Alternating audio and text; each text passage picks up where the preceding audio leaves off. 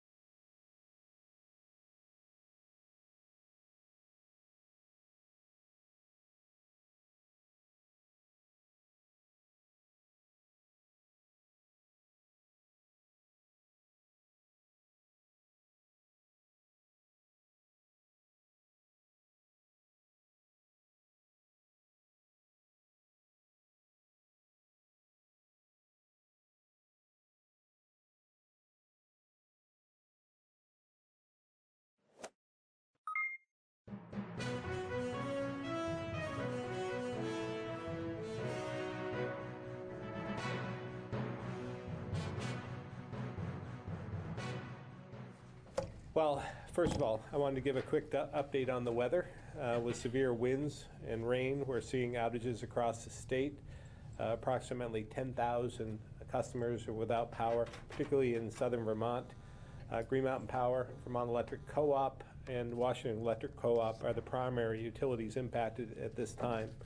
Additional crews have been requested by Green Mountain Power from Canada, and our Department of Emergency Management is supporting that request.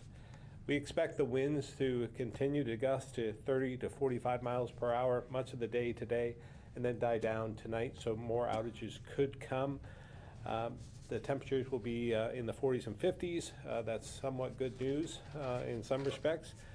Rain will continue in the Champlain Valley throughout the day, and a flood watch is still in effect for most of Vermont except for the Northeast Kingdom until tomorrow morning.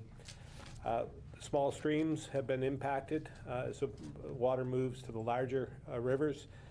So the Winooski, Otter Creek, and Mad Rivers are all expected to rise, but we don't expect any widespread flooding as a result.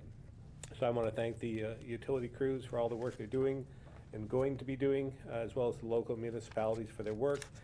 And we're here to help, and we'll continue to update as we move through the next couple of days. So now to the task at hand. Good morning, and thanks for being here today. It seems that most are starting to recognize that Vermont has a workforce challenge. We still have around 14,000 fewer people working today than we did at our peak 10 years ago. I've made reversing this trend a top priority of my administration because we need more people here to fill the good jobs that we have available, to buy houses, put kids in our schools. This will help lessen and spread the tax burden across a much larger population. We desperately need more workers across all sectors, but a critical need is in the trades, because we won't have homes to buy or roads to drive or bridges to cross or parks to visit if we don't have anyone to build them. And that's why I was pleased to sign a proclamation designated October as Careers in Construction Month in Vermont. This proclamation was requested by a contractor in Winooski, VHV Company, who is here today, because they and many others wanted to highlight the importance of the construction trades and the critical role they have in building all we have around us. Another goal was to increase awareness and interest, particularly among students, in pursuing these worthwhile careers. These are goals I share as someone who grew up in the trades and the construction business. We've seen a trend for decades where kids are pushed towards a traditional four-year degree. And these programs are important and valuable, but the unintended consequence is fewer kids seeking vocational careers, which are just as important because we need these professions to keep our state running and country running as well. We must strengthen our pipeline in these fields because 25% of construction workers in Vermont are over the age of 55, and 6% are over the age of 65. Think about that the next time you need a carpenter, a plumber, electrician. This is not a field where you want a shortage because when you call them, you typically really need them. And beyond the need, they're also good careers, and ones we should appreciate and take pride in, because reducing the stigma around the trades and blue-collar jobs is our collective responsibility. Part of that comes with rethinking our education system from cradle to career, because as I've said before, whether it's a PhD or a CDL, all Vermonters deserve a path to meaningful employment. While we face challenges to grow our pool of construction professionals, my team, along with our partners, are committed to helping Vermonters pursue this path and providing the training and skills to do so. We're here to talk a little bit more about that work, so I'd like to invite Secretary Curley at this time to share a little more about our needs in this sector. Secretary. Great. Thank you, Governor. I'm honored to be here today to celebrate the importance of careers in construction. I'd like to highlight how careers in construction and the construction industry as a whole contributes to a strong economy. The construction industry and the jobs that the industry provides represents an investment to our state's future.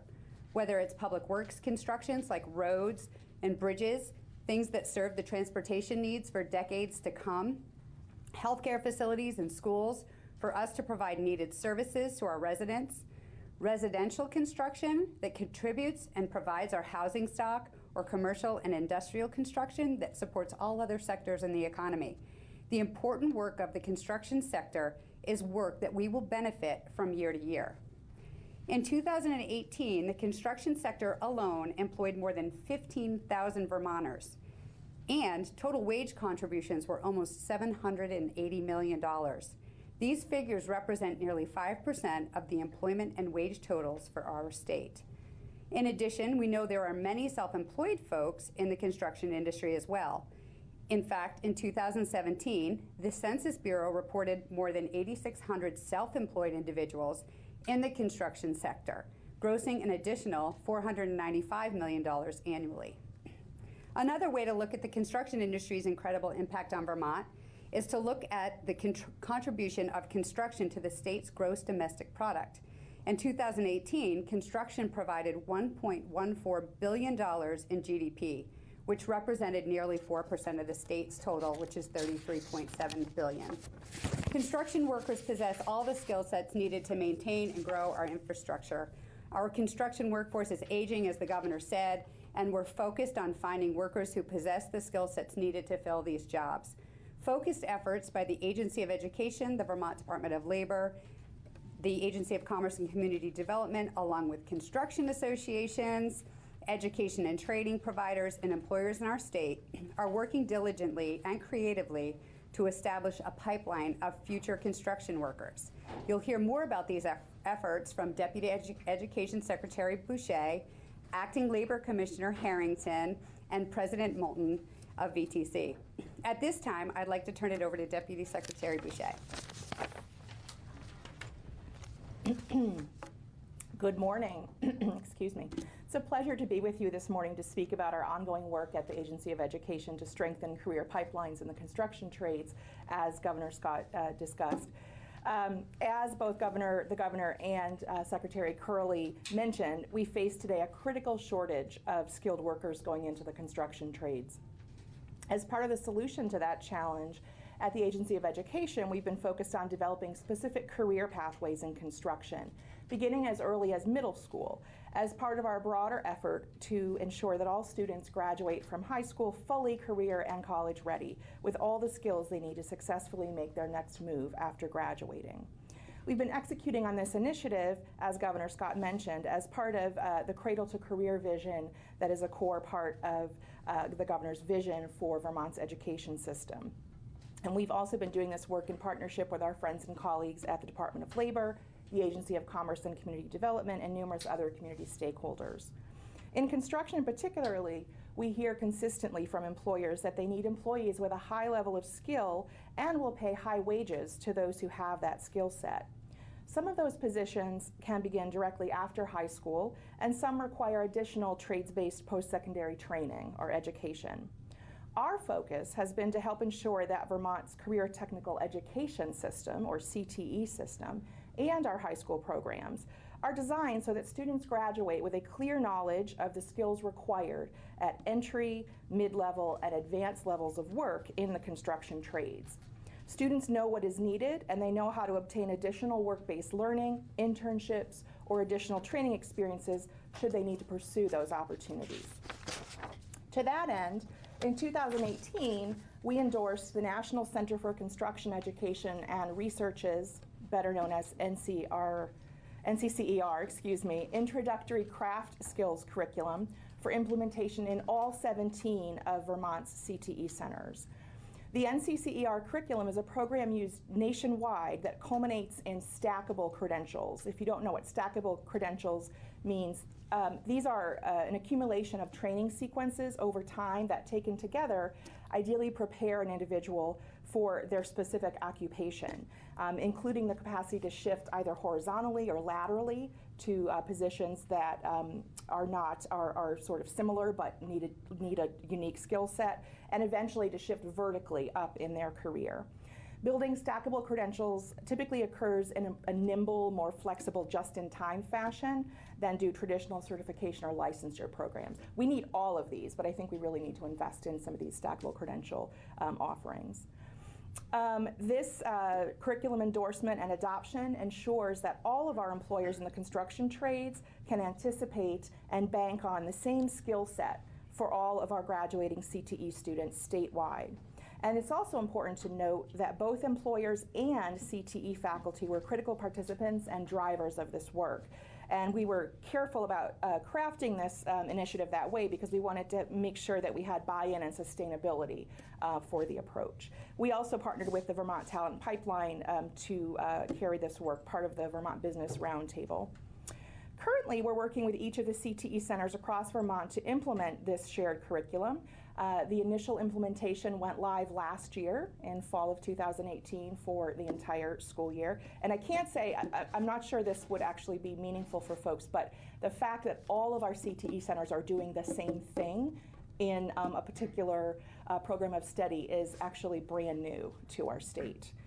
Usually it's very individualized at each particular local CTE center. So we're actually moving now towards evaluating that implementation and ensuring that all of our instructors out in the field have the requisite skills to fully implement and to feel very comfortable about the next step in terms of ensuring that our students get this particular educational curriculum. We're also working with CTE centers, our friends at Labor, Vermont Technical College, and Community College of Vermont to develop additional career pathways in the construction trades, expanding the roles of apprenticeships in trade programs, including plumbing, electrical, and heating, ventilation, and air conditioning, all critical needs in our state, broadly thinking of trades as the governor mentioned, and making sure that the initial part of our construction trades pipeline provided at the secondary level, so before students actually graduate from high school, really making sure that aligns seamlessly with the latter aspects of the pipeline that are occurring in the form of registered apprenticeships and post-secondary certificate and degree programs across the state. In closing, I would just echo what the governor and Secretary Curley said in terms of not being able to say enough about the importance of this work for our economy statewide. It's a critical occupational field for Vermont, and we all have more to do. Construction fields offer hands-on, high-paying jobs, in many cases to students just graduating from our CTE and apprentice programs, but also to those who are seeking additional training and certifications. And I believe our collaborative, complex work, relying on the active involvement of multiple state agencies, as you can see, as well as employers and educators, is really paving the way for the future of education in Vermont. It's offering clear opportunity and success for our students while simultaneously benefiting our construction employers and businesses. It's truly a win-win for all. Thank you very much. I'd like to now introduce Acting Commissioner Mike Harrington, who will share some perspectives from the Vermont Department of Labor.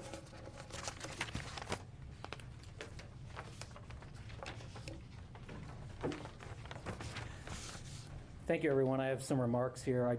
But before I do, I just want to give a special thank you to the folks from Vermont Heating and Ventilation. It's because of their attention to this topic that we're here today. And I just want to say thank you for bringing us this opportunity so we can celebrate this today. And thank you to the governor for supporting this activity today. I have to imagine it probably wasn't a hard sell to get him to sign on to this proclamation.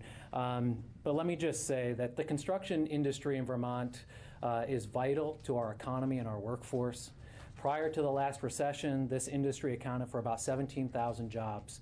However, over the past 10 years, we saw that drop, especially during the recession, of about 25%. In the height of the recession, that was in 2010. Since then, this crucial trade has seen steady growth and currently employs more than 15,000 Vermonters, as was mentioned earlier. While great progress has been made over the past decade, it is not enough. Construction has been and will continue to be a key industry in Vermont, and because of this, the state of Vermont and the Department of Labor continue to invest in training opportunities that advance the skills of those either already in the industry or looking to start a career in the industry. Specifically, Vermont has doubled its efforts with regards to apprenticeships. Through more direct efforts, specialized programs, and recent federal investments, the state's apprenticeship program is able to assist employers in building their future workforce.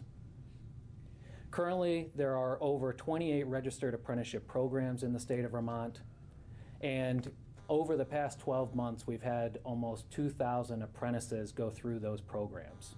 Of these apprentices, 70% have been in the construction fields. Through apprenticeship programs, employers can provide critical job training specific to their business needs, while apprentices are learning valuable skills through on-the-job training. This model allows for existing and future workers to be better prepared for the current and future employment demands, all while earning a paycheck. Our priority remains to grow Vermont's economy and expand our state's workforce by continuing to invest in industries that are the backbone of this state.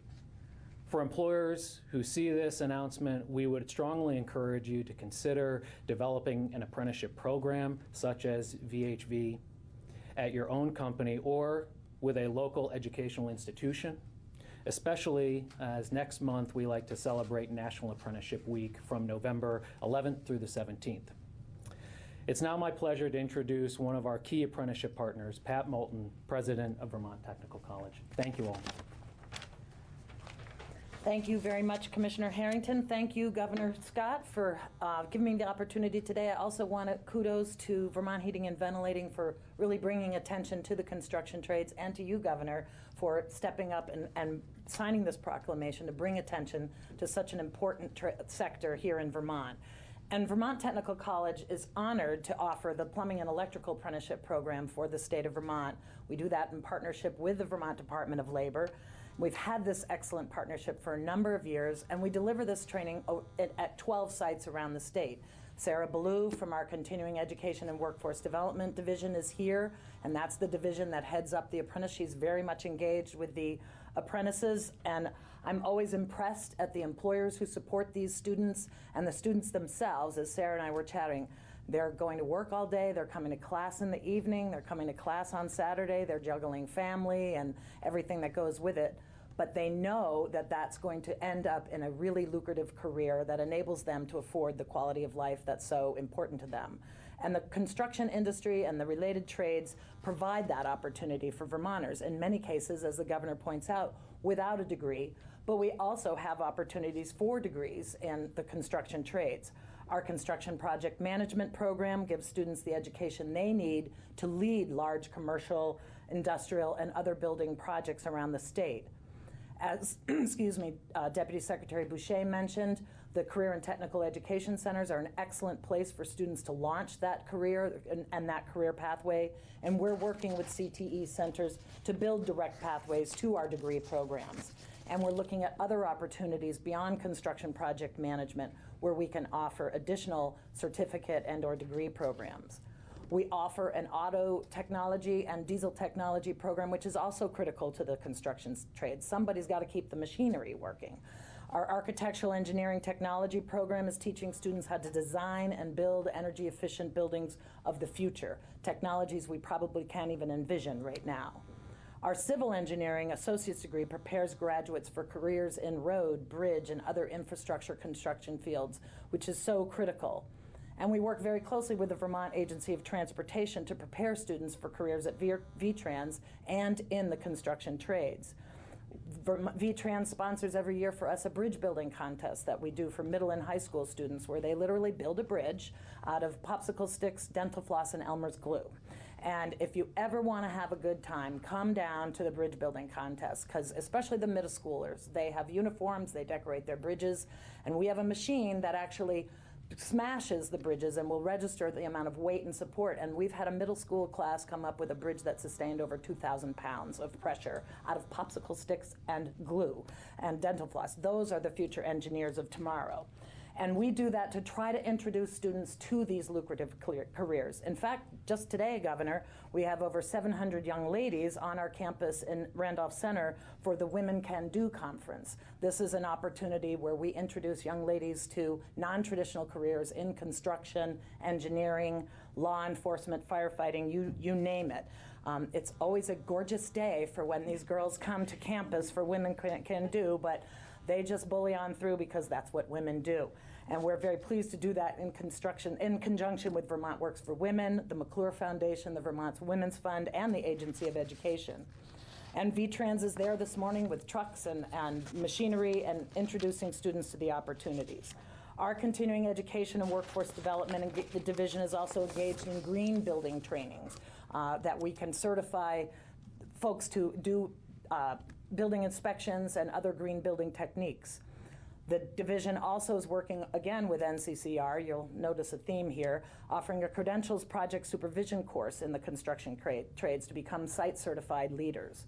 We offer a number of summer camp opportunities to young people to experience and experiment with various careers. Our Rosie's Girls STEM Leadership Camp at our Randolph Center campus engages young ladies in leadership development around science, technology, math, and engineering, the STEM fields. We will be offering again this year the National Summer Transportation Institute, working with VTrans, and it will be at our Randolph and Williston campuses. We have some information on the table. This provides young men and women the opportunity to explore careers in transportation through awareness of the complex transportation systems we've all come to rely on. And we offer other summer camps for middle and high school students in computer programming, aeronautics, and more. There are excellent opportunities in the construction sector in Vermont, and Vermont Tech is proud to prepare students to launch those careers through certificates as well as degree programs. And we're pleased to continue to partner with the state of Vermont in expanding our apprenticeship programs and expanding opportunities for young people in this trade. It is lucrative, and there are many opportunities, and thank you very much for the opportunity. Well, thank you very much, Pat. You do tremendous work there at VTC, and it continues to be a staple in this profession. At this point, we'd be happy to answer any questions you have about the subject at hand, then we can get into other questions if you'd like after. It seems, Governor, since the day you took office, the demographic challenge has been at the top of your list. Yeah. I mean, is there any place in Vermont where there isn't a demographic challenge? Unfortunately, no. And that's part of our struggle and part of our challenge. And when you look back at, I talk about this a lot, 30,000 fewer kids that we have in our schools from 20 years ago. That has a ripple effect across our state colleges as well as in all sectors. And I think it really does impact the trades in particular because they're the ones that stay here in Vermont. And we're not having, we've somewhat lost the crop. So we have to find approaches, ways to entice, to bring more people into the state, whether it's with immigration or whether it's with some of the state-to-state programs and so forth that we've been encountering, as well as the military pensions that I keep talking about. That we should stop taxing military pensions because we want people after they retire from the military, they're in their prime and they can come back into the workforce. So they pay attention to who taxes and who doesn't. We're one of just a handful of states, under 10 at this point, that continues to tax their pensions. So they don't come here. So we have to find other opportunities every way we can to attract more people into the state, and affordability is part of that. Do you have a sense of how many construction jobs are open right now that aren't filled? Mike might be able to answer this, but I would.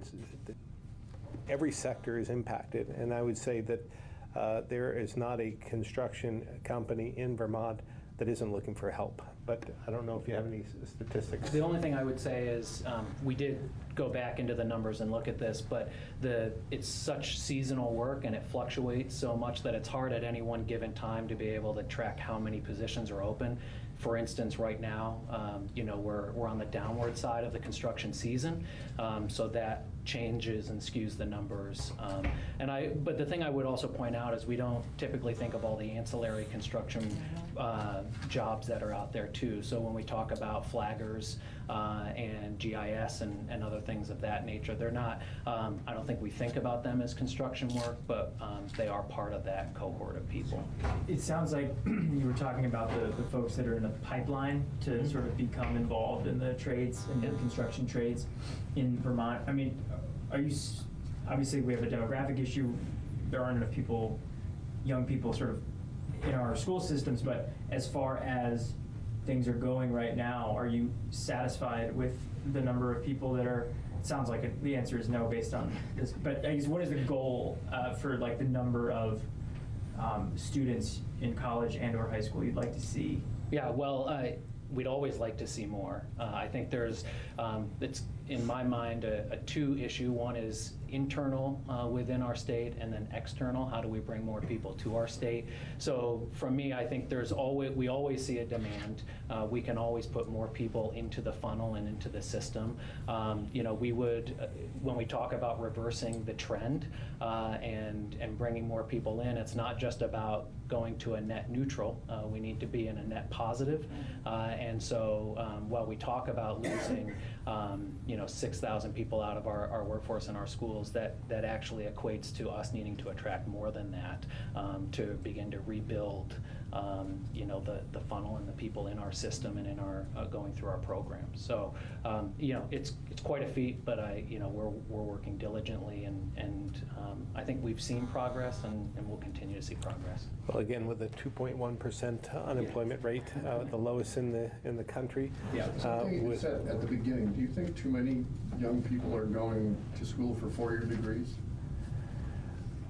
Well, I think there are other opportunities. I think that we should be looking to make sure that we utilize the two-year programs, as well as some of the industry themselves have stepped up to the plate and provided training in different ways. I think there's other approaches that we've been taking. Traditionally, everyone looked at a four-year program.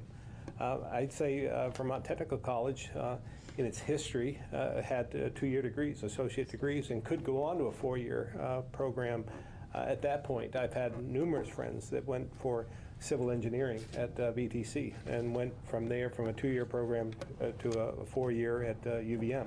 But I also know many who went through the two-year civil engineering program who work for the state right now in VTrans. So I just think that we have to think outside the box. We have to continue to find different approaches and not use the four-year degree as a barrier for those interested in the trade. It isn't always the answer. If I may Yeah, sure. too, add, at Vermont Tech we have certificate, which are one-year programs. We're building more. CCV, also Community College of Vermont's engaged in certificate programs, and often that's really all you need to get out and into the trades with a certificate. And then sometimes students get bitten by the bug and want to go on and get their associate's degree or bachelor's. But it's important, and I agree with the governor, it's important to offer all kinds of pathways for students. Maybe you can't afford a four-year degree right out of the gate. A certificate or associate's is a great way to start. Engaging in the apprenticeship programs. We're launching new apprenticeship programs in various accounting, healthcare, and construction and industrial maintenance. Those are great opportunities. You earn and learn at the same time. Well, so there's always room for a four-year degree, but there's always lots of other options. Again, I think what you've done with the apprenticeship program in conjunction with the state is a model for other sectors as well. I mean, these are, if you go to the graduation, which I've done for the last number of years, and these are people who are working during the day, and they're going to classes at night. It might take them years to accomplish, but they're committed, and it's really rewarding to see the families who are there and these employees coming up through the ranks and wanting to better themselves. So this has been, whether it's in electrical or plumbing, there's other opportunities as well for apprenticeships. I guess, does any of what needs to happen involve changing or expanding our vocational offerings, or is this more about getting people here? It's a bit of both. Trying to blend, I believe. I was in when I went to Spalding. I did I was in the vocational program in the afternoons because I love to build and craft and create things. So, and I really liked to do that. So I went in, entered the program in the afternoons for 2 years. I was in the machine trades program. And then I did my college prep in the mornings. But there's a certain stigma that was attached to that. I didn't feel a part of either. I felt as though those in the college prep in the mornings wondered why the vocational kid was here with them in the mornings. And in the afternoons, they looked at me differently because I was in the other wing in the morning. So it's there's a stigma that does exist. I think it's up to us to try and blend that, to combine, that it's not just for those who can't make it in one area or the other. It's a great opportunity and very rewarding. And these are highly paid jobs at this point because of supply and demand. And as they can attest to, I mean, they're living this. Vermont Heating and Ventilating, I'm sure you're looking for help today, correct? Yeah. How many could you take today? Probably 6 or 7. Yeah. So every company is looking for help right now. Can I actually add to that too? Sure. Come on in, Heather. I think one of the real key pieces is we're starting introducing students to these CTE programs early on. So in 7th grade, they're starting to learn about these particular options. The other thing, I talked about the shared curriculum. I think part of the strategy with that is that we have usually CTE regional centers have very tight connections at the local level, and they're able to work closely. But we want a system where students who graduate from any of those tech centers can actually go around the state and could actually be employed to fill some of those gaps that are where you folks are, even though they've been trained in the South, for instance. So I think that's part of what we're doing around that systemic change too. Thank you, Heather. Any other questions about the topic? So you're welcome to stay, but I'd be happy to take any other questions or try to answer any other questions you might have. What's been the reaction within the Republican Party, both statewide and nationally, to your thoughts on the impeachment issue? To be honest, I haven't heard back from any officials within the party. Or for that matter, any other governors who happen to be Republicans. We certainly have a number of people on both sides of the aisle calling in to the governor's office, either thanking or voicing their displeasure for any action I might take. But officially, I have heard nothing from anyone else. I mean, I've seen some not so nice things in some of the national media, the national conservative media. You don't pay attention to those? I try not to, right? You know, I'm just trying to do what I think is right. I've explained it. I feel as though I'm like an umpire or a judge. You just call them the way you see them, and try and be honest about that and forthright. I think we have an obligation as political leaders within our own states throughout the country. We see so much polarization, so much divisiveness, that we have an obligation to reinstill that faith and trust that's been lost. People want to have faith in their government. And we as leaders have a responsibility to just tell the truth and be as transparent as we can, regardless of the ramifications. You know, who knows what will happen in the next election for anyone. So, but while you're in office, you take an oath to uphold the Constitution, as well as to do your best for your constituents, and that's all I try to do. You might have seen Senator Ash recently sent a letter to the treasurer urging her to divest our pensions from fossil fuel companies' investments. And just wondering if you would ever support that, if that's something you want to look at after GMP. Yeah, I thought that was interesting, GMP divesting. I think this has been a topic of conversation. Obviously, this is under the purview of the treasurer, and I'm sure she'll take this seriously. Be happy to talk with her about that. But again, I think she has a responsibility as well to oversee that, and that's her. She'll make a decision on that. I would defer to her. I mean, in theory, do you think it's a good idea? I think again, she has a responsibility to the pensions and retirement funds and so forth. So she's trying to do the best she can to make sure that we're able to pay those pensions in the end. And you know, we're having that debate. We've had this debate for the last number of years about the lack of the underfunding of our pensions and our liabilities. So this falls within that. So she's got a tough balancing act. So she determined that it was risky to pull those investments. Well, they were apparently. I mean, I don't want to speak for her. I think it's a better question for her. But obviously, she's trying to do the best she can, balancing those funds that are lucrative with those who aren't, which aren't, and trying to do whatever she can to make sure that she maintains that balance. We're seeing some pretty big headlines overseas right now. The U.S. pulling troops out of Syria.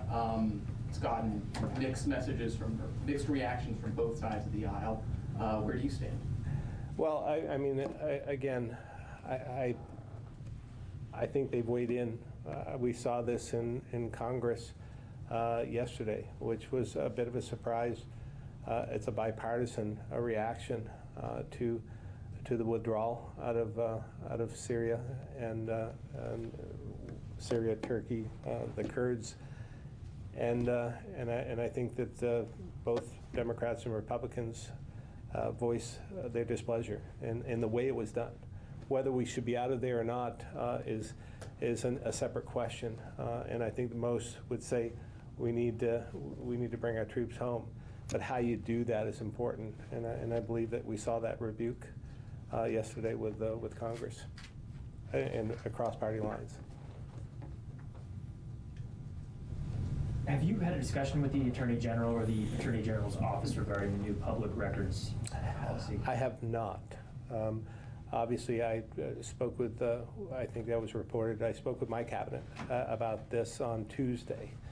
And it seemed clear to me, the Supreme Court decision seemed clear, that we're not going to charge if someone has a camera and wants to take pictures of any documents, they're public documents, and we have an obligation to follow the law.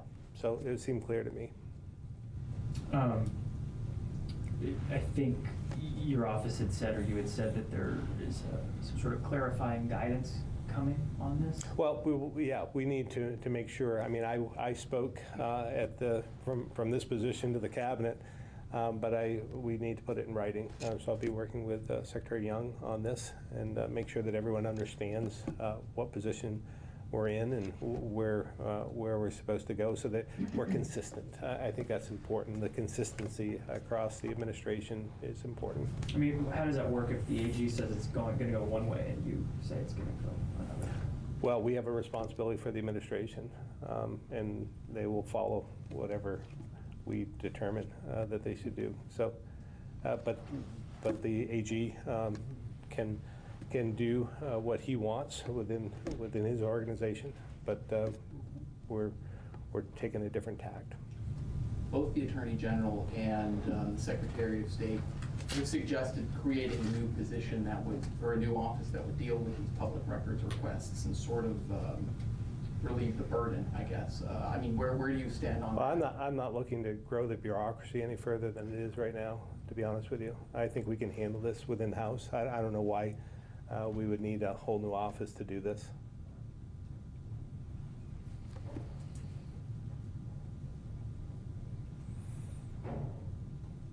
All right.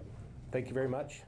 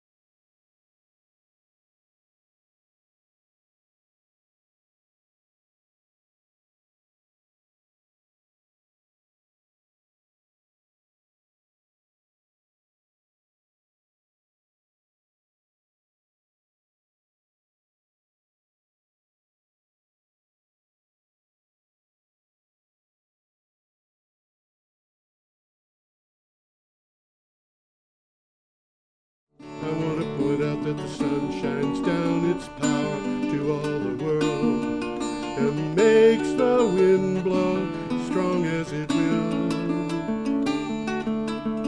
I want to hope gentle rains can fall upon the land, so lovely earth can stay lovely still.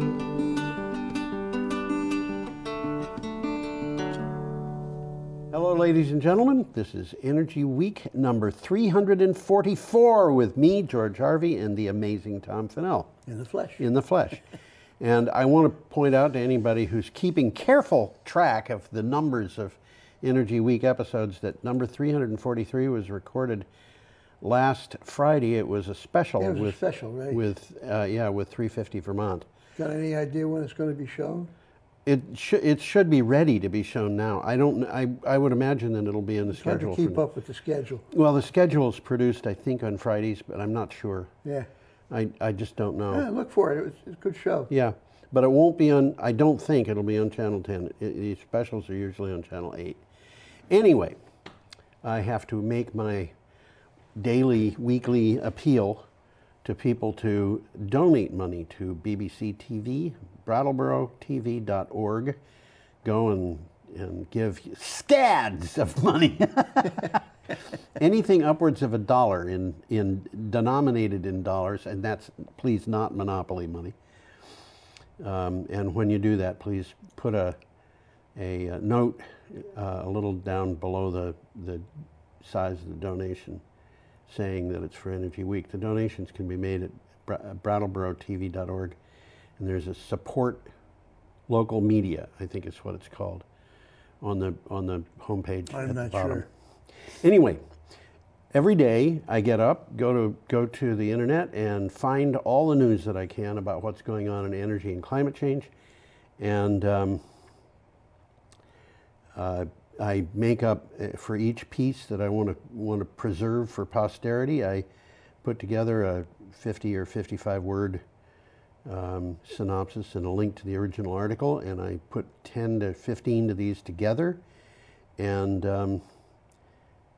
put them up on a blog called geoharvey.com, geoharvey.com, and Tom and I do the 20 or 21, 22 that are the most interesting on Like Thursday the best mornings. of the blog. Yeah.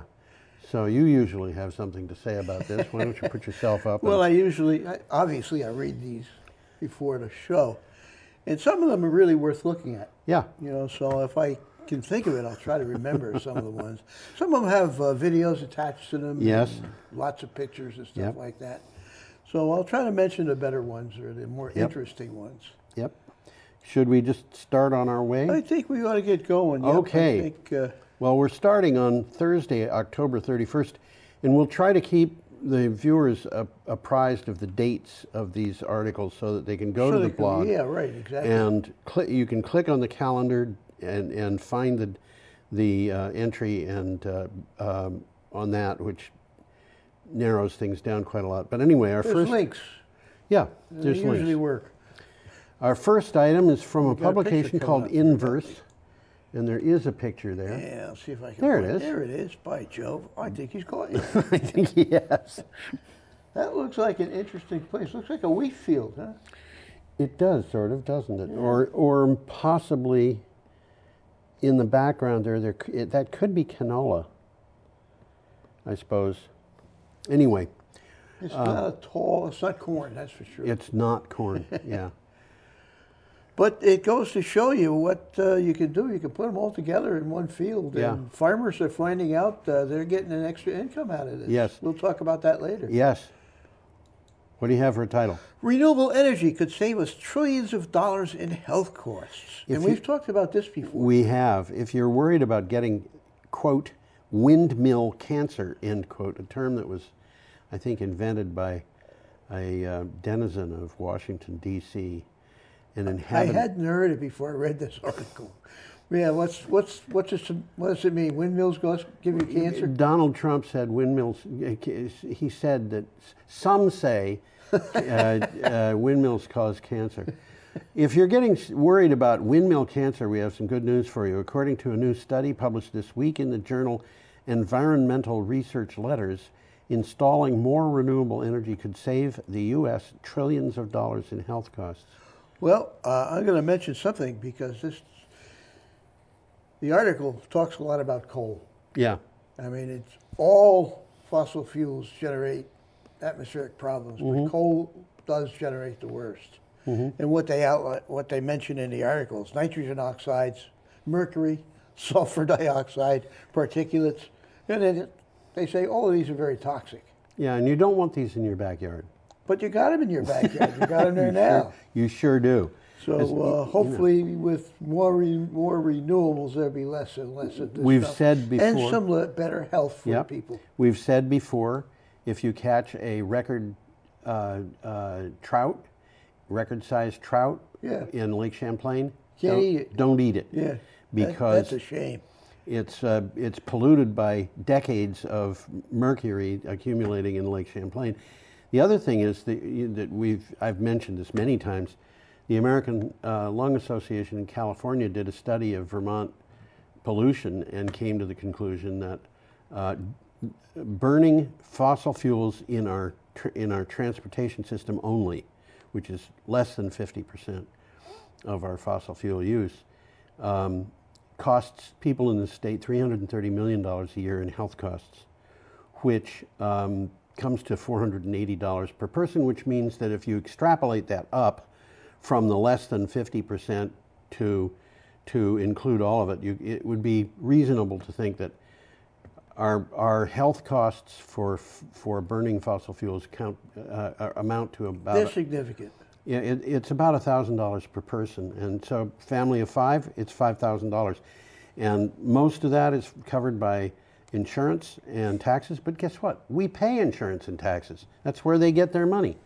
So yeah, this is a real thing. Any more? Well, I guess I was just going to mention that I can think of a place right nearby New Hampshire where there's a little parking area next to a brook. Yeah. Big sign: "Don't eat fish from this river." Yes. Yeah. There's a river going through Pownell, Vermont, where and same thing, huh? Do not eat any kind of fish in any quantity from that river. Wow. Okay, our next item is from Renews.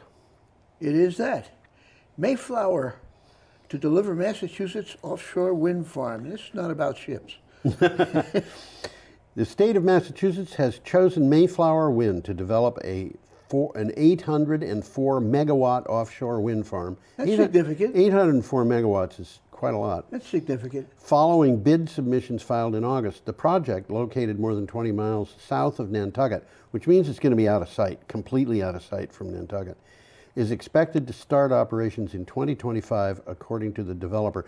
I should say, actually, it probably isn't going to be completely out of sight for a person who's standing on a hill, you know, or if you hoist yourself up a flagpole or something like that, you might be able to see the lights of those turbines at night. like the old New York story about the woman calls up the police and says, "There's a man walking around naked here." And the cop comes up to investigate, and he says, "I don't see the man." She says, "Here it is. He's up on the 14th floor. Use my binoculars." Okay. Yeah. Okay.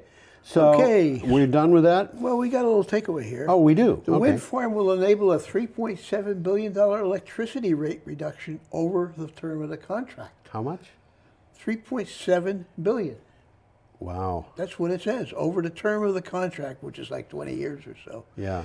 Mayflower has provided the same competitive pricing to Connecticut. Yes. So it's going to start happening in the East Coast. Tom, I've forgotten. Do they have an actual cost in the article? I don't think they did, because I probably would have saved it. I don't remember it. So for what it's worth, Mayflower is a joint venture between Shell Oil and the Portuguese utility EDP Renewables. The Portuguese and an oil company are coming to save us. Okay. Well, you know, stranger things have happened. In Massachusetts, there's a lot of people of Portuguese ancestry. Oh yeah, that's correct. A huge number of people. In Rhode Island too. In the area where I used to live, you would find it as easy to get Portuguese sausage on a pizza as pepperoni. Yeah. Okay. We have a picture of this is Greenland. Yeah, we do have a picture. And what a lovely place. It's Greenland, yeah. It's ice belt. This is from CNN. Rising sea levels threaten hundreds of millions, and it's much worse than we thought. Yeah, this is not good. Hundreds of millions of people worldwide, nearly 3 times the number previously thought, are at risk of losing their homes as entire cities sink under rising seas over the next 3 decades. This is not out to the end of the century. This is just out to 2050. A paper published in the journal Nature Communications says 3 decades means that the kids who are in high school now are going to be less than 50 years old when these cities are abandoned. It's going to be affecting them. This is not good. No, not at all. There's a nice 3-minute video in this article. It's showing sea levels rising. You know, it's predicting that. It's good video. Yep. There's also some maps of flood threat projections. Yes. They mentioned Kolkata, southern Vietnam, London in 2050, and they show side by side old and new data sets, so you can see what they project is going to happen to the flood levels. There's projections that basically the entire Mekong Delta will be underwater. Pretty much all of Bangladesh is going to be underwater. Yeah, yeah. This is and Bangladesh. This nothing is. Bangladesh has a significant population. I mean, I don't think a lot of people. Yeah. I don't think it's as big as 200 million people, but it has a. It's big. It's significant. Okay, we're up to Friday, November 1st, with an article from BBC. Now, this is an interesting article. It is. This is fun. It's about California fires. Which is sad, but this is still fun. Goats help save Ronald Reagan Presidential Library. You heard that right, folks. A hungry herd of 500 goats helped save the Ronald Reagan Presidential Library from California wildfires. In May, the library hired the goats to clear flammable scrub surrounding the complex as a preventative measure. The goats ate the brush, creating a firebreak. There's a nice image here of a goat grazing here. This is an interesting article. It's kind of fun. I was tempted to put the goats were hired from a local company called 805 Goats. And they included Vincent Van Gogh, Selena Gomez, and Goatsart. And the volunteers have been scrambling to evacuate domestic and farm animals. They're trying to get them out of there before the fires. Carrying away in trailers and stuff like that. Yep. And the shelters have also had to evacuate animals. So this is nothing to sneeze at. This is not, we'll be speaking about California fires more. Well, it's very timely. It's very newsworthy. It is. And we got a picture here coming up. We do indeed. This is a picture of an oil spill, and I have the show we were kind of discussing whether this was a sanitized picture or not. I don't think they actually did any they just selected photoshopping, pictures, but I think they picked a part of the. I mean, you can see from the caption that this is TC Energy image, and I think they may have picked a part of the spill that makes it appear to be less bad than it actually is. You really can't see the east end of that thing there. No. How far it goes. No. We're still on November 1st, and go ahead, Tom. There's a 1-minute video on this. Yep. And it's President Trump talking about this incredible pipeline. His words. Yes, it is kind of incredible in some ways. Okay, what do you have for a title? Keystone Pipeline leaks 383,000 gallons of oil in North Dakota. Part of the Keystone 1 pipeline in North Dakota, I want to point out this is not Keystone XL, this is Keystone. This is the new Keystone. Yeah, was shut down after a leak of about 9,120 barrels, which is 383,040 gallons of oil, was discovered. TC Energy Company, the company that's responsible for that image that we were just looking at, said in a statement, a drop in pressure was detected and the pipeline was immediately shut down.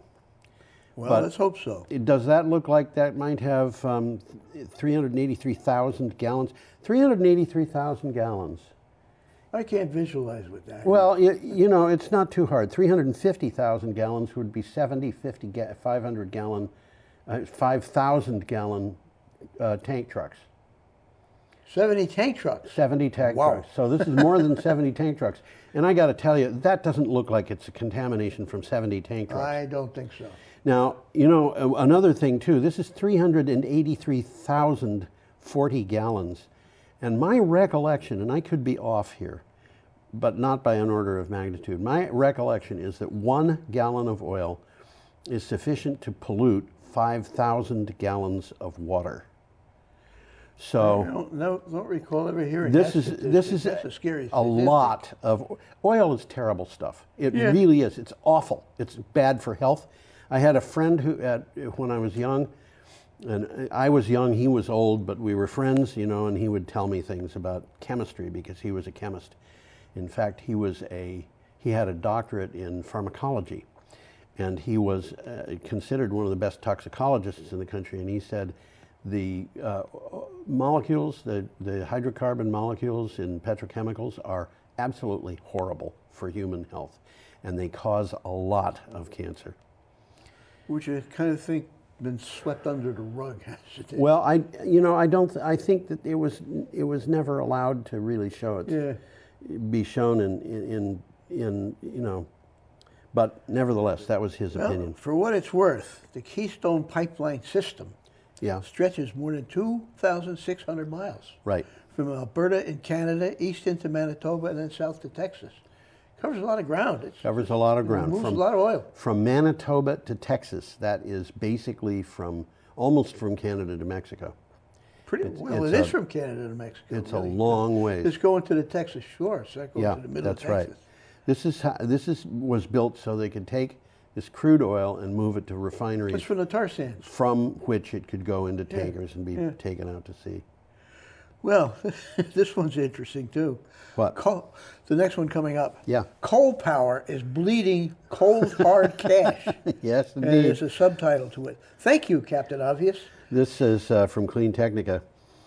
Carbon Tracker, which is an organization in the EU, looked at the viability of the EU coal fleet as reported in a report it titled Apocalypse Now. It says 79% of the EU's coal power plants are losing money. Coal Tracker concludes that without significant subsidies, there will be no hard coal and no lignite powder in the EU by 2030. This is about the EU. Yeah. But the U.S. coal industry is on death watch. Absolutely. That's what the article says. Coal power plants are falling like dominoes. Yeah, and coal mining is simply unable to compete in today's energy market. And the mining industry, there used to be They're trying to save it, but they can't. There used to be a Dow Jones coal index. 10, 11 years ago, it hit its high at 735. The last I looked, it was about 35. And every single company I've seen on that index has gone bankrupt, has gone out of business. In 2008, it had 8 or 10 or 12 companies. The last several times I've looked, which is over the last 2 or 3 years, there's only been one company on the index. And it's not. This is not healthy. Well, we've got Murray Energy, which we talked about last week. They're going bankrupt. Everybody's going bankrupt. Everybody in the coal industry, and it is not because of Barack Obama. It's been it's the market. It's the market, and there's no way that Donald Trump has been able to hold back the market. He can call it beautiful all he wants to. Clean coal, he can do that all he wants to. He can call it beautiful. That doesn't mean anybody's going to invest in it. He can't deal with economics. Yes, that's right. It's out of his control. Okay, we're up to Saturday, November 2nd. We got another picture coming up. We do indeed. This is kind of interesting. This is an interesting picture. And if you look there in the picture down the lower right, you'll see some vehicles. Give you some idea how big this thing is. Those are vehicles? I thought they were colored grains of rice.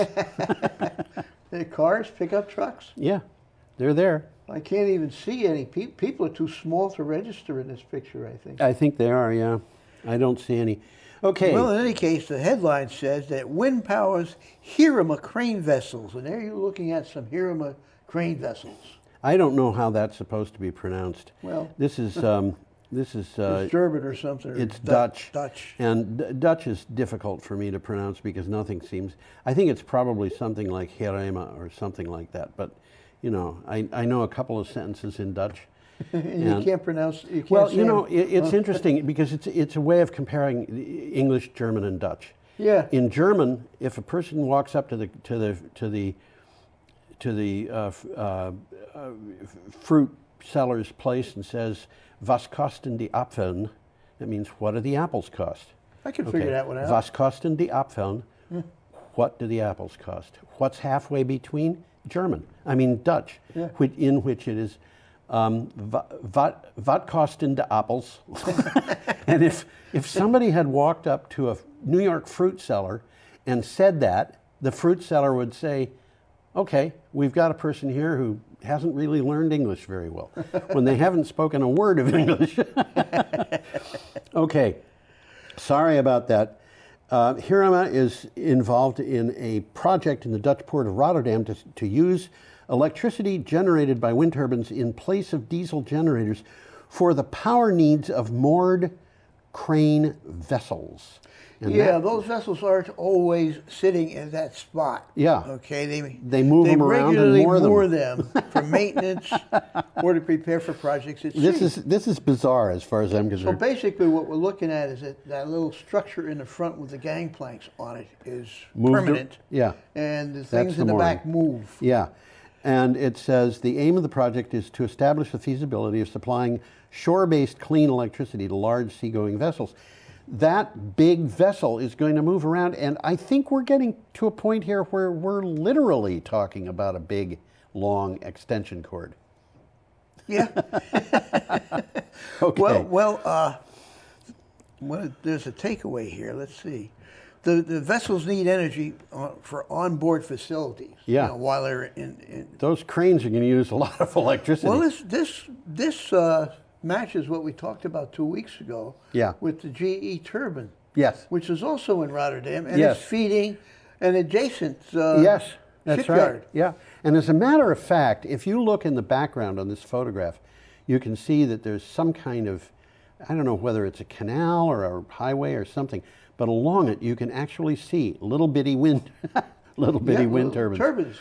That looks like little bitty wind turbines. Yeah. Definitely. It's probably a canal. It looks like it. And well, it's Rotterdam. It's Rotterdam. Yeah, it's all water anyhow. Yeah. Yeah, it was the Haliade X prototype that we talked about, the 12 megawatt. Yeah, that's right. turbine. And every Big turbine. time I read anything about Rotterdam, I think about a joke I heard when I was in about 4th grade, in which there was a little boy who said, "Daddy, is Rotterdam a bad word?" Well, let's move along here. I'm not going to tell the joke, but it's not because it's evil in some way, It's but just because such a bad it joke. it isn't funny. Okay. Let's move on. Okay. Penn Let's do State that. researchers say a 10-minute EV recharge is possible with new battery technology. This I find fascinating. This blows the mind. It does. This is from Clean Technica. It's almost as fast as you can fill a gas tank. That's right. Researchers from Penn State claim they found a way to recharge an EV in 10 minutes and are targeting 5-minute recharging rates in the near future. This is based on a trick, which is to heat the battery and then cool it off. Who'd have thunk? I mean, and then in reading this article, I found Tesla's actually doing that already. Yeah. They just aren't heating it as hot as these guys That's made it. right. Well, from the article, of all the complaints about electric cars, Yeah. the one you hear the most is that you can't recharge one in the same time it takes to fill a tank of conventional oil. Yeah. Of course, most people who own electric cars don't do that. Yeah. They charge them at night at home. Yeah. Okay. Yeah. Which is, a good reason for buying an electric car. Yeah, that's right. So some people think cars that run on hydrogen are a better solution, and that's something people are looking at too. I have thought, it would be fun to have a car built, and this would have to be something like one of those 4.2 cars, smart cars. Yeah. But have a trailer and have the battery in the trailer. Uh-huh. And give it a battery that's big enough, because I think this would be possible to do, to take one of these lightweight electric cars and give it a trailer with a battery that is big enough to allow it to drive, for example, from 500-600 miles. I would bet you could go to Chicago with one of these things. If the 800 or trailer's big 900 enough, dollars. yeah. Absolutely. Absolutely. But, all that would do is create a headline. I don't think anybody would want to drive it regularly. Okay. That was from Clean Technica. Our next one is from E&E News, and we have Another kind of an picture interesting picture here, because it looks like an ordinary wind farm, but it is in... If you look carefully, Yeah? there's ice there. Is there? In the Okay, back. yeah. But that is an ice-hardened wind farm, and it's the only one in the world. As of now. As of now, yes. And we're still, by the way, on November 2nd. So, Well, that's what this is all about. Yeah. They're talking about Great Lakes offshore wind. Right. Is it a possibility or a pipe dream? And one of the biggest problems with offshore wind in the Great Lakes is ice. Ice. And, well, okay. As I think I said this is from E&E News, but if I didn't, I've already did. said it. The end of a regulatory odyssey to get approval for what would be the first U.S. freshwater offshore wind farm is now within sight for developers. Final approval is needed from the Ohio Power Siting Board for the 22.7 megawatt icebreaker project. This is red tape, isn't it? Yeah, about 8 miles from downtown Cleveland in Lake Erie. Now, the wind farm in the picture is in Finland, and they built that wind farm because they had to worry about ice. And Well, Finland's cold country. it's a cold country. I think that is seawater. I might be mistaken. There's a lot of lakes up there, but Well, I think it's seawater. too. probably seawater, which is a slightly different proposition from lake water.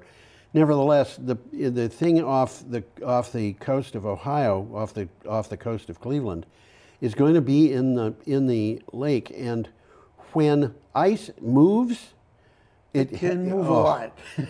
I was at Kent School in Kent, Connecticut, in the early 1960s. I think it might have been 1960 that this happened.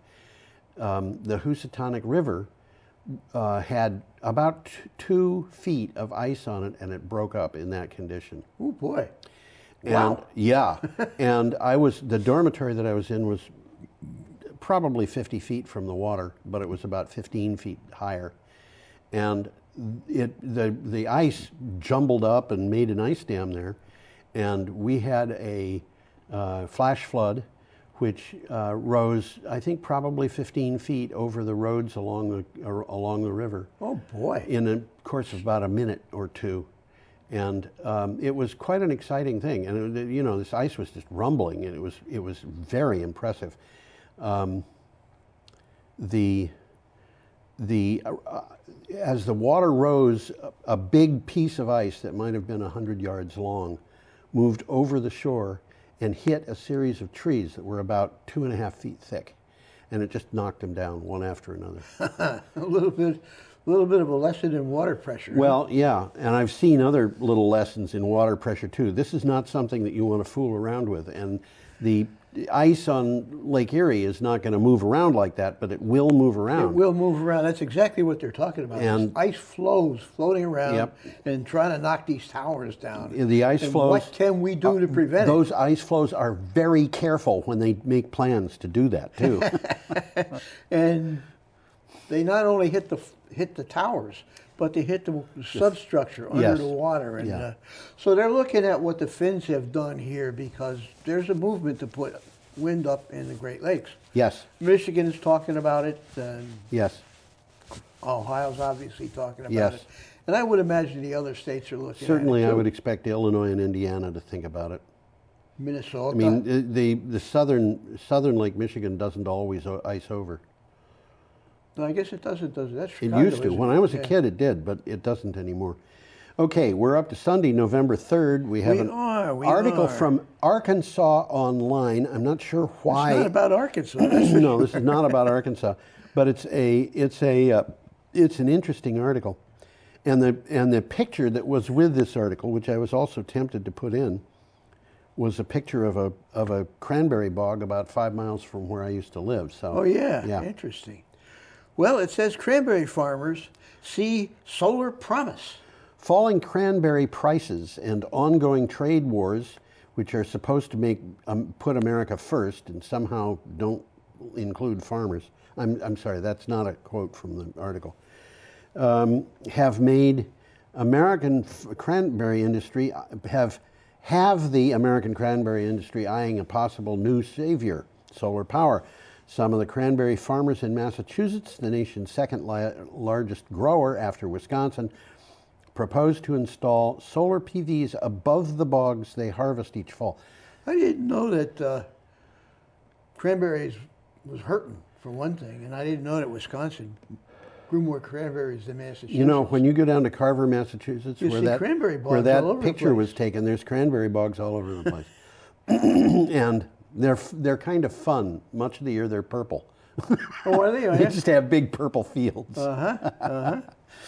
Well, the basic idea is to build solar arrays high enough off the ground in more spread out clusters to allow for crops to be safely grown underneath. We've talked about that on the show. It's a good idea. I thought this was just one more good example of crops being grown under solar panels. Mm-hmm.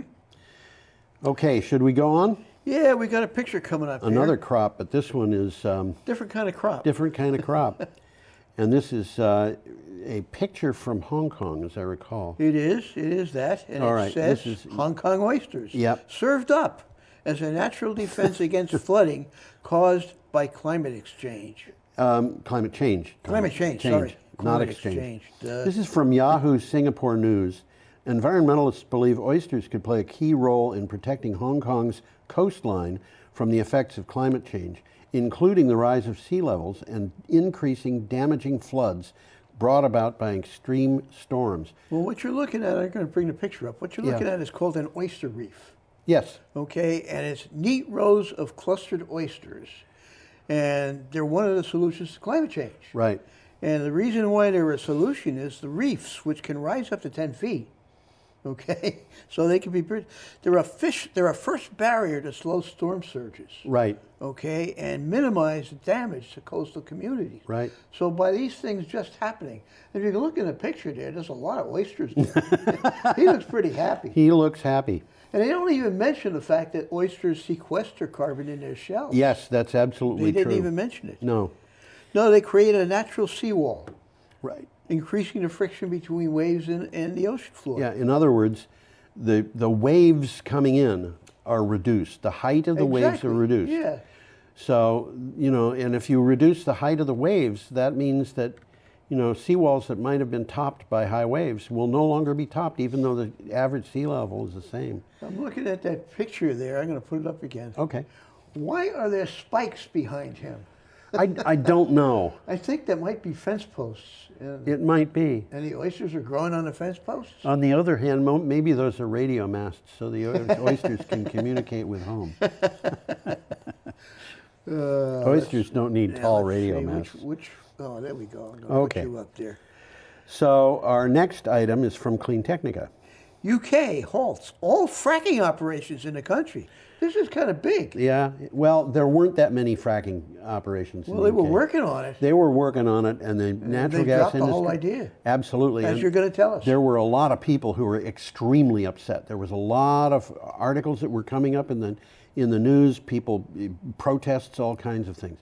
The UK government issued an order halting all fracking operations in the country, effective immediately. Scotland, Wales, and Northern Ireland already had measures against fracking. So the only thing left was England itself. And Cornwall, of course, which is part of England. No, any Cornishman will tell you will it tell is you not it's part of England. Okay, some of That's them. where the Pirates of Penzance came from. Yes, that's right. And I think there are probably a few Cornishmen who will tell you that Cornwall actually is part of England, but they do it in whispered tones. UK government ministers also warned shale gas companies that it will not support future fracking projects. Well, the takeaway here that just goes along with that. The announcement is a blow to companies that had hopes of profiting from the fossil fuel industry. Okay, the halt to fracking was ordered after a report from the Oil and Gas Authority warned it was not possible to rule out unacceptable consequences for those living near fracking sites. Yeah, along with a few other unacceptable consequences. Or predict, that's the other one that Yeah. I'm just going to mention, predict the magnitude of earthquakes that fracking might trigger. Next week, we will have something about Chesapeake Resources, which Okay. is the biggest fracker in the United States, as I understand it, and they're going broke. Are they going, anything to do with earthquakes? No, it's just, it's fracking is too expensive. There is a connection, but it's tenuous. I mean, there are earthquakes happening in fracking areas that don't get earthquakes. Well, one of the things that we've seen is historically, the state of Oklahoma has had usually about one earthquake that could be felt every 10 months or so. And that has, because of fracking, gone to about 2 earthquakes a day. That's kind of what I was referring to. Yep. Yeah. Yep, Okay. exactly. We're up to You can't really draw a direct connection, but it certainly looks very likely. There have been scientists who have said there is a connection here. Uh-huh. Okay. We are up to Monday, November 4th, with an item from Clean Technica. And this is just another airplane. Another electric airplane. Yeah. Oh, there you go. I clicked it twice. Yep. Okay. Interesting looking plane. This is a Skylax airplane. Electric aviation company Skylax forms a joint venture with a German regional airline. Skylax GmbH, based in Munich, has entered into a joint venture with East Frisian FLN airline for electric aircraft. The idea is to replace the airline's current fleet of gas-powered BN2 Norman Britain airliners, Islanders, with the all-electric Skylax E10. That's the name of the airplane. Those Norman Britain Islanders are old. I think they date to the 1960s. I don't know.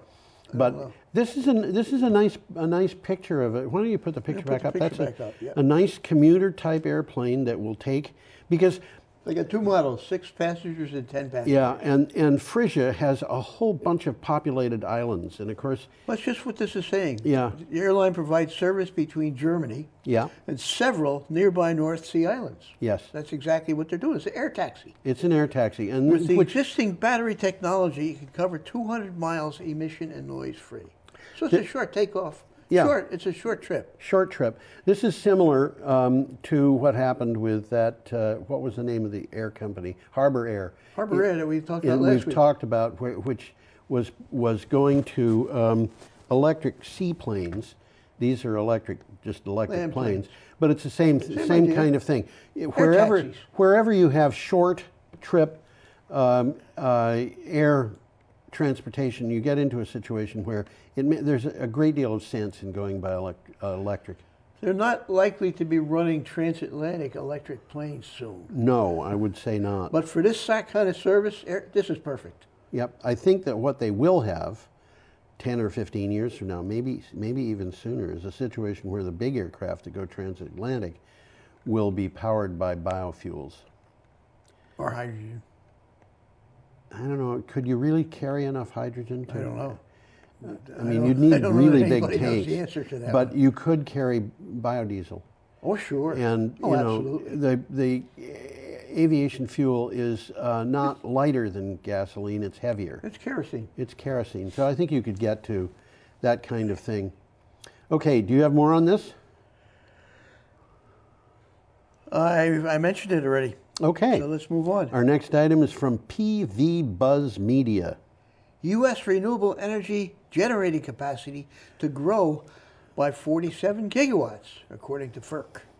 According to review of the Sunday by the Sunday campaign of data just released by the Federal Energy Regulatory Commission, FERC, we are to see net decreases in generating capacities of fossil fuels and nuclear in the next 3 years. Renewables are expected to grow by 47 gigawatts, however. Now, that's significant. What we're talking about here is an overall very slight reduction in fossil fuels, because generation from oil and coal will decline significantly, and that decline is not entirely offset by increases in natural gas. That's kind of what they say here. I'll read it. No new coal capacity, net reduction in fossil fuels, significant decline for nuclear power, plus new wind and solar capacity more than double that of natural gas. Yeah. These are all in the pipeline already. Yep. While net new natural gas generating capacity is projected to increase, that is more than offset by a drop in coal's net generating capacity. Right. And a decline in that of oil. Yes. Okay, enough on that? Enough on that one. Yeah, Okay. let's move on. We got a. This is I from won't the say it's a BBC. nice picture. It's a Kinda dramatic scary picture. California fires. According to Trump, he threatens to pull federal aid. Huh? President Trump here is being What's going on here? is being investigated for impeachment because he threatened to withhold military aid to the Ukraine, and now President Donald Trump has threatened to cut federal funding for wildfires sweeping California in a Twitter spat with the state's governor. Nearly 100,000 acres have been destroyed by wildfires in recent weeks, and thousands have been forced from their homes. Trump blamed Governor Gavin Newsom, a Democrat, saying he had done a terrible job of forest management. Except that most of the forests in California are managed by the federal government. land. So it's Trump's problem, not Newsom's problem. And furthermore, of the fires that are going on now, as I understand it, only one of them is actually in a forest. The rest of them are not. So Not forests. They're wildfires that are out in the countryside. So it's grass fires. It's grass. It's Yeah. people's lawns. It's whatever. It's the Shrubs. asphalt on the highways. It's just complete. Chevrolet Corvairs. There you go. It's a sad thing when people lose their Corvairs. But this to me, this is like Trump saying, by the way, everybody, I just want you to know, in case you object to my trying to push people around with threats, here's a good example for you. If Hillary Clinton had become president and done this, the Republicans would be crying impeachment in the streets. I think so. As a Republican, I think I can speak for them, at least to that extent. Although I have said, Donald Trump hates me and calls me pond scum because I am a never Trumper. Okay. Let's move on. All right, Tuesday, November 5th. Thank you so much. This is from Clean Technica. Southern Florida, among spots at greater risk due to sea level rise, finds new machine learning study. This is kind of scary. We have a very high confidence that we will see 8 to 12 inches of sea level rise by 2050. But elevations along the coast are not really well understood, a study shows. And some places, such as southern Florida, are facing problems. They showed some pictures of it. It's kind of scary. In 30 years, we could lose, of the southernmost tip of Florida, we could lose half of it. The west-facing half Yeah, the is going to be west-facing half. gone. And Yeah. the east-facing half is probably not going to be very usable. I don't know. That's where the Trump Hotel is, isn't it? Yeah, well, Donald Trump specializes in shorefront properties in Florida. Uh-huh. Somehow, I think there may be a problem there. Yeah, that's his problem, not mine. Okay, well, it's some other people's problem too. What's going on here is, of course, sea level rise is caused by global warming. Yes. Okay? First, the additional heat melts the land ice. Yes. Then the water is warmer, so it expands a bit. Yes. Okay? The combination means as the world warms over the next few years, sea level rise will accelerate. Yes. And they've been talking about New York, and this article says it doesn't look so bad for New York. Not yet. Yet. Southern Florida and the Keys do. Yes. 7 countries in Southeast Asia look worse. Yes. And Bangladesh will almost completely disappear. Another thing that is threatened is the whole Gulf Coast. And the conservative Gulf Coast. Yeah, Yeah. the conservative Republican government of Louisiana, and I've said this before, has warned all the people in Cameron Parish, which of all the counties in the United States had the highest percentage of pro-Trump voters. They have been told that on the show. you're going to have to move Yeah. because of a combination of land subsidence, because the oil companies are pumping the oil out from under you, and sea level rise. And this is the harsh reality that, yeah. Over the last 20 years, these people have been continuously moving further inland. And now they've reached the point where there is no more inland to go to. And people along the coast in Miami, people with the seafront properties have started moving to Little Haiti because it's 7 feet higher. Yeah. And Well, what about the little Haitians? They don't care much They about moved them. to Detroit. This is not a good situation. Okay, are we done with that? Yeah, we got a nice picture coming up. We do. This is a, whoops, sorry. This is a picture that we have had before. I'm pretty sure. I know that we've had Well, if several we pictures. haven't, that's a Tesla battery. Yeah, we've had Or pictures a of this bunch of them. particular installation. That's the battery that Elon Musk said, I can put it up in 100 days or you get it for free. The Hornsdale Wind Farm in And this is the Hornsdale Wind Farm in the background, Australia. and the Hornsdale Power Reserve in the foreground. And okay, this is from Renew Economy. South Australia's stunning renewable energy transition, and what comes next? South Australia dumped coal and sources more than half of its generation from wind and solar. It is now a net exporter rather than importer of electricity. It plans to have net 100% renewable energy in a decade and a multiple of that in the future. This is interesting. This is really interesting. Yeah, and this is a government which is basically, what the Australians call liberal and what Americans would call conservative Republican. Well, the government has a vision to tap into cheap wind and solar. Yes. And the possibilities of using green hydrogen and exporting cheap power in the form of electricity over transmission links and via transportable fuels such as hydrogen or ammonia. Yep. And they have the potential to do it. Yes, they do. It's transforming their entire situation. And I have to say that I think that Elon Musk did this, and he did it on purpose. The picture. Not just the picture, but he knew that if he put that thing in, it would cause an energy transition in South Australia that everybody else would look at. And when the conservative government took over, it was after the outgoing Labor government. They were going to dump it, weren't they? They were going, well, the Labor government had said we're going to have a virtual power plant with 50,000 customers. Yeah. And And the conservative government going in said, no, we're not. And then when they got the numbers from this thing and a few other things, they said, yes, we are. It's going to be bigger, though. Yeah, it's going to be bigger. Okay, we are up to Wednesday, November 6th, and we have an article here from Green Energy Times. I wonder who wrote it. Trouble ahead for natural gas? Yeah. FERC's figures, this refers back to the Sunday campaign that we just talked about, for proposed new capacity indicate a decrease of about 20% per year during the period of August 2017 to August 2019. Extrapolating that data suggests that proposed new additions could drop to the point that they no longer exceed retirements by 2025, and the market pressure could make this happen. And in fact, the period of 2017 to 2018, the reduction was 18%, but in 2018 to 2019, it was 23%. And it's pretty clear that what's happening is the cost of renewables, the cost of batteries have gone down to the point where natural gas is no longer going to be competitive. And coal, we know, is way already not competitive. Yeah. But for natural gas has been real cheap.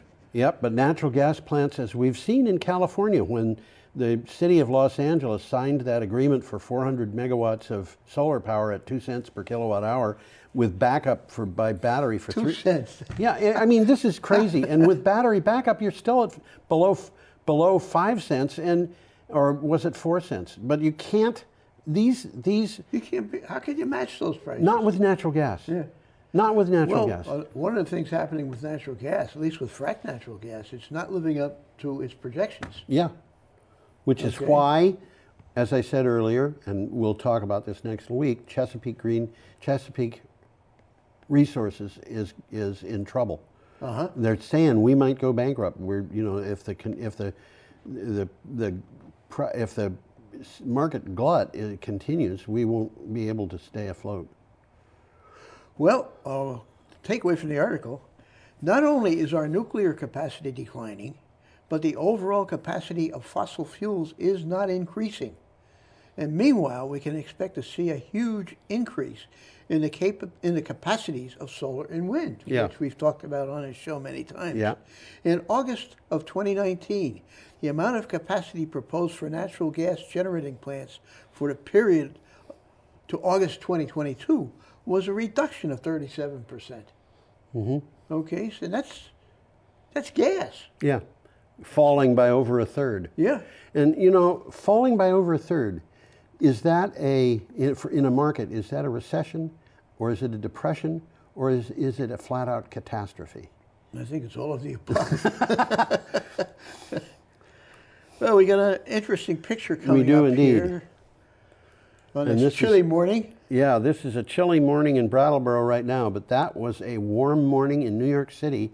That was in October. Yeah, it was only a few days ago. And this is from CNN. And this is what it says. Last month was the warmest October on record globally. Here's what it means for climate change. And that picture, by the way, is New York City. Yeah, It's probably Coney Island. I would guess. Yeah. I was going to say it's got to be He looks someplace. like he's been out in the sun all day. He looks like he's been out in the sun altogether too long. That would have to be one of the beaches on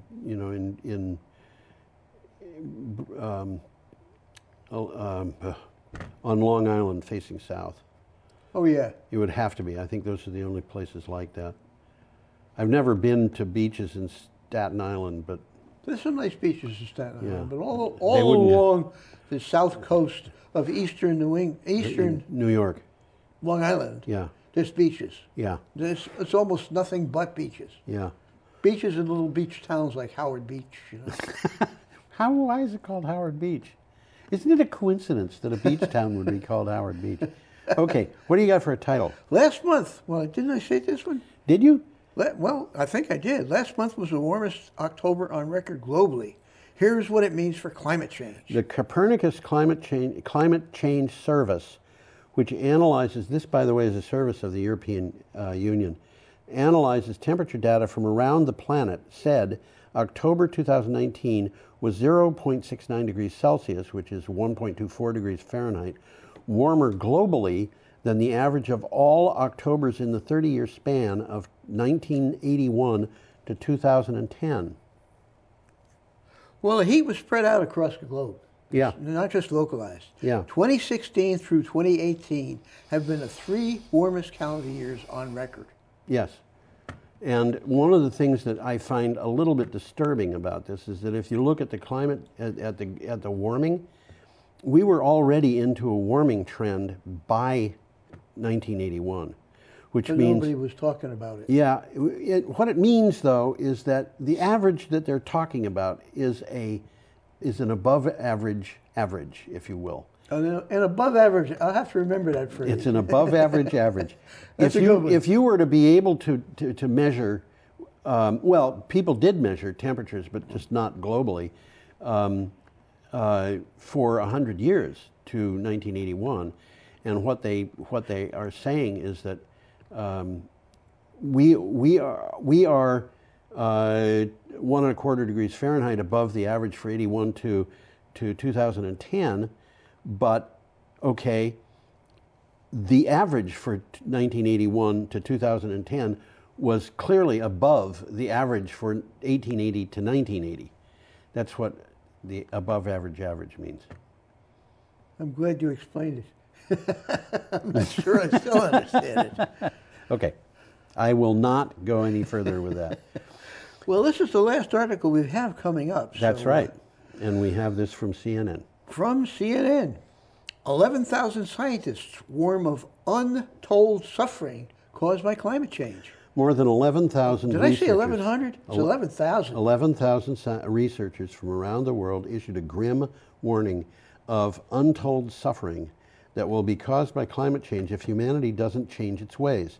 The group said that as scientists, the group said that as scientists, they have a moral obligation to tell it like it is. There's a nice 1-minute video here. Yeah. CNN usually has pretty good websites. Yeah, although once in a while they give me videos that have nothing whatever to do with the story. Sometimes they and do, yeah. they clog up my limited bandwidth on my computer, and it is 4:30 in the morning and I'm trying to get the news.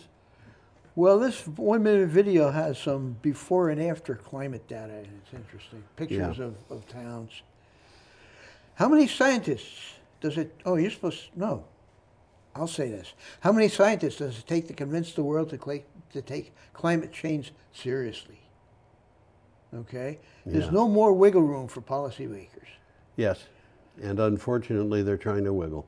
Posterity will remember them badly for dismissing climate change as a serious threat to our civilization. You know we've had a thing from the Audubon Society saying that something like 275 species of birds in North America. We've talked about that, yeah. Are threatened with extinction. There's lots of other animals that are threatened. Yeah. Plants are threatened with extinction. But you know what's going to be one of the early victims of extinctions from climate change? Us? The Republican Party. Could happen. Because when people see that they're being had and that this is a bunch of con artists who are trying, I'm sorry, I'm a Republican, I've told you. Well, I was a Republican until I stopped, which happened because of climate change. The other people will stop being Republicans because they're going to look at this and they're going to say, you know, my children are going to have to live with the results of this kind of nonsense. Well, the article lists 6 key issues Yeah. that have to be addressed if humanity wants to prevent the most catastrophic scenarios. Yes. They're all common sense. I got them here and we got time. I'll read them. Do it. 1, replacing fossil fuels. Duh. Let me think about that. 2, cutting the emissions of climate pollutants. 3, and this is an interesting one, eating less meat. Yes. Okay, because We've been cows talking about that. generate a lot of methane. I'm still a doubter on this to some extent, you know. Well, it's their belches that... I know that, and if you mix certain kinds of seaweed with their food, they're belches. They don't belch as bad. They cut the belches by about 90%, but cows are not the only meat we've got, and they are wildly ahead of almost everybody else, you know, every other meat eater. Well, the next one is restoring and protecting ecosystems. Yes. 5 is a biggie. Building a carbon-free economy. This Yes. is a biggie. Absolutely. And 6, stabilizing population growth by investing into family planning services and girls' education. Who would have even thought of that one? Oh, I think a lot of people. Well, it's accurate. A lot of people have talked about that, and you know, that's the idea of eliminating our use of carbon-based fuels. As far as I'm concerned, that's easy. Yeah. You know, we're on the path to that. Yep, the carbon-based economy, carbon-free economy. That's easy. That's being... Dealing with population growth is going to have to require a mind that's a little bit more powerful than mine is. Yeah, I okay. don't see how to do that, but it may be that somebody will be able to. You know, we can do this in the miserable way, or we can do it in a way that's exciting and fun almost. And the exciting, fun way, unfortunately, is called socialism by people who own stock in fossil fuel companies. Okay. I'm not going to deny that. Well, you know, when did socialism get to be a dirty word anyhow? Well, it started with the. I think it started with the John Birch Society and the Army McCarthy hearings, and that sort of thing. But if you look at, I asked a friend of mine who was in the John Birch Society, you know, what is it, you know, do you really think that the government should own nothing? And he said, yeah, the government shouldn't own anything at all. And I said, what about the postage system? That's run by the government. And he said, that's socialism. And I said, so Benjamin Franklin was a socialist. And he said, yes, he didn't call himself a socialist, but he was. Well, if Benjamin Franklin was a socialist, then what is wrong with it? Really? And he told me further that practically all of our founding fathers were socialists. And I look at this argument never convinced me. I maybe have been a conservative Republican. I put it in the past tense. I'm not a Republican anymore. But I may have been a conservative Republican, but that argument never convinced me. Mm-hmm. And there's a couple of others too that never convinced me, and another one was Ayn Rand. Okay, should we say goodbye? Well, I think so. We've kind of covered everything. So let's say have a perfectly I put us all lovely up on week. television, but we're already up on television. Yeah. See you next time. Adios, amigos.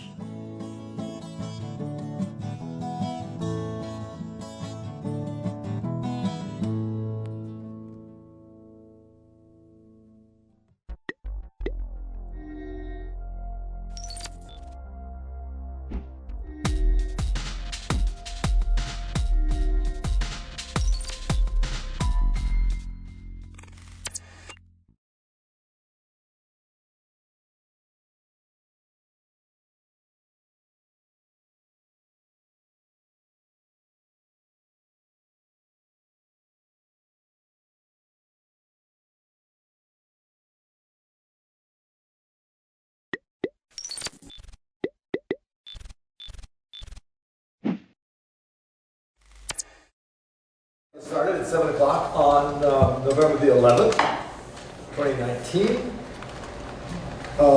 This is the Jamaica Select Board. The first order of business is to call for any late additions to the agenda. Do I hear anybody? I have two.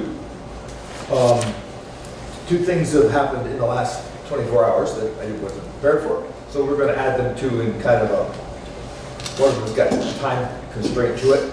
And that one I'm going to cover in a executive session at the end of the session. So we'll cover that. It's we got a request from the Muslim Fund. So we'll discuss that again. The next item is to, oh, the other is a letter from the Planning Commission. I just got here.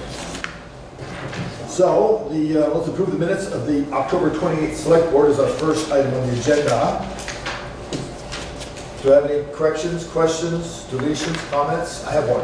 Yes, sir. I have one also. I believe under where Brian spoke, Brian Zero from the Planning Commission. Do you know what page that's on? The second page, it's item number 8, where it says, does not feel that the Planning Commission was involved with the water study. I think it probably needs to say something was not involved with the water study and leading up to the town meeting or something of that nature. I mean, it wasn't just the water study that he was speaking of. Water study presentation? I think that's what he was trying to say. Yeah. Just a presentation. Presentation or the town meeting or something. Right. And the preparation as well? The preparation and presentation? Well, he was involved with the preparation. He was upset that they weren't No, involved. that was a point they had made too. What's that? That they weren't involved with the preparation. With the preparation. But they were. But they said they weren't. He says they were not? No, that's his letter. So you want to say they were not? He felt that they were not involved adequately or something. I don't know if I want to put the word in there, but with the town meeting.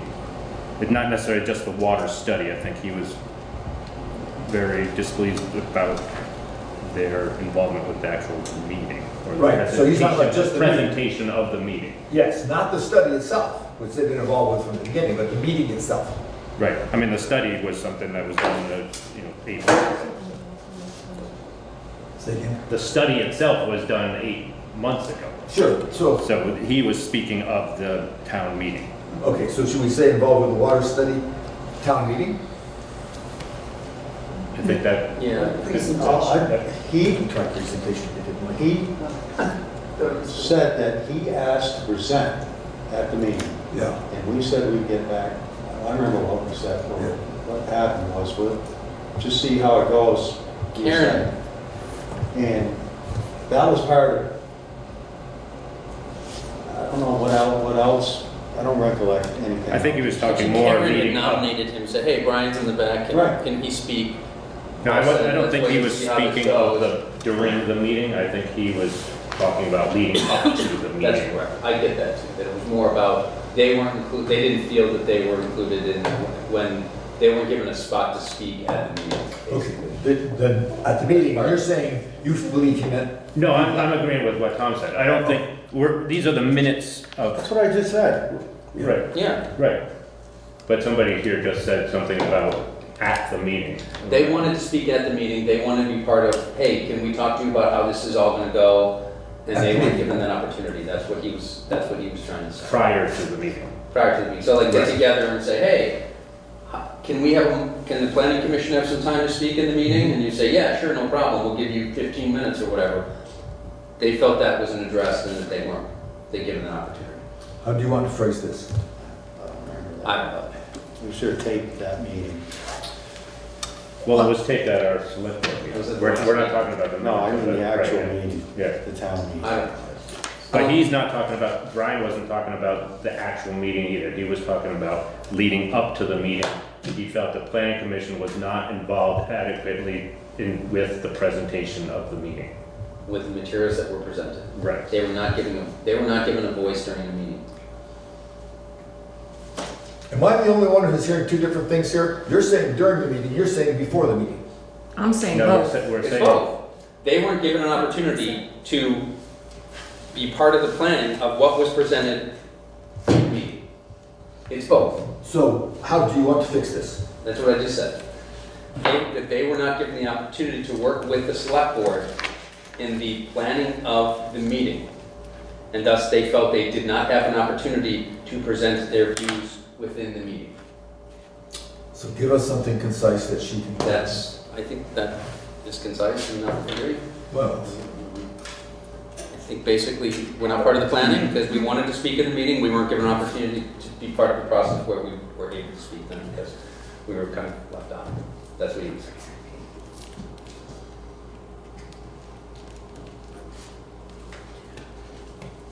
give her a chance to get that down.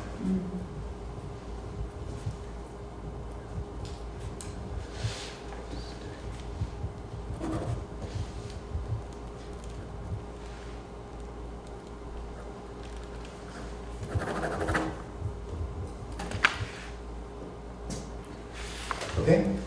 Good. We're not given the opportunity to be a part of the water study town meeting. Is that correct? We're not given an opportunity to be part of the planning Planning of, and therefore did not have an opportunity to present at the meeting, at the end, and thus did not have the opportunity to present at the meeting.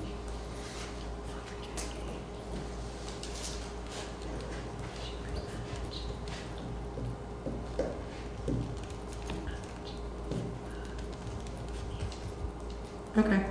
Okay? I have just one real quick one on 7B, which is just above that. Greg, if you could address this, it says, Greg and Joel went to Barry for a meeting with Wayne Simmons and Kristen Higgins. They now have a better understanding of the process. A, who are Simmons and Higgins? What's their agency? With VTrans. With VTrans. The Agency of Transportation, yeah. Okay, with VTrans? Right, yep, that's good. And the better understanding of the process. They have a better, or we have a better? We.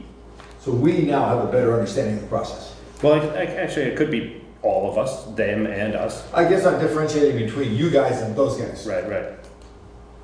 Yeah, not us. Not us. Right. I guess I'm asking they. Yeah. I mean, the technical rule is they refers back to the preceding noun, which is these two peoples, and it's just stupid, and it's probably picking you Right, up. it should, sure, we, a better understanding of the, and it should probably say process Why can't you surrounding just- bridge number 38. I just want to. 32, sorry, yeah. Why can't you just say Joel and Greg and Joel now have a That's better fine. understanding? Let everybody accept that? Yes. Okay, Sure. good.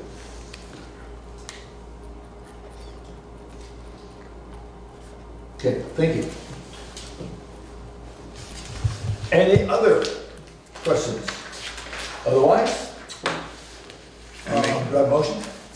I'll make a motion to accept the minutes as amended. Do I have a second? Second. I have a second. Any further discussion? Hearing none, all in favor say aye. Aye. Aye. Opposed? I'm opposed. You're opposed. I have 3-1. Motion carries. Did you want to make a comment first? Now discussion's over. No, it's true. I think if we wanted to correct what he said, that whole thing he wrote should have went in the minutes. We're just going off the cuff on what he said by memory. That's all we have to work I with. have a recollection of some of that. I had a number of conversations with him as well, that's why. Yes. That's the only thing, that's already. It probably wouldn't hurt to put the, I don't know if we can, The whole thing is on computer, on tape now. If there's any question, anybody wants to go back and take a look at it, dial up last select board, they can see the entire thing. Yep. All right, next item. Did we all vote? Yeah, we did. Approve the timesheets and the select board orders. We'll do that at the end of the session, as is our standard thing. We got a letter on number 5. We have a letter from the Vermont Attorney General regarding class action lawsuit regarding an opiate epidemic, regarding the opiate epidemic. Greg, you sent me I had gotten that from an article. VLCT. Yeah. The letter. You got the letter, but there was something, didn't you send me an article? Well, I did send the group as just information Yeah. surrounding this. That was a VT Digger article. Do you want to kind of paraphrase that for us? I mean, we've got it, but just for the camera. Well, VT Digger, which is an online news organization, had done an article on this class action suit that originally, I guess, I'm forgetting his first name, Sessions, Attorney General had. Donovan. Donovan. Oh, you mean for the country or? Vermont Attorney General. Oh, Vermont Attorney General, sorry. Yeah. Just TJ Donovan. And his suggestion that originally he had opposed to the state or the towns being involved in a class action suit. And I'm probably not going to paraphrase this exactly correctly, but he's now changed his mind because of some restructuring of the class action suit.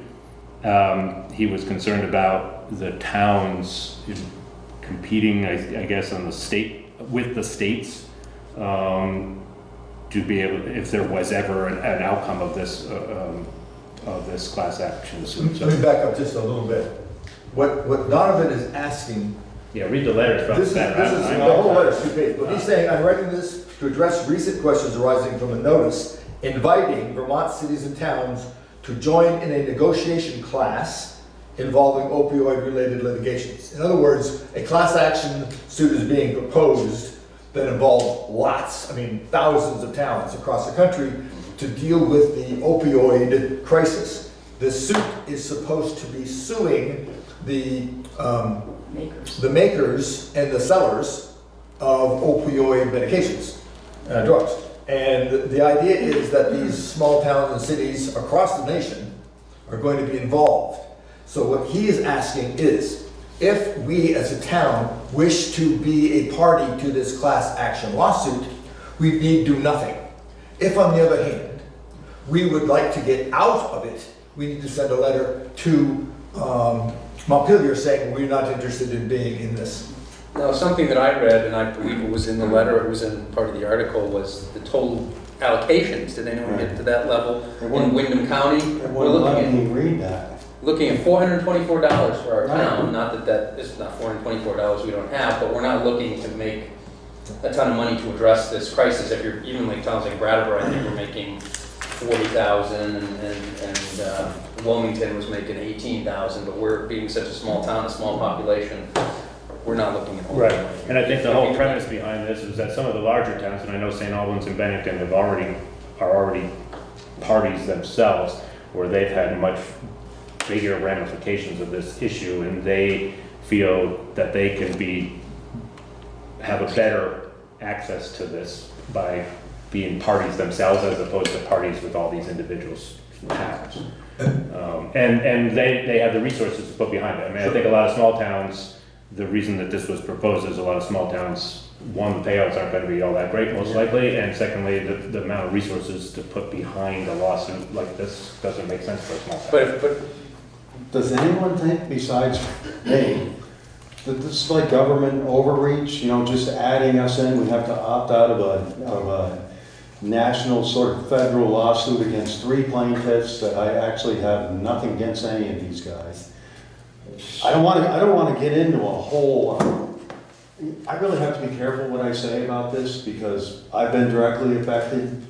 People in town have. There's other things too. I mean, are we going to join in on a lawsuit against Jewel if TJ Donovan thinks we should, or you know, there's no press on the effects of alcohol and alcoholism anymore because this is getting all the press. It may potentially get him reelected. I mean, I do not appreciate them asking us or telling us they're just going to add us in automatically. Especially after Tom told me the dollar amount. I mean, more money would make it more interesting. But I don't think it's any of my business as a select board member. But I know there's people in town that would be pissed to hear me say that or upset. But I don't understand how he can have such a reach to just opt us all in unless we ask to be let out. It does seem odd. Why do we, that's, you know, the root of the problem is up for debate. Did everyone, whoever was prescribed a pill, did they go and get OD'd on heroin?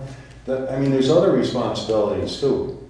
And I think we're being pushed into joining in on something that is one thing maybe up to a larger branch of the government or law enforcement, but they're not going to get any of these monies to stop the flow it's just a huge can of worms, if you ask me.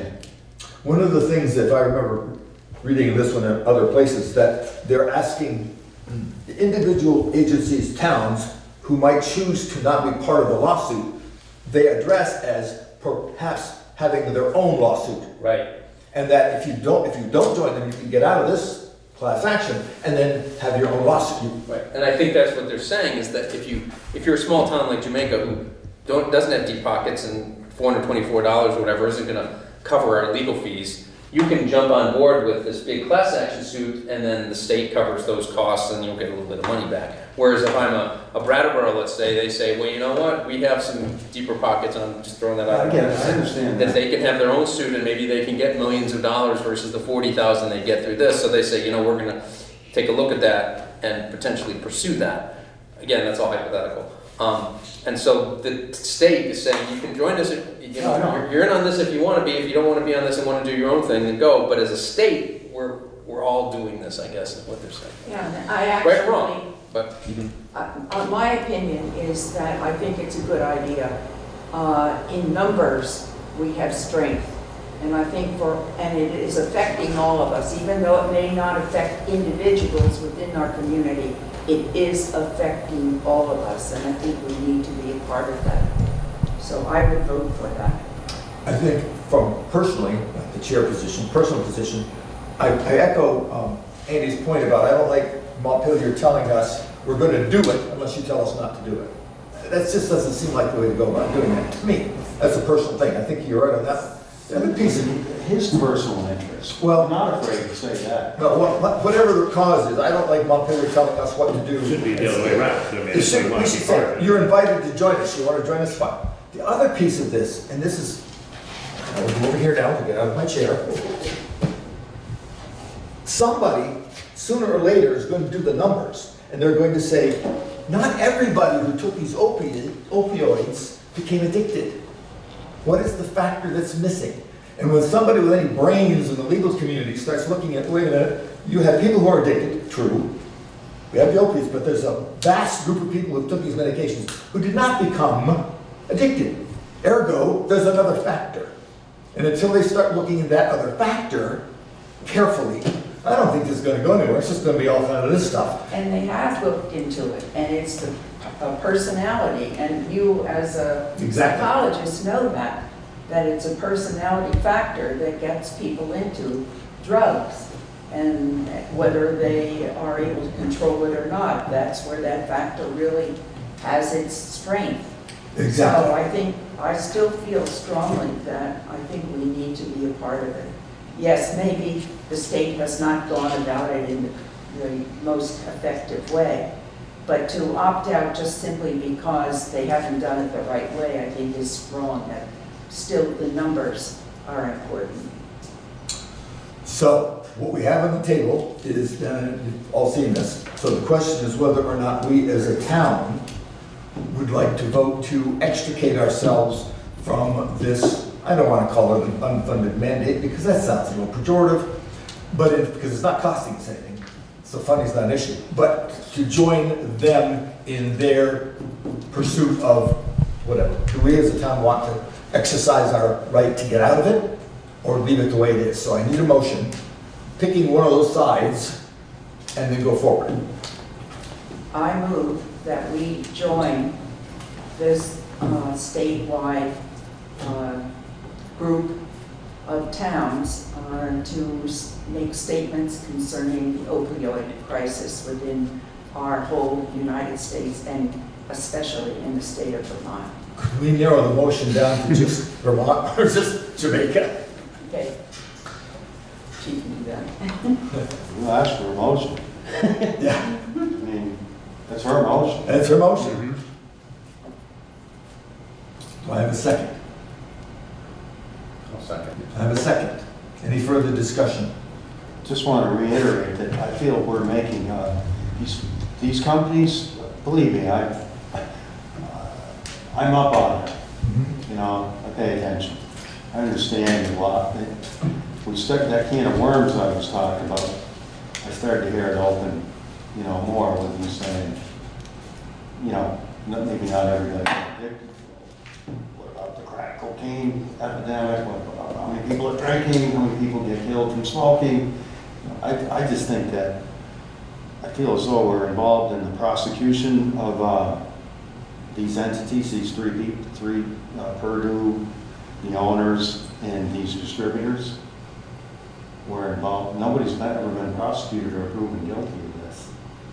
It's just they're settling before that's happened. I don't think that me as a select board member should be responsible for making decisions like that. Like making, it's like a legal opinion at least.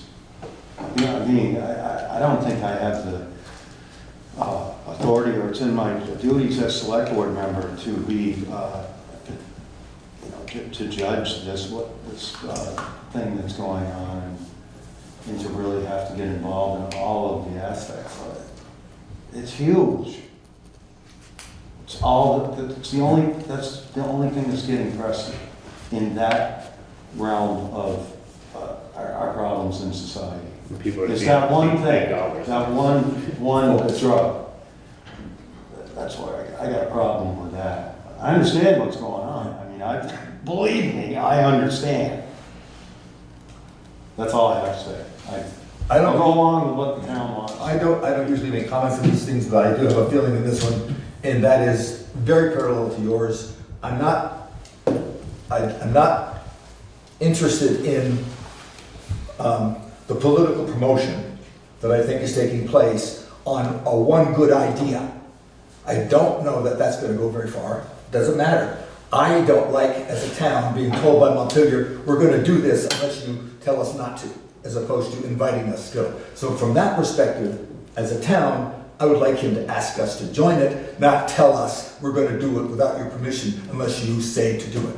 That would be my position. Well, he did it was worded nicely. He said, oh, he did nice words. To. He's a lawyer. Like we don't, say if he didn't ask to have that put on, we would have just been adding that.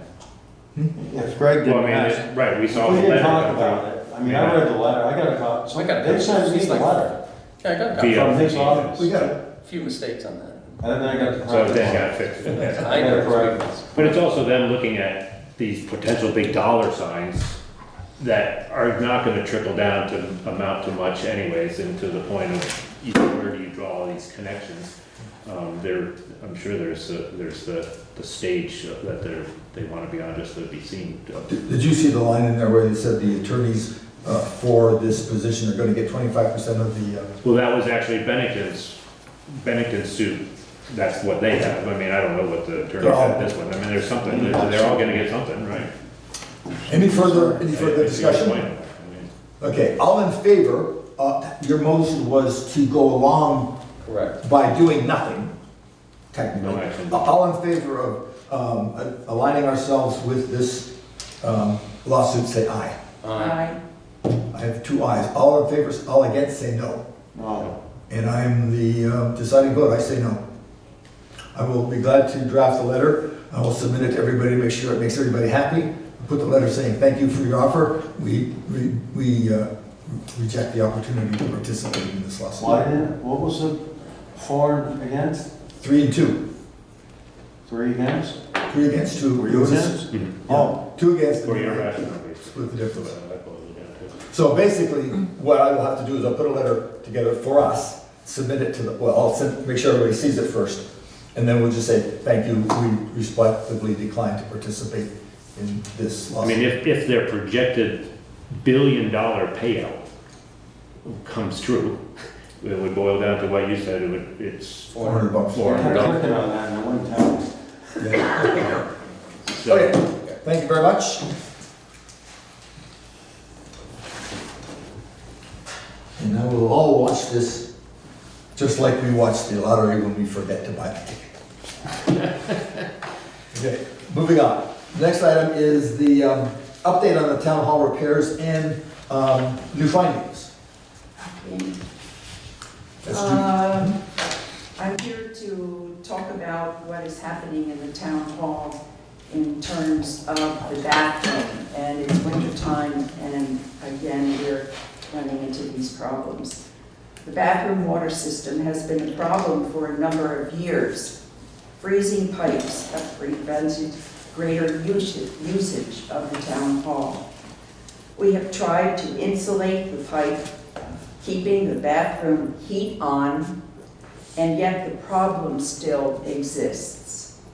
The pipe runs from the front of the town hall. When I say front, I mean actually as you're facing it. Street side. Yeah. Street side.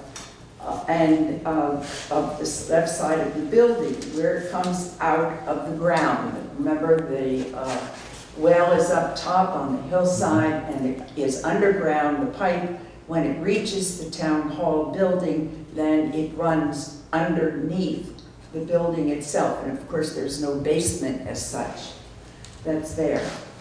So it's really out in the cold. The heat tape has been used with concerns of possible fire. So we've always hesitated to use heat tape.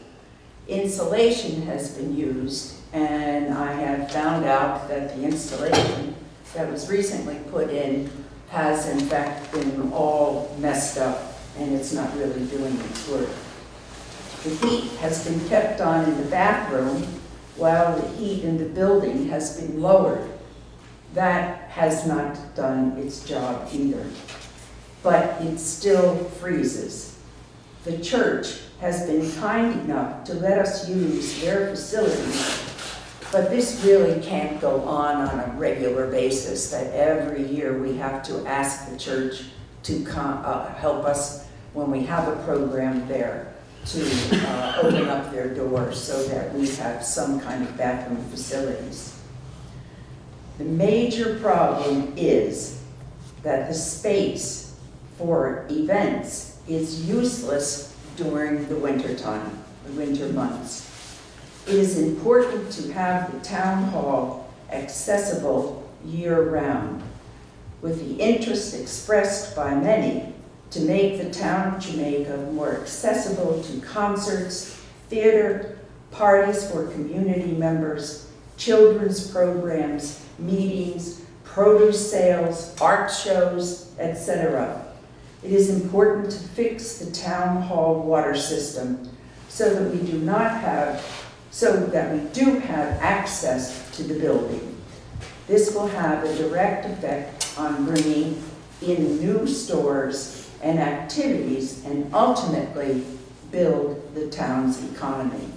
And that has been our focus for a year, as you well know, to help increase the economy and our town to grow. Therefore, I have been in touch with Stuart Barker to see what he thinks about doing it, because he is the most recent person to be crawling around down there. And he said, and I was talking to him on the phone, he was going to go look at it today for me, but he couldn't. But he remembers and actually reported it to the two women in the office how bad the area is down there, that he believes that we really need to be doing some work down there. And he gave me an estimate of about $1,500, that he thinks that he can do that and go down there and fix it so that we will have water and begin to use that building all year round. So what I would like to propose is that we go ahead and have that fixed. I think with the bid of $1,500, I don't have to go through the RFPs and finally get that fixed so that the building will be open. And so many people are using it, especially Tom, you're involved, and we have to close down winter seasons. Yes, we've had problems in the winter. Yes, and I think that it's well worth our while to get it fixed. Did he say? Fixed, right. Did he say how he was going to fix it? He's going to be looking at it, and he feels that insulation, with how he considers insulation, I can get further details about that, but that he feels that he can insulate it. So I move and we can have discussion afterwards. I move that we go ahead and have the bathroom water Supply. yes, supply in order to keep the pipes from freezing so that that whole bathroom area and ultimately the town hall can be used through the winter months. I have a motion, do I have a second? Second. Any further discussion? Do you recall, Judy, how much out of that last year's capital fund, so to speak, that's all been used up, right, with the painting and the silver? I mean, there's no money left out of that anymore. No. Okay. But I think this year we budgeted 5. There's always something in there. We put 5 in, I think. Yeah, that's yeah. right. Yeah, so we got the money would be coming. I think it's well worth it anyways. I mean, that's a maintenance cost that we probably spend $500 every year just fixing it.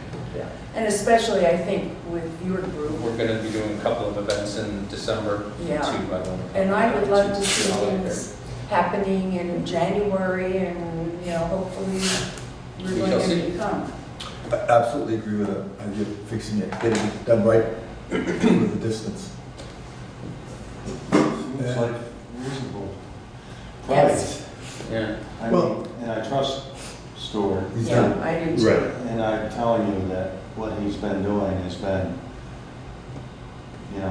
thorough and very reasonable. Yeah. I've worked around him sometimes other places, and some of the stuff he does is The very only- expensive. The only question I have, and I can say this because Sorry. he is really good at what he does, and we've used him, and we always like his work.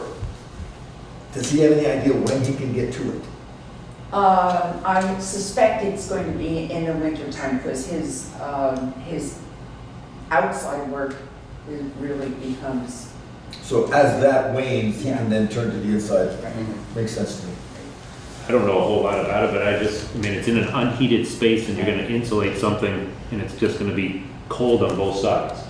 I mean, insulation keeps the heat in, but if there's really no heat in there to keep in, it's just a small little logic thing. Like I said, I have no idea how he's gonna do it, but it just kinda says, is he really just insulating, it's gonna be insulating the cold?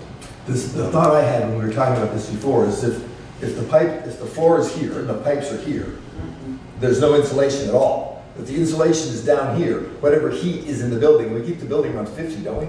50, 55? I think even less. I think it might. The bathroom. I think the bathroom is the one that has 55. Yeah. all the time. Yeah, the building, yeah. I think Yeah. it's There's some heat on it. Does it get turned off entirely? Yeah, The bathroom has its own heat, and that's left Yeah. on all the time. Right. right.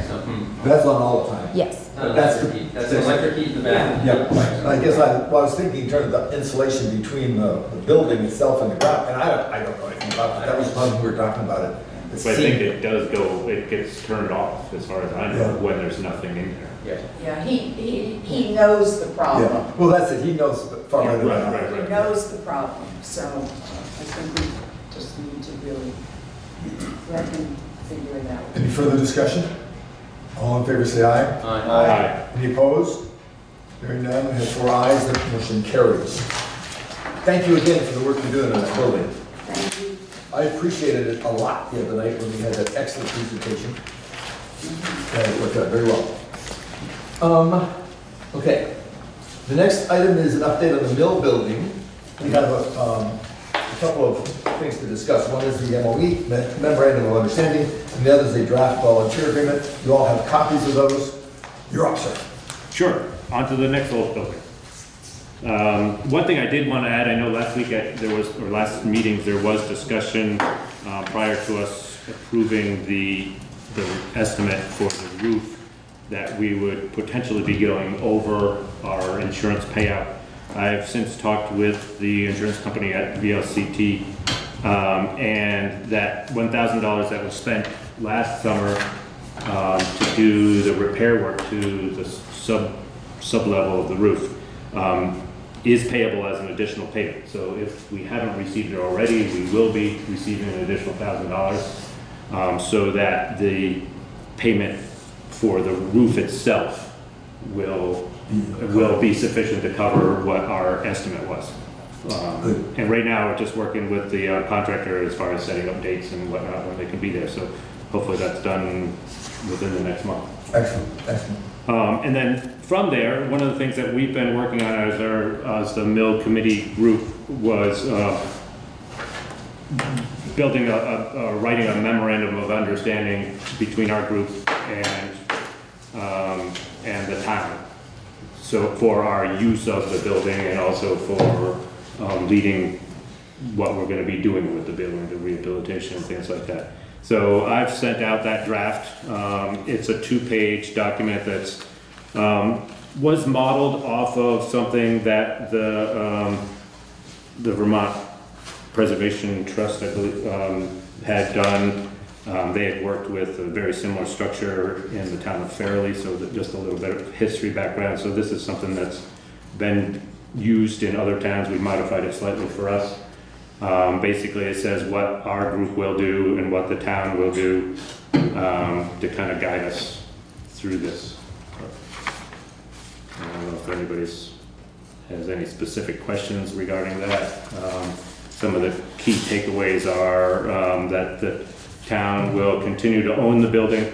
Whether or not we lease it is still to be determined. That's not really covered in here, but that we will be fundraising and working and doing our, all funding, whatever, for the rehabilitation of the building and for the programming and things like that. The operation of the building will come through this independent group as opposed to through the town. So that's kind of what this is all saying. Basically, it gives us the ability to go in there and do things. So you're saying that the group, your 501c3 group, right, will be doing repairs? We will be the ones that will go out and seek grants, get estimates for work to be done, and we would always present these. I mean, that's part of that in there too. Anything as we're moving forward, this would all be presented to town to say, yes, do it, don't do it. So it's still, the select board still has ultimate sign off on it, but the actual work being done and the monies being used would be independent. But we still own the building. Oh, sorry? The town would still own the building. This town would still own the building, right. And I think that's kind of what we took away originally. The town would still maintain, I mean, it would still be on the town's insurance coverage through VLCT. I mean, that economically makes sense. I mean, it's a very minimal cost of what it would be if we did that independently. And the town would benefit from the ability to be using the building too, going down the road. Similar, I would imagine, the usage down the road would have a similar structure as what the town hall that now has. Maybe we would see programming in there and get people to pay to use the building and that kind of stuff. Do we need to have a motion to accept the MOU as presented? Yes, we do. I would think so. Yeah, I'll make a motion to present the MOU as presented. Do I have a second? I'll second it. Second. Any further discussion? All in favor of accepting the MOU as presented, say aye. Aye. Any opposed? Hearing none, motion passes, along with our thanks for the work you've done putting this together, sir. Your next item. Thank you. The next item, now that we have this, we have proposed a volunteer day. I've done a little bit of work, again, with different people at the LCT and the insurance coverage, and also met with, I have his name here, Wade, who's the loss preservation, preservation, he works for VLCT as far as their liability side of things. So he and I met at the building and went through it, just on that outside and the lower level that we had access to look at some of the risks that were there. The insurance coverage for the town does cover people working on specific tasks as volunteers, and that could be anything from reading a book at the library to shoveling the sidewalk out front or things like that. So there is a draft, VLCT again has a draft, I guess, or a template to be used as a volunteer form. So if there's a specific task with a set time limit and supervision, that all fits within our liability insurance coverage for employees. for the town employees / volunteers. So we are proposing a group of 4 people to go into the building and basically remove low-hanging fruit, so to speak. There's some old mattresses, there's a lot of cardboard boxes, things like that that are fairly a hazard to the building, I guess, as far as fire goes, and also just this top-level cleanup and get that done this fall. So we wanted to kind of throw that out there too. I've got it. I think I included that. What would you need from us to improve the agreement? Well, something I think we want. I feel better as being a representative on the group that we've got the endorsement of the select board to just start the process to have, because I think it's a little bit new. I mean, I was learning from it as far as what's covered, what volunteers, or how volunteers are covered under the town's policy as far as liability insurance and stuff like that. So I mean, they are covered. So I think that's. We need to make a motion, or we just say, yeah, we support I have it? a question. Yep. Are you considering making the building a preservation building like the town hall? It's still a little bit a work in progress. We do want to, the group, the mill committee has decided that they want to preserve it as a historic building. Whether or not it fits the guidelines of being, that structured as far as what the town hall is, which limits some of the opportunities for grants, but it also opens up some opportunities for grants. And I mean, we've got, as you probably know from working at this building, it's got some ups and downs. Yeah, it does have its ups and downs, because the fact is that the town, even though we own the building, what the preservation committee tells us is the word. Right. And we've been working with Jenna. She's been pretty involved just to let us know. I mean, she works for the Preservation Trust. Jenna is who? Jenna Lipinski. She works for the Vermont Preservation. So you really need to So go we know, into yeah. that idea with some trepidation. Yeah. So our idea, a rough timeline right now is for the next 6 months that we would get the roof on, we'd get some base level cleanup, we'd let the road crew know that anything that's in there that needs to be road crew-ish out of there, and there's not much of that left anymore. And that throughout the winter we would be formalizing our bylaws, getting our tax ID number and that kind of stuff to form the nonprofit officially. And then we would come forward with a proposal plan that we present to say, what does that then the next year or 2 or 3 look like as far as, I mean, we've got a mission and a vision statement. I'd happily read those actually. They're just one-liners. Let's see if I can find them real quick. But I think that gives everybody, the board here, but also it gives the board an idea, but also gives the town an idea of what we're looking to do. So a mission, basically, a mission statement is what you are, and then the vision is where you want to go. So to create, our mission statement is to create an economic, cultural, educational, multi-purpose facility that is recognized, vibrant, engaging destination and landmark for markets, events, arts, workshops, exhibits, and history in the Jamaica community. So we want to be a community builder as far as in having small scale type events, exhibits, things like that. Our vision is to preserve the last physical manifestation of the 19th century millworks, which represents the heyday of Jamaica's water-powered prowess. So basically, we want to maintain that historic building and building infrastructure around that so we can sustain that. Okay, very good. So it all came out of just trying to get the roof in. Do we do a motion for this? Or I think we should, because what we're doing is we're ensuring that our liability within the insurance parameters is covered by this for the volunteers who may or may not get injured. Yeah, and it's all in place. I mean, we didn't rewrite the town insurance policy or anything. I mean, it's all covered. Everybody's covered. It's just more of from a knowledge base. Sure. If we don't probably need but I'd like to, but because if it we'd could like to, potentially be involved if somebody gets hurt. Let's just make sure we're covered. Is this before Tony makes a motion, is this just about liability insurance or everything you talked about, including cleaning out the place and? Well, that's part of that volunteer. Yeah, but just volunteers. I just have a question about Sure. There's a lot of mattresses and that kind of thing. There is literally mattresses. Billable. Are there funds to pay to get rid of that at the transfer station or? As of now, but there's not, but our contention would be that it's town stuff that's in there. No, I was just curious. Yes. No, I I can't hear you. imagine. I've never been in there, so I can't imagine. Okay. I know mattresses are a little pricey. All right, I will make a motion to support the Mill Commission's volunteer agreement. From the select board. Okay, now a second. I'll second. A second. Further discussion? One thing. In this, and I read it over and I forgot to bring it up before we got to the motioning part.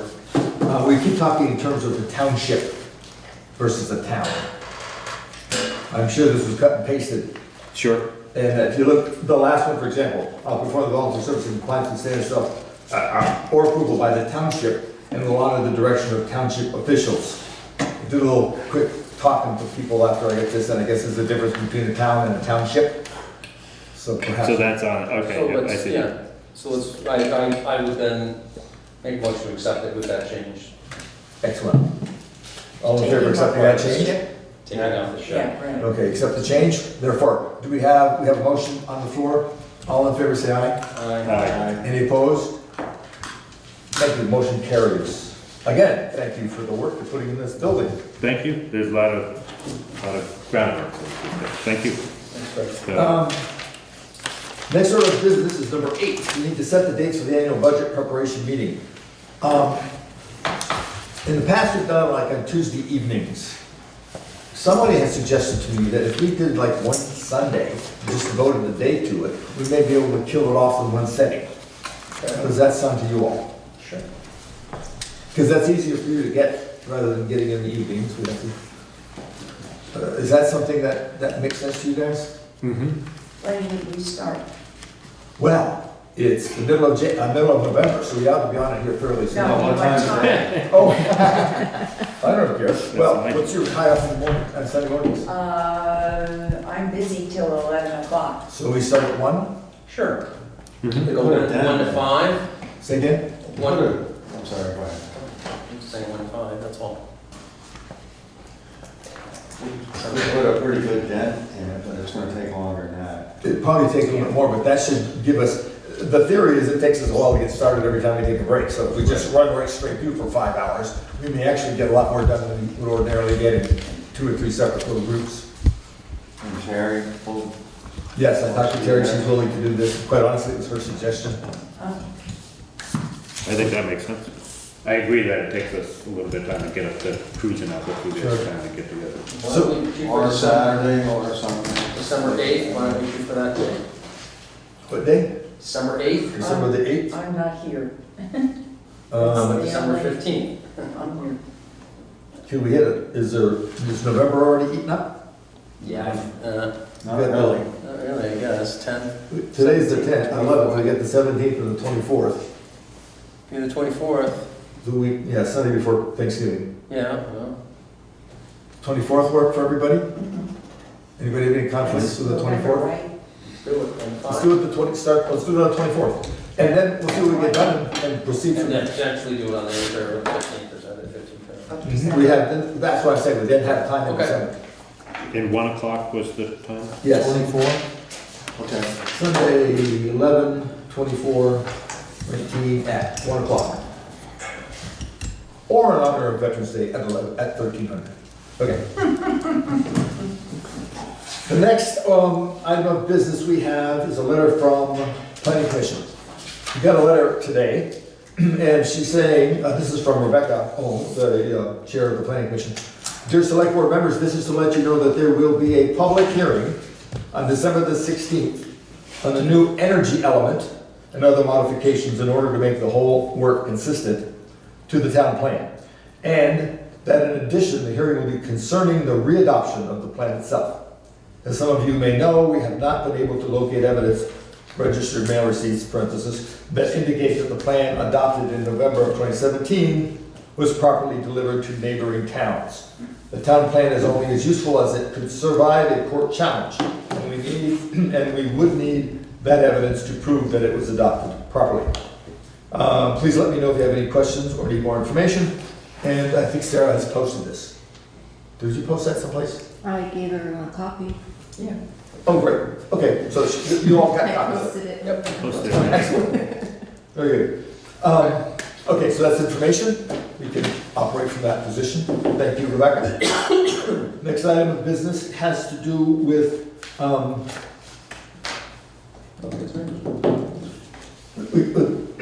excuse me, I want to do public concerns, and I've got an executive session that we're going to go into on the money fund that just arrived today, and then we will close out after that. So, I'm going to do public, time for public concerns. We have some public concerns?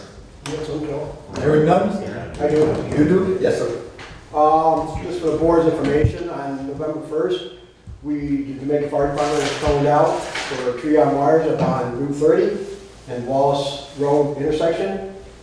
Major pine tree broke off, branch took several lines down and stuff. It tied our personnel up from 9 a.m. to 5 p.m. in the afternoon. We, as a fire department, are basically for life, safety, and fire, and not traffic controllers. We did do traffic control. We actually had to reroute traffic up Crest Hill Road and over Mountain Acres. By 2 p.m., we requested that there was 12 tractor-trailer trucks staged up in Rossonville at the gas station, and they wanted to come down through. So we opened the road and we let traffic one way come down through. We had to. Plus we had one truck sitting in our yard and a couple other trucks turned around and went other alternate routes and stuff. Our concern is we would like to see, well, again, this should have been a V-Trans situation. They were tied up in Londonderry, South Londonderry area, because there was no way in or out of Londonderry, so there was issues up there. So to have the manpower for V-Trans was impossible. Our concern is our town crew, road crews and stuff.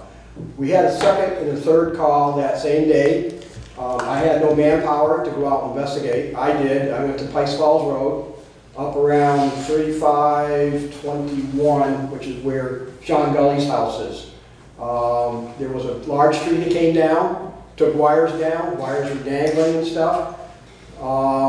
We had no personnel to go up there and do anything. I did mention it to Paul, since he's the emergency management director, that there was some lines down and stuff, and our concern was getting the road closed. Well, I guess he instructed one of the road crew personnel to go out and look at it. I guess they took the bucket loader. I shortly followed up there, and all I could find was an area just wide enough between the guardrails and the trees that were down that people were passing around that and going underneath wires and stuff. Again, our concern is that the power was out. There was a power company here in the village. I let him know about it. He went up the road and shut the power off, at least that part. Problem was closing off Pikes Falls Road to traffic. People were going under the lines and around the cones and everything. We, in the afternoon, late afternoon, went up and put cones out and tape and stuff. But we feel that's not our job. That's really the road foreman's job. So where they were regarding to emergency situations, I have no idea. I was told that they were out cutting trees, but how important those trees as compared to what Pikes Falls, which is your main thoroughway to Stratton, because everybody knows that that traffic is used heavily there. And of course, what we had to deal with up here on Mountain Acres and stuff. So we did the best we could, but we're only a volunteer group, and there were several guys that were there that took the time off from their jobs to do that. So we're just kind of asking that you guys, if you would make sure that your road crew is more diligent of responding to emergencies like this, and checking with the fire department to see if there's anything that they can do or stuff. Also, road closing signs. As Paul Lee led to me at one point, we had them for Irene. They were made up and stuff, but we don't know if they went into that barn that you guys have in there. If they are over there, just let the town know. That there are signs in there, I know that, I have not done. You don't know what kind of road close signs? There's some upstairs too. Could very well be road closed. What's that, sir? There's some upstairs too. Oh, there is some road closer signs? I believe so. I don't. Or barricades? There's signs. Okay. No, that's something that, they should be aware of and stuff, so. Well, thank you for your crew, you and your crew's work on this. It sounded like a rough day. Yeah, was it? It was a long day. Long day. 60-mile-an-hour winds, did you? Yeah. It would have been difficult to respond to other emergencies because we are tasked with traffic control. Somebody's house could be burning down, and we can deal with that. Falling on a house. I mean, we kind of like, we're like, if you want us to be a road crew too, pay us. We were considering putting into our next year's budget a disaster management fund to pay for signs and to pay for our time in doing other departments' work. We didn't do that. We're also taxpayers. But there was some thought into it, you know. I mean, we don't have cones and road closure signs, trained personnel to do stuff. I mean, the lines down, you know, we don't expect. Only Green Mountain Power deals with those. But as far as, you know, the chainsaw work and stuff, you know, clearing out stuff that is involved in lines, you know, it's not our job. Were you doing that kind of thing with chainsaws Yes. and all of that? Yes. We put the wet stuff on the hot stuff. We did the Band-Aids on the medical stuff. We don't do road work. That's not our job.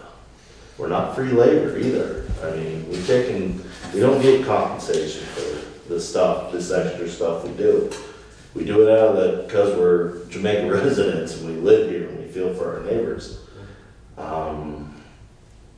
But we're overwhelmed when these things happen. We're sending guys out in dangerous situations. When I was chief, we preferred to go as 2 people, working the buddy system, safety in numbers. That day, we were sending guys and gals out single, all by themselves, some without radios, some with radios. It's difficult. Paul knows, he's in the same boat. I mean, we also tie up another fire department as well. We had Winhall covering up Route 30 and 100 to stop traffic up that, you know, that was committed for a whole day for them.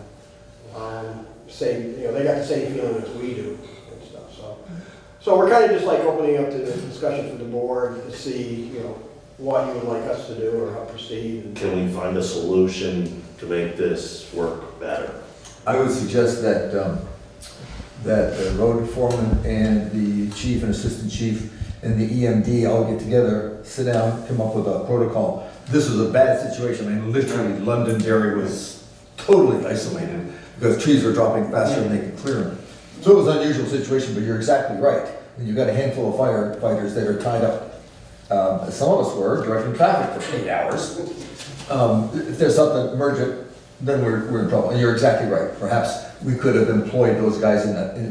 If Keith had known our situation, instead of being up cutting trees wherever they were, because they were busy, there may be a way to tighten up that coordination. I think that the 4 of us sit down, come up with a plan for that. What about our contract with the sheriff's department? They were available. As near as we could tell from the radios that we were listening to, everybody out there in a uniform was tied up doing something. It wasn't just us. No, it was all over. Oh, yeah. I did see one deputy, he was up on Pikes Falls Road when I was making a second trip up that way.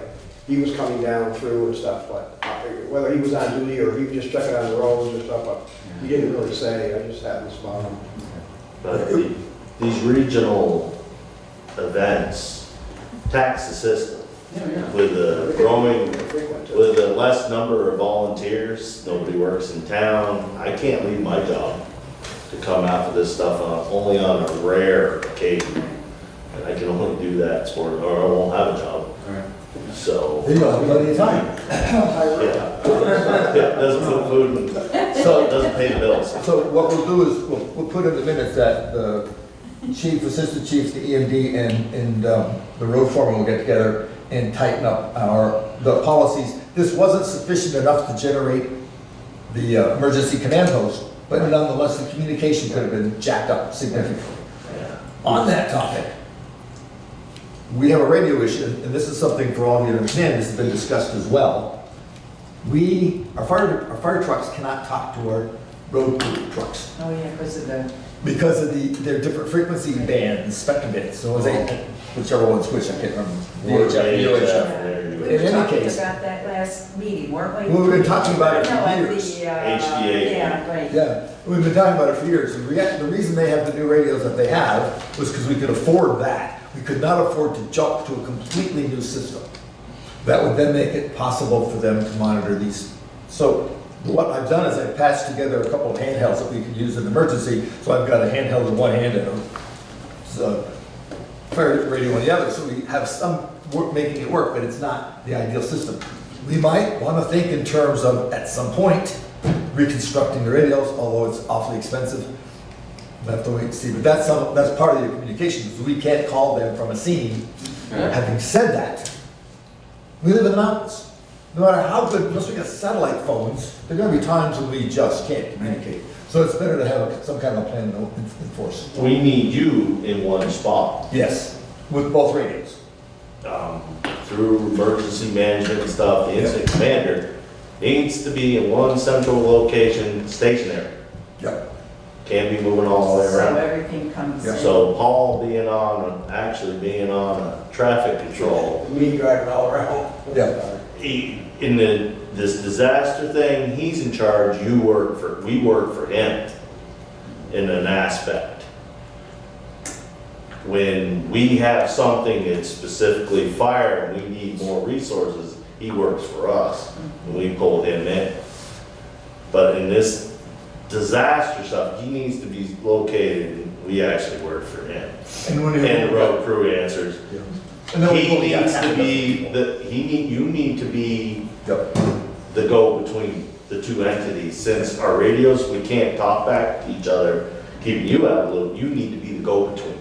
Yeah. Well, the good news is I just upgraded the charger on the radio that I have, so we have some hope of actually communicating with. But at any rate, be aware that's being worked.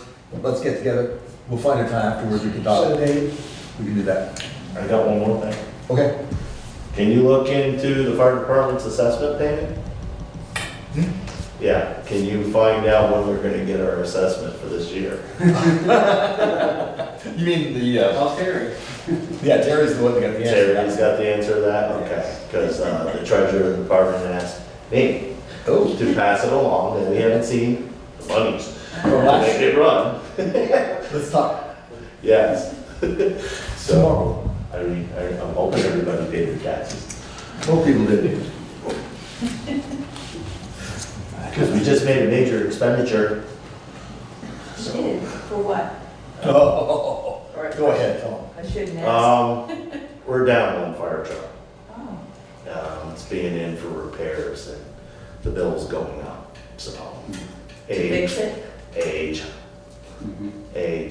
is beating us up. It's not wear and tear, it's age. So, It's been down for 2 weeks, we're working on our 3rd week now. Oh. So we have all mutual aid automatic standby in case we need we're emergency. still functional. I mean, because having the 2 trucks helps. It's just, it's hard to get everybody into one cab. All 3 of us. 4 of us. But we're getting there. She'll be back, what, the end of the week? We just need skinnier firemen. That's what we need. While we're just on the subject, you know, it's obvious that the fire department is running with just a few volunteers.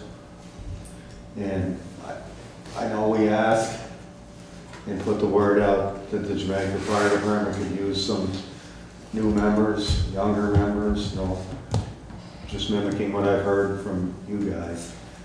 And That's you know, I understand how important it can be. You know, you think, you don't really know until, you know, you need their services. My truck caught on fire a few nights ago and 2 o'clock in the morning, and there were 7 or 9 guys there at 2:15 in the morning on a Saturday night, Sunday morning, whatever the hell it was. And, you know, that's the whole fire department. That's good. It was quick action. That was good. I'm just saying that, you know, they get up in the middle of the night, and every time I hear the alarm go off, I'm not on the fire department. I understand it's a huge commitment now. It was when I was a kid in Newfane, but things were different then. But, you know, it's a speaking for these guys, it's obvious, it's a challenge for all the smaller municipalities, and I think there's a lot more. These volunteers might have to be paid sometime, somehow, or to entice people to get in. I mean, all the training they have to do is just crazy, even to think about joining. Just as a sort of a commercial, if in fact someone's interested in joining, we have come up with different kinds of schemes to cover the cost of their training. Okay. So that's something we can do if somebody's interested in joining anytime. Whether it's fire or EMS, either one. Exactly. As we're speaking and as you're talking, it dawns on me, we should think about maybe not so much an auxiliary as in the classic auxiliary, but I bet there are people in town who we could train. We could send them to the veterans flagging school and have a group that can be used just for flagging to free up the firemen. They used to have it, it's called CERT. Well, that was statewide and that died off too. But that's what that program was. Exactly, CERT. CERT stood for civilian, at any rate. Emergency response teams. Yeah, and that was across the state. And so these are non-fire folk who are available to do these kinds of tasks, specifically traffic control. They use them all over the place for Irene, but because volunteerism is waning, they've closed. And they've got different combinations in different locations. We could do our own. We don't need to wait for the state. That's something we can talk about when we get together. Yeah. Excellent. Thank you very much. Thank you, guys. Thank you. Thank you. And thank you for the kind words, by the way, for the department. It's the least I could do. Wow, that's one other thing I could do. What do you say? Volunteer, the fire department accepts volunteer cash or financial contributions, I'd like to call. Okay, if there is Now I can nothing get else.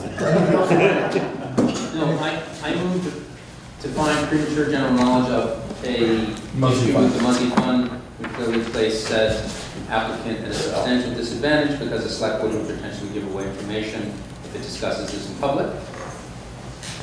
The second that. I move that we enter executive session to discuss said Muzzy Fund issue under provision of Title 1, Section 313A1A of the Vermont statutes. Second. All in favor, say aye. Aye. Aye. And opposed? No. We stand adjourned at 8:12, 13.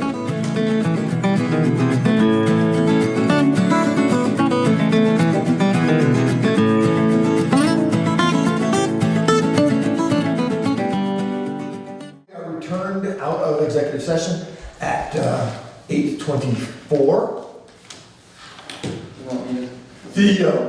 The select board has made a decision to approve a request for the Muzzy Fund for an application, and we'll be addressing that to the individual who put in the request tomorrow. We have approved it. Do I have a motion? To adjourn? To adjourn. I'll make a motion to adjourn. We have 2 seconds. Do you have any other further discussion? Hearing none, all in favor say aye. Aye. Any opposed? None. Thank you, sir. Thank you, ma'am. And we're adjourned at 25 after.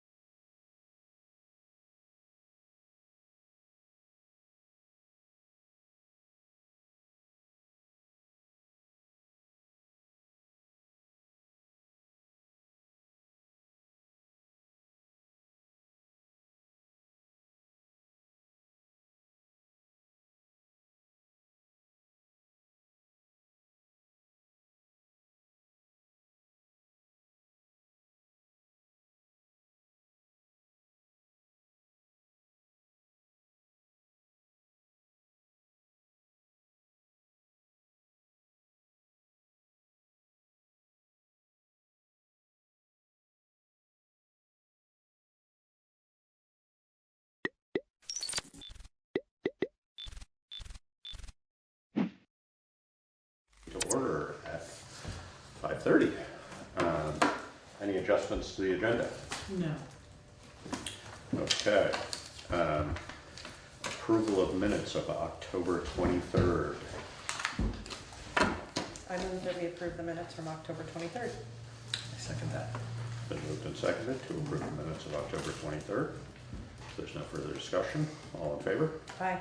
Aye. Public comment on items not on the agenda. You all look familiar enough that I don't think you're just random public. But No, you're special. any comments on items not on the agenda? They painted the lines on Westminster Road today. I noticed that. They did. Oh, wow. Nice. Oh, that's good. Actually, I was just driving that last night thinking, man, fishy without them. Loving this wide lane. Yeah. All right, so we will move on to select board items. So first is 2020 census and school district vote. And that's me. The 2020 census will start in 2020. And Laura, I apologize, you heard the same pitch at the Putney Huddle a couple Sundays ago. It's really important that we participate in the census. I encourage you to tell anybody who asks you about it to participate. $675 billion in federal spending is determined by the census. School lunches, road projects, health care. I don't think that we will have any change in representation to Washington, D.C., but it could affect our local representation, our state senators and our state representatives. Right now we have 2 of each. If there's a significant undercounting, maybe you lose one of those. So it's really important that we participate. The procedure, the census workers are out now around town, so if you see somebody with a tablet, what they're doing is they're going out and verifying every mailing address in Putney. I can't remember, somebody up on Dusty Ridge told me that a census worker had been to her house. They will all have IDs, and we'll show it to you on request. The procedure for the census in general is each address in Putney will get 4 mailings. The first 3 mailings will say, complete your census forms online. The 4th will be the actual census forms, and there is no citizenship question that was taken off. It's just who lives in your household. If you don't respond to any of those mailings, you'll be visited by a census worker to do the count. Speaking of census workers, they're hiring. The pay is $16.50 an hour, 58 cents a mile, mileage reimbursement. There are hiring events at the Putney Library on November 11th and December 16th from 9 to 10:15 in the morning on each of those days. There'll be a census worker there who will be able to answer any questions, help you complete the online job application, because that's the only way they're accepting applications is online. The period of employment will be roughly March through the end of the summer. Full and part-time positions available, so if you know anybody who could use a little extra income, this might be a way to do it. Any questions on the census? We, the municipality, don't have any role. No. Okay. Other than it's important for grant money coming to Putney. Right, but we don't play a role in No, collecting. no, we're just a facilitator, cheerleader, more than anything. Then the other topic was the special school election, which is on November 19th. The polls will be open from 10 a.m. to 7 p.m. We'll vote at the fire station. There's 4 questions on modifying the Articles of Agreement that govern our unified school district. Early voting is on now. You can vote at Town Hall. You can call, email, and I can send you an absentee ballot. Sounds good. Thank you. Thank you. Thank you. Thanks, Jonathan. While you're still here, it's an item not on the agenda, but did you happen to touch base with VLCT about that strip of land? I sent the request, But I have not heard back. Thanks. Yep. Putney Mountain Association, proposal for land. Looks like we've got That would be me. PMA people here. A couple of months, I'm Pat Shields, president of the Putney Mountain Association. A couple of months ago, Ann approached us from the Conservation Commission about the possibility of Putney donating to PMA the town forest. We brought it to our board, and they were definitely in favor of that if the select board agrees. For us, we consider it a win-win for both. We're already stewarding the trails, and we've done some significant work on the trails, both in the Putney section and the Brookline section of the town forest. And I think Geordie sent you, or I know Geordie sent you, because I have a letter, a copy of the tax benefits that it would be to Putney. I would just like to add to that we're definitely open to deed restrictions, especially against development or logging. Normally, when we purchase a property, we use VHCB monies, and then they require us to put a conservation easement on the property. That now is like $20,000 an acquisition. If there was a deed restriction against development or logging, we wouldn't need to hurry to do that. It would be the same, it would, act in the same kind of thing. We would hope that Putney would continue to maintain the parking lot up there, because we don't have the equipment to do that. Other than that, I'm open to questions. When you say it's $20,000, it costs $20,000 to get an easement in place. Do the necessary. Yeah. Okay. All right. And you guys don't do any, other than managing the trails, you really don't do any managing. You manage invasives, but you don't do any timber harvesting. We don't do timber harvesting, no. We'd like to be open to being able to thin trees where it was necessary. We do that on the summit now. And for me, a big advantage, Geordie's gonna roll his eyes at this, is that it has a flat piece of land, and it has the potential. The advantage of the piece that we're talking about. It's flat enough that we could eventually do an accessible trail on it. We've been looking to do that, and we just don't have any other properties that are graded like that. Accessible, and it would just be accessible within that property. It wouldn't give you access to. I mean by accessible, handicap. Yeah, no, I know, but just on that property, it wouldn't access other accessible trails that you already have exist. It would just have a section that was accessible. It would be a section. Yeah, We do not have, we have an accessible trail. Yeah, okay.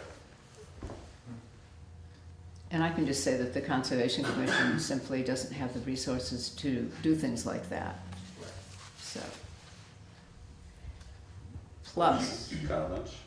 I think it's a great idea. Questions, comments? Let's see, okay, so I would assume, if it's not, that the property would have to be surveyed. Do you know? No, we do not do surveys prior to acquiring a property. Do we have a survey on that? No. Predates the need, yeah. We're currently doing 2 acquisitions in Dummerston, and we didn't get either of those surveyed. Yeah, no, I mean, that's just an added expense. Right. It's a very big expense. I put it that reason that Pat is here instead of me is because I work for the You town have a also, conflict so of interest, yes. I'm here as a lister and can answer some questions, But he did lay out some significant ways of doing it so that we wouldn't have a huge tax deficit the first year. And just because we're in an open meeting, do you want to talk a little bit about that? Because we've seen the details. Right. Yeah, talk about just the nature of the tax, of what the Okay, so, what the assessed value, et cetera. okay, so the Brookline parcel at 85 acres assessed at $104,000. And Putney currently pays tax on that Right. and then gets reimbursed to the extent that it takes to do the Holland Hill Bennett Road maintenance. The Putney portion is $114,200 for 48.8 acres, and that's tax exempt currently. Because Because the the town town owns it. Yeah. Uh, So, and neither of these are currently in current use, is that correct? Neither is in current use. Right. And to be, for a property to be in current use, an application has to be in by September. Right. So it would not be possible to do that with it for this for year. this year. Right. Owner of record is, as of April, whoever owns it on April 1st is the owner of record for the following year. Right. And And technically then they responsible will for the taxes. Right. Typically, when a property transfers at closing, they work out how the taxes will be prorated or paid. Can we talk a little bit about how the trade with Brookline works, just so we know? We're no longer going to be paying taxes to Brookline, and then we have to modify the trade for road work, that kind of thing. Do we understand that? Yeah, so what we do with Westminster right now is we charge them every year to maintain South Windmill Hill for plowing and sanding. We could look at doing that with Brookline as well. Okay. So we're still plowing that side of the mountain for them, but for a small fee like we do for Westminster. So that's how we could get out of that, because right now what we do is they don't pay us, but we swap for the taxes. But we pay the taxes, don't we? And then Yeah. it gets That's what I was- reimbursed? Yes, right. Because we have to, Yeah. they have to Right. collect the taxes, otherwise we'd be delinquent. Right. Right. So we send them a check. And then it basically just gets. Right. It kind of washes one another. Got it. But on paper, that's the way we do it. We have a paper trail. And your assumption would be that all of this would then end up in current use a year and a half or 2 years? As a not-for-profit, we can put it in current use under a conservation category, and Yeah. that's what we would do. And that, I think I saw 117 an acre, is that? No, it's the same as forestry, so it's 145 an acre. The use value appraisal number, 145 an acre is what. So for the total parcel, did you figure out what the taxes are? It'd be 145 times, for the whole thing, 133.8 acres. And then there's an adjustment with our CLA. Right. And I can never remember without looking at the formula if I multiply or divide. So, but the taxes are. The income to the town of Putney would be very limited, but it would be back on the tax rolls. It would be back on the tax rolls, however, what Putney Mountain would pay would be very limited, but the state hold harmless payment picks up the rest of the municipal taxes, and then the school tax, all the current use properties across the state are built into the school tax calculation. Yeah. Okay.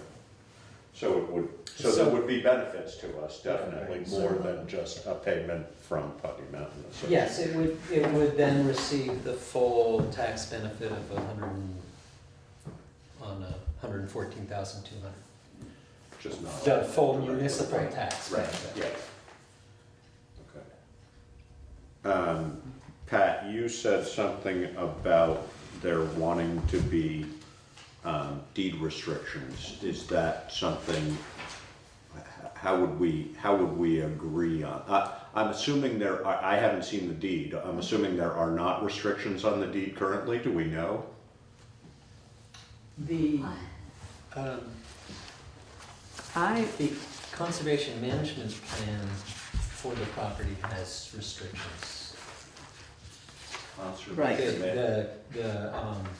For, I don't think they're deed. Current use. No, the Conservation Commission management plan for the Putney Town Forest. Oh, it does. Okay. Has- But those aren't written into the deed. They are not, but they could be. Right. Yeah.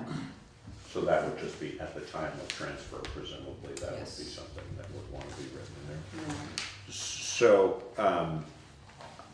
I think I'm right in thinking that this is something we would take to I don't know whether we would do an Australian ballot or by article or how we would do it, but I think this would be a town meeting issue. Yes, this one especially. So I think we would want counsel on how, How to whether approach. VLCT could help us figure out what that should look like as far as an article or. Right.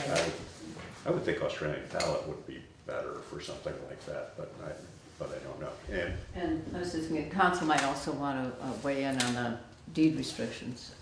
Yes. I was the one who actually, sort of thought of that in terms of the town wanting to assure that there wouldn't be development of the land or logging for profit, although taking out some trees for other purposes as they may figure out. Forest It's fine. management. Forest management, yeah.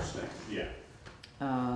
And that way the town would have some control over the future of this piece of land, which very much is in line with what various town meetings in the past and our own management plan call for, which is that it should Well, it be. wouldn't give us, the town.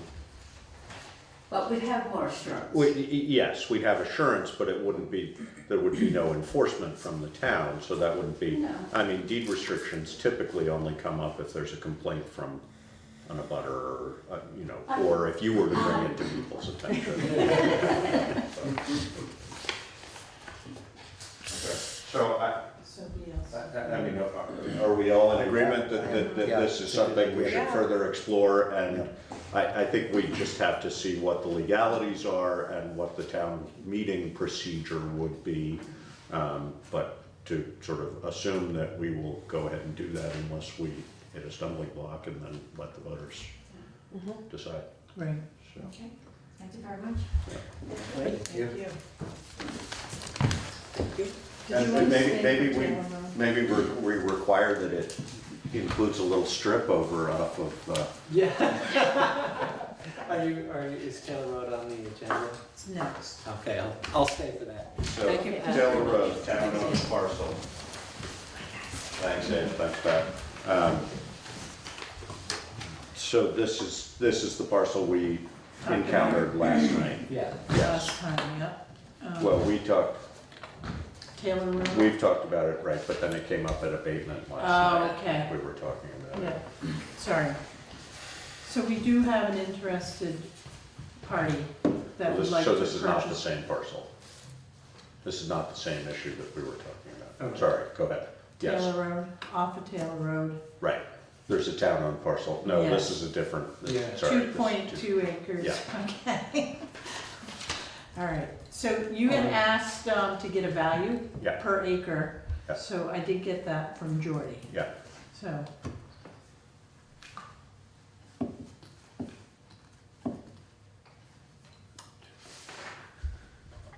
So Jordy, one of those is the RPK management with the 3.3 acres. These are, And then Okay. the town parcel is 2.2 acres. okay, so or 2.3. So that one, the town parcel is currently assessed at 17,300. But if we took the 3-acre parcel just transferred for, it would come down to 11,500 for But per for acre. value. Per acre? No, For the whole per, parcel? yeah, per acre, Per acre? per acre. So that would make it more than the 17? No, Because 2. no, not per acre. Not per acre, okay. Wait a sec, 3 point, It no. says per acre. It says per acre. Oh, it's equal to the, Right. Okay. if you take the per acre value from the more expensive one and prorate it out. Got it. Yes. So the total would be 11.5. Right, but again, not per acre. Not per It acre. says per acre on this note, but It- that, It's yeah, equal that's to, confusing. it's equal So, to the per acre for the adjacent. for the parcel. per acre price paid For the for adjacent the price. So if somebody was arguing if somebody came in to grieve it, they would say, hey, I just purchased this for whatever it was, Right. 18.6 or 19 or Yeah. whatever it was, and that would mean its per acre value is, You I mean, divide it whatever out it is, whatever, yeah. $5,000, and then Yeah. times 2.2, it'll do 11.5. Yes. So if we, well, who decides if we are choosing as a municipality to sell a parcel, who decides the value? Is that you guys legally, do you know, or? We are charged with assessing at fair market value and to be fair and equitable. So,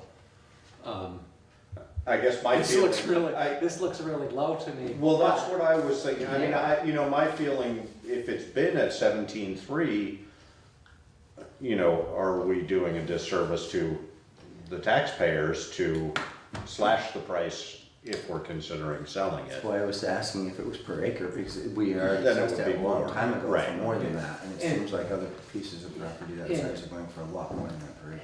So, This is without going out there, this is not assessed as a buildable lot. If somebody put a house on it, the value would jump tremendously, and it should. Right. It should be. And This, is this that one because is it's not land either. grade, Jordy, or?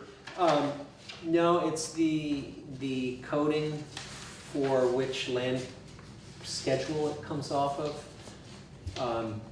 And all parcels should be coded so that they include the value of a house site Of a building. somewhere Right. on there. Right.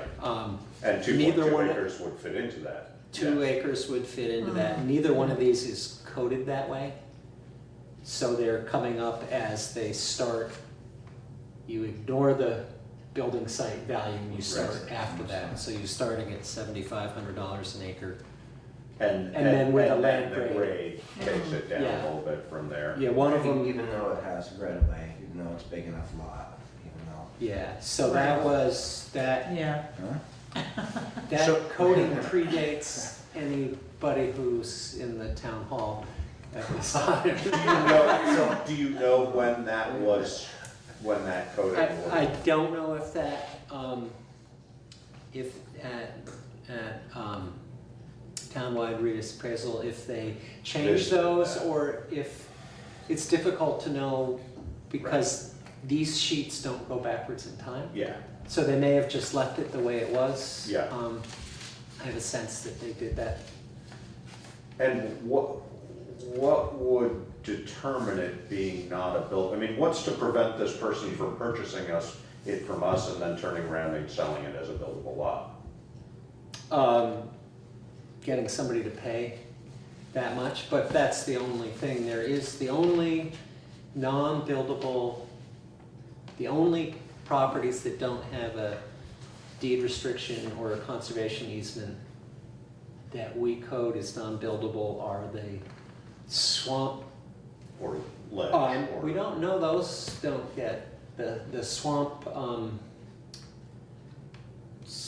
downstream of Sand Hill Road, Yeah, not Wilson Wetland, but yeah. the privately owned other- one. Yeah, And the, yeah. the border of the Great Meadows, where it's floodplain, and it's also, there's a setback requirement from the river to where you can do anything, and that's all wooded, and even if you wanted to build on it, you wouldn't be allowed to. So that is not it's a sort of a technical restriction. So those are the only two I know of where we haven't graded them down to 0, but we've graded them down both really low because they have. So to go back to my question, somebody could purchase this from us, turn around and sell it as a buildable lot. Right, and my inclination as lister would be when somebody buys it to say, you know, you might buy it for this, but we are going to, because we're in the file and correcting things, we're going to correct it and grade it as a buildable lot, and the value will. But then Triple. if they combine, Quadruple. right, but then if they combine it with their other parcel. If they're adjacent, then it stays without a buildable. You get one buildable lot per property. Right. In Putney. In towns where property moves very quickly, it's different, but that's how it works here. This couldn't be reevaluated before sale? That's what I think. It could, if the town, if you ask us to go out and reevaluate, actually that's very simple. Because you don't mind if it goes up. Right, no, I mean, I think that the, you know, whatever the wording was, fair and equitable. You know, I mean, if we're, I mean, we'd look pretty silly if we sold something for 11.5 and somebody, you know, cut 22 trees to make it look more accessible and turned around and sold it for 65, which is the going price for a 2-acre lot, Yes. correct? So. Yes, we would be happy to go, look, it just takes the property owner asking us to go. Do we agree that we would like the listeners to go and look? Do we need a motion for that? Probably should have Yeah. one, yeah. I Have a move what? to, Motion to, I move to ask the listers to reevaluate, what is it, the lot ID number 030235. And where's the address? There is no other 0. Taylor Road. Yeah, we can find it with the. And I second that for sure, yeah. okay. It's been moved and seconded to do a reassessment of the property ID number 030235 in the interest of clarifying its value for sale. All those in favor? Aye. Aye. And I would request that the town manager just send us an email saying We've been asked to Okay. do we've this. been asked to do that. Yeah. Sure. Okay. That would be awesome. Yeah, I mean, I'm happy to sell it at a reasonable price, but again, I think it would be too bad if, I think it'd be really good to get it back on paying taxes, but not if now we have to wait 20 years to get back what we didn't sell it for because it didn't sell for a fair value. right, It gotta land exactly. somewhere in the middle Yeah, and not all the way. The, Yeah. yeah, and majority. I think we're not, yeah. I mean, the problem is we have no idea what a purchaser's intentions would be. I mean, they may just want to make a bigger lot for themselves, in which case its value is much closer to this. Yes. But if it's a buildable lot, and I just It would I still just be think that's a a responsible buildable way to lot, go. it just would be attached. And it would get a house site if they built a house on it. Right. They intend to eventually. But on the 5 acres. If Well, Or keep it sub, or build 2 houses on the 2 They- different they lots. could No, he build only two. wants one house on both lots. So, You know, I think it gives us a starting point and then we Right. can Yeah. negotiate. Can't hurt to get the information. Yeah, exactly. we'll take a look, so we'll go, the listers will go. Yeah, Sounds and good. just to throw another level on that. So I did have a second abutter call me and they're interested in the Oh. property too.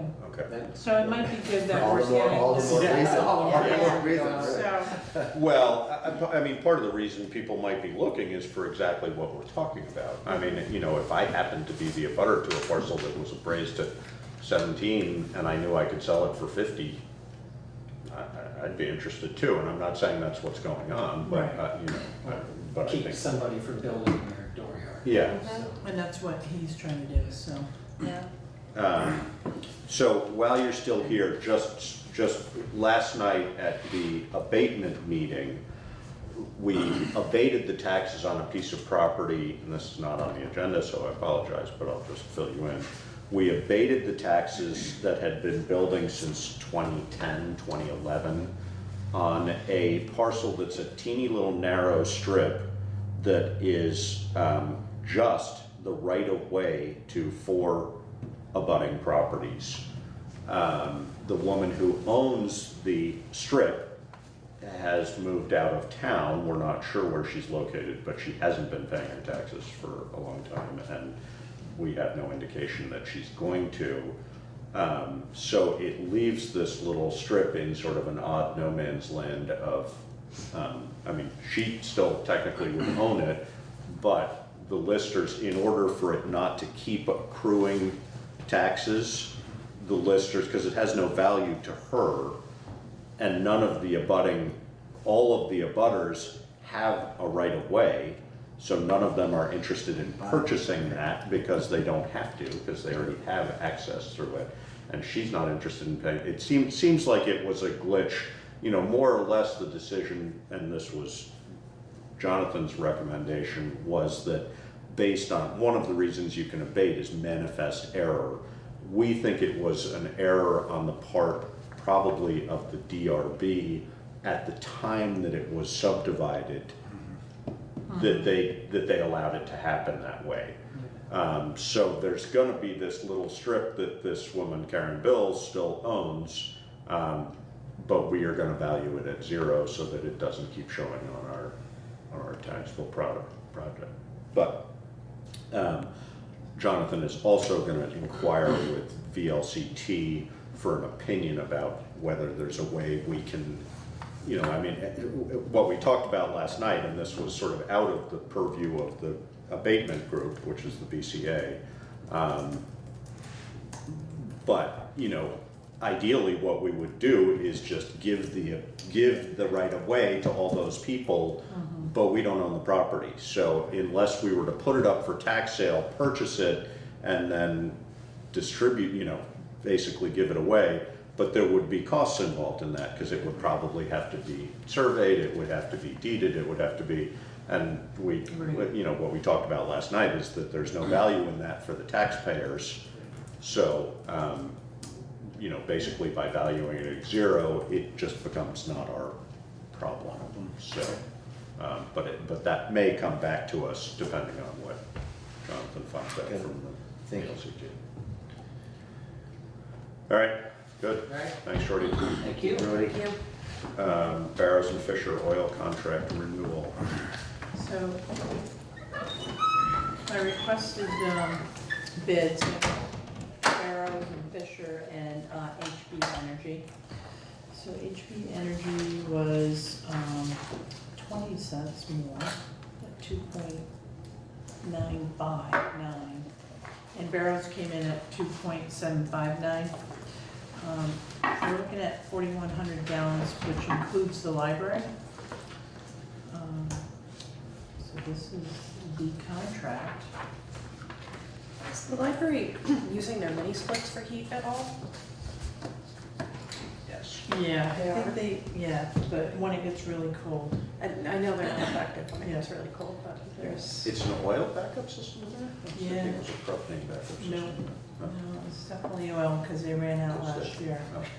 It's not, yeah, Probably not propane then. so, So they use three tanks plus to keep the library Tall ceilings. 3 tanks. warm. Well, 3,000. Is that, oh, that's what it shows, yeah. Yeah. No, I wasn't seeing How big is There's that high building? ceilings. I was There's gonna really say, high ceilings. what's the square footage of that building, do you know? I Just don't curious. know, no. that. Gotta be, three, no, it's bigger than that. Yeah, substantially. I bet it's 3,200 square feet, Okay. something, All right. somewhere in That that makes more range. sense. All right. I would Okay. think, I'm not sure. And they're but- open 7 days a week and. They keep it pretty warm. It's pretty warm in there, yeah, yeah. I'm curious, do they turn the oil heat on and then turn the mini splits on when they come in, or are they, how does that, because there has to be like the most efficient way to do that, and I wonder if they're following the most efficient way to do that. No idea. I don't know, yeah, I mean, in an ideal system, you probably have a controller that does that automatically. I don't think they do either, and you know, that's old enough, all those control systems have been evolving quickly over the last sort of 10 to 12 years, but I don't know, it's a good question. We can certainly find out how they're. I'm curious about that. My house is this big, that big or bigger, and I have no heat pump or backup of any kind, and I burn oil, and I don't burn that much oil. Yeah. I don't keep it that warm during Right. the day. I probably turn it down to 58 or something, and turn it up to 65 for a few hours at night, but I don't burn near that much oil. The other big difference in a building like that, even though they have they have double doors, there's doors opening and closing all day. So, but I think it would be worth inquiring. I mean, we could also look at what their electric bill is and have some sense of the usage of, I mean, it would be hard to tease out the details of that, but. Look at the difference between what we use and they use, and we have a giant hole in our road. So we should be using more than them. But we only really use a small fraction of the actual. And you don't have ceilings that go to levels. No, they have really high ceilings in there. Josh, do you know if the Energy Committee ever did an audit on the library? I would certainly imagine so. So I maybe mean, I can inquire with them. Yeah, I know. I think doing an updated one would be good. Appropriate, It'd be probably. nice to do the comparison, the electric with the oil. Yeah. And the fire department too, while we're at it, because Yes. they also have mini splits now. Right, well, they have the new ones. I know with the library too, in the capital plan, they do have mini splits for heat and air. In the library, yeah, we have replacement costs for them. Right, I mean, they have right. existing mini splits, but. Yes, yeah, but in the capital plan down the road, Right. we do have an estimate to replace them. No, but, Laura's question is an interesting one, because it may well be that on November 1st, they, flick a switch and then it's all, I just Right. don't know how they do it. Yeah. And I'm not sure how one would do that properly if you weren't to do it that way. I don't know what I mean, I guess ideally what you would do is just set the oil heat 2 degrees lower, and if it got to that point, then it would Right. kick in, but Yeah. I doubt, I have no idea. I don't know either. So is that an energy committee like task? But we don't have one. No, we So, don't, but let me ask Morgan or Elizabeth. She might know if an audit was done. Elizabeth Stead, yeah. I don't know whether she was involved in that point. The person who probably would know would be Daniel Hovis, but yeah. But Morgan otherwise, Casella?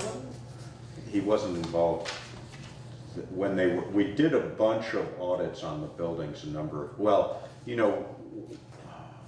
the other person who might know, Karen, would be Wyndham Regional, because they did for the Wyndham Wood Heat Initiative. Yes, I remember that program. Yeah. And I don't remember whether we looked at the library or not. I'll get a hold of Mary Ann Major, But they might because she know, does the so. energy down there. Otherwise, I mean, we should, if there was an audit done on it, we should have that record somewhere here. Trying to find it. Right. It'd be easy. So looking at the town garage too, because we went to propane over there. Right. I know Tom's got propane at the firehouse, he's got the mini splits, he's got oil. So I think we need to be looking at all the buildings. Yes. And doing a comparison of 2 years, 3 years? Just to get an idea. But the fire department has recently gone through changes, and the town garage has recently gone through changes. Yes. So those comparisons would be super complex. Yeah, I mean, yes. But we can get a year. Yeah. We could get a sense, idea. we could get a Information. sense, definitely. Right. No, I mean, the town garage is gonna be almost impossible, because they just ran a wood stove all the, we have no measurement of what volume of Yeah. fuel they were using previous, and I can only imagine they just hemorrhage heat out of that place. Yeah, But- open the door once. Yeah, Oil, exactly. propane, electricity. Electricity is gonna be big, and I did notice, like, it was up in all the budgets Yeah. for the fire station and the garage, and I'm like, Well, it might be time to look, I can't remember exactly when, but it might be time to look at our power purchase agreement and what the sort of bounds of that are. for the solar. Exactly. We've been going over that the last 2 years. Morgan Casella looked at Right. it, so we aren't getting our 10%, but you're right, because every month when I see GMP bills and then I see the next Sun bill, I just like cringe. It's just like astronomical. I don't get it. Well, I mean, that's what we should essentially ask. Yeah. We should ask next, what is it, next Sun? Next Sun. We should ask them to come and explain it to us. Yeah. And- I don't have a problem doing that. Yeah, I Yeah. mean, I think that's not unreasonable, Yeah. and it may be, I mean, that must have been It's 7 years ago, 6 years ago, at least, I would think, something like that, that we did that. It wasn't too long ago. I want Was to it say. 5 or 6 I maybe? want to say 2014. So 5 or 6. Yeah. Yeah. It's fairly new and it's long. That agreement is long. But We should just look at it and see Sure. why it, because it should, I've been looking at it, and unless I just really don't understand and I'm not pulling the right numbers, we're paying more every month. well, that's what I'm saying. We should look, I'm not saying we should look at it as in we should look at the piece of paper. I'm saying we should look at the agreement and talk to them, and if Right. You're we're saying our not. rate is going up each month? You're No, saying like- our usage is going up each month? No, our Well, bill, you- we pay more with the solar than we do if we didn't have it. So, from what I can, Which certainly is not what was sold to us. Right. But that's what I mean. We should, Yeah. there should be some sort of a reconciliation. Is it not being accounted properly at GMP? Is it not being accounted properly at Nexsun? Is it, did we get screwed in the first place? yeah, we've been tracking I don't the know. billing every month. Right. And that contract too with Nexsun, so that wasn't the original contract, so. It was sold. It was sold. Right. So you're already into a different company, but Morgan Casella can wrap his head around the whole thing. And he's explained it to us, and we still look at it and we're like, there's something wrong with But it. has he explained it and said this makes sense and we're doing okay by it? Or Yes, has he yes. just explained No, it? he says we are getting what we signed on to in the agreement. Did we So- know But what that we signed doesn't on to, matter. or did we sign on to? But it's a net metering. I mean, we only get 10%, and then everything else is going out to other towns, so it's, I would like to see us I get, don't remember it well enough to. yeah, I the would like actual to see us get more, or at least get the buildings that are using the usage. So, and there's certain buildings that, like the water treatment plant is on that agreement, firehouse is on that agreement, and some of the pump stations. So we're limited, we can't even put all the buildings on there, because we only have a certain percentage that we can buy into, basically. Well, we should just look at all the details of it and say, and again, I'm not saying you guys aren't doing your homework, I'm saying No. there might be more, we also may have the opportunity to renegotiate it if it I makes sense. think I we have should. no idea, And I wouldn't be surprised that we could terminate, but I don't really know. Well, that's why I was saying also, because, many of these, you have an option to terminate at 7 years. Right. And I don't remember whether, I know that was a topic of discussion at the time, but many of them are also based, because the tax credits, the benefit for the developers who are making them, the tax benefits tend to drop off at 7 years, so there's often an opportunity to renegotiate at that time. Right, So right. we should just find out. And, Yeah. and it may be that But it, you know, I can if talk we're not to Linda coming, if we're not Reno. coming out ahead, we should figure out why we're not coming out ahead, because the whole idea was to come out ahead. Right. You know, the other thing I think we should be considering, and right now we probably don't have this option, but for example, you know, the roof of the fire station is a pretty ideal spot for a bunch of panels, and you know, a building like that that's already using a bunch of electricity, you know, that might be an opportunity. Right. They're not allowing this, we're saturated, the grid Right. here is saturated. However, if it's under, I want to say it's either 10 or 15 kW, then it doesn't fall into that category. You know, we might be able to do that on that building and, and not have it be a problem. But somebody, we were talking last night, Pete Stickney, John and I were talking last night, and Morgan was apparently had said, you know, down below the highway department is where we should have our own array. We explored that at the time that we did this, and it didn't make sense at the time. Right. But I don't think we'd have the opportunity to do that until the grid opens up a little bit more, which seemingly GMP has no motivation to make that happen. Yeah. So I don't think there's going to be any new big installations in this area for the foreseeable future. Yeah. But we might be able to put a couple small ones, you know, we could put something on the roof of the library, the roof of the fire station. I don't know, I mean, since we're a municipality, they might count them all the same and not allow us to do that, but it would be worth looking into. Yeah. So. Energy committee. All right, so, do you but want- back to Barrows and Fisher. Yeah. So, only 2 bids. You comfortable that that's the best price we can do? Yes, right, at this point, we don't have a problem with Barrows either. I mean, they're local, they're, you know. Right, we've done well by them. And, yeah, and the library ran out, you know, they were right there, it was a weekend, you know, so filled them up, got them started. Although, I mean, residentially, I got quoted at 2.99, so, yeah, I don't, it fluctuates. It was 2.45 last year, Josh. Right. So, I mean, I paid less than Dakota in September, but I bought a bunch and bought it ahead.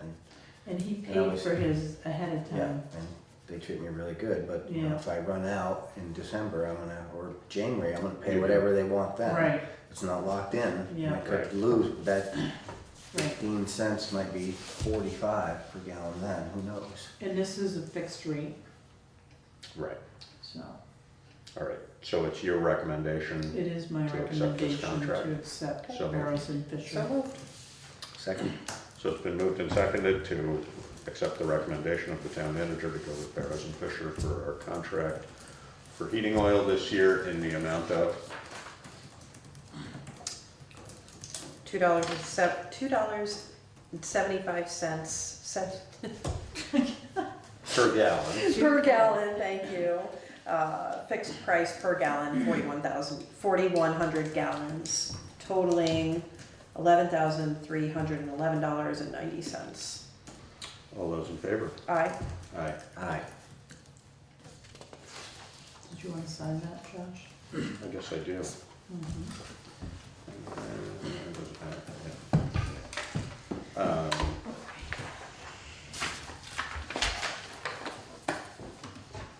My signature isn't nearly as neat as hers, though. Let's see, and it is the... Six. No, November. it's no longer 10, is it? I've been doing that too. I did that today. Yeah. Wishful thinking. Tomorrow after the snow, we'll know it's 11. I think it's gonna be freezing rain. Yeah, nasty.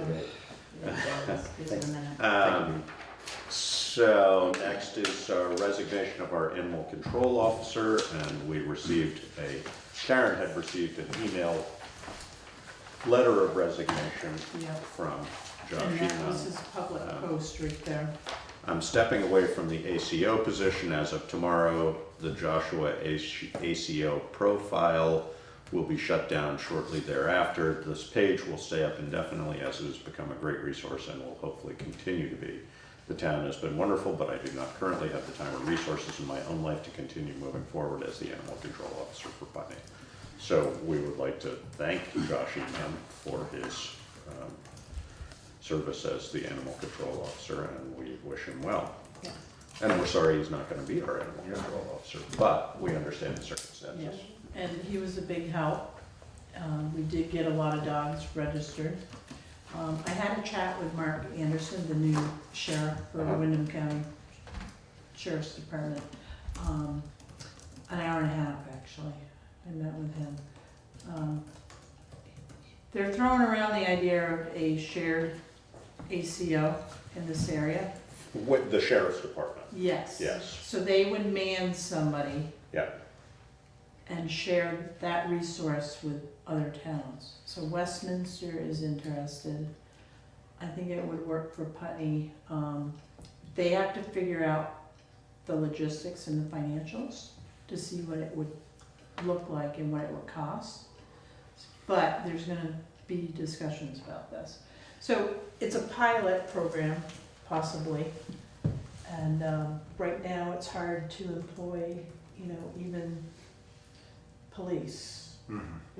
So it may be tough to get somebody for ACO, but the ideal person could be, somebody that's semi-retired, has some police background, definitely animal background, but it's in discussion. And I think it might, if it starts, it may grow. That's the intent. We've certainly been pushing them that way for a long time, and this speaks to our discussion of last time of how frustrating it is that we don't have, enforcement is non-existent, Right. we just don't have the ability to enforce, so. And somebody through the sheriff's department, they could do all that. Yes. Yeah, they'd be more empowered. Right. I think it would be good for us to do an exit interview with Josh. In conversation with him, he brought up a lot of different aspects of the job that he found difficult, and I think it would be good for us to understand those difficulties going forward in conversations with the sheriff's office, so that whatever they choose to do, if we're signing on to it, we are able to mitigate some of those concerns in advance. He said that he sent me copy of what his texts look like, how often he was getting them. He was getting numerous calls. He had calls going through the dispatch at his work. Yes. He said that Karen was very supportive, but he felt like he didn't get the support he needed, not from you, right. Just in general. Yeah. That he never had a day off from it. And unfortunately, that's something that I feel like if we had been in more communication with him, we could have helped him set those boundaries, like shut your pager off for 2 days and take some time off, because it's important that you're taking time off. But I just think it would be helpful to us to know what the challenges were and what worked. It might, that sounds like a good idea. It also might be helpful from an educational standpoint. When we don't have an ACO, we don't get calls every day about animals. So, what was he doing that attracted those calls that we could either maybe help with an educational aspect or just setting limits on, do not call the ACO unless, A, B, C, D. And I've never looked at, the site that he refers to, I don't know how he had that set up, if he was inviting that, and that would be much to his credit, but it also may have been part of what overwhelmed sort of him. the downfall. Yeah, absolutely. Because again, when we don't have somebody in that position, we don't get that. We get calls, but not that often. Right. So. He was getting calls that would have been far more suited to the game warden, calls that frankly even the game warden wouldn't do. Yeah, exactly. Yeah. So all the more reason that it would be great if Windham County did something, because it's absolutely organization, enforcement, and they're getting calls like that anyway. So and ultimately, many of these things. I think one of the things that's stressful about it is the people you're dealing with. And, you know, when they really go sour, the sheriff's department is going to be there anyway. Yeah. So, you know, better to have them be the ones that know why, you know, Johnny hates Joni's dog from the last 22 years, you know. Who knows? Right, yeah. No, you're on target there, Josh. They would know when to call the game warden. This is really a game warden issue. And Yeah. Right. They would have a main line right to it. Yeah, Right. yeah. And something that I wondered, if we weren't to end up going through the sheriff, if that weren't to work out for whatever reason, would it be better to build a team of people that were doing this, that could sub in for each other and coordinate with each other and bounce issues off of one another, and maybe have more area and people knowledge just through a group, than have one person doing it? And I realize, you know, filling We can't one even find position one, is hard. exactly. But No, sometimes no, when you you're create right. a team, you Strength attract in more. numbers. Yes. Yeah, no, it Yeah. could be. So it just was a thought that. No, and I, you know, I mean, I know I've said this to you guys before. It's amazing. I mean, this is like, this pattern has happened. Yeah. You know, I've seen this 15 times over the years. So I've Yeah. just, you know, Yeah. it's rare that the only person that lasted more than 6 months-ish was Henry. Yeah. And Henry wasn't even really sort of officially doing it most of the time. He was sort of the default guy. Got it. But it's that background in law enforcement Right. and the ability to know the people involved and so on and so forth that made a huge difference. But no, we just never can hang on to somebody for this position. Yeah. And I think that's twofold. I think it's hard and there's no money in it for people. Yeah. I mean, there's some money in it, but not a lot, you know. Sheriff Anderson stated the same thing. Yeah. You know, if you're gonna have somebody in that position, you have to be able to pay them fairly well, Yeah.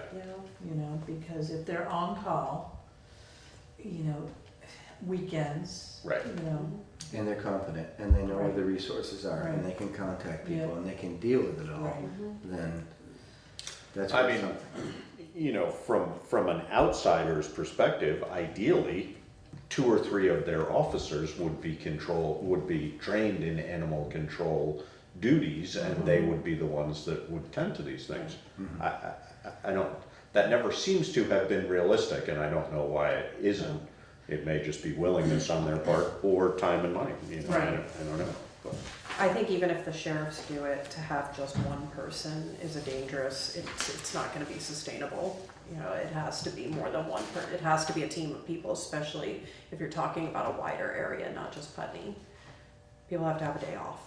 yeah, Right. no, I agree. I mean, but again, if you're not, with a wider area, yes. I mean, the reality is in the town of Putney, you know, in times when we haven't had somebody, you know, I mean, there are years that we only get 6 calls in a year Right. for the animal control officer.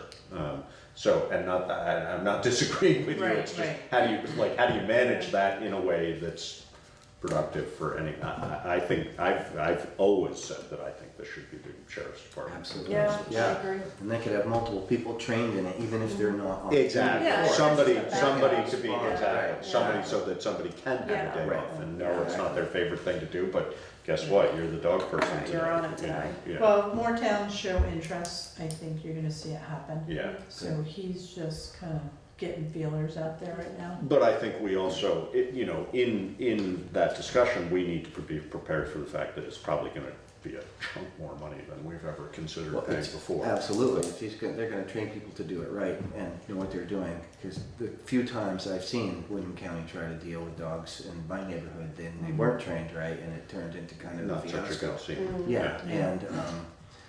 and it's gonna take some money, Yeah. resources to make it happen right if they're gonna do it.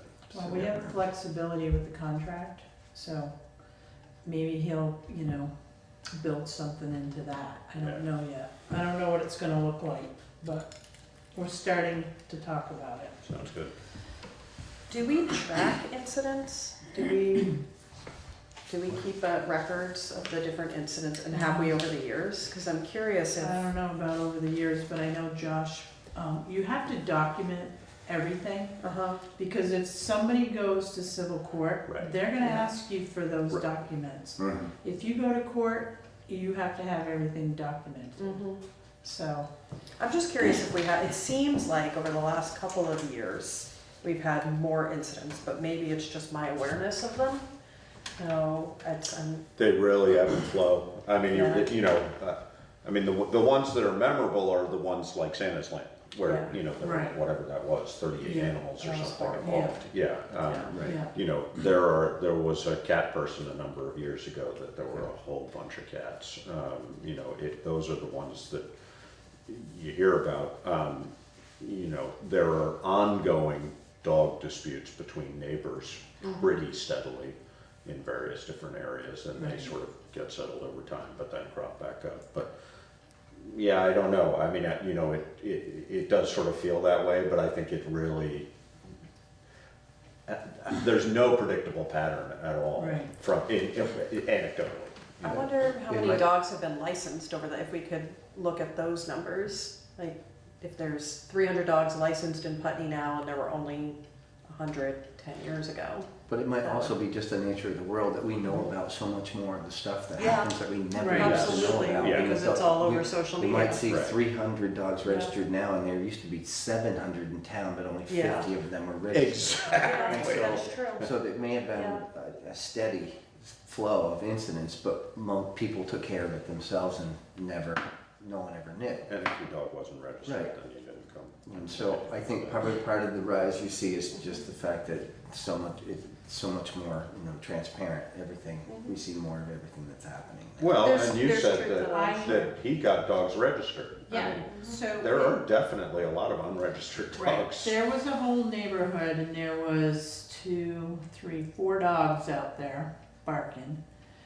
And finally, I just had enough and I wrote a letter, certified letter, and I said, you don't get in here and register your dogs, I'm gonna $250 fine. And they came in and they registered their dogs. And I think this is still included in statute, although maybe it finally got archaically dated out, but we used to approve what was called shooting of the dogs, which meant that if dogs were unregistered, we, the town, had the authority to shoot them. Ugh. Yeah. I don't think we have that authority anymore. I just think- from my, I hope I'll we bet don't. we do. You I bet think we do so? too. Yeah, I read a absolutely. lot Yeah. on If you don't the. take the responsibility to register and deal with your dog, and it's a nuisance to anybody else Right. or wildlife, absolutely, I bet we Yeah. do. Yeah. Oh. Yes, Okay, so well, having an ACO has helped us because we do have more registered dogs than we would Right. in the past. And we don't know, so people move in, they have dogs. Right. They don't tell us, so. Well, and that seems to be the problem also, Yeah. and we talked about this a little bit last time, but it's those transient dog owners. Yes. That the incident at Katie and here. Mark's I was still don't know transient, who owns and this those was dogs. transient as well. I was wondering if there's any more information on that. No. Nothing. Nope. And the one, a year and a half ago where the dog got killed or got bitten so badly that it Yeah, needed to be yeah. down, Yeah. that was a transient dog owner as well, and I'm not sure we ever really figured out who that was either. I mean, we had the person who was responsible for the dog, but I don't think it was clear who the owner was it, or was it? Well, there was 2 dogs involved. In that You're one. talking about here on. When they got bitten right Yes. here, yeah. So 2 dogs, one lives up off of Aiken Road and then the other one does live on Kimball Hill. And is registered. It is registered now. It also is on a leash and a harness and has a muzzle now. Because again, that was another registered certified letter Right. that this is This it. was the decision, yeah. I'm sorry, I don't, it's Well, like there has to be some kind of enforcement. responsible, to that. There has to be accountable some kind of owners enforcement to is that. what, if you own dogs, you Right. gotta, But that's the enforcement issue that we keep Right. getting back to is, Yeah. you can say it's gonna be a $250 penalty. Yeah. If they don't pay the $250, who's gonna go out there and enforce it? I wouldn't want you showing up at my house. Give me my money. The other thing I wonder, and I don't know how this is probably statutory, but it may well be that any fees collected from animal stuff can go into paying for an animal control, I don't know how that works. Right, so, yeah, and Mark talked a little bit about that, Yeah. Sheriff Anderson, Yeah. excuse me. So, and he's willing to come to a select board meeting anytime to discuss anything, Good. okay? All right, Moving on. moving on to your section. All right, so, well, you're involved in this, Laura's involved in this, so a lot of meetings going on, a lot of stuff going on in the village right now. And I think it's important that the community hears about it, realizes it. So Discover Putney, we had a meeting at the general store, there was quite a few people there, state representatives, Wyndham Regional was there, a couple people from Housing and Commerce. So Discover Putney is trying to get signage, so basically getting people off of 91 north and south and coming into the village district. So V-Trans was there. So it's really difficult to get signage on 91, but there's some options, we discussed them, and I thought it was a productive meeting. And I also wanted to mention, because we did have a discussion about Route 5, because it is a state highway right now, the town can, if it decides, to take over a portion of it. Which would mean that we'd have more mileage, road mileage, which we could get more funding from the state. And we're open to being able to put signage, put crosswalks, because right now everything is restricted by state regulation, so, and guidelines. Would that have affected the bridge resurfacing if we did actually take over that part of the road? That's a good point, David, because that would be a town expense at that point, if it went up that far, Right, right? right. Because right now it's a state highway, so the state's dealing with the project. We I don't wonder know what- yeah. about what section of Yeah. road we want to Yeah. take over. Well, I was just gonna say, are there Maybe we should parameters not have this around that? discussion until after that surface. Or at least Yeah. not active. No, but that's a very legitimate point, you know, that I didn't think about that. Well, and beyond that, everything, we're responsible for the roads in every way if we take it over. I don't know, I don't know whether that's true or not true. I'm not sure. I mean, what I know we would be responsible for is winter maintenance. Right. But I don't know whether, I'd be surprised if we take it over that we become responsible for structural maintenance, but It's a who question knows? we should ask Yeah. before we. Yeah, no, because I mean, I'm for trying to example. remember if- where I heard that, but I That thought I we- heard that that we may would, well be. that it becomes our road. What are the other potential No. benefits if we did, besides being able to control crosswalks and signage and that kind of stuff? What would we gain if we did do that? A little more reimbursement. Right, from the state. And anything else that we're hoping to get? We're trying to encourage business in towns, so signage is important. What else? Right. I think crosswalks are really important too, because the more walkable you make the town, the more viable you make it for business. We control speed limits then? Yes. Yes, Do we yeah. control, what else? Do we not already control speed limits on Not that? on Route 5. Not on no. Route 5. Oh, so we couldn't even, in our conversation about creating a village speed limit, we wouldn't even be able to do that. Not on 5. We could petition the state. I Okay. mean, we Oh, did without that. petitioning We the did state. that before. Yeah, I can't remember exactly how it works, but we had this. We motivated the decreasing of the speed limit as you come down from the north on Route 5 a number of years ago, because people constantly complained about it.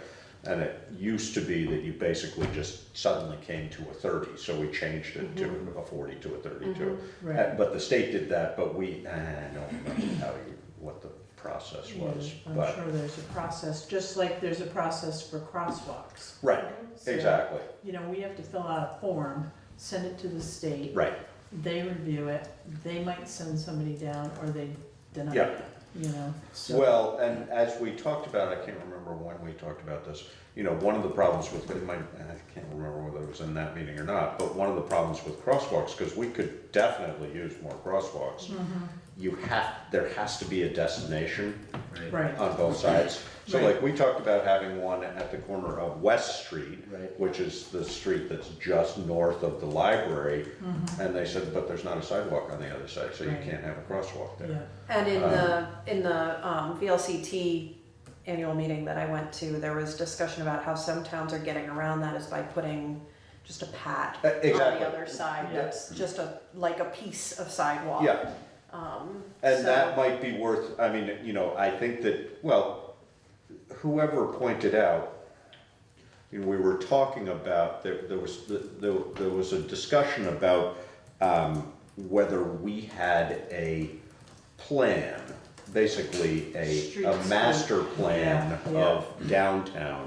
Yeah. And the reality is we have endless drawings and details and so on and so forth, but we've never really come up with a plan. No. There's planning commission that encourages this and that and the other thing. You know, my own personal feeling is most of it is privately owned land and we wouldn't have the ability to do a whole lot with Right. that. But what they were saying in discussing whether we should have a master plan and something like the detail of taking over the road is that it's really an economic decision. Right. And so, you know, you look, there are grants available for exploring whether you want to do, you know, basically a feasibility grant Yes. to say, do you want to think about doing this? Right. If we can get that money to explore it, Right. you know, we get one more glossy folder in our shelf and, you know, that might be to our benefit. Right. But something like that, That's a great segue, Yeah. because that's actually Gold what Depot. we Yeah. talked about at the sidewalk meeting Right. that we Yes. had, at the crosswalk meeting that we had, was Oh. applying for this grant that would give funding for a feasibility study to examine Route 5. Give us and- options. that would be the question. I mean, you know, and I think that the bridge surfacing is an excellent example. Yeah. You know, I mean, if you say, okay, well, we're gonna have to surface that bridge to the tune of $600,000 every, you know, 18 years or Right. whatever it is, Right. how does that play into it? I have no idea, Yeah. you know? But if we can But- get a grant that covers most of it, then. Right. Maybe, yeah, no, I know, no, but, Figure out, if we wanna put a sidewalk down Old Depot Road and then we get you know, a crosswalk there by Swirl, and then, you know, where are we headed is, you know, when Winds are gonna build another facility down there, are they gonna do that? How's that gonna look, you know? How do we project forward? What's the best way to do that Right. economically without a plan? Yeah. So we need a plan. That was all Yeah, well, discussed in this, yeah. I mean, I It think all we. ties together. But yes, it does all tie together. Yeah. But what I found particularly interesting was how clearly that guy, and I don't know who he was said, this is an economic decision Yeah. for you. Right. You know, he Right. said, Yes. you really have to weigh the costs and the benefits of all of the ways you Yes. think about this. And, you know, I mean, that makes perfect sense. I just never really thought of it that Yeah. way Right. as far as what the potential value for us is. But, no, you're very right. I mean, you know, sidewalk down, then you come across the Swirl. Well, I mean, there's lots of people who walk on Old Route 5. You know, Right. there was in the original phase 1 sidewalk, there was a sidewalk designed to come on Old Route 5 as well. I've had 2 or 3 people ask me, When when are do we we gonna have a do that? sidewalk on Route 5? You know? Cough up the money. So, but there's also, if Wyndham and Windsor is going to, you know, there's talk of this happening, if Wyndham and Windsor is going to build near the co-op, there may be an opportunity to encourage them to help with some of this. Yeah, I mean, most of what they would help with would be finding grant money, I would think. But yes, And to include it all, incorporate it all in a plan, in a in long-term a larger plan plan. Right. for the Yeah. village. Yeah. You know, even though that's outside of the village designation, which is it's Certainly still- of the historic, is it? Yes. But it's zoned, it's village residential for zoning, Yeah, so. it's outside of the But historic. it's not in the yes. historic district, right, so. Something that came up at this meeting, at the pedestrian crosswalk meeting, was that studies show that resilient, healthy communities take the time to plan things like this. Yeah. And so us thinking about it and talking about it and possibly going after grant money for a study, I think is really good The action. feasibility study is first and foremost, and the planning is 2 to 3 years. Mhm. So. Yeah, none of it. And I think that feasibility, you know, the other thing that becomes a big part of that is who benefits from it and how does that affect all the taxpayers? Yeah. And that's, you know, and that's always the controversy, you know, I mean, Yeah. certainly our neighbors 2 towns to the north have demonstrated numerous times that village expenses versus town expenses are huge issues. Yes. And, you know, Yeah. just, you know, over the years, Reed Miller coming in and talking about paying the bond on the sewage system, which they're no longer paying. It's just so But- interesting that you pulled his name out, because he popped through at the end of that meeting. Oh, is that right? And made some comment. Yeah. So. And those are important comments. Yes, I they mean, are. you know, because Yeah, there's they are. a lot of people, I mean, Yeah. a guy that's never been in the library who might want to stop by there sometime. Yeah. You know, Yeah. those are big numbers that They're we talk about and important, they yes. impact people. I think that, as you accurately pointed out, what many people don't understand is the relationship between grant money and actually getting this kind of stuff done. The biggest eye opener for me, absolutely, was figuring that out when I came here. And then the next thought was that, you know, for this community to work, we need more businesses. Right. And that's it, we need to make more money. And how do you And how do we do that? And we Yeah. certainly need to let people know we are here if we're going to buy businesses. Right, I mean, right. really, Yeah. I mean. And that's what we're planning right now. Right. Yeah. So these discussions they're critical. Yeah. And, you know, there's a lot of people wanting certain things and they're big groups of people. And people are, you know, so this is really good. Well, I mean, you know, somebody commented to me on the possibility of there being, and full disclosure, I am a partial owner in the Putney Gateway's property, but somebody just made the comment to me, oh, if Wyndham Windsor were to be there, we're really turning Putney into a bedroom community to Brattleboro. And I just found that a very interesting statement. I you know, in some ways, we already are a bedroom community to Brattleboro. Exactly. We've been a community since the late 70s. But, you know, I mean, what helps us economically tremendously is the private educational institutions that are here. Yeah. You know, they bring in a lot of business, a lot of money, and a lot of residents that otherwise would not be attracted to Putney. And there, you know, there's pros and cons to that. Yeah. But those are the kinds of questions when you're looking at a bigger picture of what's going on in downtown. You know, who are we affecting and how and so on, and just, you know, the sidewalk up to Landmark. Right. I mean, that's a whole different. I think it's great. I mean, I did drive by it at night for the first time the other night, and I have to say those are unfortunate. The lights on Vinegar Lane that they shine, they're great on Vinegar Lane, Right. but they should be all downlighting. I don't know how that. I don't Maybe there's some understand kind how of that shield happened. that can be put over it. I'm surprised There's a that shield wasn't in designed there into already. it. Okay. Yeah. It's just not. It was added. And the wattage was dropped. It was It much was brighter. dropped. The first time Yes. they came on, I went there and I went, wow, this is good work. I drove down Route 5 and I couldn't see the road. All the bugs in Putney will go there during the summer. Well, but to add to the comment you had, Putney used to be a far more vibrant business community. There were four functioning stores in this town and many more restaurants and way more businesses. And I think for this community to actually thrive, we need to get way more of that back. I think the schools help a lot, seeing it in a bigger picture than I used to. But we need, you know. It's Right, no, I mean, living. No, I totally agree with you. I think that what keeps demand for, well, I mean, you know, what keeps real estate moving in Putney is the educational institutions, because there's demand, because there's a lot of people, amongst other things. I mean, you know, definitely. But I agree with you, the problem is, in the internet world, Yeah, Amazon's really hard to beat. it's retail is just a losing prospect. Yeah. You know? So it has to be more service oriented and. Right. Yeah. restaurants, laundromat.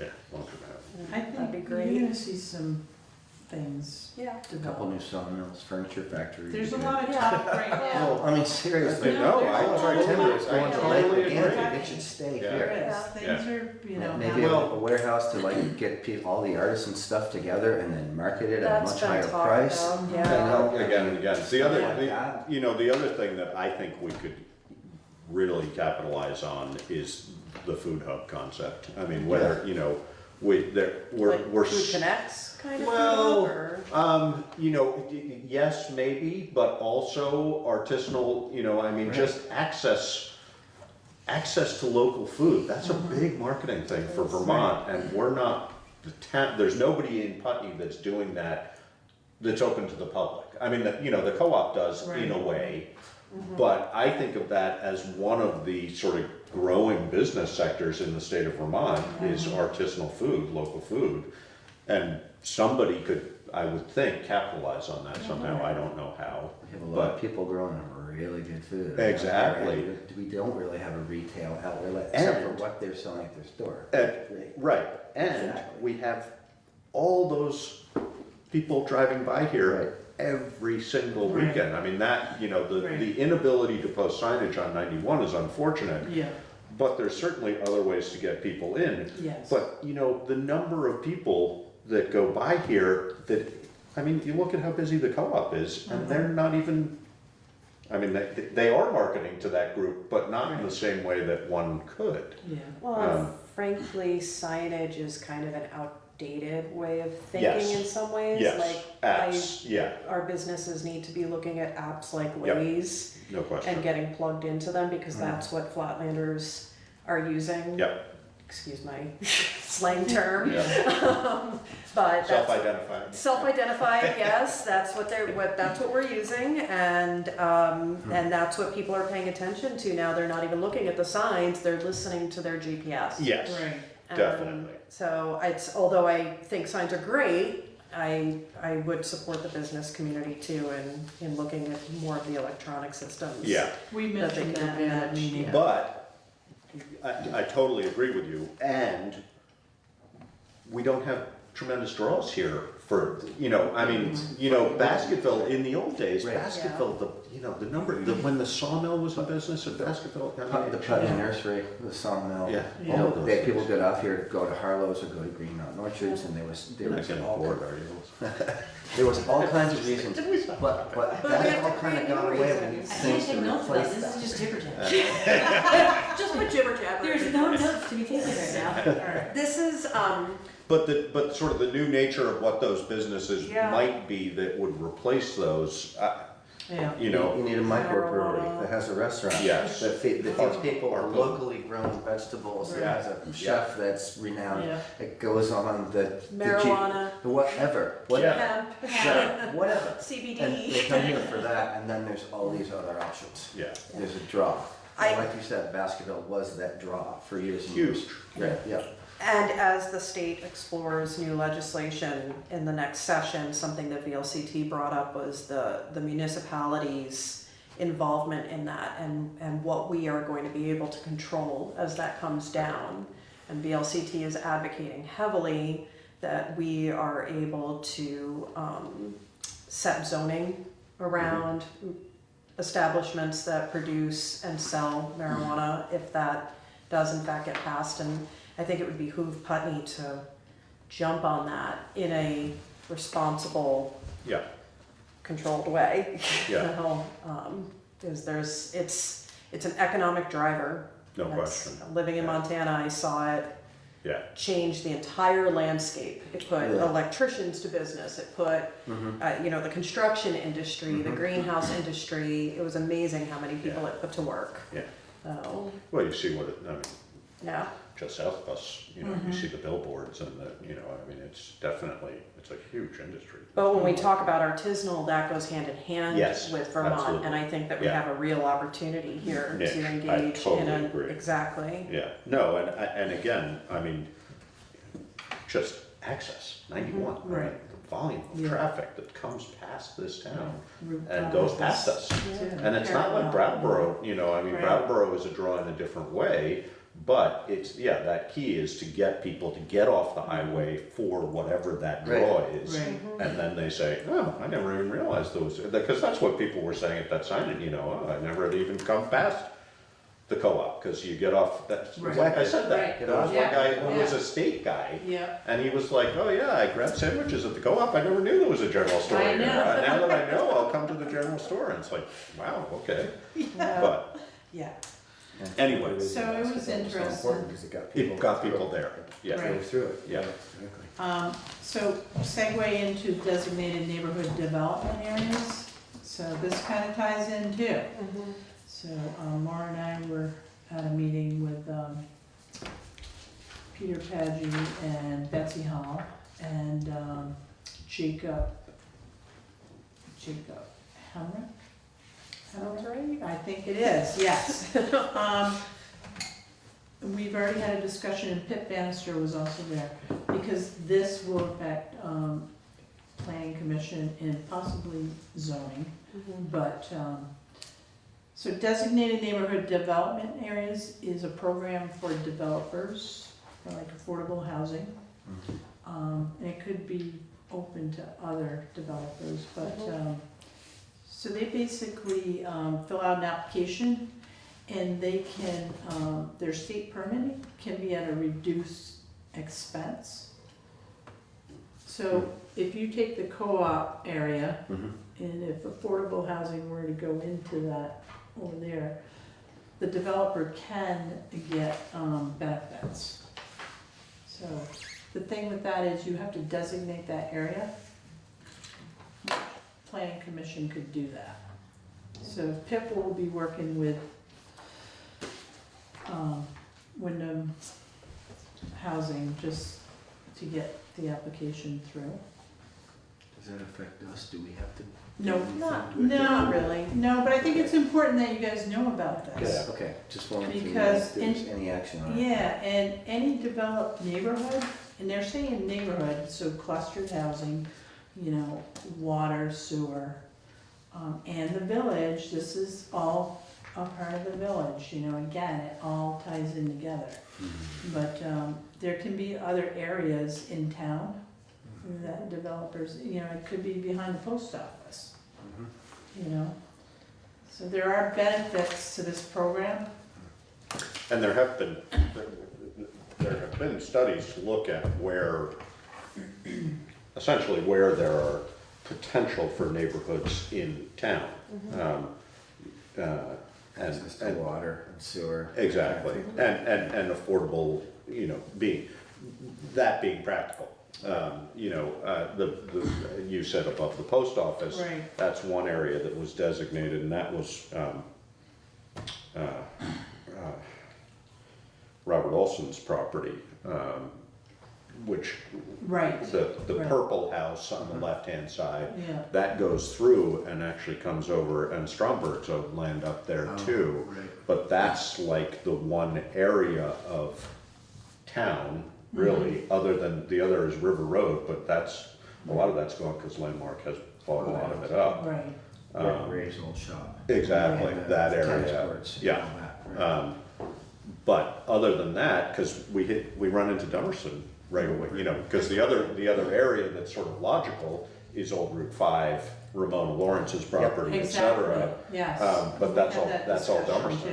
too. Yeah. You know, but Yeah. that's, we've talked about that for affordable housing in the past, but it's not Putney. Yeah. But there is, I don't know whether you've seen that study or whether you've seen that study, but there was, I can't remember whether it was Wyndham Regional. Pip would certainly know what it was when they looked into all that, but. He's a wealth of knowledge. He is. No, what an asset. Yeah. The thing that I found most exciting about this conversation, or at least the progression of this Wyndham and Windsor, this possible project with Wyndham and Windsor, is the way that they're working with the farmers market and the community garden. And that just to me is so exciting when you think about community planning being built around things that are already in the community and really important to the community, and that bring affordable housing into And incorporate it. Yeah, Yeah, and I really admire the way that they've gone about this up to this point. Yeah, no, and, you know, having sat on the VHCB, you know, it's very clear that A, the organizations that are good at that are the successful organizations, but B, the most successful projects in any organization are the ones that do that well. You know, both from a PR perspective, but also just from a planning, you know, hey, this makes sense that we would want to be here when we're doing this, that, and the other thing. Right. And the other thing is they have access to money that we don't have access to. Yes. Or these kinds of things bring in access to money that we don't otherwise have. We, as a municipality, can benefit from grants. Yes. By supporting this neighborhood Right. development. Yeah. And down there by the co-op, I mean, if that happens, you know, we may have to upgrade the pump station. So that helps us.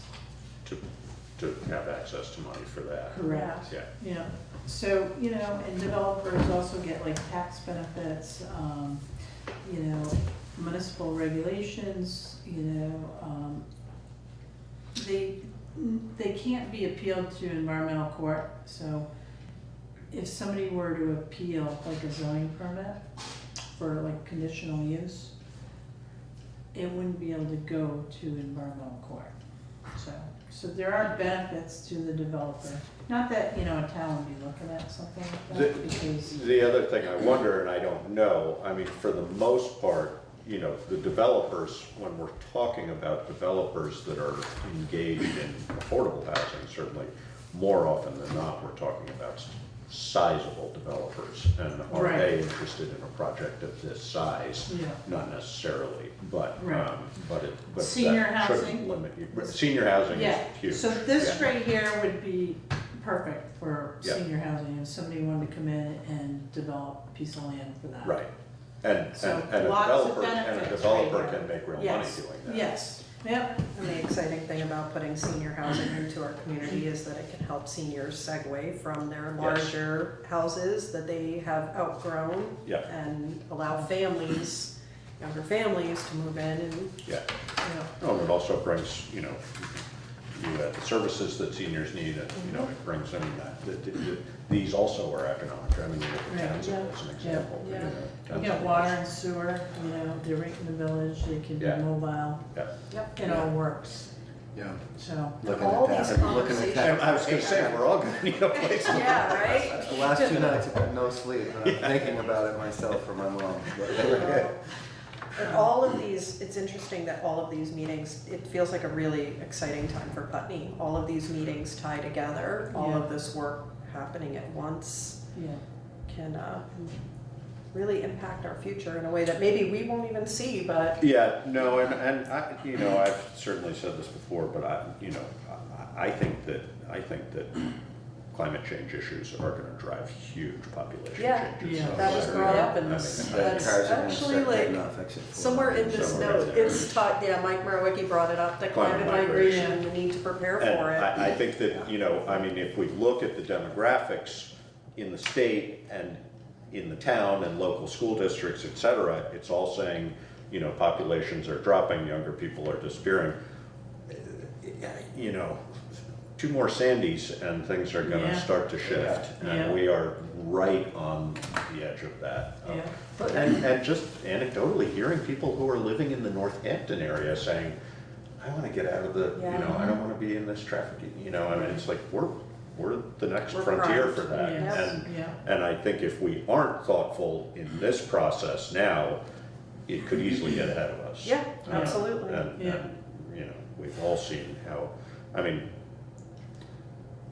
I went down to Princeton, New Jersey 2 weekends ago, and it's like, oh my God, it's just depressing what, you know, I mean, my grandparents lived there, and just seeing the difference in 50 years of what a neighborhood becomes if it's not really well, I mean, Princeton town is beautiful, but all around there, it's just sprawl, endless, and we're right on the edge of it. Yep.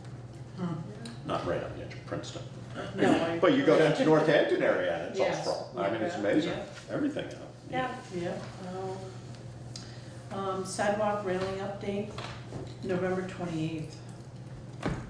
For getting that black, the Yeah. pipe. So Yeah. I'm interested, I walked that sidewalk and I, maybe I'll get yelled at for this, but I actually like shook the railing to just check it out. I already did it before you. It's horrifying.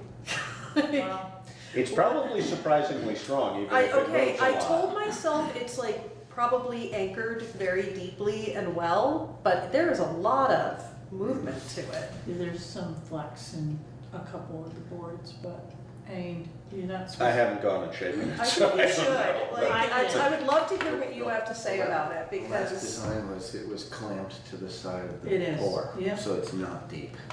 Because the thought of pouring sets to put the Yeah. poles in deep when they poured the pad didn't happen. That didn't happen.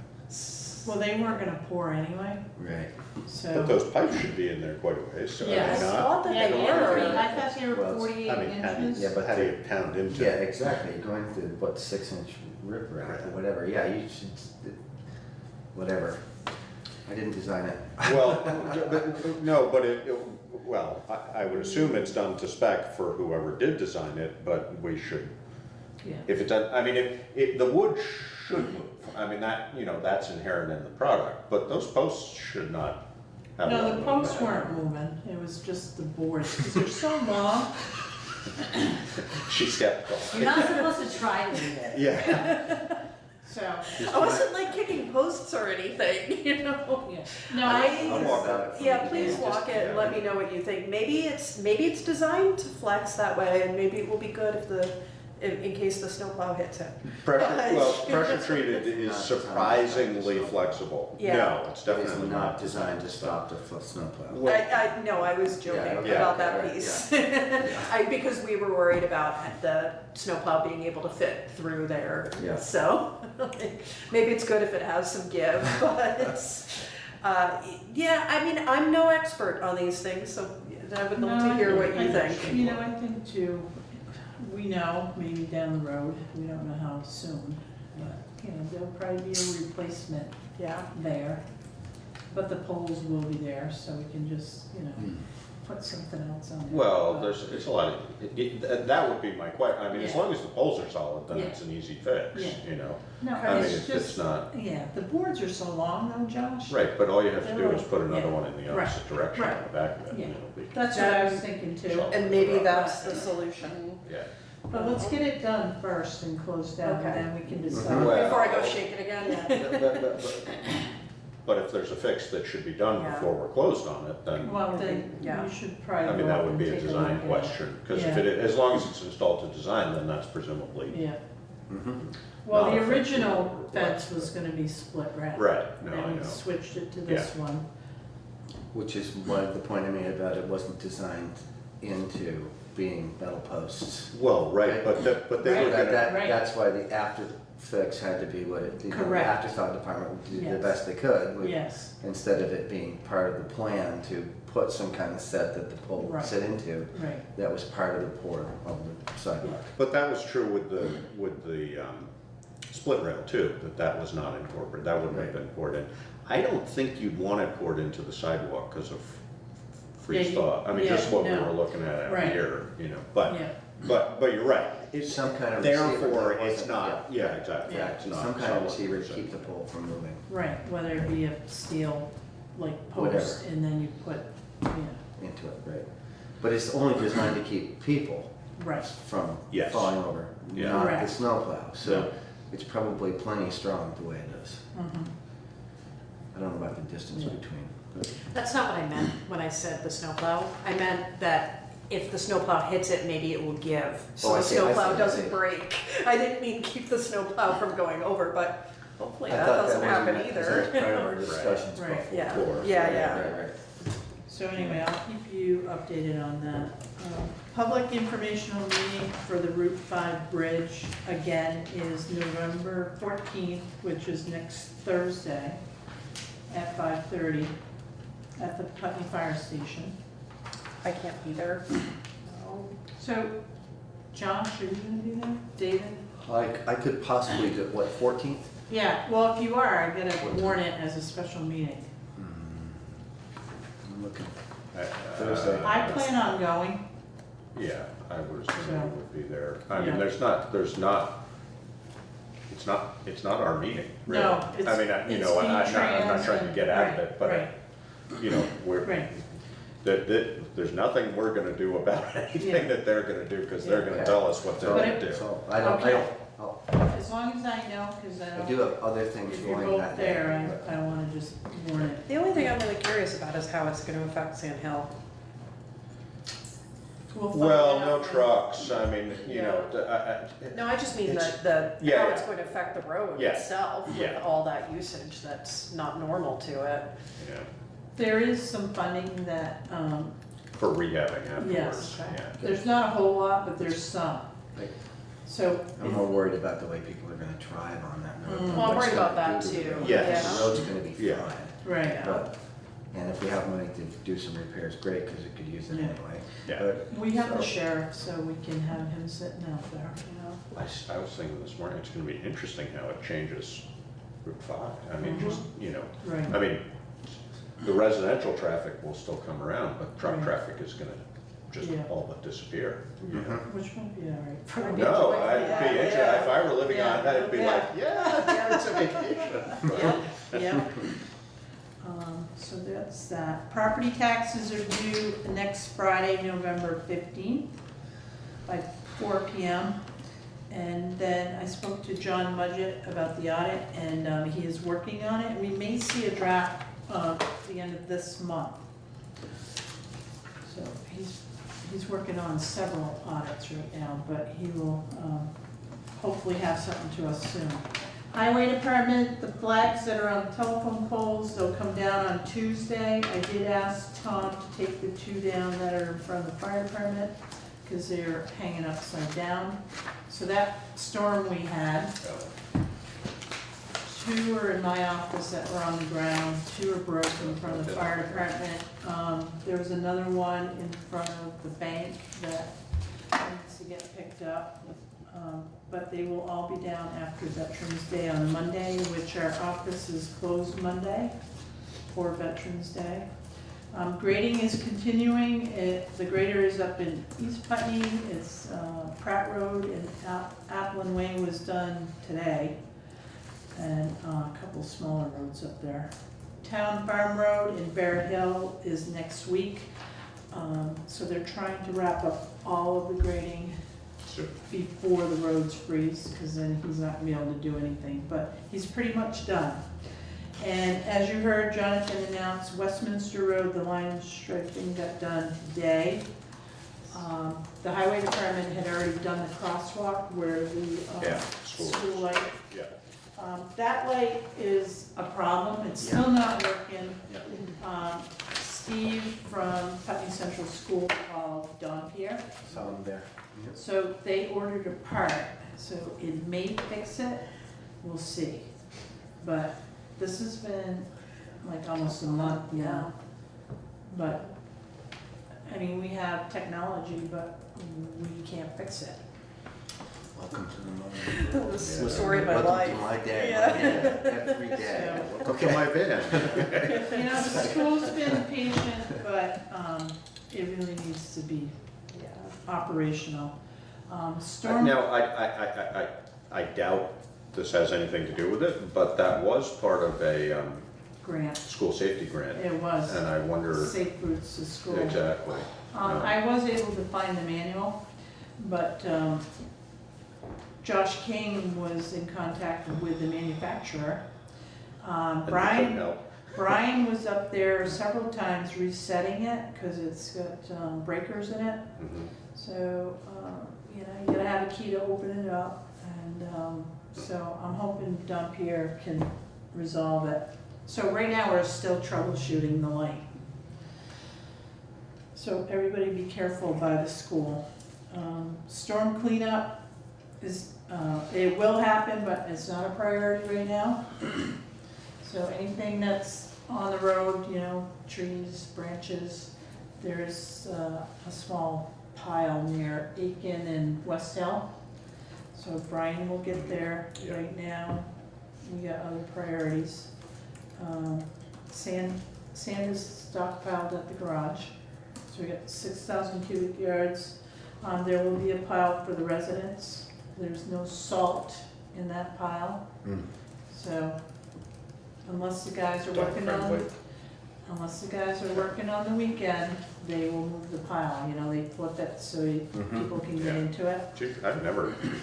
You haven't had a problem? I've never had a problem. I've had a couple times I couldn't get. Have you? Yeah, yeah, but if it's on a weekend, I mean, and I got it, it was freezes, just, yeah. it was a lot of fun. Yeah. I bring the ironware and it's been the Yeah, back. so there is no salt in the sand Yeah. for residents down by the gate. Crushing started, and Brian's doing a 50-50 mix. So crushed ledge with Sure-Pack, and so they're crushing about 3,500 cubic yards for each town. And Brian figures by mixing it, he'll have 5,000 cubic yards, and that will sit in a pile down there until spring. So when spring maintenance comes around, he'll be ready. Good. So that's what the highway department's been doing. Good. And he's working on his budget, so next meeting we'll have draft budgets for fire department and the highway department, Excellent. and maybe the general fund. It would be important, and I don't know whether you've already, because I know when we had a discussion previously about the possibility of taking over Route 5, and I'd forgotten what all the details of that were, but I think it was Dennis at the time. And, you know, I think it'd be worth having that conversation with Brian early, even if it's just winter maintenance on Route 5, so Right. what the effect of that is, because, you know, I mean, the problem is when we then agree to maintain it to the standard that they want us to maintain it to, which means on 5 it has to be plowed, you know, I mean, that's all laid out. Right. And I know when we talked about it last time, and I don't think it was Brian, I think it was Dennis, but, you know, the town, basically the highway crew was like, we do not want to have this thing, so I think Yeah, it's you would have to important. look at additional Manpower, men, absolutely. And people, yeah. maybe a truck. more Probably, I equipment, mean, it's yeah. not a lot, you know, it's Right. not a lot of road, but it Yeah. requires a lot of. Yeah, but if you add a person, you usually have to have a piece of A equipment vehicle for that, to do yeah, right. And I imagine that we would have to think carefully about the cutoff of that, because it's the Dummerston State Well, Road it crew would that add- does up to Putney, and then Yes. it's the, Yeah, Westminster, that does Yeah. down through Putney. yeah. It could be greatly to our advantage though, because it feels like we on Route 5 down here get done Double, last, yeah. and the town would likely do it first. Or Or as yeah, part to of their. another route, whatever. Yeah, I don't know. Well, a master plan may, you know, lay Yeah. that out for us. Yeah. Yeah. So, and then we just plan accordingly.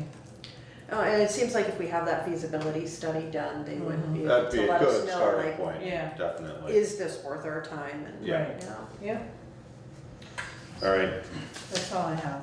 Great. warrants, I move to accept and execute the warrants upon completion of review. I second that. been moved and seconded to approve and execute the warrants upon completion of review. All those in favor? Aye. Aye. Aye. So we have an extra one this week. Oh, Sorry. Karen. Done. Oh, Alyssa. You know, she goes over this stuff and then all of a sudden in the meeting, she like says something and I'm like, why didn't you say that earlier? She goes, can you have your epiphanies earlier, please? It's not how epiphanies work. Well, what happened was, the payroll people forgot to pay the rec people, and I forgot to notice that they forgot to pay the rec people. It happens. The oh, yeah. Because they get paid once a month. Yeah. And so that was the week that they get paid, Right. And I made the announcement they were on that warrant, which they weren't. and I made eyes at her. Like, no, they're not actually. Yeah. So payroll warrant just for rec department on October 25th in the amount of $712.06. My kind of warrant. Can we just stop here? We just do the next one. Next My one's kind of better. warrant. Yeah. And along with that is the accounts payable for the payroll taxes that needed to be taken out of those. for, and that's dated October 25th, for $119.55.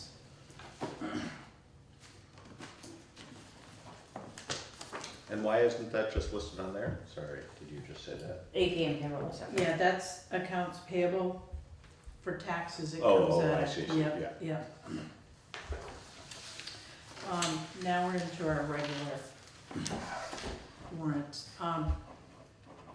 Payroll warrant, November 1st, 2019, in the amount of $9,092.01. Library and Putney employees. Highway office. Payroll warrant, November 8th, 2019, in the amount of $5,698.44, and that's just highway and office.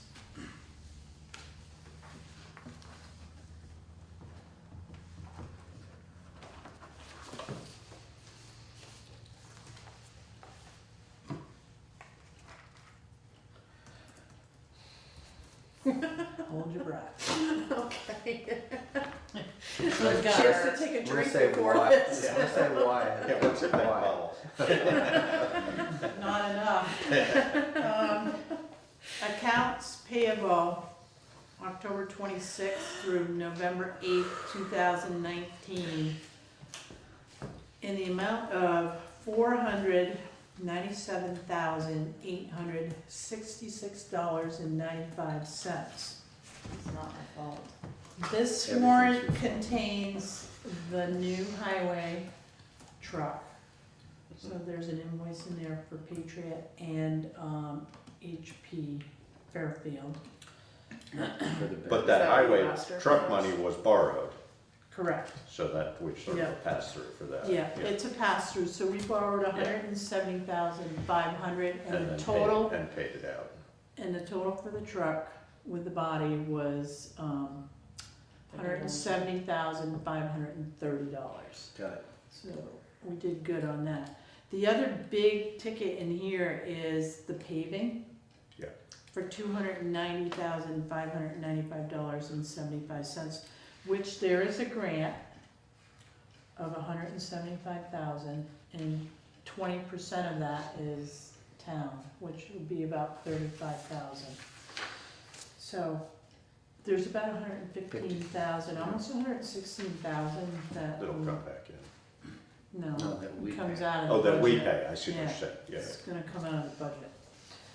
So, but Brian does have a But surplus. we're a 20% match on that 175? Oh, so that, we get the 175, but then we add 20% to that? No, we take away. Okay, that's what I was thinking, Yeah. was the number you Yeah. were telling us. So that number is 140. 140,000 is the Is grant. what will get paid. Out of the Yeah. 290. Yeah. Yeah, towards that 290, Got yeah, it. yeah. Wow. Yeah. What are we Paving's paying Wyndham and expensive. Windsor for? Wow, I have no idea. What was that? What are we paying Wyndham Today. and Windsor for? Wyndham and Windsor Housing. For how many Housing. miles? Oh, It's like 2.5. so that's a Yeah, White 2.3, Whitney, I think. um, Yeah, 2.5. request. It's about, for, To help with rent? Yes. Okay. Yeah.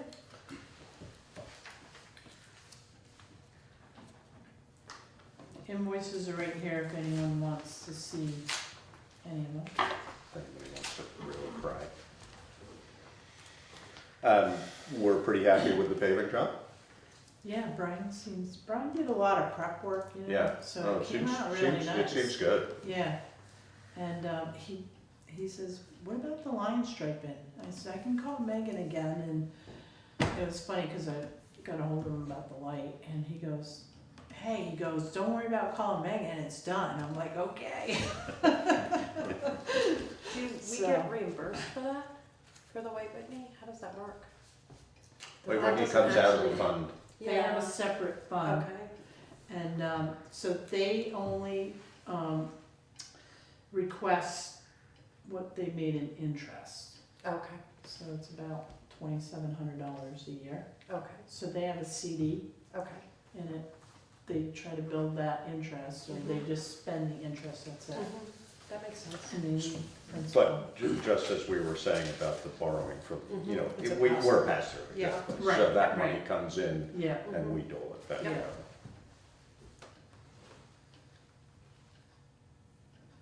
So I believe there's another sheet in there too, David, is, so the highway department, their total, expenses in this warrant was about 463,000 Did we plus. pay for the crushing in this? No, no, And what's that, how much is that gonna be? I forget what the 3,500 yards bid. at four, it was like 425 or Yeah, whatever. something like that, right? So 12 grand. Yeah. So, and the crushing should be done maybe this week. So let's see that bill.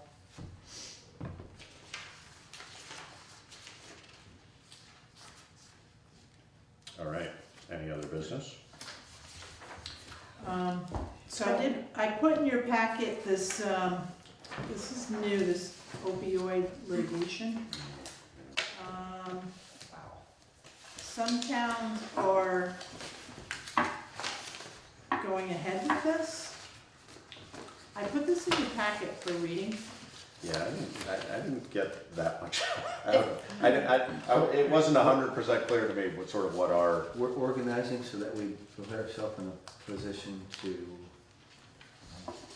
To benefit Benefit from- any lawsuit that Right. takes place.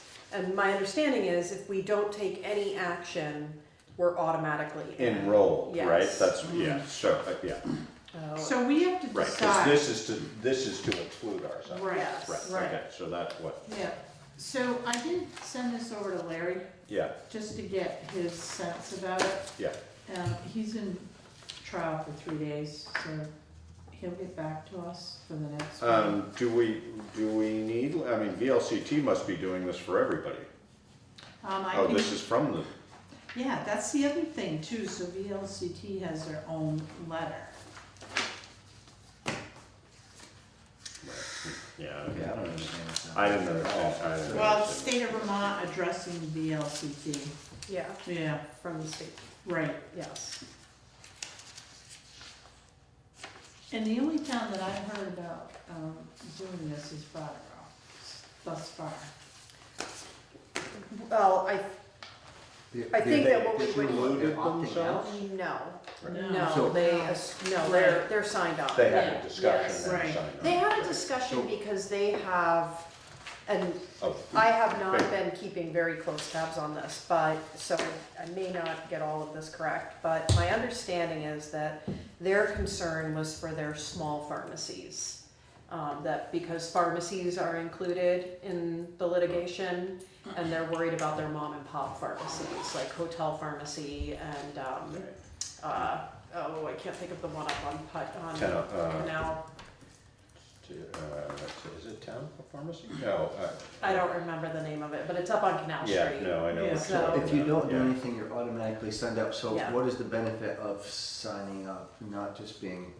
Receiving possible funds from this litigation, should they, But you should wouldn't they be win if you and were be dispersed. automatically signed up, Yes, you would be if you were automatically signed up. Yes. which we all are anyway, so how does it behoove them to move to join it ahead of time? I don't think that, I think they chose not to exclude themselves. Yeah. Oh, you're choosing Right. not to? Yeah. Right, That's all so- it is. Now I understand it. So we're automatically enrolled, Right.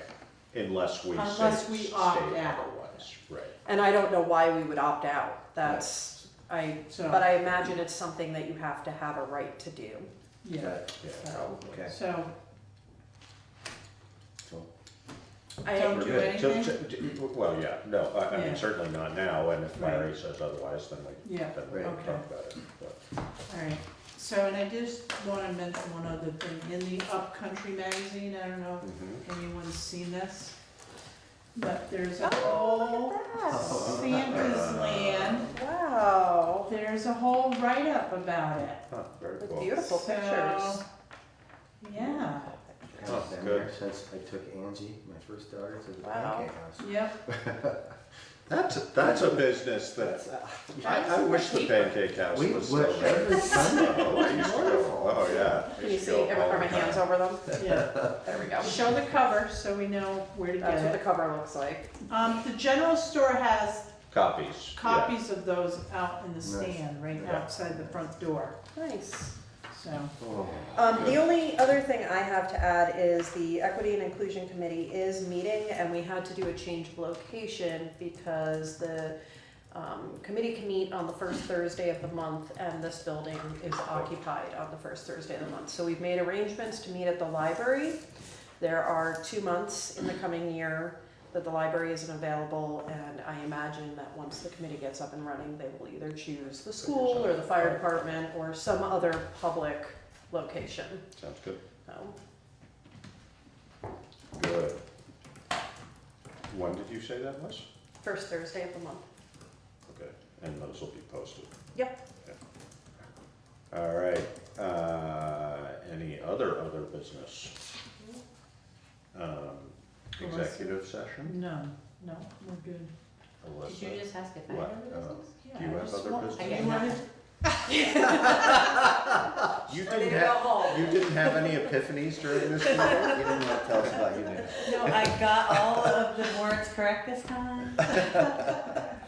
Okay, and our next meeting date is November 20th, so 2 weeks from today, right here, same place, same time, same bat channel.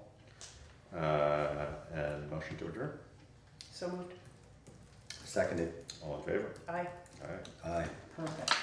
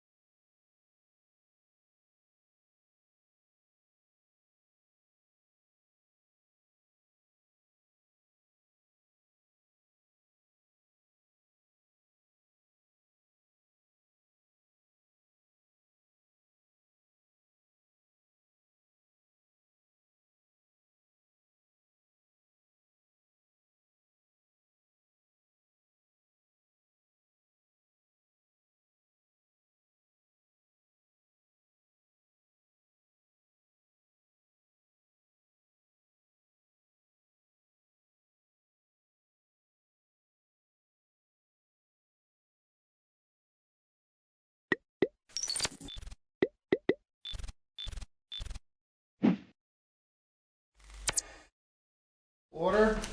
Can I get a motion for the minutes of October 23rd and 30th? We were all here for those. Yeah, I move that we approve minutes from October 23rd and the 30th. I'll second that. Discussion on those? All those in favor? Aye. We gotta add rep number 3 to the bills. So if I can get a motion for 10P, reappraisal number 3, and rec number 3. I'll make a motion to approve bills for payment warrants 10P, reappraisal number 3, and rec board number 3. I'll second it. Discussion? All those in favor? Aye. Aye. Okay. Visitors? No one's here. I do have a public comment. Okay. Somebody came up to me and said that there was some challenges through the covered bridge, and it has to do with people not understanding that people from Route 30 have the right of way, that it's not just one car and then the other car. So I'm sure it's been suggested before, and I know you love signs, Lee, but it was suggested to put a sign on this side of the covered bridge that says yield to oncoming traffic from Route 30, so that people are aware of that, and that if you get into a argument with somebody, you have something to point to. Well, we have a stop sign there. So I know. That should be, I mean, it shouldn't be, you don't need a yield sign. Because There's a stop sign at the other end too. I mean, No, everybody there isn't. stops. Well, but No, there's no stop sign at the other end. but you can't just go from Route 30 into the bridge. You stop. If there's somebody in the bridge. Right. Right, if there's somebody in the bridge, you stop, but, I mean, the people on the east side would stop because there's a stop sign there, I would think. It I've, happens all the time, Louis. We have discussed this, probably it comes up every, 2 years? Couple of years, Yeah.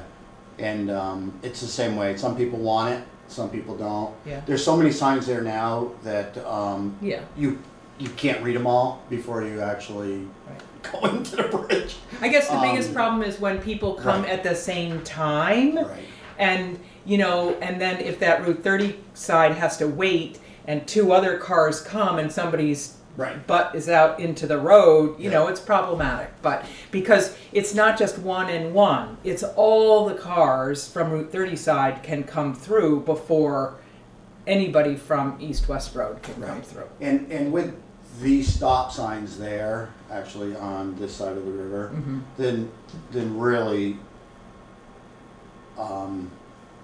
the other that is telling them, but it does not work. It doesn't. It works. No, I'm not. Yeah. I just think people need to relax when they get in that situation. Put the car in reverse, back out, Yeah. let the person go, and try it another day. I heard it from a resident, and so I'm bringing it to the select board, and I'm not pushing for it. I'm just, acknowledging that it's an issue. I did hear about it. Charlotte, I think, texted me and said it might be brought up. So, yeah. Thank you. All right. You want to come on up, Wade? Yep.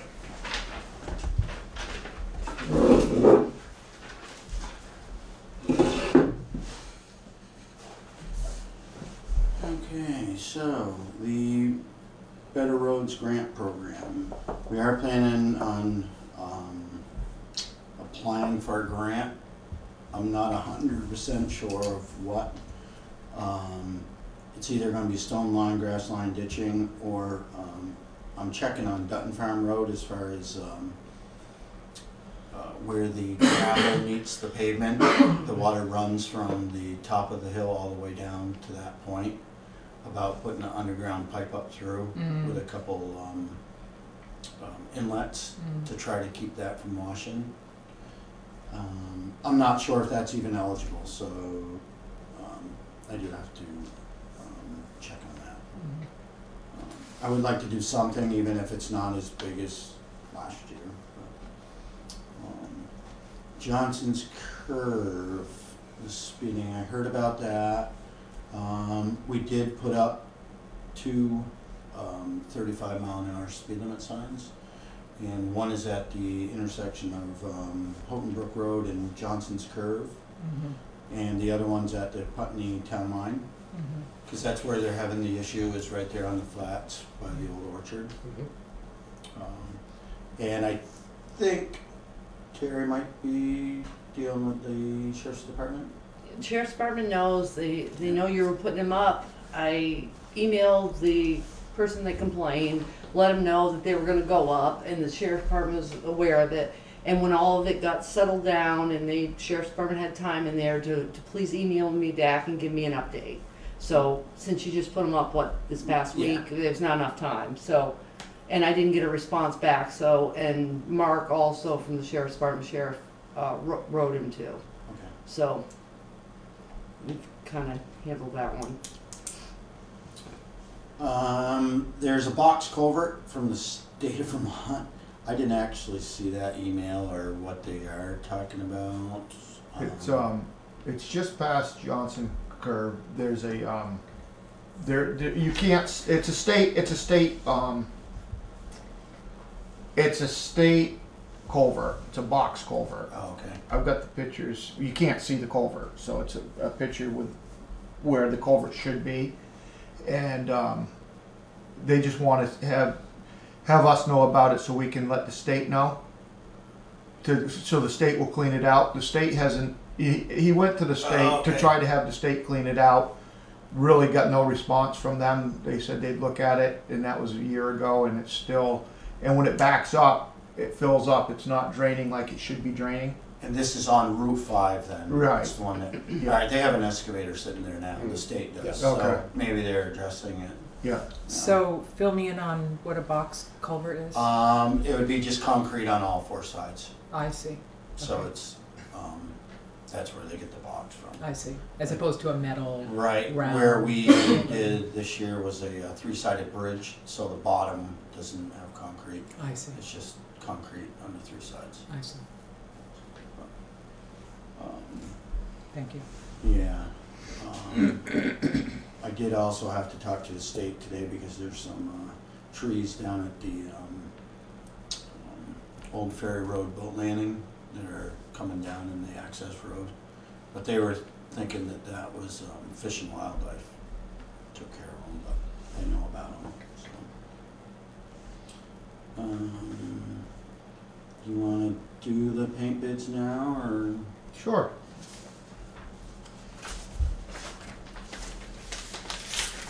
We got two bids, one from Mommy and one from Jeff Dixon. This is for the painting the town office.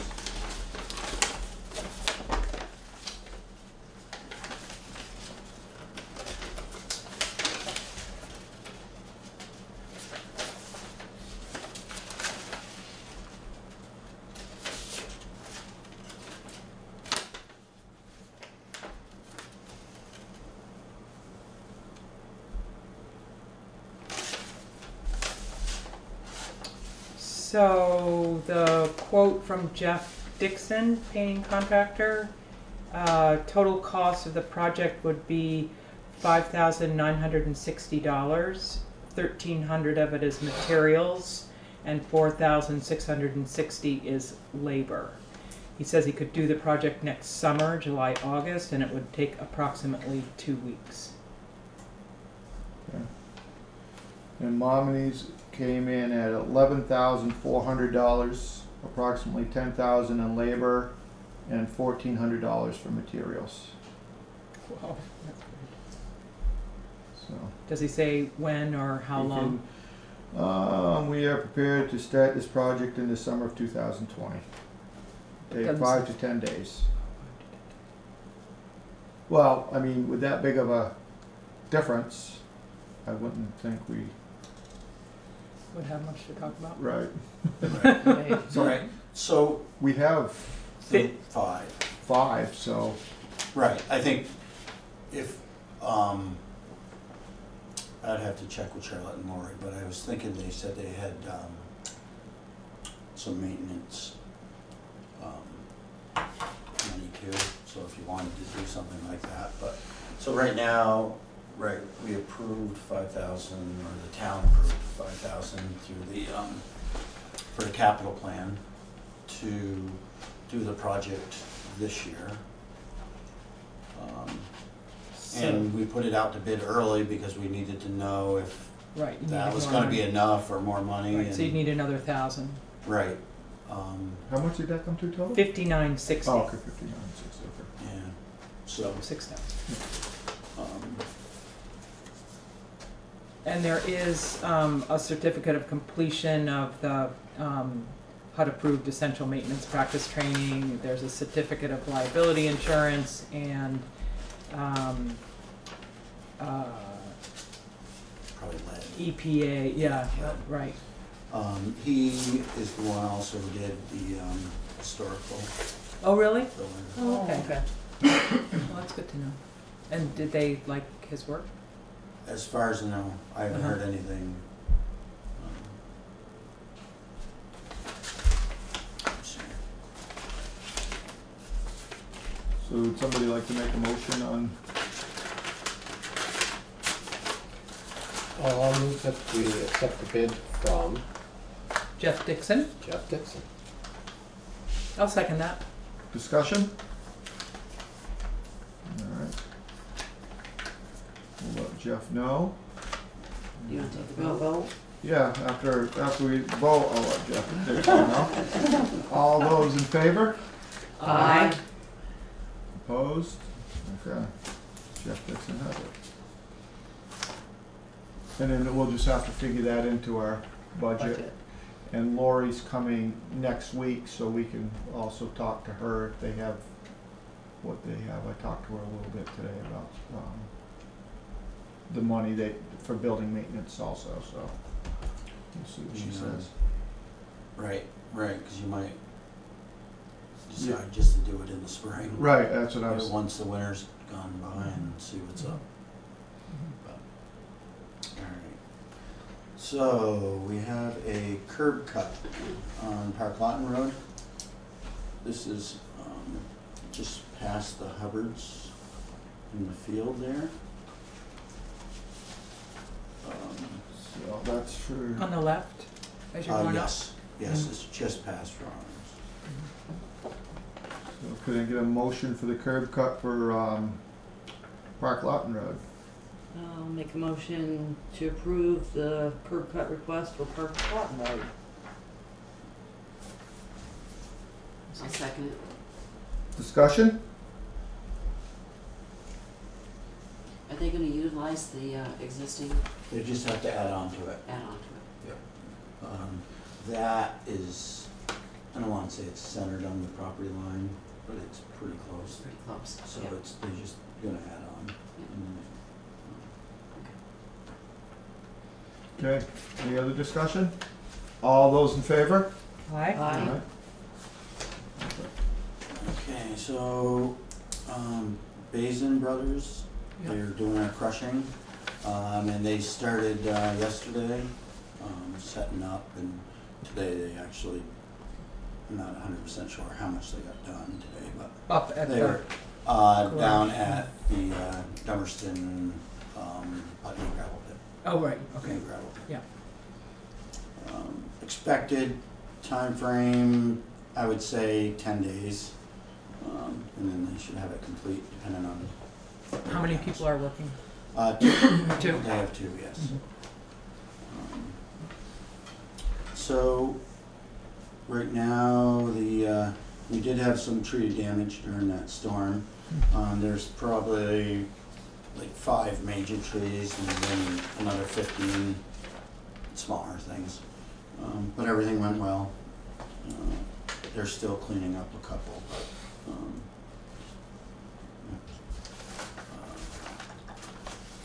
We're also doing leaves. Hopefully we'll get those done before it snows.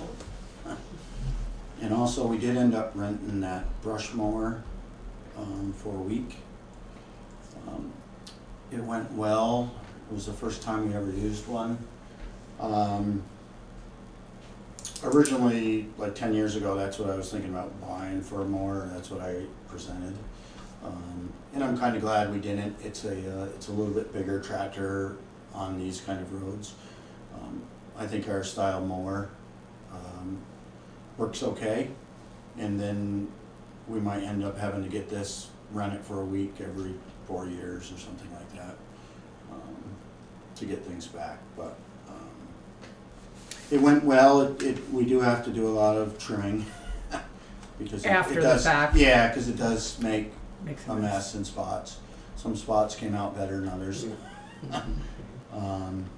But it was nice. Every time you did a real steep bank, you just think of walking up on that bank, cutting brush, and it's like, you know, it's done. So I think it was worth it. I didn't see it, but there were numerous people on my road that did see it, who were a little perturbed at the, you know, violence of it. And there was a special chestnut tree that people have been watching, and it's gone now. So If it's on the right side of the road, yeah, or going south on the right side, I got it. And if it was on the left side, then Tyler got it coming back. whatever, it's gone now. But I didn't see. I don't know any markings or anything on it. there can be some kind of warning, and if somebody has a special tree that they've been watching, they can put an orange tag on it or something. But it was kind of a last minute. We didn't have it scheduled as far as time, and then it's had not it a for big this deal, week. but Yeah, well, the chestnuts, there's not a lot of them No, I around, know. so it's, but I didn't kinda see sad. it. But, it was a little bit of a monster. yeah, and we do get that a little bit with leaves too. Mhm. You know, it's a little bit more, basic of things, but, other than that, I think that's all I have. All right. Well, thank you. Thanks, Lee. Have a good night. Yeah. Can we just finish up? It shouldn't take too much longer, and we'll get right with you. Correspondence for information? I signed up for that Shelters Fundamental course for the 18th. Oh, great. Thanks, Jerry. Anything else under there? Great. Correspondence for discussion and or action. We had a library board resignation, Deborah Ayers. We just appointed her too, didn't we? Not too long ago. So she resigned, so we're gonna have to find 2 more positions for the library because that's a second resignation in about a month and a half.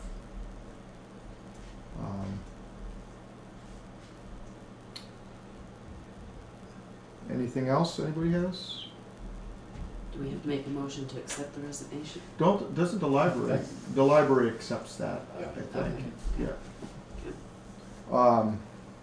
New business, there is one thing that we do have to discuss, and they did the energy audit today.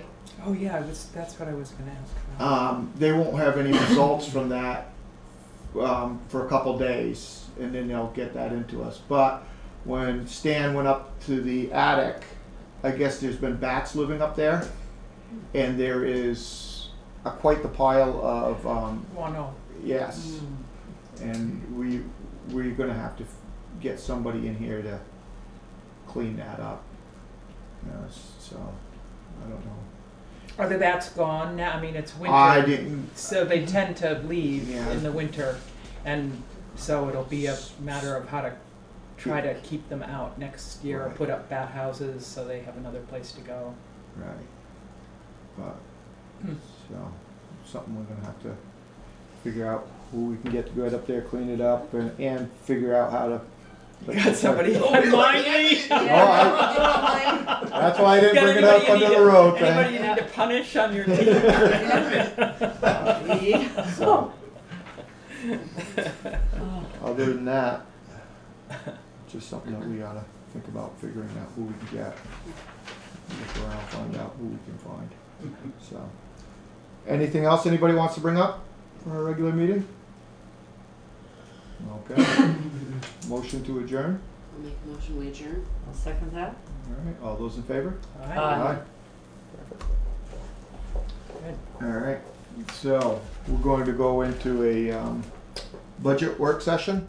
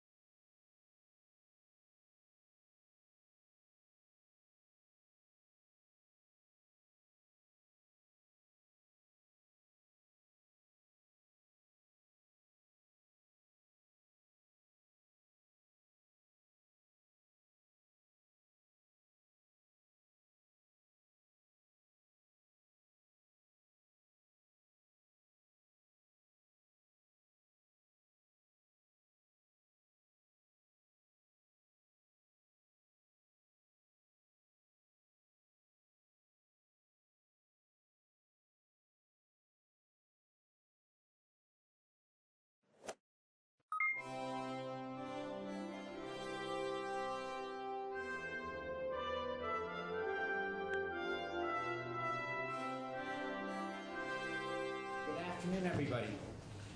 Welcome to meeting number 4 of the Single-Use Products Working Group. And we have a busy and ambitious agenda for today. We have a little wiggle room because we have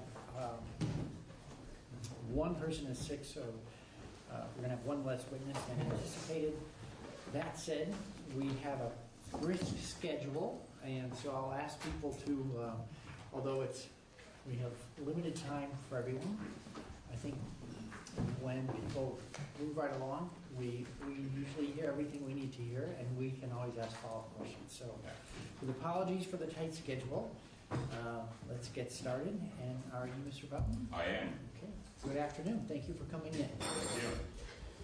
Thank you for the opportunity to testify. My name is Todd Bowden. I'm the General Manager of Farrell Distributing Corporation, representing the Vermont Wholesale Beverage Association, whose members include a number of Vermont beer wine wholesalers. Vermont's beer and wine wholesalers are family-owned local companies employing thousands of Vermonters.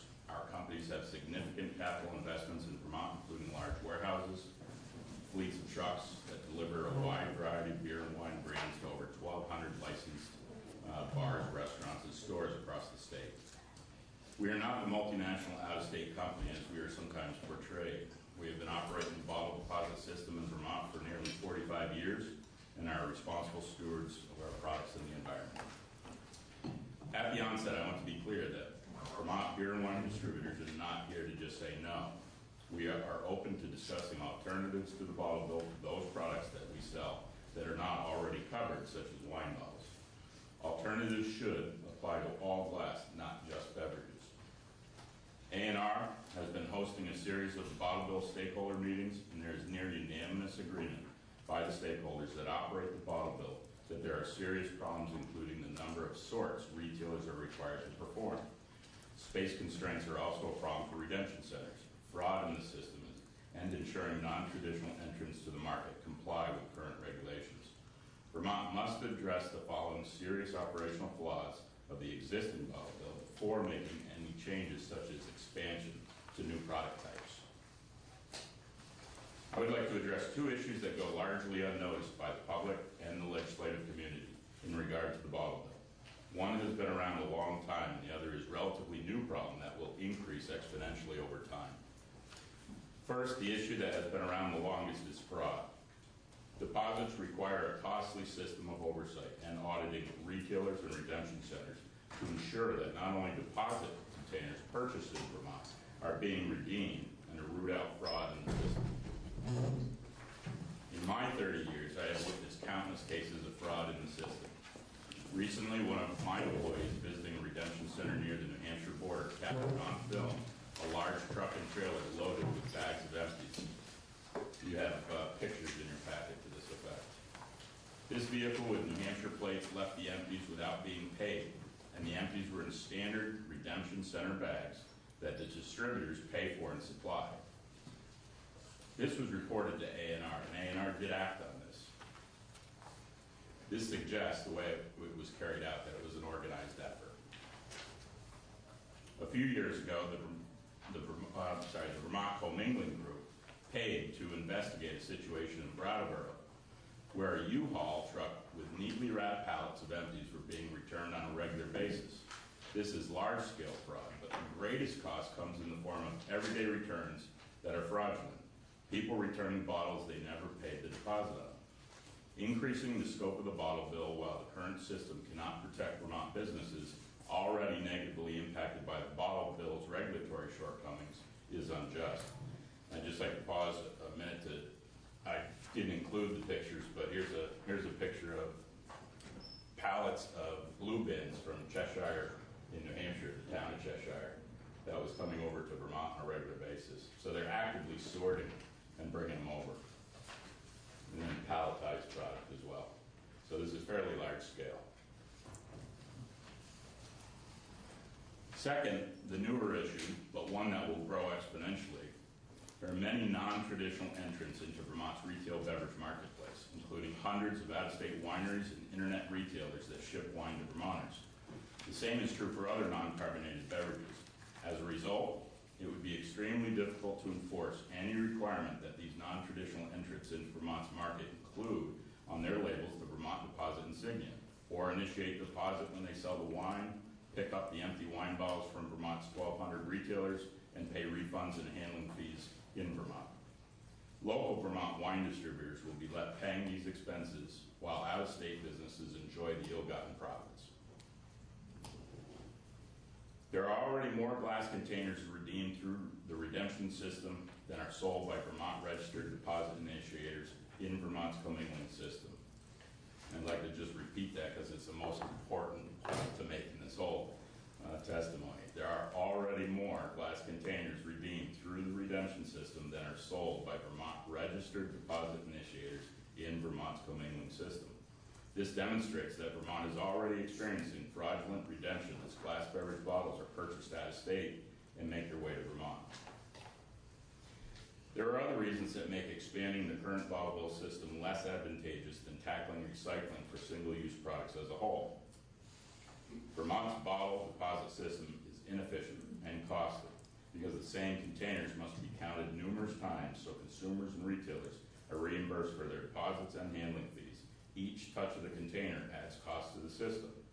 Imposing a deposit and a 3.5-cent handling fee on each wine bottle will increase the price of the wine to the Vermont consumer and make the product more attractive to purchase either online or in a neighboring state.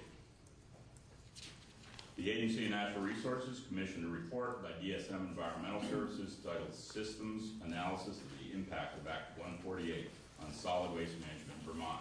That was dated October 21, 2013. That report found that in 2013, the existing bottle bill cost all parties, including distributors, consumers, redemption centers, and the state, over $11 million to operate per year. This is an extremely costly system to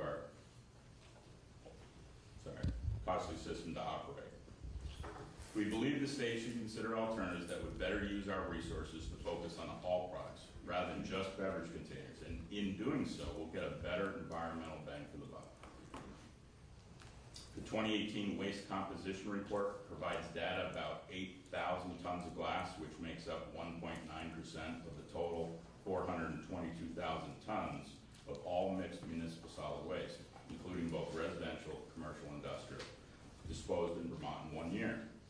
The data from this report also demonstrates that glass from wine bottles and other non-carbonated glass beverage bottles comprise less than half of the glass disposed of at Vermont's MRFs. Even if Vermont had an expanded bottle bill, MRFs would still have to process 3,300 tons of glass from other products and sources. You have heard at your meeting from a representative at Chittenden Solid Waste District that they are in the process of upgrading the technology at the MRF in Williston. Given that imposing a bottle bill on wine will still leave a significant amount of glass to be processed through the MRFs, a more comprehensive solution that will address all glass and not just beverage container glass is needed.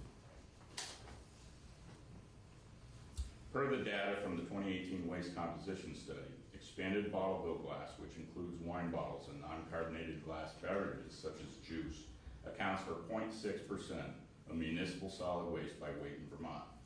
Recovery rates for non-deposit glass are already very high in Vermont, so there'd be little environmental benefit and there's no need to impose a deposit to get the glass back. Imposing deposits on wine bottles will also lead to a greater carbon footprint due to increased transportation that exists within that system. Wine bottles currently go from table to blue bin, where they are transported to a MRF. Deposits would require extra transportation by the consumer to the retailer, and then again for the wholesaler to pick it up at the retailers. Glass is heavy and very expensive to transport.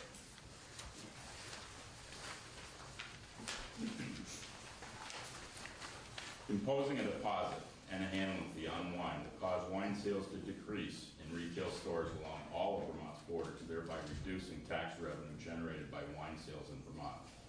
New York and Massachusetts do not impose a bottle deposit on wine. New Hampshire does not have a bottle bill and imposes no sales tax on wine or beer, giving that state an even greater edge. Increasing the bottle deposit from 5 to 10 cents on all beverages, subject to the bottle bill, would significantly increase the price Vermonters pay for beer and soda at the cash register, a total of $2.40 per case, just for deposits. This would send more Vermonters along the border to New Hampshire without a bottle bill and New York and Massachusetts with a 5-cent deposit. Once they purchase products in a bordering state, they often return those empty beverage containers in Vermont and get reimbursed for deposits they didn't pay. Buying a case of beer in New Hampshire would come along with the added bonus of being able to return the empties in Vermont and get $2.40. This sets in motion a scenario whereby Vermont businesses lose sales, the state loses tax revenues, and distributors pay for containers they never sold. This is not good business or governance. Why beer and not wine? I've heard this question came up at your last meeting, and historically the bottle bill was enacted as a litter control measure in the 1970s. Wine bottles were not a large part of Vermont's litter problem then, and they certainly are not now. I hope my testimony today about fraud and all the non-traditional entrants to the wine market in Vermont helped you better understand the current challenges with imposing a bottle bill on wine bottles. We already have over-redemption in glass in the Vermont commingling program. Some recommendations. We recommend the A&R Bottle Bill Stakeholder Group, or the A&R Bottle Bill Stakeholder Group is considering asking for legislation to require more manufacturers to commingle to ensure they are participating in the system and to reduce the number of sorts for retailers. Please consider this and other ways to address the significant operational issues with the existing bottle bill before changes are proposed to bring additional containers into the system. BWBA members would welcome the opportunity to work with the state and other stakeholders on alternatives to the bottle bill that will address not just beverage containers, but all products. We believe a more comprehensive solution will increase recycle rates, generate funds for necessary investments in technology at our solid waste facilities, have a greater environmental benefit, be good for the Vermont economy, and be less costly for Vermonters. We urge you to direct interested stakeholders to work out the details of this proposal. Initiators of bottle deposits must begin remitting unclaimed deposits to the state with the first quarterly payment due this January 2020. These funds are currently earmarked for water quality. As this is revenue that is generated by the bottle deposit law, we urge you to propose that a part or all of the unclaimed deposits be redirected to build up Vermont's recycling infrastructure and address other needs in Vermont's solid waste system to increase recycling rates in Vermont. Let me finish by saying that the VWBA members that I represent fully understand and embrace our responsibility in improving the current system of material recovery and processing. Thank you for considering my testimony. Open to questions. Thank you. On recommendation number 3, that was actually part of the recommendation of the committee to fellow legislators, but by the time the bill came out, that money had been kept in an environmental effort, but shifted to water, just by way of explanations. Any questions from the committee? Mr. Bratt? Yes, please. Can you explain what it would mean logistically to put 5 cents on a wine bottle as far as the distributor is concerned? Sure. Currently, and I can speak a little bit more specific about our business, we handle roughly 5 to 6 million bottles of wine a year. And we're what we call a bottle state, meaning we sell each bottle of wine individually. You don't have to order by the case. That product comes into our warehouse. We would then have to hire a crew of people to open 5 to 6 million bottles of wine, pull it, sticker it, drop it back in the box. I saw this practice in place in Maine a number of years ago when I went up to visit with Pine State. And they had a crew of, I believe, 7 people doing it at the time. One concern with that right now is, quite honestly, we have not had a full staff for our operational part of the business for well over 3 years at any one point in time. We average about 5 to 6 empty positions every day right now. So I don't think staffing that is going to be easy at all. Plus the job itself is completely tedious. There will be no middle to small suppliers in the wine industry that will have any interest in helping us with that or changing their labeling. So we'll end up having to do it. You might get a couple of the large suppliers to do that, like a Gallo or something like that, but it, in one way, shape, or form, it's going to be just a tremendous undertaking of labor. I read through some of the notes from the previous meetings. I think there was a figure out there that suggested there is 18 million bottles of wine in Vermont. I don't really understand where that number would come from, because we know what our market share is and we know what we do, and I think a more realistic number for Vermont is going to be between 10.5 and 12 million bottles a year. But I'm sure you all know people, I certainly know people, including my wife, that loves to stop in New Hampshire on the way up through and buy a case of wine because it's a great deal. And I just think we're gonna exacerbate a problem with our own small businesses in the state. The other thing that's really important is when we first started having these discussions about the bottle bill with Kathy's group, it became apparent that a lot of people don't understand the extent at which containers come into the state of Vermont differently now than they ever did. When I first started 30 years ago, there was maybe 5 wholesalers. That was it. And you controlled 95 to 99% of the containers. Now, you got everything from small craft beverage manufacturers who don't quite understand the law, and their bottles and cans come into mix. We have third-party distribution centers out of state that sell to the likes of a Dollar General, and they don't really know what those laws are, but those come into the state. There's online sales for beer clubs, wine clubs. I know recently the gentleman from Coca-Cola, he gave it a data point in New Hampshire where they ship 4 to 5 pallets a week to an Amazon distribution center. So I think that it's foolish to think that that's going to slow down. I think it's going to increase. I mean, we certainly, in running our business, fully expect that our piece of the pie is going to continue to get smaller. We sure don't want to be saddled with any expenses associated with that business that weren't born from us. Any other questions? Yeah, quick question. So,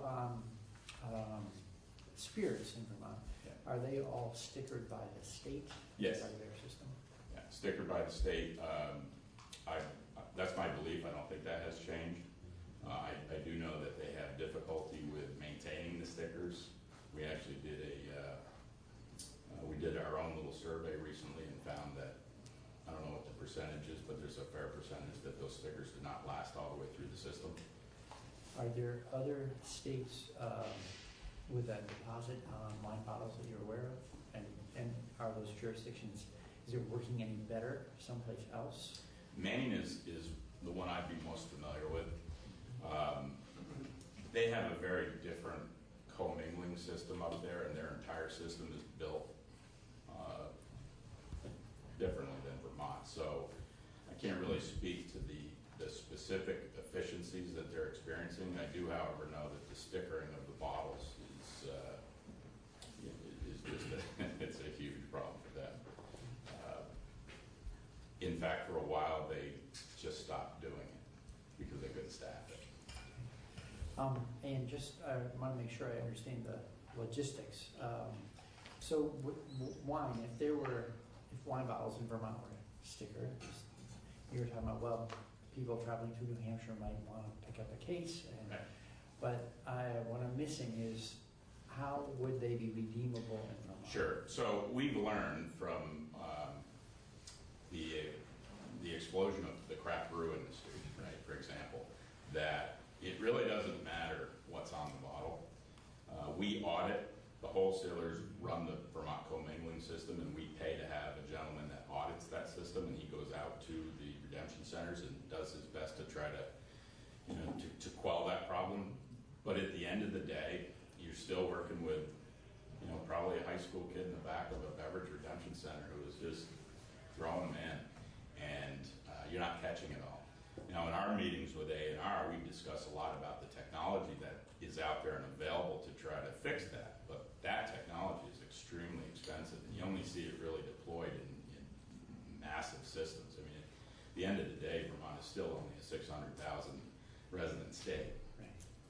So to answer your question, I don't think the sticker is the end all. I mean, sure, you can still try to stop it, but invariably much of it is going to go into a bin.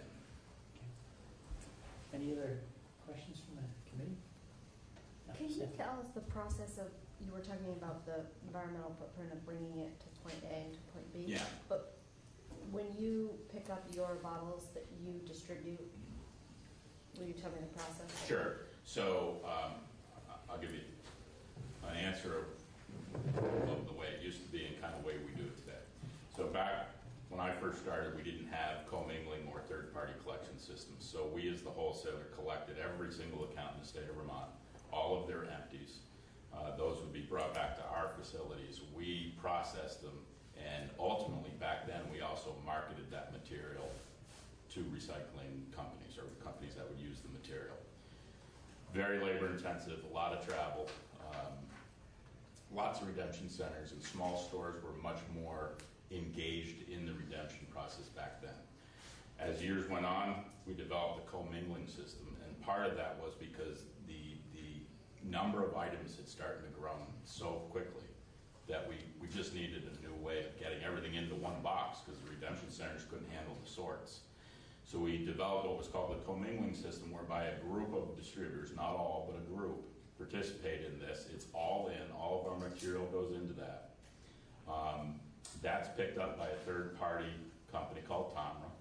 So they're out picking that up from redemption centers. The wholesalers still go out and pick up the small stores and on-premise accounts, okay? So you have two parallel systems. You have Tomra picking up the bulk of it at the large redemption centers, and you have the independent wholesalers still picking it up at all the little mom and pop groceries and all of the on-premise accounts. Those products come back to our warehouse, they get handled, cross-docked, and then Tomra comes in and picks it up from us and then trucks it out of state. So you really have multiple things going on with many trucks on the road, more than you used to have. It's from a carbon footprint standpoint, it's not very advantageous. As opposed to consumer finishes the product, puts it in a recycle bin, it's picked up once and it goes right to a facility for processing. So it's much more streamlined that way.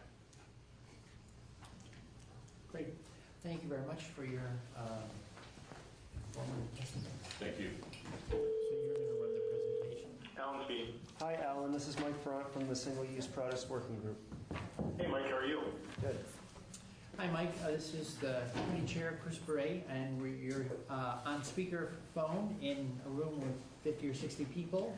We have your PowerPoint up on the screen, and the floor is yours. Just want to note that for the context of my testimony, we're an organization that's been around 25 years now. We started in 1994.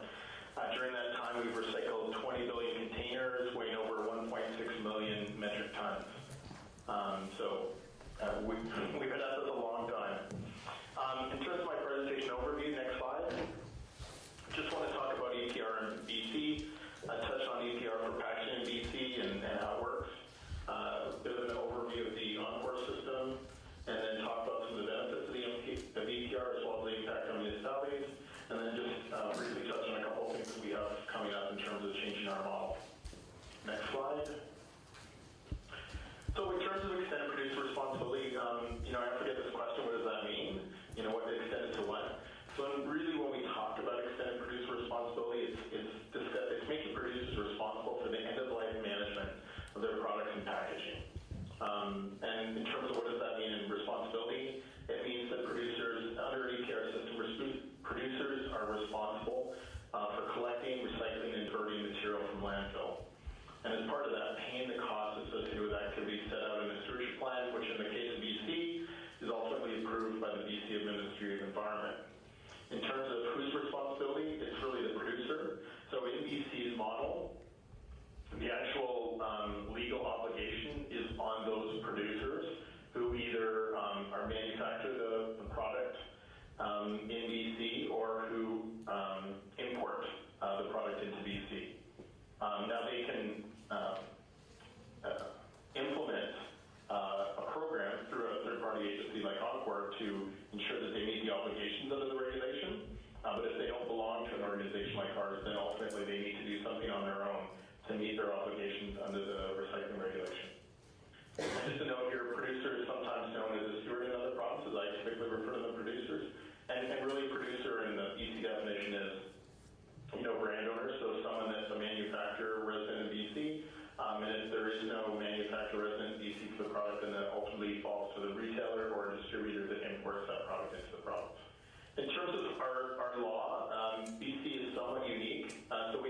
Environmental Management Act that we enacted in 2004. That's not unique. What is unique is that in the same year we filed the recycling regulation. And so this is an umbrella regulation under which all the separate programs are governed. And what it means is the legislature doesn't need to introduce a new regulation each time that they include different programs.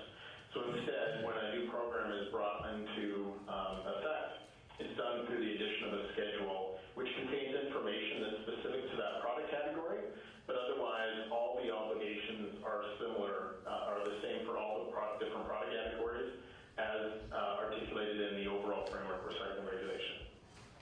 So beverage containers Schedule 1, packaging and printed paper would be Schedule 5, and we now have over 15 stewardship agencies in BC that manage materials such as paint, tires, and electronics.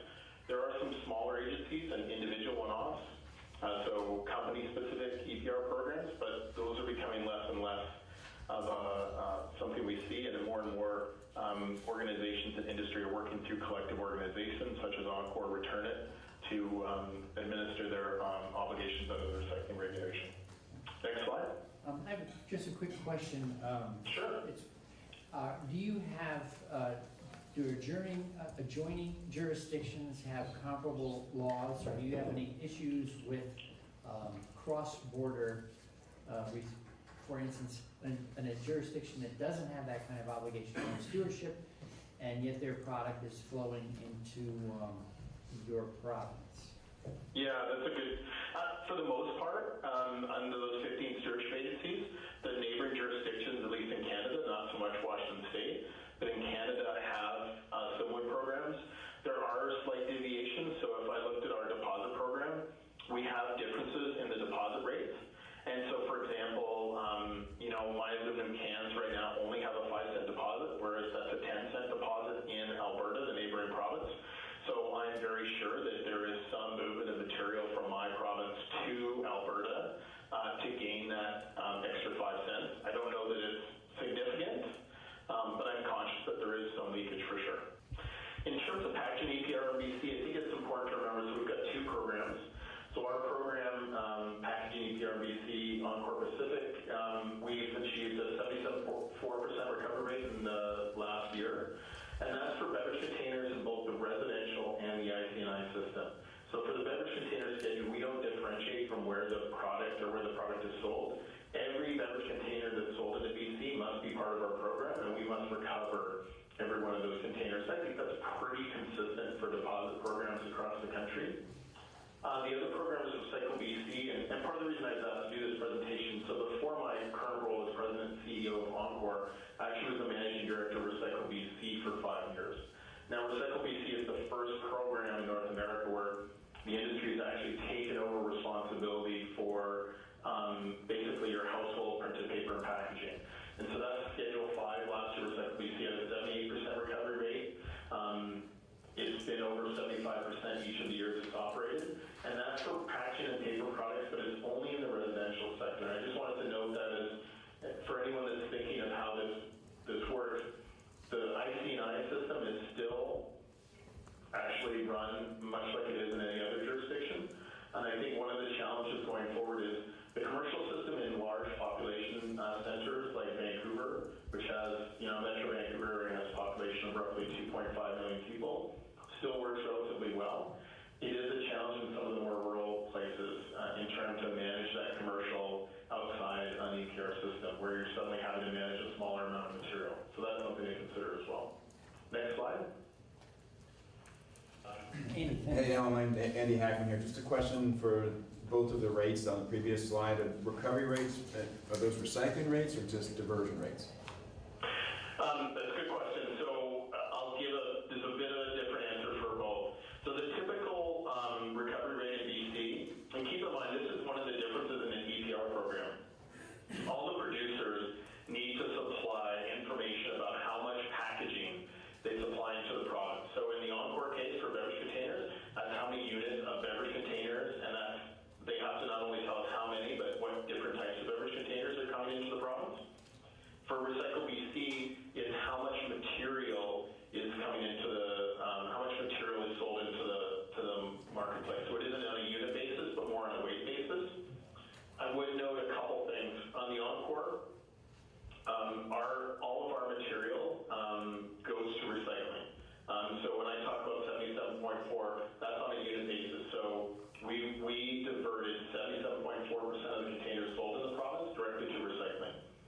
For Recycle BC, that's how much material they collected. I would note that a certain portion of that material would end up being residue or waste. So I think in a typical year, about 6% of that 78% of the tonnage would end up being residue or material that ended up going to landfill. And that could be because, not because of anything Recycle BC did, but because, when they collected that container of material from the resident, maybe a certain portion was, garbage that was put in there by mistake. Is there waste to energy in the province for Recycle BC? There is waste to energy. The only material that Recycle BC, so Recycle BC doesn't use waste to energy in terms of putting material to the waste to energy facility, but it is allowed under the recycling regulation to divert packaging material that can't be recycled, can be turned into energy pellets that can then be used in some sort of industrial enterprise like a cement kiln. But I should say there's limited waste energy capacity in the province. There's only one incinerator based in Metro Vancouver. Does that help? Thank you, yes. All right. In terms of Encore Pacific, so we're an industry-owned, not-for-profit product stewardship agency, and that's similar to most of the organizations that operate in this space, both in BC and in other parts of Canada. In addition to beverage containers, we also act as a service provider to the Electronic Products Association, where we provide all their collection infrastructure and manage their collection and logistics, as well as the Major Appliances Recycling Roundtable, the program responsible for recycling major appliances. And we essentially provide back office functions, so accounting and auditing function for them. In terms of our membership, really 5 members organizations are who form the basis for our organization.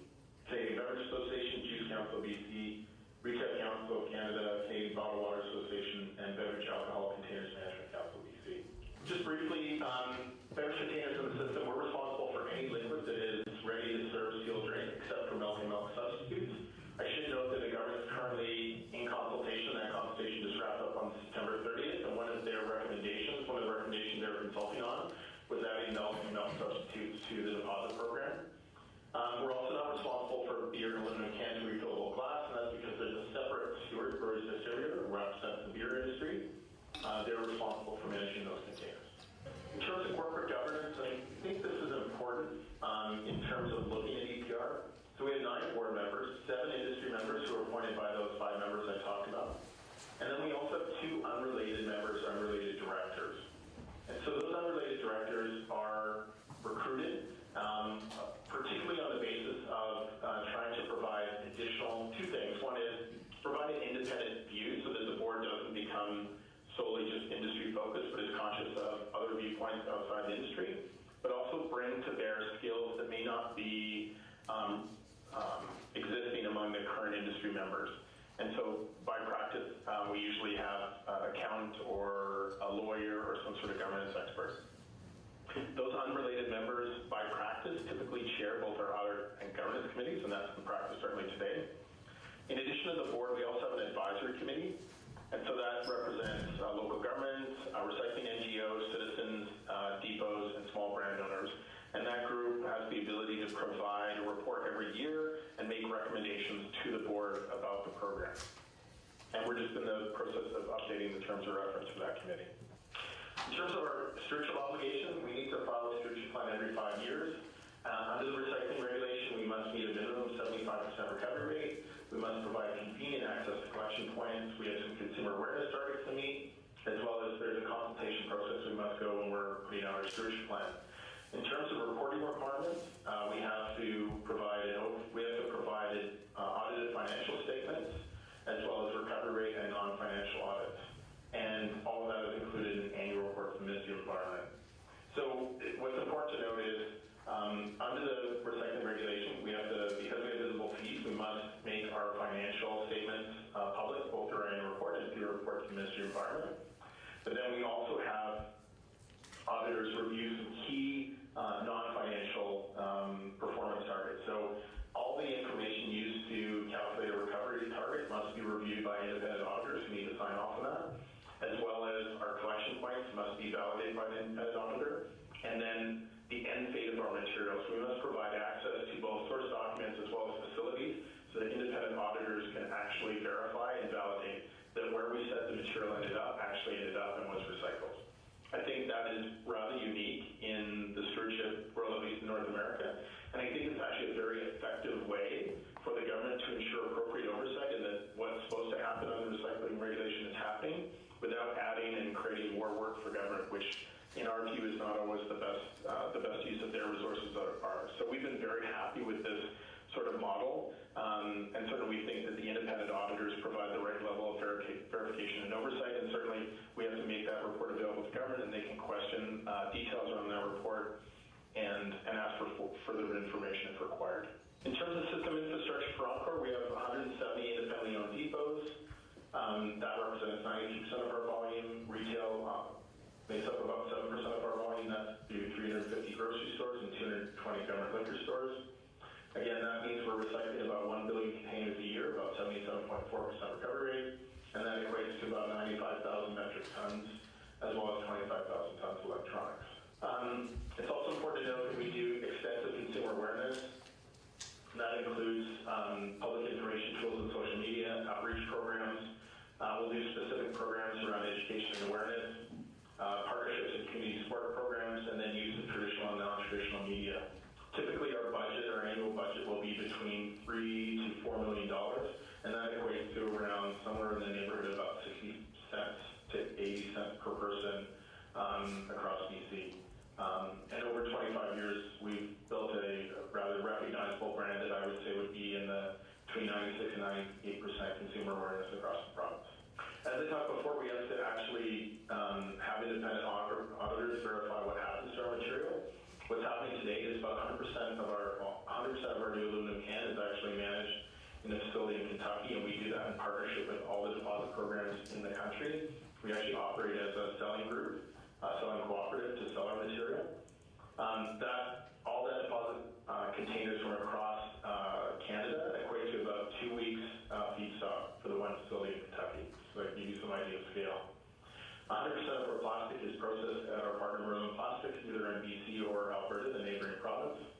90% of our glass goes to new wine bottle glass through a facility in Seattle, with the remainder to is being used as sandblasting material in BC.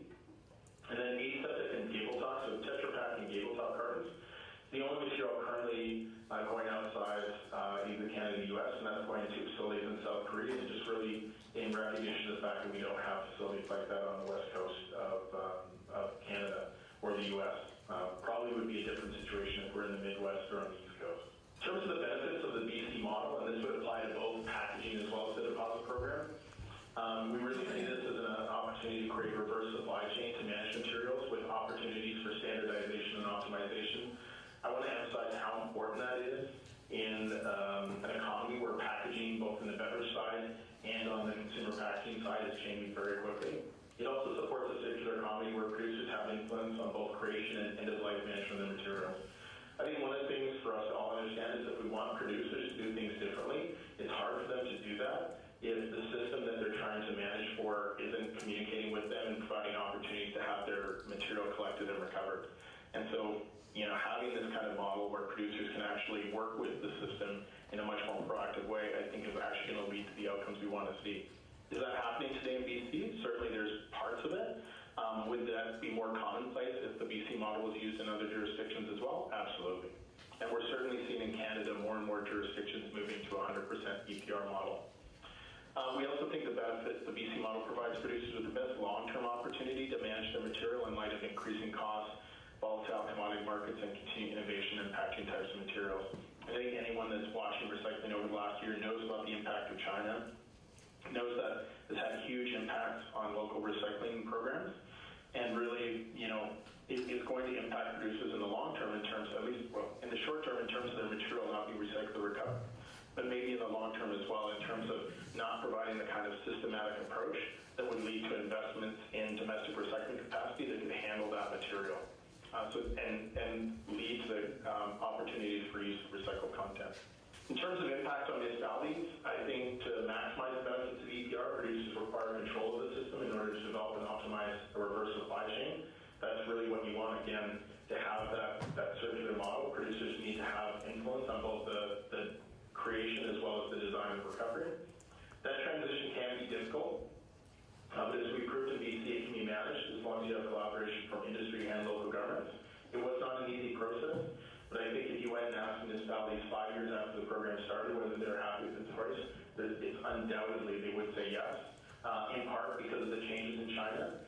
They no longer have to deal with managing those markets. They're insulated because it's the producer organization, Recycle BC, that has to take on those challenges. And I think for most municipalities, that's ended up being a very positive choice. And in terms of how to make that... We have a question here. Yeah, for sure. Yeah, Andy, again, quick question. You talk about the producers having control of the system and control of the supply chain. Do they actually take, in essence, possession of the material? Is that the material is then managed by Recycle BC, correct? Yeah, so Recycle BC, so municipalities that still participate typically participate as collectors, and then all the material is sent to processors that have a contract with Recycle BC, and those processors are responsible for sorting, processing, and marketing that material on behalf of Recycle BC, and so the municipalities are absolved from having to take on any role or any exposure for that process. And I think a key requirement is to provide municipalities with a range of choices and timelines. I think in the BC system, for a range of reasons, unfortunately we were rushed, but we did try and provide municipalities with choices. And I think in the end that was a positive approach. And so some municipalities came to the table later than others, but the ability for them to choose their destiny, I think, was a key requirement in making the program successful. In terms of what I think are requirements for effective EPR, you should have outcomes-based legislation, so provide industry with specific targets, and then the flexibility to develop the most efficient and effective approach. So in BC, both on the deposit program and on the Recycle BC packaging program, industry has developed a system. For Onboard, we've developed a network of independently owned, 170 independently owned depots that manage our materials. In the Recycle BC program, they've effectively created a waste shed for all the packaging material in the province through the residential system, and they've taken existing infrastructure and revamped it to allow for consolidation. We've got a large province, 1 million square kilometers, and so they've revamped the facilities to allow for consolidation at certain points, and then to manage most of the material, particularly the containers, through small network of facilities in the lower mainland. And I think by managing things on a province-wide basis, they've not only made the system more effective and efficient, but they've also made it adapted it or made it so it can easily be adapted for future changes to packaging. The second point would be stewardship agencies need strong governance, and I think there needs to be a balance of industry representation and independent directors. And by independent directors, I really think these organizations can be huge operations that are managing a lot of money, and so they need to have experienced corporate directors that have the understanding of how to manage, of how to provide strong oversight to these organizations from a financial perspective as well as from an operational perspective. And again, the third would be effective oversight, and as I talked about before in BC, third-party audits through independent auditors are required for both financial and non-financial information, and I think that's provided effective oversight for making sure that the organizations are doing what they were intended to do when they were created. In terms of what's next, I'm just going to add these as quickly and then happy to take any questions. While it's great to have a program that's been up and running for 25 years, we're conscious that consumers are changing, and so we decided to change our basic core model. So we moved away from a system where consumers need to come to a depot and sort their containers and stand in line and get their deposit. Now consumers are able to drop off mixed bags of containers. The containers are then sorted and counted at the depot, and then their refund is actually uploaded to an online account they've created through our program. Once that account reaches $10, consumers are able to redeem their refund through an online, through an electronic funds transfer and email money transfer. We found huge increased satisfaction with that program, and over this past year, we've actually added 40,000 registrants with a goal of having 100,000 registrants in the program by next year. Just want to give you an idea, this is actually a depot in the Yaletown area in downtown Vancouver. So the surrounding area for this depot would all be 20-story plus condo buildings. It's actually in the bottom of a condo building. The depot size is about 700 square feet, and people can only drop off express or bag containers, and there are no cash refunds. So all the refunds are done by email money transfer. Another thing we've done is Express and Go, which is essentially taking a sea canister and revamping it as a depot. This smaller format is something we're hoping to use for rural areas that don't have the population to actually warrant or support a full-time depot. So these sea containers offer access to the community and can be cleaned out, once or twice a week, and don't have to be staffed. And we think the smaller format, again, will be not only for smaller rural regions, but also in dense urban regions where we're just not able to access a commercial location to locate a depot. And then finally, we introduced a textile collection. So part of our program is to try and make as much use of the shared infrastructure that we have. So we have this network of 171 depots. So on our own, when this is not done through EPR, but actually a voluntary program that we've put forward, we've actually developed a textile collection program. We now have 40 participating locations, all in the Lower Mainland, Greater Vancouver area.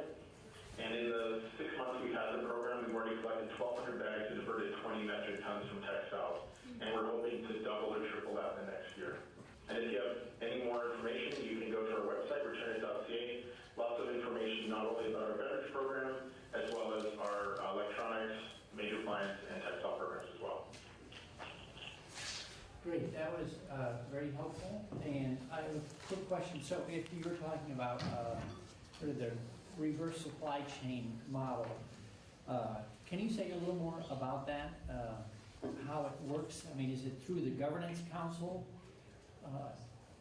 What's the sort of the flow of information in terms of making it a successful model? So in terms of the reverse supply chain, it's really just, in the, what you're trying to do is, the challenge with recycling for the most part is it's being done in an ad hoc manner by each municipality in a different way. By creating a reverse supply chain, you develop consistencies and standards throughout the system, but allow the system to work in a much more efficient manner. So if I take PPP Recycle BC as an example, some of the things that have been done is the material list has been standardized for the entire province. So every municipality works with the same material list. This means that all the processors know essentially what kind of material mix they get, and that's going to be the same amount they're getting material from the north of the province, the south of the province, or from the local part, the Lower Mainland.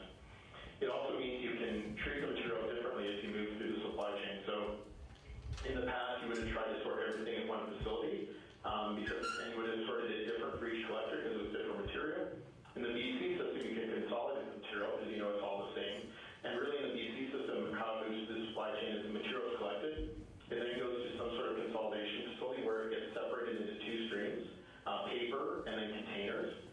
Paper is traditionally baled and marketed as quickly as possible. And so it would go from that consolidation facility right to a marketing facility and sent offshore primarily. The containers would all be baled and then sent down to one container recycling facility established in New Westminster, which is at the core of the Metro Vancouver area. And all the containers from across the province, roughly 40,000 tons of containers each year, would be sorted at that facility into their respective material groups. So the aluminum would be assorted in aluminum, gable top into gable top, and each of the different plastic categories would be separated into each in a separate category. And any deposit containers that end up captured in that system would also be sorted out, and then through an agreement we have with the processor that works on behalf of Recycle BC, those containers would be returned to our program, and we would provide them with the appropriate deposits for that. So I think the idea of the supply chain is to replicate what we often do in the commercial sector, whereas we try and develop these supply chains for distributing and providing goods to a network of stores in an efficient manner. The reverse supply chain is just trying to do the reverse, and like other supply chains, trying to standardize and optimize the system to make it work in a more efficient manner. Any other committee questions for Mr. Ellington? All right. So thank you again for your help today. Okay, my pleasure. Have a great day, everyone. Thank you. Thank you. Hi, is this Rachel? It is. Can you hear me? Yes, we can hear you great. This is Chris Bratt. You are on speakerphone and are in room 10 in the State House with about 60 other folks and panel. So the floor is yours. Great. Well, thank you very much, Mr. Chairman and members of the Commission. My name is Rachel Brilliant. I'm a former state legislator from neighboring writer of government relations for Vermont and the 5 other New England states. McDonald's is proud to count 26 restaurants throughout the state of Vermont, where we employ over 2,000 people from Brattleboro to St. Albans. My comments today will be brief, I promise, but will be specifically focused on packaging and recycling. Though on another occasion, I can also describe for members of the Vermont legislature, the executive, policy leaders, this commission, ways in which McDonald's is also working to combat climate change by setting science-based targets to significantly reduce our greenhouse emissions. So, as you can imagine, we're McDonald's, pretty big company, and manufacturing and transporting for over 37,000 restaurants in more than 100 countries does require significant natural resources, including water, trees, fossil fuels, and more. And how can we work as a company to see that the impact in Vermont and indeed the world is as small as possible?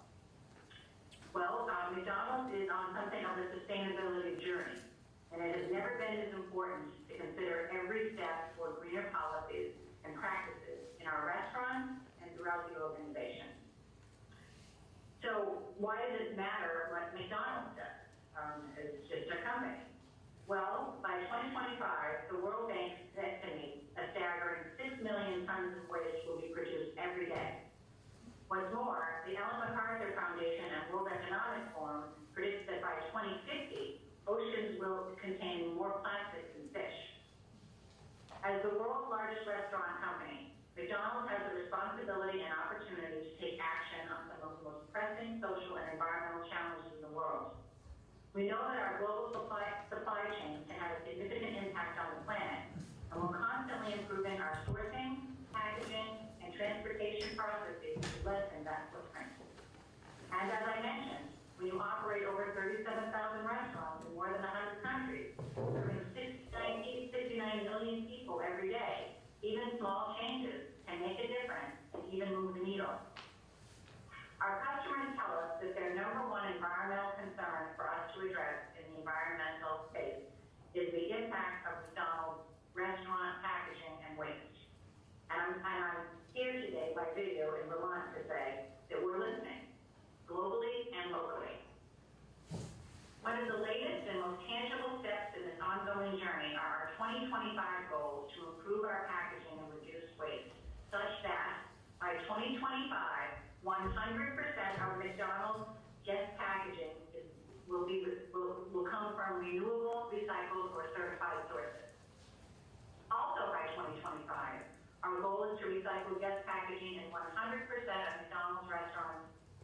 We understand that recycling infrastructure, regulations, and consumer behaviors vary from state to state, city to city, country to country, but we plan to be part of the solution wherever we are and help influence powerful change. Together with employees, franchisees, and suppliers, the company is committed to use our Scale for Good initiative to make changes that our customers want and that will have a meaningful impact in all the communities we serve. Our vision is nothing less than transformative. In fact, our sustainable packaging and customer recycling work supports the United Nations Sustainable Development Goals, a global agenda to end poverty, protect the planet, and ensure prosperity for all. I will not go into the entire report at this meeting, but I would like to specifically reference the following goals. Goal 12, responsible consumption and production. Goal 14, life below water. And Goal 17, partnerships for the goals, and specifically consumer goals, recycling, are mapped directly to the company's Scale for Good initiative. And now before this commission, I want to go over our packaging and recycling journey. This dates back to 25 years ago when McDonald's established a partnership with the Environmental Defense Fund. Since beginning that partnership, McDonald's not only phased out polystyrene sandwich boxes, but has also significantly reduced our environmental impacts by cutting solid waste and streamlining material choices. The initiative eliminated more than 300 million pounds of packaging, recycled 1 million tons of corrugated boxes, and reduced waste by 30% in a decade following the partnership. Then, in 2014, McDonald's set its first global goal to reduce waste and recycle more. The company joined World Wildlife Fund's Global Forest and Trade Network program and set its fiber sourcing targets to source all fiber for packaging from recycled or certified sources by 2020. McDonald's restaurants across 12 of our top 16 markets globally, which of course includes the United States market, have introduced programs and partnerships to reduce litter and increase recycling in their communities. In some communities with recycling infrastructure and local regulations, McDonald's restaurants offer customer-facing recycling, such as sorting bins, or collect guest waste and sort it for recycling behind the counter. Many of these McDonald's restaurants offer environmental messages in their lobbies. As of 2017, 50% of McDonald's guest packaging comes from renewable, recycled, or certified sources. We've also made significant progress on fiber-based packaging, which comprises the vast majority of what we use. And as of 2018, 70% of McDonald's fiber-based guest packaging comes from certified or recycled sources. Now we are rethinking our packaging by working with packaging specialists to reduce material volume wherever possible and designing packaging to capture the value of materials through recycling, which minimizes the cost and environmental impact associated with its disposal. And so what do these actions look like?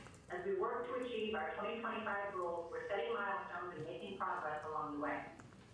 We aim to support 100% of fiber-based packaging from all certified or recyclable sources, and as by 2018, we're 70% way toward that goal and making more progress every day. From 2018 on, all centrally managed guest packaging is fully out of foam. We are foam free. It is a requirement now that markets do not use foam for any local guest packaging item. While the majority of our foam was removed years ago, we're proud that this important step has been reached as we raise the bar for our system and the industry.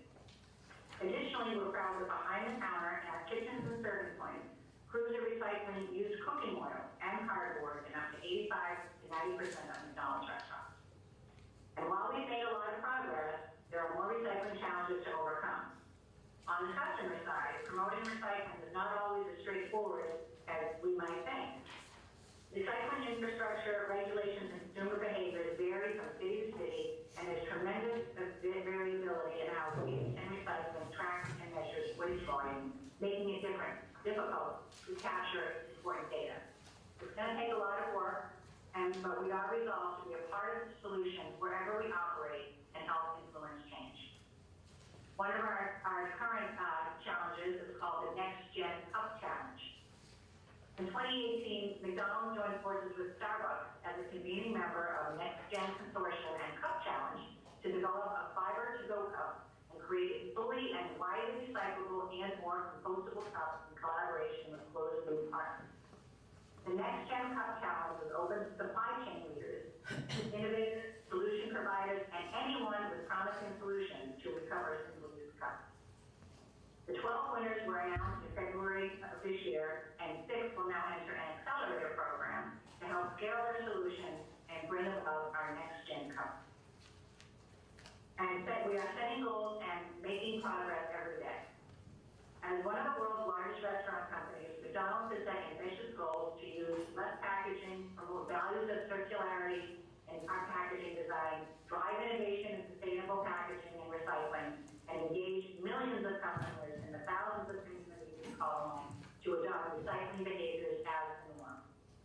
We're rethinking our packaging, as I described in the Next Gen Cup, working with packaging specialists to reduce material volume, and we know that these efforts will not be successful unless there is a strong recycling infrastructure. So, to note our progress on our goal 1 of 2025, 100% McDonald's guest packaging will come from renewable, recyclable, and certified sources. We are 70% there. We're fully out of foam, so we're making our goals, or we're keeping our promises. And in our goal of 2025 to recycle guest packaging of 100% of our restaurants, we are now recycling guest packaging in an estimated 10% of McDonald's restaurants around the world, and in some markets, we're recycling at nearly 100% of our locations. I don't have the numbers right now for Vermont, but I will get them to the committee when I get them. I just didn't get them in time for this meeting. so I apologize, I will get there.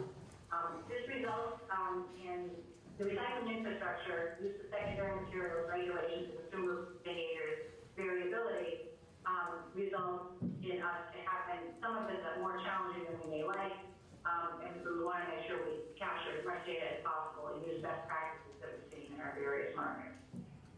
And in summary, we are always looking to improve at McDonald's in all of our environmental practices.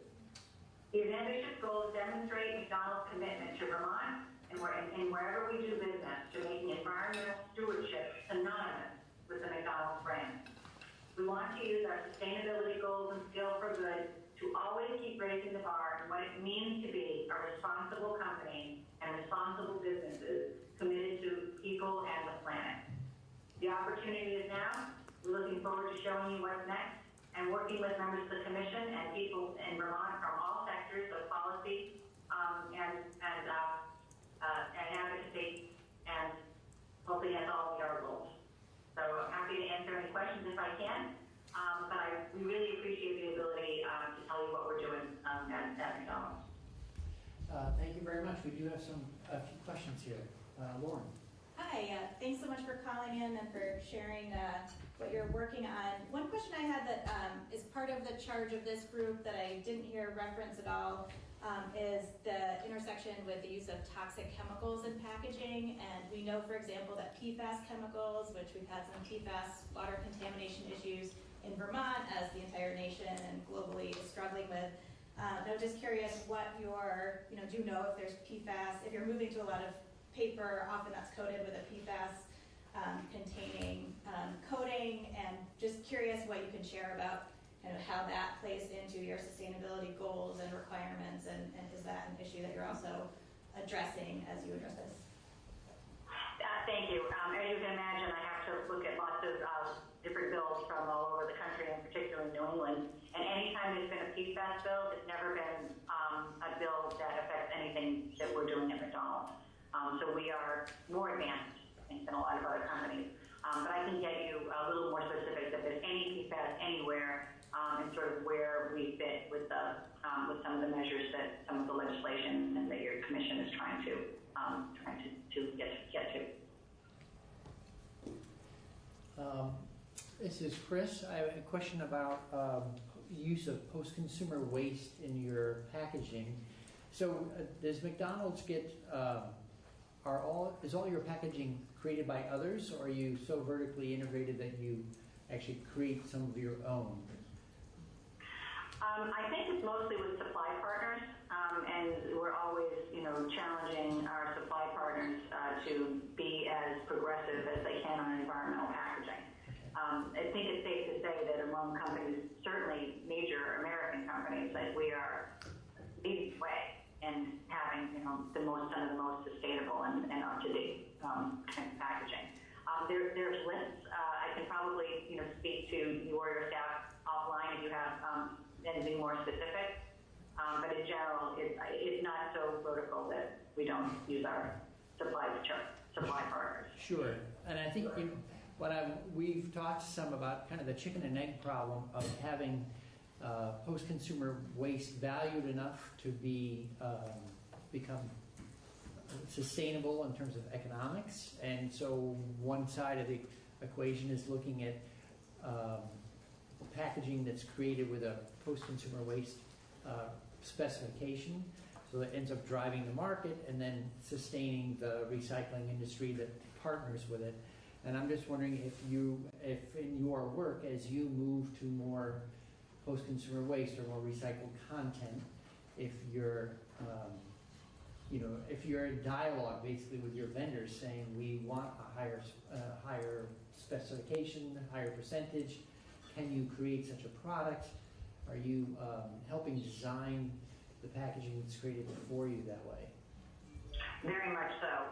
And we're trying to get ahead of it and lead with some of the best technology on post-consumer materials.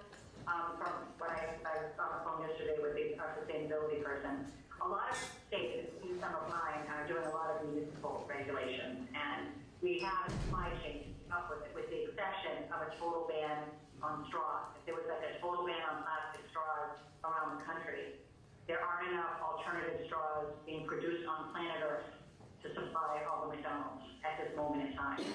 So we are working on alternative straws as well, and trying to lead in that space as we're beginning to meet them, town by town, or in some cases, I think it'll be statewide bans on straws. So some of it is just keeping up with the ability to supply and the technology, and we want to be as ahead on that as we can be. But so far, supply chain has met any of the municipal regs, and some of them have been pretty stringent. And as Vermont moves forward, from your perspective, what can Vermont do while we're, intent on making progress that's helpful to a corporation like McDonald's? What's sort of the productive route we can pursue versus one that you would call, challenging or problematic? Well, one of the ways that I think we've added to the dialogue is in trying to describe our journey, for example, and this isn't a packaging recycling matter, but menu labeling. Menu labeling came up, the restaurant industry all over the country got very nervous about doing it, and what kind of liability would there be. And McDonald's moved ahead, years ahead of time, and did all its menu labeling, and then served as a resource to other restaurant chains and other entities who were grappling with that, say, hey, it wasn't so bad, this is how we did it, and trying to kind of move policy where we've already discovered practice and a journey, particularly if it matches with the company's values. And the company's values is to be a progressive company environmentally, lead, and be a part of the solution. And the climate change, some of the climate change measures particularly impressive with some of the large-scale things that are happening for another day. But how we can share our experience as you're trying to pass legislation or policies that we already have experience with, we're happy to share that with our colleagues in business. Okay, great. Any other committee questions? Rachel, Andy Hackman. Question for you. So we've had some discussion within the group or within the working group around reusability and trying to force establishments to use reusable utensils and containers. Does that pose a challenge at all for you guys? That does, because there are a lot of food safety measures that McDonald's adheres to that are part of our practices, and even just some health codes that are variable. It depends, but we have had reusable on a bag. We've pushed against that because of the health concerns. But it's something I'm happy to talk to members of the committee about more extensively, because I think the company's response to a lot of things is like, well, maybe not no, maybe not, maybe it's more not yet, and how can we possibly get there? So we're open to the discussion, but yes, it has posed some problems. Yeah. And we have another question? Yeah, Kathy Jameson from DEC. So with being such a large global restaurant that does generate so much material that can get out into the environment, what is the single best thing McDonald's can do to make sure that when the material leaves the McDonald's restaurant, it will not cause an environmental impact? Well, some of what I described were just sort of just practices that we have our restaurants have to adhere to. It's kind of a big subject. Right, but recyclability is not going to solve that, and that plastics will break down into microplastics or nanoplastics. So just being able to have recyclable plastics won't solve that. And so that's one of the things, one of the charges of this group is to make sure that these materials minimize environmental impact. Yeah. And we're looking for solutions. Yeah, well, I'm happy to go to some of my colleagues in sustainability and see if they have more specific ideas in mind, but it is sort of a multi-pronged approach. Better materials, more recyclable, and fewer materials. Right, fewer is important. Okay. Yeah, fewer is a good goal, and there's plenty of disposables out there in the world, and we don't want to add more. Any other committee questions? All right. Well, thank you very much for zooming in today. Well, thank you for letting me zoom in. I will be there again in person, so thank you so much. Have a good day. Bye. Hello.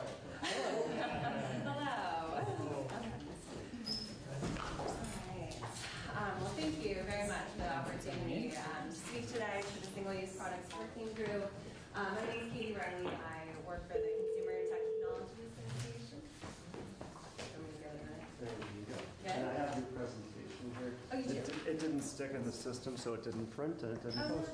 But we fixed it, and so now it is. Everyone has a copy. Okay, well, there's not a whole lot on the presentation. They were just kind of general slides, so sorry everybody's getting a paper copy, especially if you're talking about reducing waste. Sorry about that. It's not the first ironic you have. Usually it's legislator reviews. So. Okay, thank you.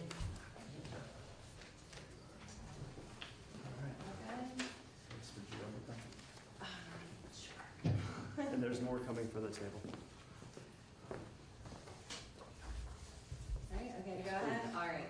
Well, thank you again for the opportunity to speak here today in front of the working group. My name is Katie Riley. I work for the Consumer Technology Association. We go by the acronym CTA. I submitted longer comments. Hopefully you all have a copy of those. So I'm going to keep my testimony today. I only have about 10 minutes. I'm going to keep it a little more focused than what I elaborate on in the written comments themselves. But I guess if you want to turn to page 2, a quick introduction to who CTA is. So we are the trade association that represents the U.S. consumer technology industry.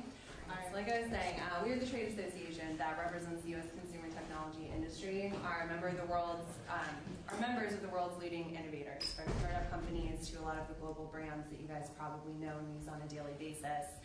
We help support more than 18 million jobs here in the U.S. Our members have long been recognized for their commitment, leadership, and innovation and sustainability, often taking measures to exceed regulatory requirements on environmental design, energy efficiency, and product and packaging stewardship. So I go into a little more length in my written comments, but I just wanted to start off with a slide that shows sort of the 4 major areas of consideration that our members take into account when designing packaging for their consumer electronic devices. There are 2 that I really want to focus on specifically for my short time today. The first is the overarching concern in the consumer technology industry as a durable goods industry that packaging must protect the high-value products that we're shipping out. When we're talking about shipping servers to businesses that cost tens of thousands of dollars, or we're talking about that high-value laptop that's going to a consumer's home, the fact that that packaging has to serve the role of protecting the product is of the utmost importance to our member companies. Additionally, for small high-value electronic devices, packaging also does serve the role of product protection from the perspective of theft. We want to make sure in a retail setting that those high-value, smaller devices aren't stolen off of retail store shelves. And then the second consideration that I wanted to touch on was the bottom right of sustainability. So over time, as an industry, our products, our electronic devices have gotten lighter and smaller, which means that in general, we've seen a significant reduction in the use of packaging among our member companies.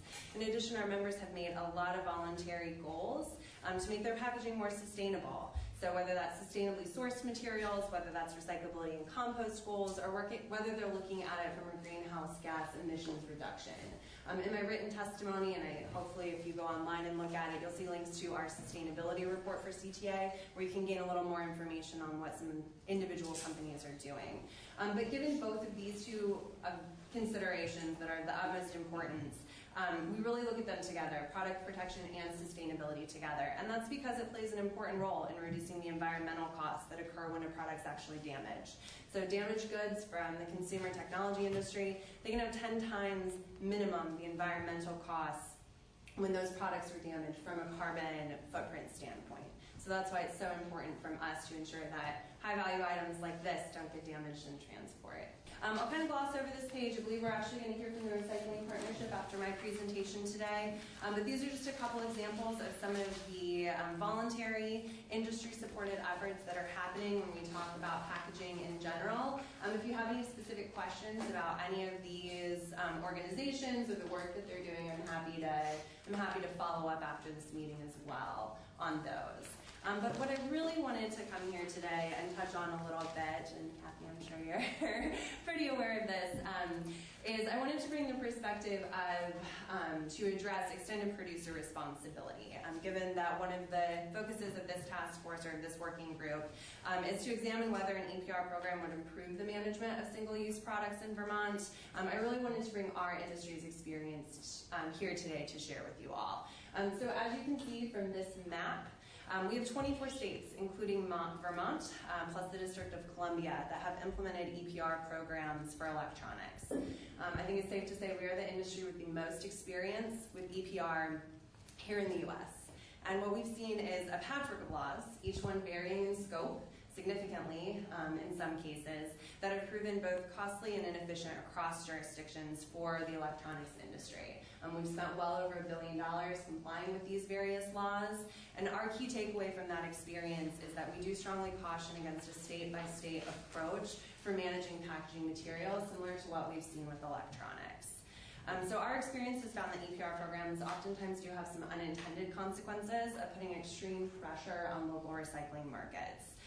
These adverse effects that we've seen on these local markets have had some long-term negative impacts on long-term sustainability of local recycling jobs around the country. Local governments must typically surrender control over their collection and recycling systems. And additionally, EPR structures, they operate outside the normal market influences. So what we see is the resulting winners and losers are being chosen by stewardship organizations and leaving others unable to operate outside the structures that these EPR programs create. Ultimately, this lack of market forces with EPR tends to lead to higher costs for the collection and recycling system as a whole. Specific to Vermont, since we are here today, it's a great example. The Vermont Electronic Waste Program, or Vermont E-Cycles Program, we should use the proper term, has one of the highest per pound rates in the country that we see among these programs. And because the Vermont system is not market-based, the Department of Environmental Conservation, they have sole control over selecting the program administrator and recyclers under the state standard plan. DEC approves the price for recycling based on submitted applications, not market pricing. And then the program bills manufacturers at non-competitive rates. The Vermont collection infrastructure, and I actually used to work for one of the recyclers that participated in the Vermont State Standard Plan. And the collection infrastructure for electronics is some of the costliest in the U.S., with no incentive for collectors to strive toward efficiencies. And so this isn't a pattern that's necessarily unique to Vermont, I will say that. We have seen this in other similarly structured programs here in the U.S. But additionally, and thankfully this does not happen in Vermont, but we've also seen where EPR programs in other states have ended up approving recyclers under their programs that have gone out of business and abandoned cathode ray tube or CRT stockpiles. So I just kind of want to stress with all of this that EPR does not always equate to an effective or an efficient system. Proponents of EPR also argue that the program does lead to product redesign. As an industry, in our experience with EPR, we've not seen it drive design for the environment. Progress on this front has been specifically connected to product innovation, consumer demand and preference, and companies' commitments to reduce hazardous material. So CTI, in conjunction with Staples, we've been working with the Rochester Institute of Technology's Golisano Institute for Sustainability, and what we've actually found is that while the number of consumer electronic devices sold has actually continued to increase, the net material impact of those devices has actually gone down over time and is now down at levels that we haven't seen since the early 1990s. RIT also reported that materials of concern like lead and mercury have significantly declined, even though the general overall material profile has remained relatively steady among our products. So I just want to stress that these achievements have been driven by innovation and advancements among the industry, not as a result of our industry having to pay for collection and recycling of electronics across multiple jurisdictions. Lastly, I do kind of want to point out that product stewardship does little to change consumer behavior. Product stewardship is not free. I know all of you know that are sitting here today.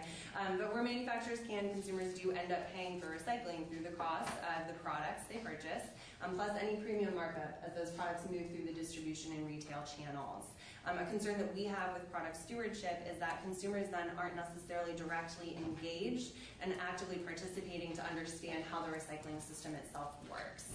Hidden fees, inevitable distribution change markups, this kind of sends the wrong message to consumers, in our opinion, that recycling is free, and we're not creating that ethos that's really needed to support a robust consumer recycling program. So my next slide just kind of addresses some of the challenges of the Vermont e-Cycles program. I already addressed those in my conversation. I do want to note a lot of these challenges are not unique just to Vermont. I'm not picking on Vermont's program as I'm sitting here. We do see them in many other states, and manufacturers are trying to be proactive. They're currently reaching out to DEC as well as some of the other state programs with concerns and ideas about how to help modernize these programs to help make them more cost effective and efficient. But lastly, I wanted to wrap up talking about my experience serving on the Connecticut Task Force that was tasked with studying methods for reducing consumer packaging that generates solid waste in Connecticut. This task force was established in 2016. We wrapped up our recommendations and released those in February of 2018. And I kind of want to talk through the process a little bit. It was a very well thought out and structured task force. We had over a year of stakeholder meetings in which we heard from stakeholders, expert testimony, public comments. We structured it so that at each meeting we heard from different stakeholder groups, including local governments, industry, which included packaging producers, trade associations, and product manufacturers, the NGO community, academia, EPR program representatives from Canada and Europe, as well as the waste and recycling community, both national and local. And the testimony focused on the impacts of an experience with EPR, as well as alternative programs and policy options for managing and reducing packaging. And really the key finding of this task force was one of the key findings of the task force was that we did not recommend product stewardship as a means of reducing consumer packaging that generates solid waste in Connecticut. A handful of the concerns, you can see them up here. We were worried about creation of a recycling monopoly. We were worried about pushing Connecticut recycling firms out of business. We were worried about increasing costs on the entire collection recycling system as a whole. But one of the other things I also wanted to stress is there was general acknowledgement among all task force members that a state-by-state approach would not achieve the results touted under other EPR programs in other jurisdictions, specifically Canada and Europe, where the U.S. tends to look. State-by-state approach would not achieve those achievements that we see under some of these other programs. I think that's really a key concept to keep in mind here. I do want to stress, we spend a lot of time and significant resources as a task force member like you all. I spent a lot of time researching various policy options, including product stewardship, prepared questions for the experts that came before our committee. I did a lot of follow-up research as well. And some of the concerns that I raised were surrounding the potential economic impact and costs of an EPR program. So some of those concerns, again, outlined in my written comments, but we didn't have a full analysis of the costs associated with the product stewardship system for Connecticut. There was no understanding of what the full cost of the system was going to be or any cost savings to local governments. We didn't know the full cost of the current collection and recycling system as a whole in Connecticut either, so we couldn't understand if a product stewardship program would achieve any increased efficiencies or create any type of economies of scales there. Other industries that were currently complying with product stewardship laws, not just electronics, but we also have paint and mattresses and carpet. They stress that showing cost to consumers actually sends a signal to the buyer that recycling is not free and something that they felt was important for creating that consumer recycling ethos. And lastly, while acknowledging that an EPR system for packaging could theoretically have a potential to incentivize product design,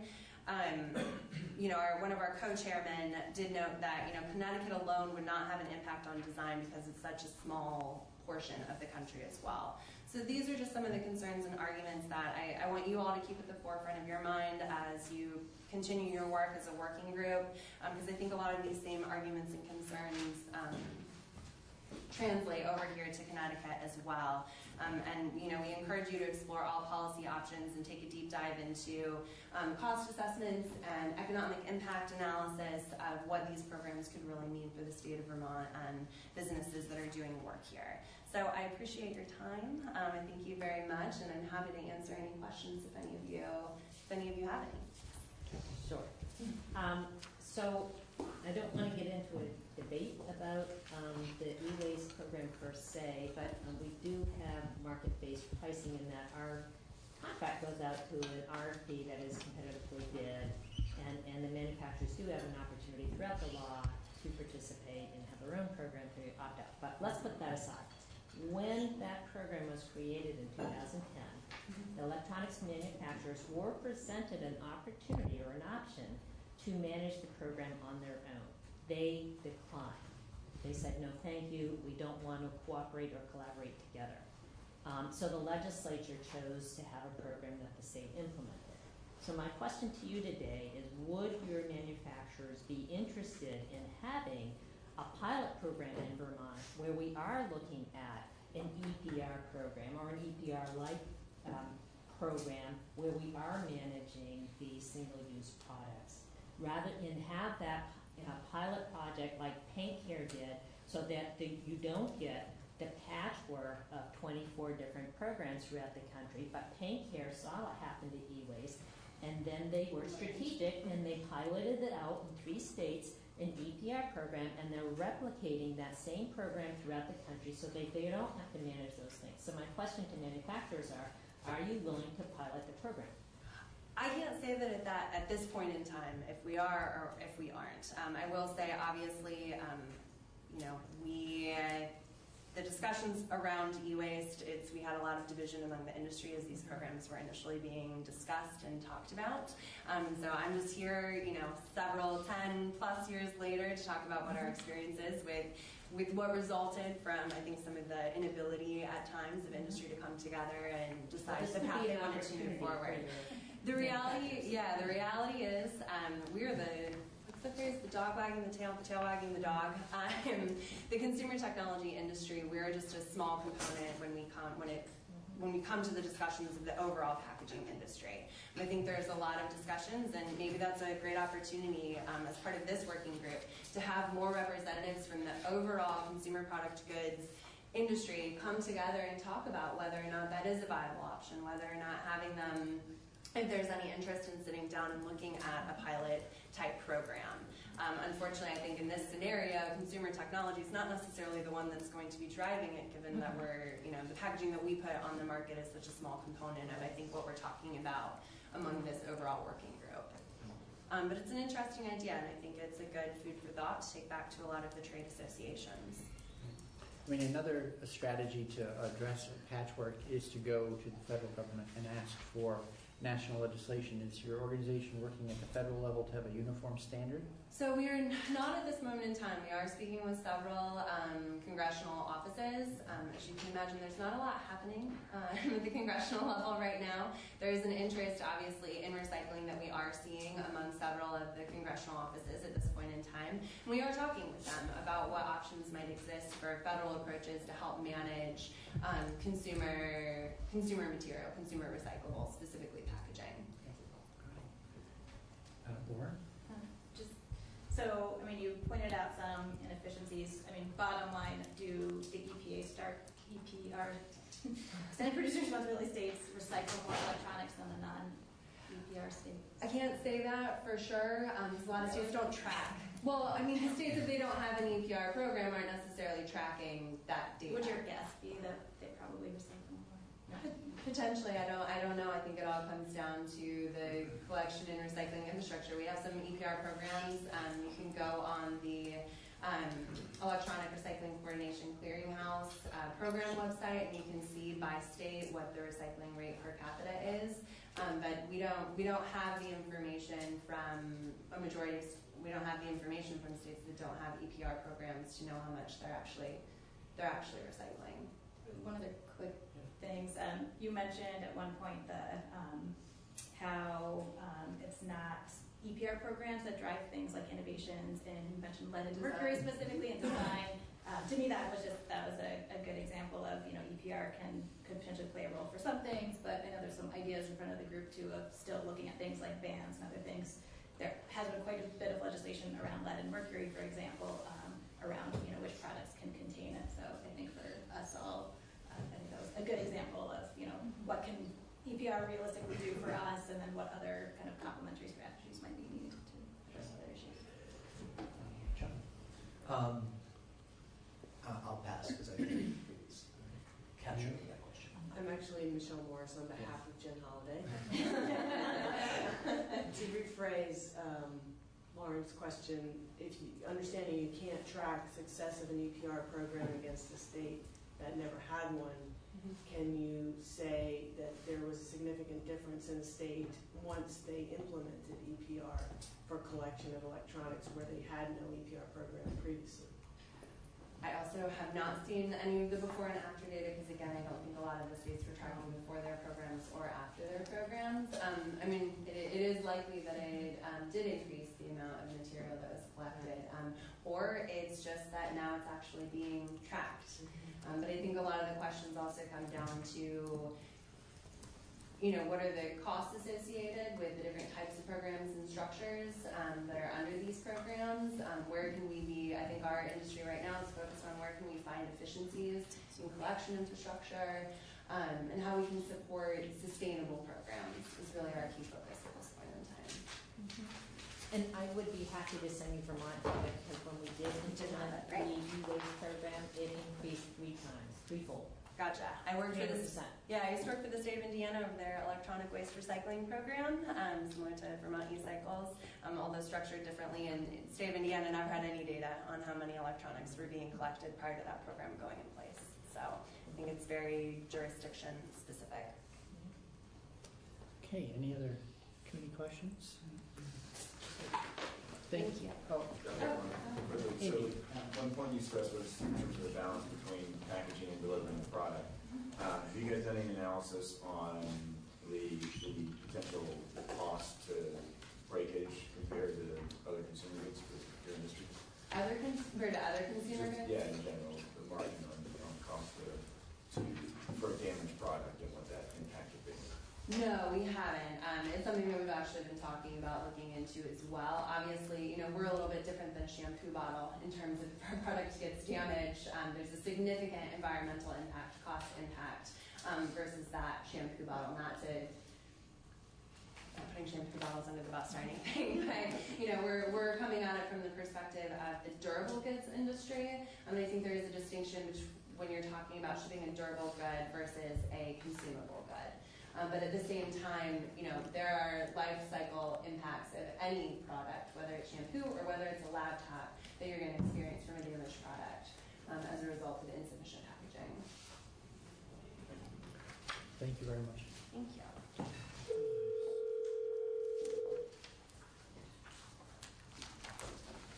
This is Dylan. Hi, Dylan.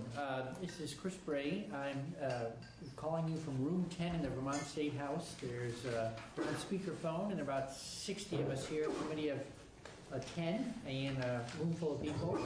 And sorry, we're running just a little behind. Totally okay.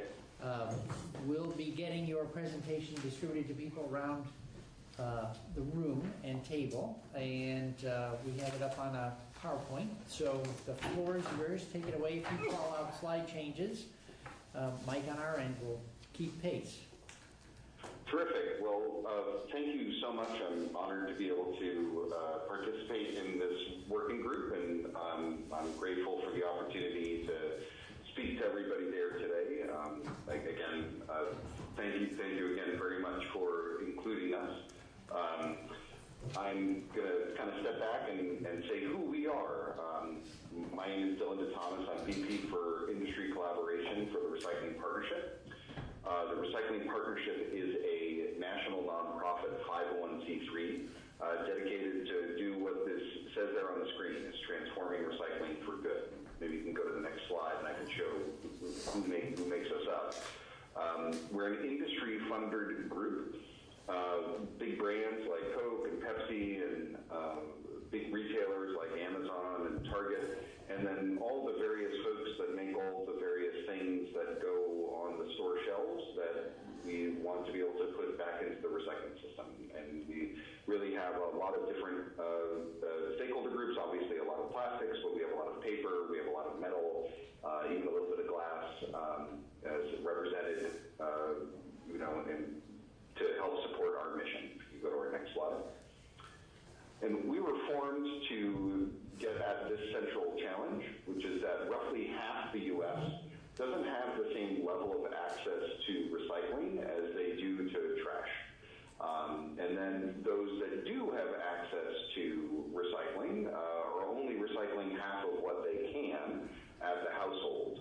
And so that's roughly what we were created to try to fix. If you can switch one slide and then switch to the next slide, I'm going to give a little bit of context on our working model. We do that through 4 distinct work streams. The primary work stream, where a good deal of our funding goes, is to infrastructure.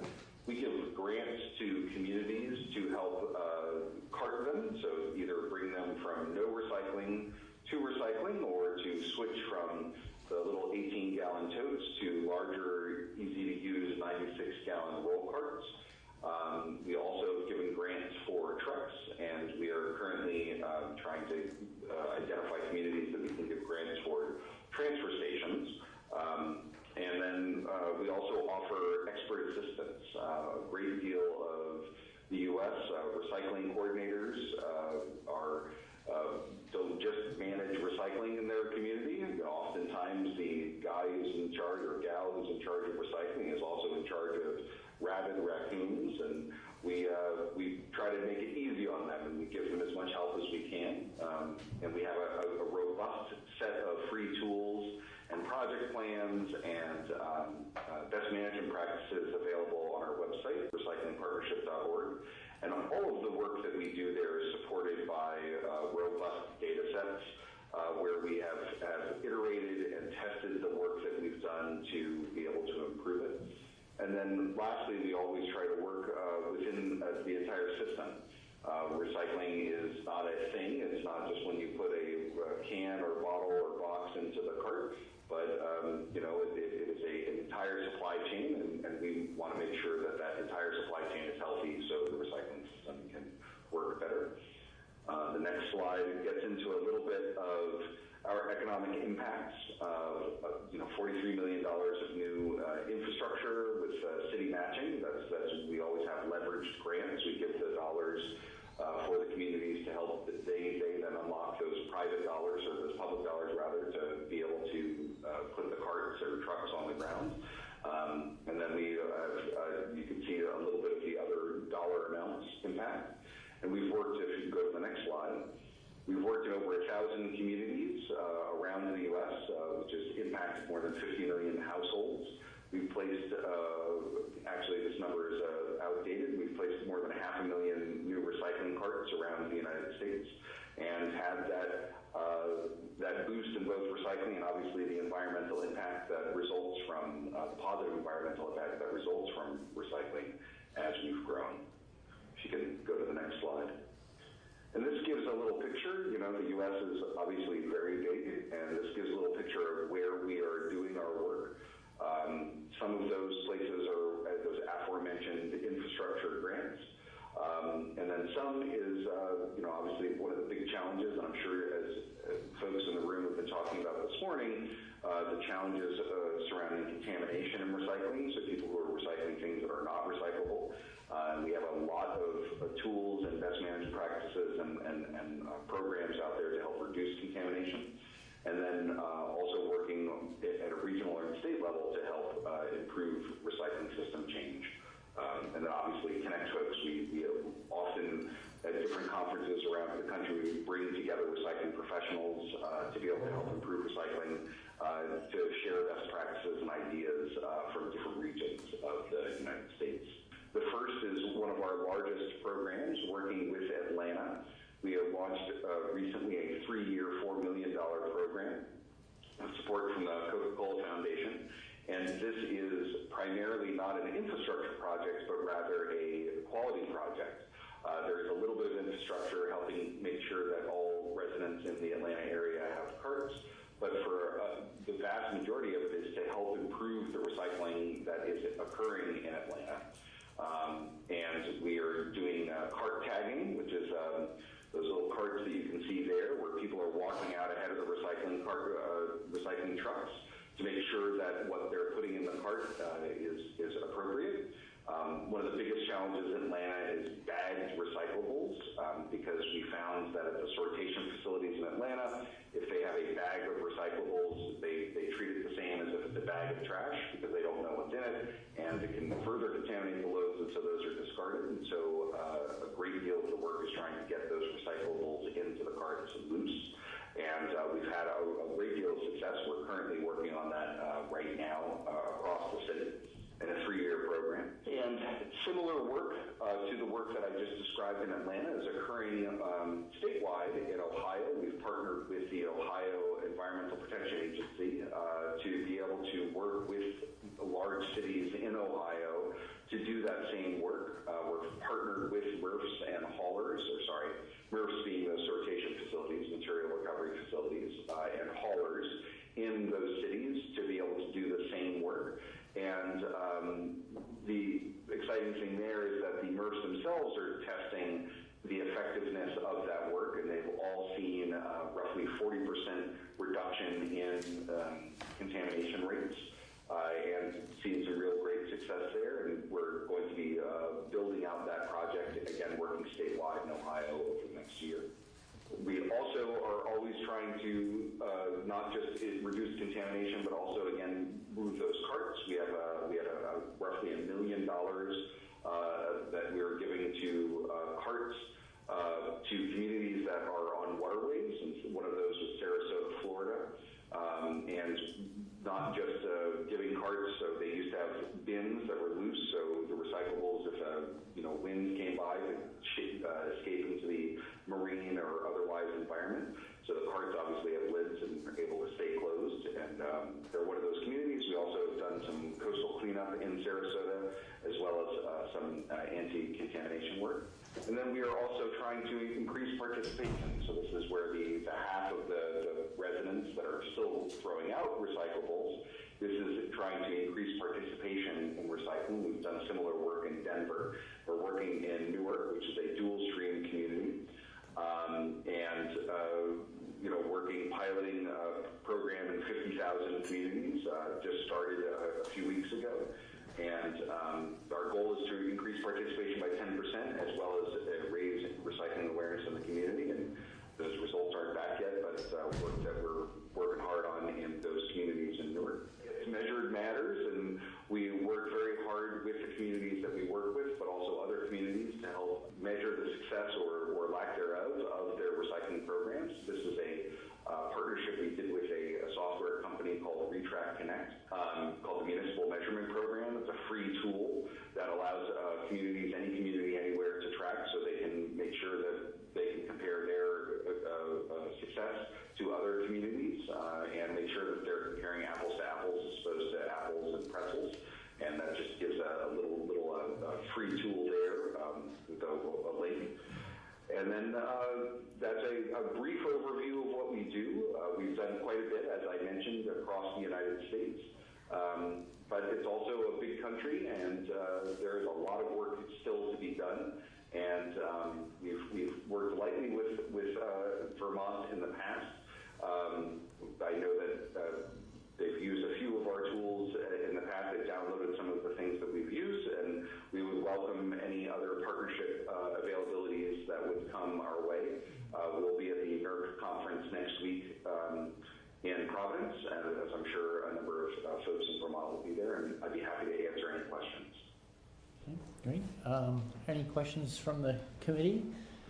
I have one quick one. I mean, I know that your organization's about recycling. Yes, sir. In the scheme of things, we're also talking about reducing from the outset. Do you play any role with your partner organizations in going upstream to try to reduce the volume of material that needs to be recycled? Yeah, that's a great question. Obviously, recycling is the third on the waste hierarchy, and obviously an important part of what we would hope to be the circular economy. And reduction and reuse are ahead of it. We are focused currently on recycling, just just because that's how the system is currently set up. But it is something that we work hard to support, and we work with states like the state of Oregon, their Sustainable Materials Management, the Roadway Pathway to 2050. We support any states or cities that are able to work on reduction and reuse, but we don't currently have programs because, again, we are the recycling partnership and work with existing solid waste systems, and there aren't a great deal of solid waste systems that deal with reduction and reuse. So I suppose that was a lot of words to say, no, we don't really work in that space. Sorry about that. Okay, thank you. Kathy? Sure. Are you aware of any Vermont municipalities that have received funding from your organization for infrastructure? No, that's a great question. I don't have a list of all the municipalities that have applied for funding, but I don't believe Vermont is on that list currently. Our grants for the carts in particular are open for any community to apply. And we are, apologies, sorry, came a call on at the same time. But I know that Vermont communities have used our tools that we have available on our website, but I don't believe they've applied for funds, but they would be eligible to. Okay, thank you. We have another question. I'm curious as to whether Recycling Partnership is doing any work on hard to recycle materials, in particular, outside of the commonly recycled and recovered materials. I'm sorry, you broke up a little bit. Could you repeat that, please? I'm curious as to whether Recycling Partnership is doing any work on capturing hard to recycle materials apart from the normal fibers and containers and packaging that we're already capturing pretty well. Yeah, that's a great question. So I did not share that slide. We did recently launch an initiative called the Film and Flexibles Task Force that is working with both existing and potential programs to be able to capture those materials. Film being like a overwrap on toilet paper or your plastic shopping bags, and then flexibles, which are termed as like the pouches that we see at grocery stores a lot. And we're working with different programs to be able to figure out how we can recover those best.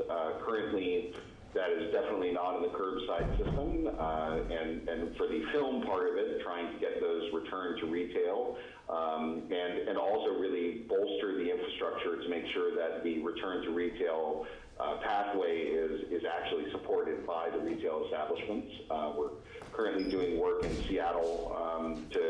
They're pulling film out of their curbside program and going to be putting it into the return to retail, and we're helping make sure that those retail establishments have it. We are also working, we announced a big report today called the Bridge to Circularity that discusses, we're going to be developing with other industry partners to find a pathway to recyclability for items that are currently not captured by the system, but that is, we just made that announcement today. I don't want to say that we're doing it. We are calling to other organizations like the Sustainable Packaging Coalition, like the Association of Plastic Recyclers, to be able to support research and infrastructure investments, so those hard to recycle items like tubes or small format materials or film and flexibles to be able to get into the system in some path.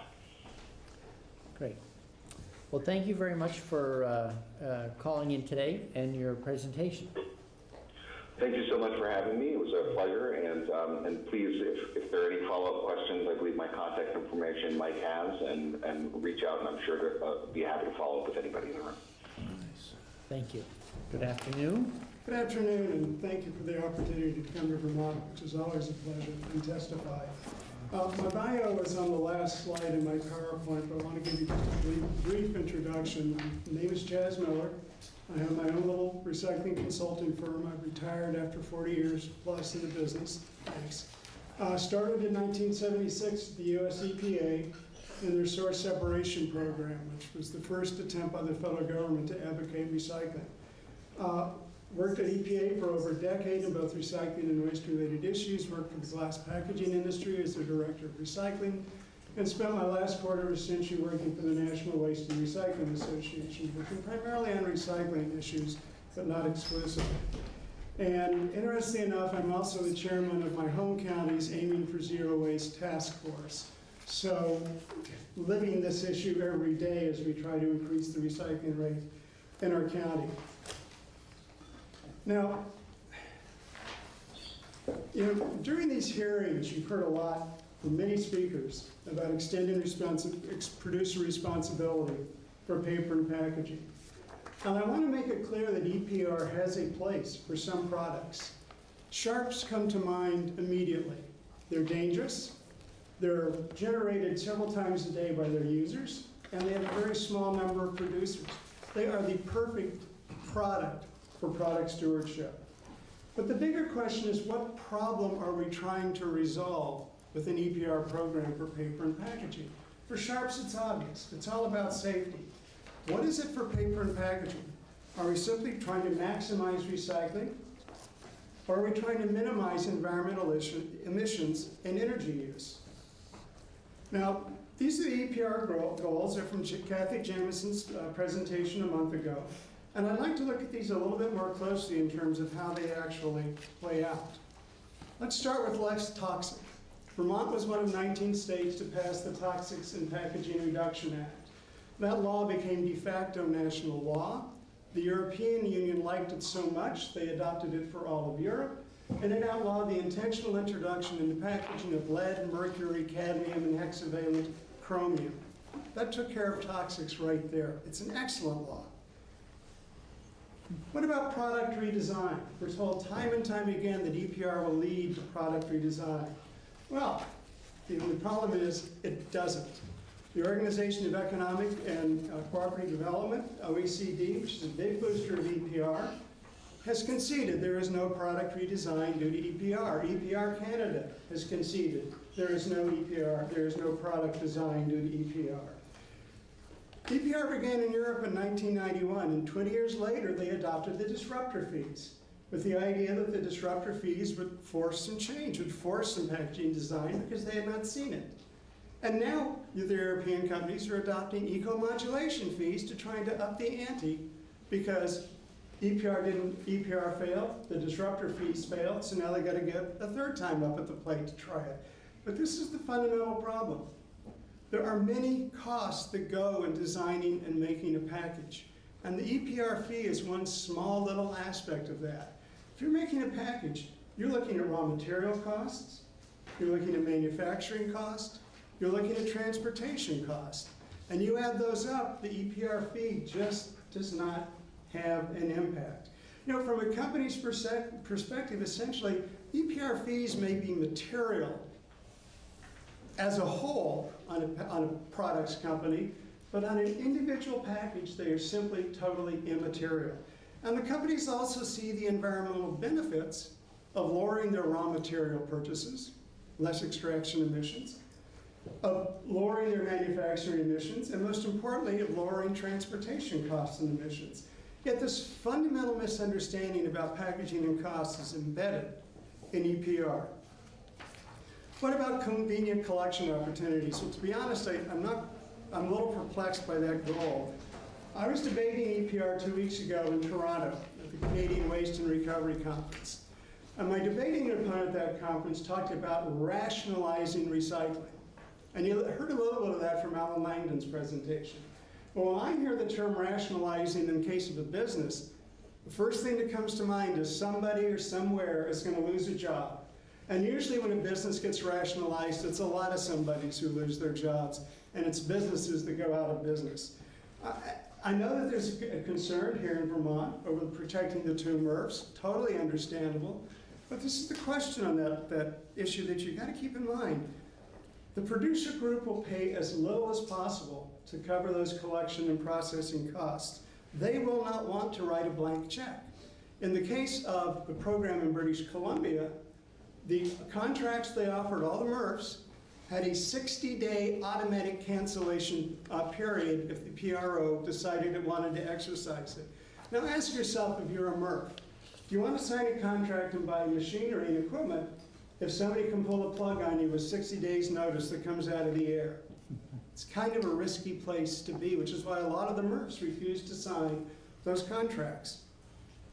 Now, one other thought is that if EPR for paper and packaging is adopted by any of the other New England states, New York State, what is to prevent a producer organization from just saying, we've got a bigger MRF in the neighboring state, we're going to ship all the recyclables out of Vermont to be processed? Perfectly logical under the control, and you heard Alan Langdon talk about control, that a MRF, that a PRO wants to have, because as far as they're concerned, once they pay that collection price, they own the recyclables.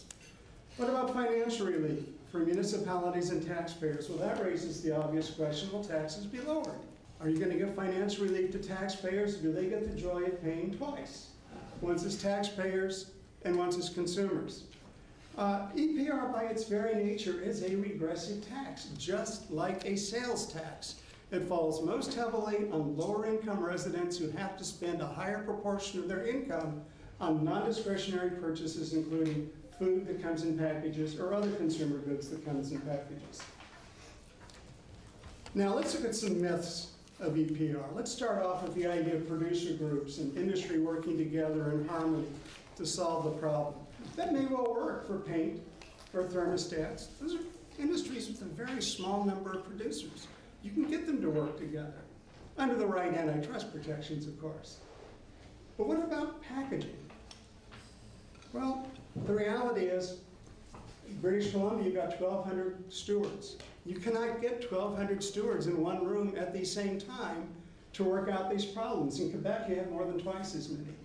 So what happens is the producers simply write a check, and they leave it up to the staff and the consultants of the staff of that producer organization to actually figure out what they want to do and how they want to do it while they're writing the check. And another thing, EPR costs are not just the fee that an EPR program pays. Each producer has their own significant compliance costs that they have to cover as a part of that EPR program. They include the cost of filling out the product reports. They include dealing with auditors from the producer group who, quite bluntly, the auditor's goal is simply to squeeze as much money as possible out of the producer so the group can have more money to play with. And then constantly revising those reports as product lines and shipments change. Now, my presumption is Vermont would do like British Columbia and a lot of other places. You're going to look at the national product distribution for a package, and you're just going to allocate Vermont's share by its percentage of the population. Well, that's all nice and good, but that means, say, a producer totally changes its products in Texas. Those changes may never see Vermont, but it's going to affect the money that comes into Vermont. And most importantly, I have never heard EPR proponents talk about those compliance costs and the impact they do. But I can tell you right now, Vermont businesses will notice them because they'll have to pay them. What about economies of scale? And you know, we're told that a producer group rationalizes, it creates economies of scale and allows a system of lower cost. Well, economies of scale are good. Why don't we just have one grocery chain in the state? Provincial Ministry of the Environment had an application, a reasonable cost based on the analysis of their consultants and their staff. British Columbia claims to cover the full cost of recycling, yet the incentive fee, they call it an incentive fee, that they pay to the communities. That incentive fee is based on what they think the cost should be, and it generally, in many cases, simply does not cover a community's costs. To the point that now the communities in BC have absolutely demanded transparency in how that fee is set because they want more money. They want to cover all their costs. And interestingly enough, the fee was so low that the city of Vancouver simply got out of the recycling business. They turned it all over to Recycle British Columbia. Now in Quebec, Eco Enterprise, I think, is much more honest when it simply says that they're responsible for the efficient and effective cost of recycling. They don't claim to be responsible for all of it. But at the same time, they decide what is efficient and effective. And remember, as I said earlier, and you heard it from Mr. Langdon, under EPR, the producers own the recyclables at the point of collection. They want full control of the system and its cost. They will not write a blank check for costs they cannot confirm or control. The idea of producers internalizing costs, really the spark plug reason for the original EPR programs. But do they internalize it, or is it just a pass-through? something the consumer never knows about. I mean, to Vermont businesses, this is just another cost of doing business in this state. It's accompanied by the additional compliance costs that I mentioned. It's a hidden cost they'll pass on to their consumers who will have no idea they just paid for recycling. And yet, the paint, the mattress, the carpet companies and their EPR programs, they are adamant that there be a shown fee so that the buyer knows that there is a cost to recycling and that they have a stake in successful recycling. And is EPR good for the environment? Are we talking about design for recycling, or are we talking about design for the environment and sustainable materials management? Now, several speakers at previous hearings have tried hard to square the circle. They want to encourage recycling to the maximum extent possible, while also encouraging that the environmental benefits are maximized to that maximum extent possible. But you can't do that in every case, in a lot of cases. You know, recycling rightly follows waste reduction and reuse on the hierarchies for waste and materials management. Recycling is a manufacturing process. Recycling destroys in order to create. Whether it's shredding, whether it's crushing, whether it's grinding, whether it's smelting and melting down, recycling is an inherently destructive process that does lead to a new product, but in that process, materials are lost and emissions are created. I love recycling, it does a lot of great work, but we have to be upfront about what recycling really accomplishes and how. And you know, virtually all greenhouse gases related to consumption, because what we have in this country and in North America, this is what I said in Canada 2 weeks ago, we don't have a waste problem, we have excellent waste management systems. We have a consumption problem. And it's consumption we should be focusing on. And yet if you look at the greenhouse gases caused by our consumption problem, 99% are caused by material extraction, manufacturing, and transportation. Only 1 or 2% by disposal. And yet EPR penalizes waste reduction with its emphasis on higher fees for non-recyclable products, even if those products are greener than the recyclable competitors. That's a real paradox. I've been doing recycling for so long, I really had to struggle to wrap my little pea brain about this one. But the data is irrefutable. This is EPA and the environmental impacts of coffee packaging choices. The 100%, if you will, recyclable steel can, the rigid plastic container, and a flexible pouch.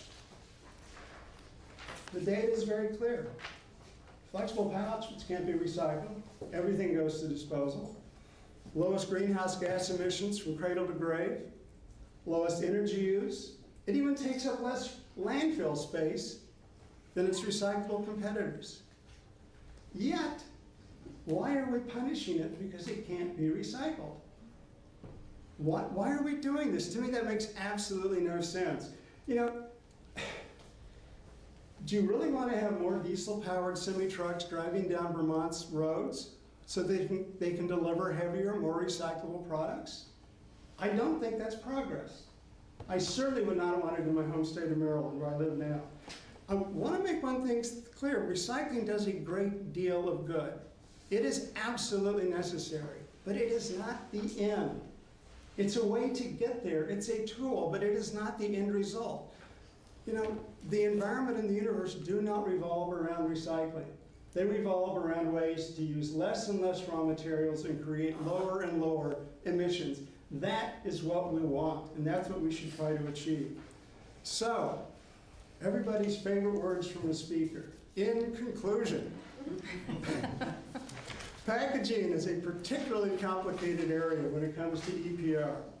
Behavior change is absolutely crucial to recycling.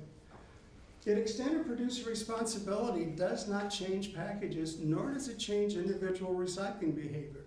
It creates a monopoly that is now responsible for collection and processing of traditional recyclables. And you know, one thing you've really got to think through very carefully, what is the goal? What do you want to accomplish here? Because beware of what you wish for. You may get something quite unexpected. Thank you very much for your time. Thank you. Any committee questions? Hey, John. So I'm glad you brought up the flexible pouch scenario. It's something we've talked about as a group, and I think the focus that we've mentioned as a group is wanting to address how single-use products add to the waste problem in Vermont. And recycling is part of the solution, I think, as you mentioned. And we have mentioned EPR as a way to drive both reducing the number of single-use products that are entering the waste stream, but also making those products and packaging better for the waste stream, whether it be recyclable or, you know, if a flex-use package. If EPR isn't the way to push or persuade producers to create packaging that helps reduce our waste stream, then what is? Well, I think in the first place, for EPR to be an effective cost signal to a producer, the fee's going to have to be significantly higher.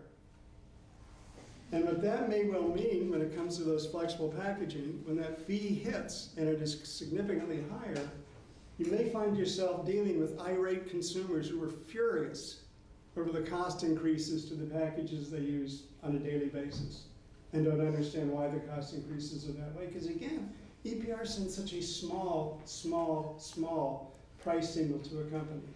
They're looking at a much bigger cost array. And frankly, if you're into sustainability, you care far more about reducing your overall impact than you do about the number of packages you produce or how recyclable you are. You're looking at that overall environmental goal.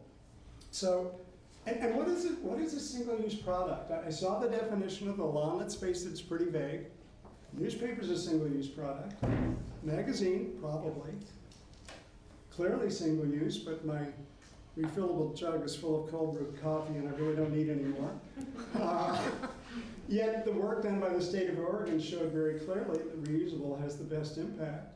Why do you put tap water in a plastic bottle when you can put it in a refillable container? I mean, come on.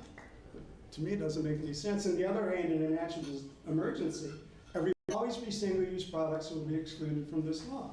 One is anything health related. I had the misfortune to have something called cellulitis in June. Don't get it. It involves either a staph or a strep getting into your system through an open wound. It's not fun.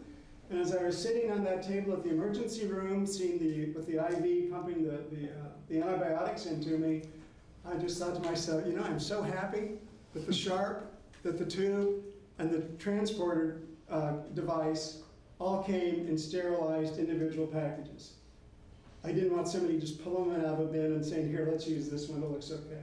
So there will always be exceptions to that. And I think you may be trying to accomplish too much. I have a question on the, we've heard a little bit before about the coffee packaging data that you were sharing, but I hadn't seen it all, so thank you for bringing that. Is this representative? I mean, I'm just wondering if it serves as a representative example of many packaging situations, or it's unusual and at least makes us ask a question. I think that's a great question, and the answer it's most representative for the products that it examined, which in this case had to be those three. You can do other LCAs for different products that will have a different type of potential packaging, because in this case, you know, flexible packaging is simply not available for all products. And in those cases, you're probably going to get different results. And if I might add one other thing, this was done by EPA, so I totally trust the conclusions. On product redesign, you were saying, I mean, the point listed was no product redesign. And I think in part we're looking at some of this work here as kind of a stitch in time saves nine. How can we help the entire system think ahead so there's less of a problem to manage downstream? Do you not see, what are there no opportunities in taking that sort of frame of mind and bringing it to this work? Well, first of all, you're asking about predicting the future of packaging. When I started at EPA in '76, do you want to know what everybody was complaining about for recycling? It was groundwood computer printout paper. Now, who here remembers printout paper much less groundwork printout paper. Times change, the materials we use change. I don't know how to predict 10 years down the road. I don't know how to predict what the new products are going to be, what the new materials are going to be. And I think that's one fundamental problem that we're all struggling with in these programs. In terms of, we've also looked at post-consumer waste requirements as part of packaging as a way of creating demand for a product that can end up accumulating and becoming problematic, so you can create demand for that product and fold it back into new packaging. Is that a way to drive product redesign? When I started in SWMA, Congress was taking its first real look at packaging and recycling. And in 1994, as an association, we were the only private sector trade association to endorse post-consumer minimum content requirements for newspapers. And we were adamant about that because at the time, newspaper is the biggest thing you collected and we desperately need markets.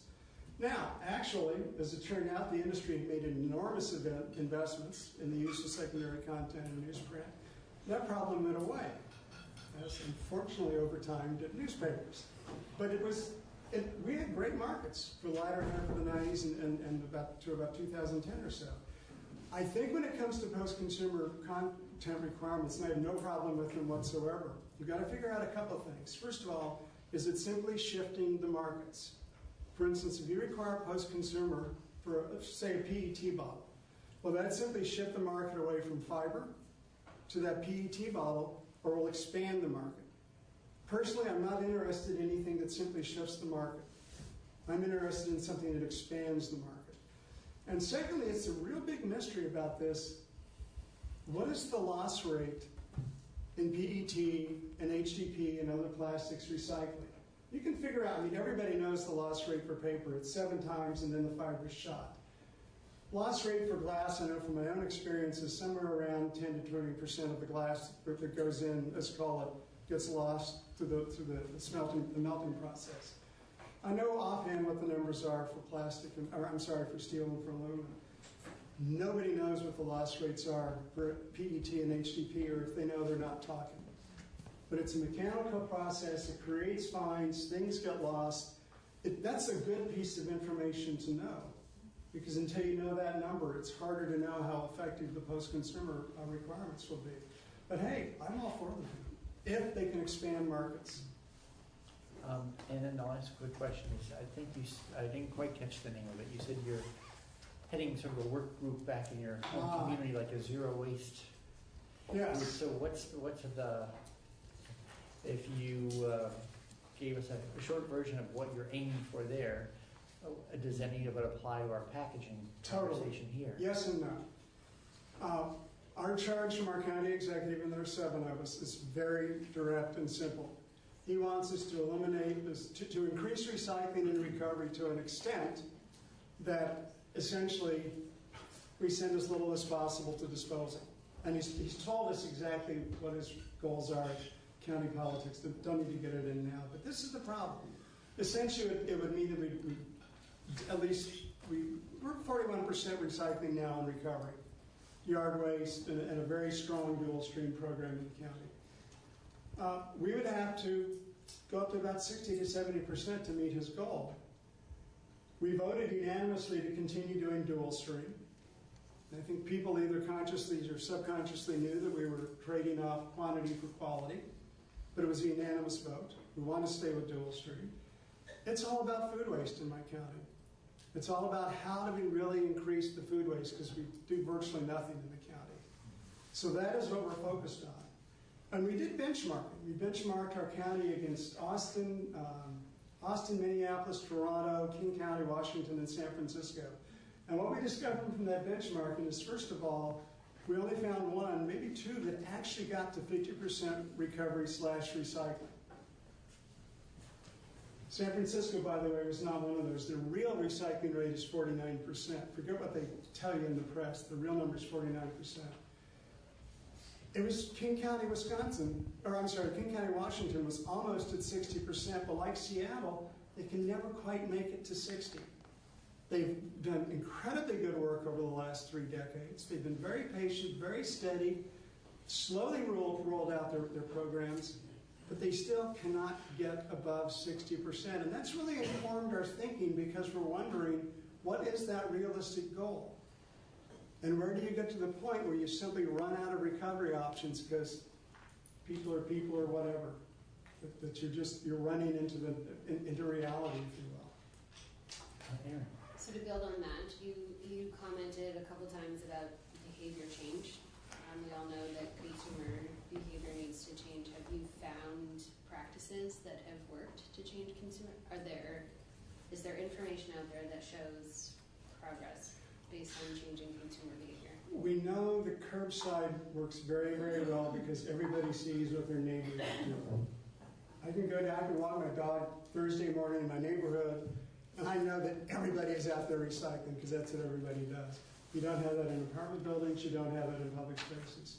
And we know that we just have not made that cultural shift.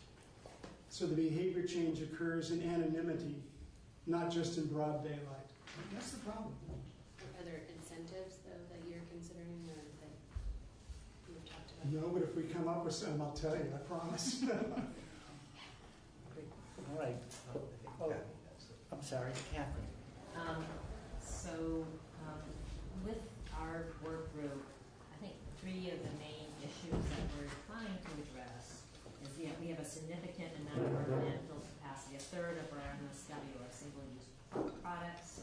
About half of that third could be recycled if it were put in the right bin. Our recycling costs, just like the rest of the country, have soared, and we're really struggling with markets. You know the story there. If you put any more material in our recycling system, and people are already debating on whether or not they should continue recycling, so that's a stressed system. And we are hearing about the negative environmental and human health impacts from single-use products and packaging. And while we addressed some of the heavy metals, 10 or 20 years ago, we're concerned with PFAS and other emerging contaminants of concern. So those three big topics are what we're trying to explore. And EPR was one of the tools we were looking at for that, not necessarily to solve all the ills of our system, but to help with that cost that's going on. And if there are, many manufacturers are looking at making more materials recyclable, we need to do something for the system, and asking taxpayers to pay more right now isn't one of the better options for us. So what would be your recommendation to solve those issues? Well, in the first place, you may be overreaching in what the goals you're trying to hit. That's the first one. In the testimony you had in the hearing a month ago, you talked about the mandated recyclables. You're getting 72% recovery. The question I would have is, what is the overlap between the universe of single-use packages and the mandated recyclables? So what is the potential extra recovery you're going to get out of that? Because 72% is a very good rate for mandated recyclables. For just what we are required to put in the blue bin today. Absolutely, no, understood. But manufacturers, as you know, are creating more and more of these materials and different kinds of materials that can't go through our recycling system right now. And I don't think that's going to change. There's two demographic trends you've got to keep in mind. One is the fact that there are twice as many Americans living in single-person households today as there were 20 years ago. What does that translate to? It translates to small packages to avoid food waste. And the other one, ironically enough, is there are more people eating by themselves, even married couples. And that too translates into smaller packages to avoid food waste. I don't know how any government can control or change those kinds of changes. Because right there what you have are companies who make food products and sell them in the market. They don't want that food to go bad because they had it in a big package that's too big for the user. But if you said and you may be asking for too much. Yeah, but you said the fees are probably immaterial to manufacturers for EPR. And if that's the case, and if that would help with our recycling system, why not go ahead with that? But will it help with your recycling system? That becomes the next question. Will it help with the finances of it? And right now, it's in need of financial help. In that case, I think you have to be very, very upfront with the residents and the taxpayers of Vermont and saying you get to pay twice now. You get to pay with your taxes, and you get to pay as a consumer. And I've never seen that happen in an EPR format where People were told, you gotta pay twice, congratulations. But if the cost of recycling was paid for by an EPR program, why would it continue to have to be paid for by the taxes? Well, I have yet to see in Europe or in Canada an EPR program that cut tax, a local government that cut taxes because it now had an EPR program picking up its recyclables. So taxpayers will still pay that. They'll still pay those taxes. And now they get to pay for EPR as consumers. That's an extra 98 million Canadian in British Columbia that they get to pay. So again, if you want to do it, I think you have to be straightforward with residents that now your taxes will not go down, and by the way, you're paying as consumers.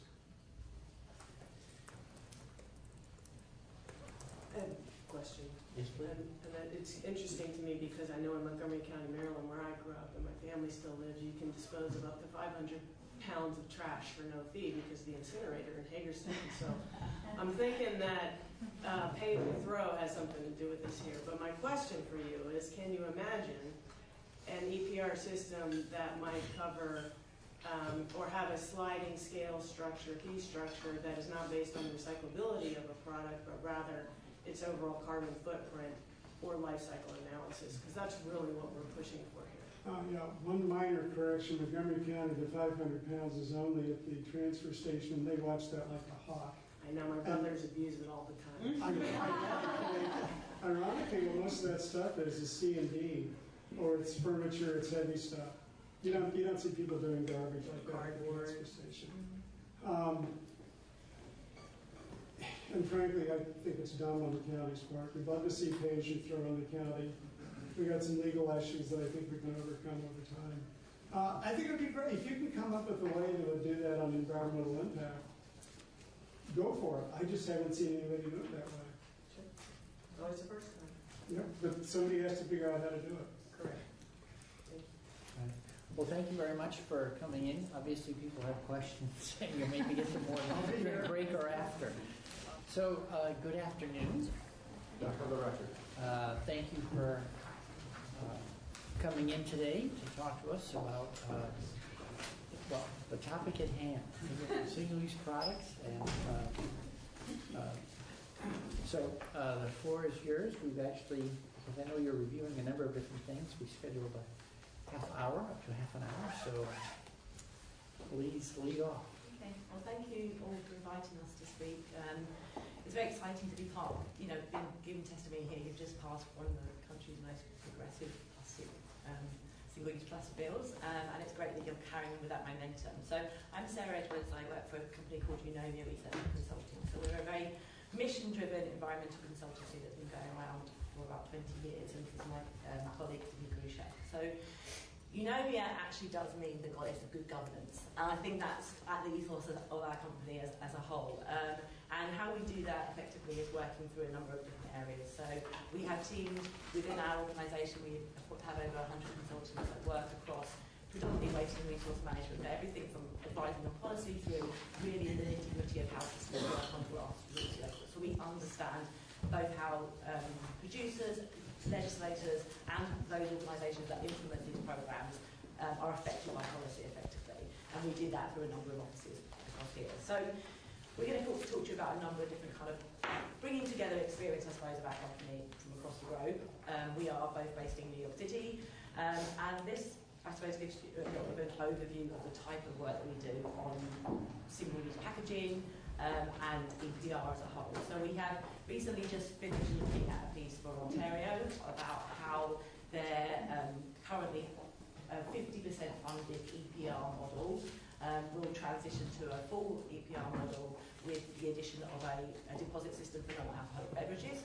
One of their goals is to reach over 75%, and currently they're hovering around 64%. So our work was basically doing a cost-benefit analysis of how they could reach that 75%, and that included the introduction of the deposit system for non-alcoholic containers, because they already have one for alcoholic containers. At the moment, we're advising the Alberta Urban Municipality Authority on how they can design an EPR policy for packaging and printed paper. So as part of that, we've been reviewing the systems in Ontario, the systems in British Columbia that you've heard about, as well as systems in Europe. And on other sides, we've just finished working, for instance, with the European Commission on its Single-Use Plastics Directive. So we effectively advise the Commission on which 10 items should either be subject to a ban or a target or a phasing out. So, and we do that through economic analysis and review of different policy measures. And then on top of that, we've done a significant amount of work on deposits as a whole. So we've developed kind of a blueprint for deposits in the US and how that could be implemented in kind of virgin states, those states that don't currently have a deposit system. And also, at the moment, we've just finished doing some review of the California system that's going through some problems as well, looking at their legislation and how that may change to address their problems. So I think Kathy has already really touched on a lot of the challenges that you're facing, so I'm not going to go over this again. But there's things around marine plastics, there's producers making some commitments in terms of what they should be doing as brands, whether that's in terms of minimum recycled content or using alternative materials. And so there's a number of obviously system changes, which is why so many states at the moment are looking at EPR and seeing how it can benefit them, I suppose, as a state. And we've also touched on the circular economy side of things. So I think it's important to touch on that. What we want to try and do is, as in line with the waste hierarchy, the policy is not to produce this package in the first place. But when we do produce that packaging, then it can stay in circulation for as long as possible. And that includes a number of different things that we've touched on, looking at the design of a product and how that can be recycled when it gets into the market, through to the on-the-ground recycling systems that are in place to collect those materials. So packaging in itself isn't a bad thing as long as it's captured, as long as we've got the right systems in place to make sure that we can capture that material. And obviously we're going to talk a little bit about that. But in order to create this circular economy, the most important thing is quality of material. This comes back to, I think we've talked about recycling a lot today. But what is the definition of recycling? Is it what a resident puts out in there, every week for collection? Is it what goes to the materials recycling facility? Is it even what comes out of the back of the material recycling facility? Well, actually, no. Every step of that way, there's contamination in that material, and actually, it's only the material that actually makes it into a product that really the circular economy is concerned about. So it's about how we create a system that creates that quality to allow all that material to stay in circulation as long as possible. And then we have to look at, what policy measures can allow us to do that? That's a quick question. The presumption there is you already have that product. Do you deal with sort of, before we ever get to that stage, the reduce and reuse piece as well, so that what flows into this part of the system is as small as possible? Yeah, and I think there's obviously there's different policy measures, things like the right to repair legislation, for instance, that's there to allow, remanufacturers or repairers to have the information they need to repair a good at the end of its life. But ultimately, we've talked about, can EPR change packaging design? Our view is it can change packaging design, and the piece of work we're currently doing now for the European Commission is writing some guidance for all 28 member states as to how they could implement a modulated fee. I don't want to go into the details of that too much, because I actually don't think that's the role of policymakers. My view in terms of EPR is that guys should be setting very high targets. So you should be saying that I want 70% of the packaging that's placed on the market to be recycled. Okay. Ultimately, that will drive the fee. They can either get to the 70% and then hopefully you can stretch those targets, or they don't put packaging on the market that can't be recycled because they're going to miss those targets. So you're not stipulating to them how they design their product. You're not even stipulating to them whether they internally have a fee to pay between the producers themselves. All you're saying is my desired outcome from this is ultimately to have only material that's placed on the market that can be captured, is captured, and you've invested in the infrastructure to allow it to be captured and therefore recycled. So I think we've talked a lot about the nuances of a design of an EPR system, but really, as legislators, that's not really your role. Your role is to set the outcome-based targets that you want to be achieved. And within those outcome-based targets, you can include for the producers to incentivise their members to look at the waste hierarchy, and for those members to be rewarded if they're putting a product on the market that can be reused. Yeah, so there's, we've talked a little bit about innovation. You can see the likes of Uber Eats, for instance, asking all their members to use reusable containers in the future. This isn't that far away. This is actually something that's conceivable, and I think you should be bold in terms of what you're thinking about, because producers are being bold. If you look at what PepsiCo's doing at the moment, they're moving to having barcodes on your bottles, and you'll go to effectively like a soda siphon. You'll scan your bottle, you'll have an account, you'll fill up with whatever drink you want, you'll have an account, and that's how you're going to purchase your drink in the future. We're doing some work for the European bottle manufacturers, and they're looking at what the cost is to have an individual code on every single product they put on the market, because actually they want to know what's happening to their product at the end of its life. They don't want to see it out on a beach. They want to make sure that that material is captured, and the cost of those systems for things like blockchain is coming down significantly. So I don't think you should worry too much about asking for something that's not achievable, because these things are achievable, and we're seeing those things happening at the moment. So I digress slightly, probably.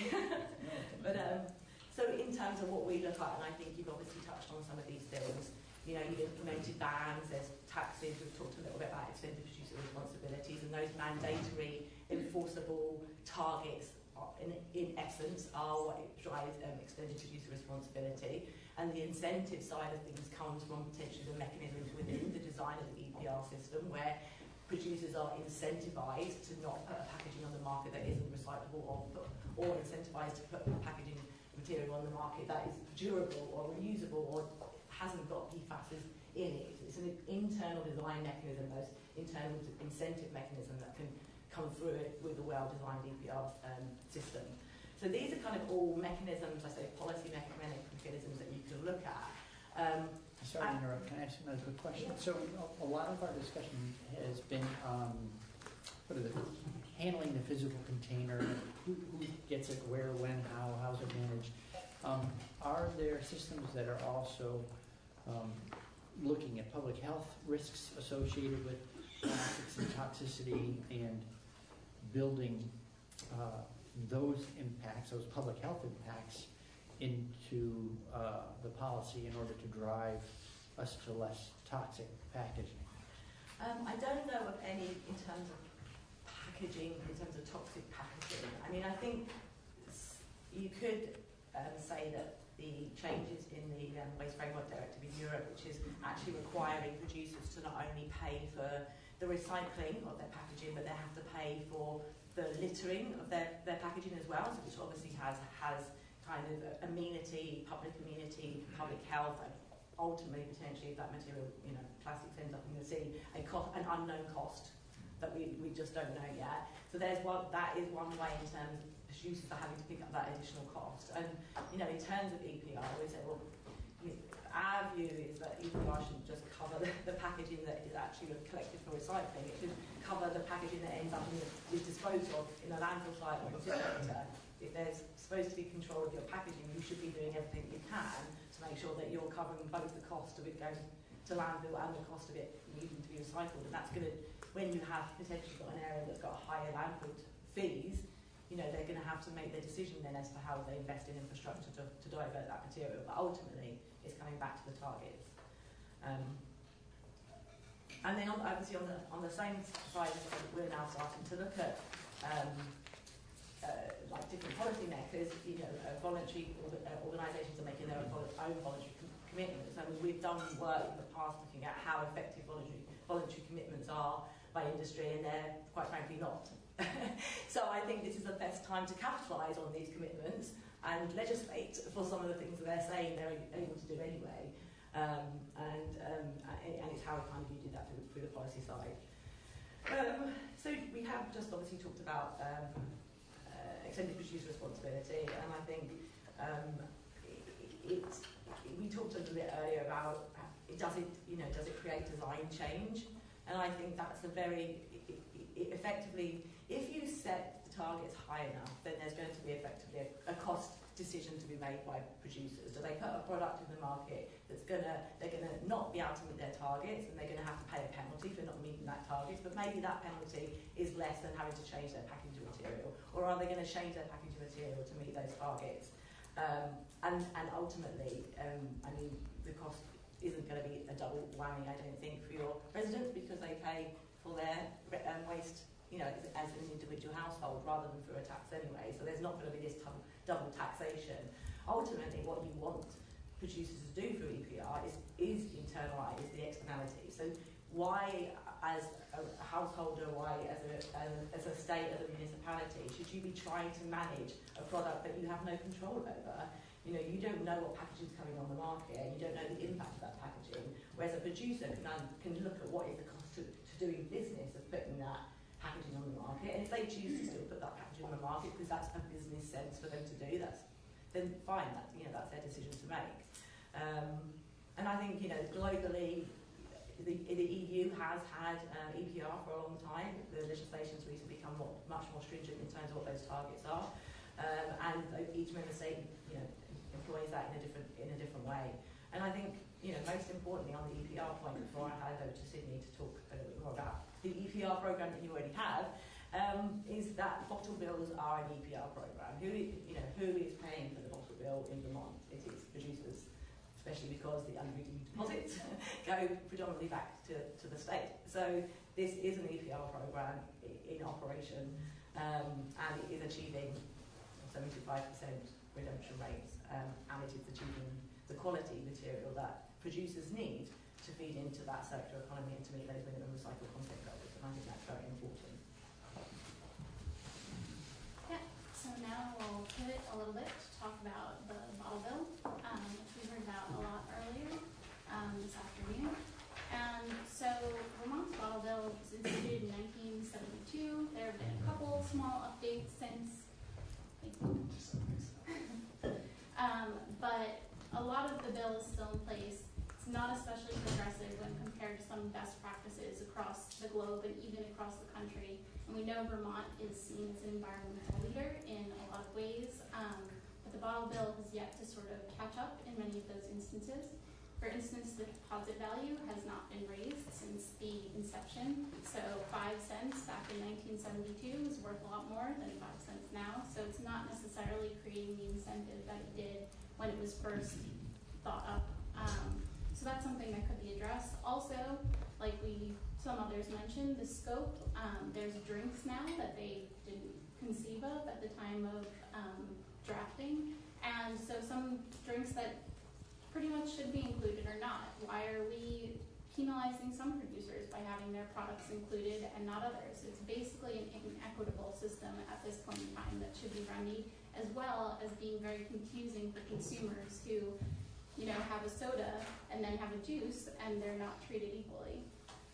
So there are best practices, and the best practice bills regularly achieve 90% redemption. And so we don't think that's a stretch to assume that Vermont could get there with just a few updates. And so the scope of the current program covers by units approximately 50% of the units put on the market, but by weight it's about 54%. And you can see here that the wine and cider, which is only 3% by unit of the beverages containers put on market, is 23% by weight.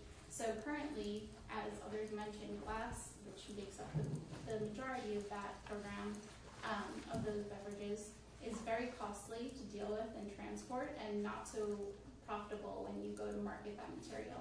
So definitely something to consider when deciding, you know, how to increase the scope or whether to increase the scope. Why, you know, go with what has been in place for over 40 years when so much else has changed.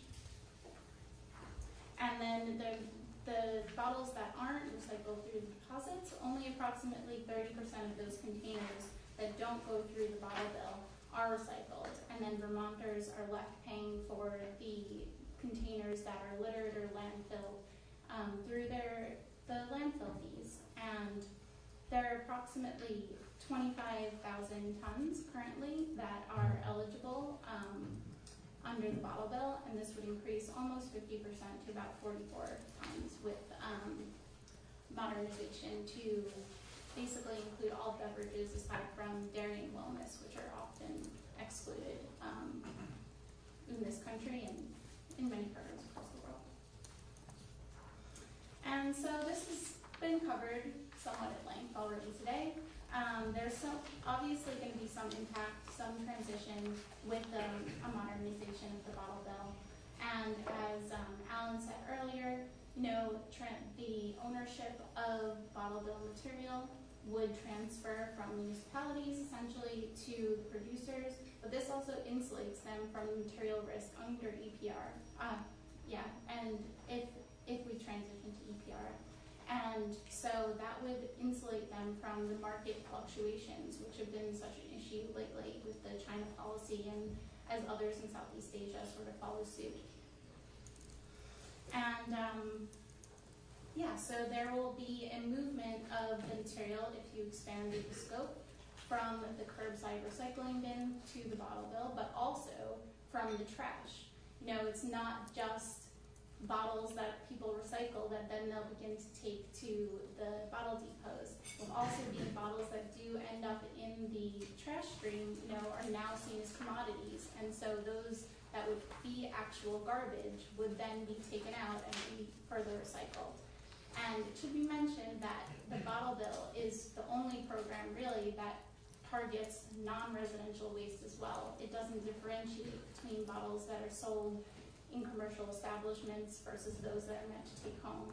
So really it democratizes the whole process for all the bottles sold on the market. So we put together a little bit of an analysis of two options for modernization that Vermont could undertake. One would be just a scope expansion, so including all of those beverages currently not covered, excluding dairy and wellness. And the second option would be expanding the scope to include all of those, as well as increasing the deposit value to 10 cents, which would be in line with Michigan and Oregon in this country right now.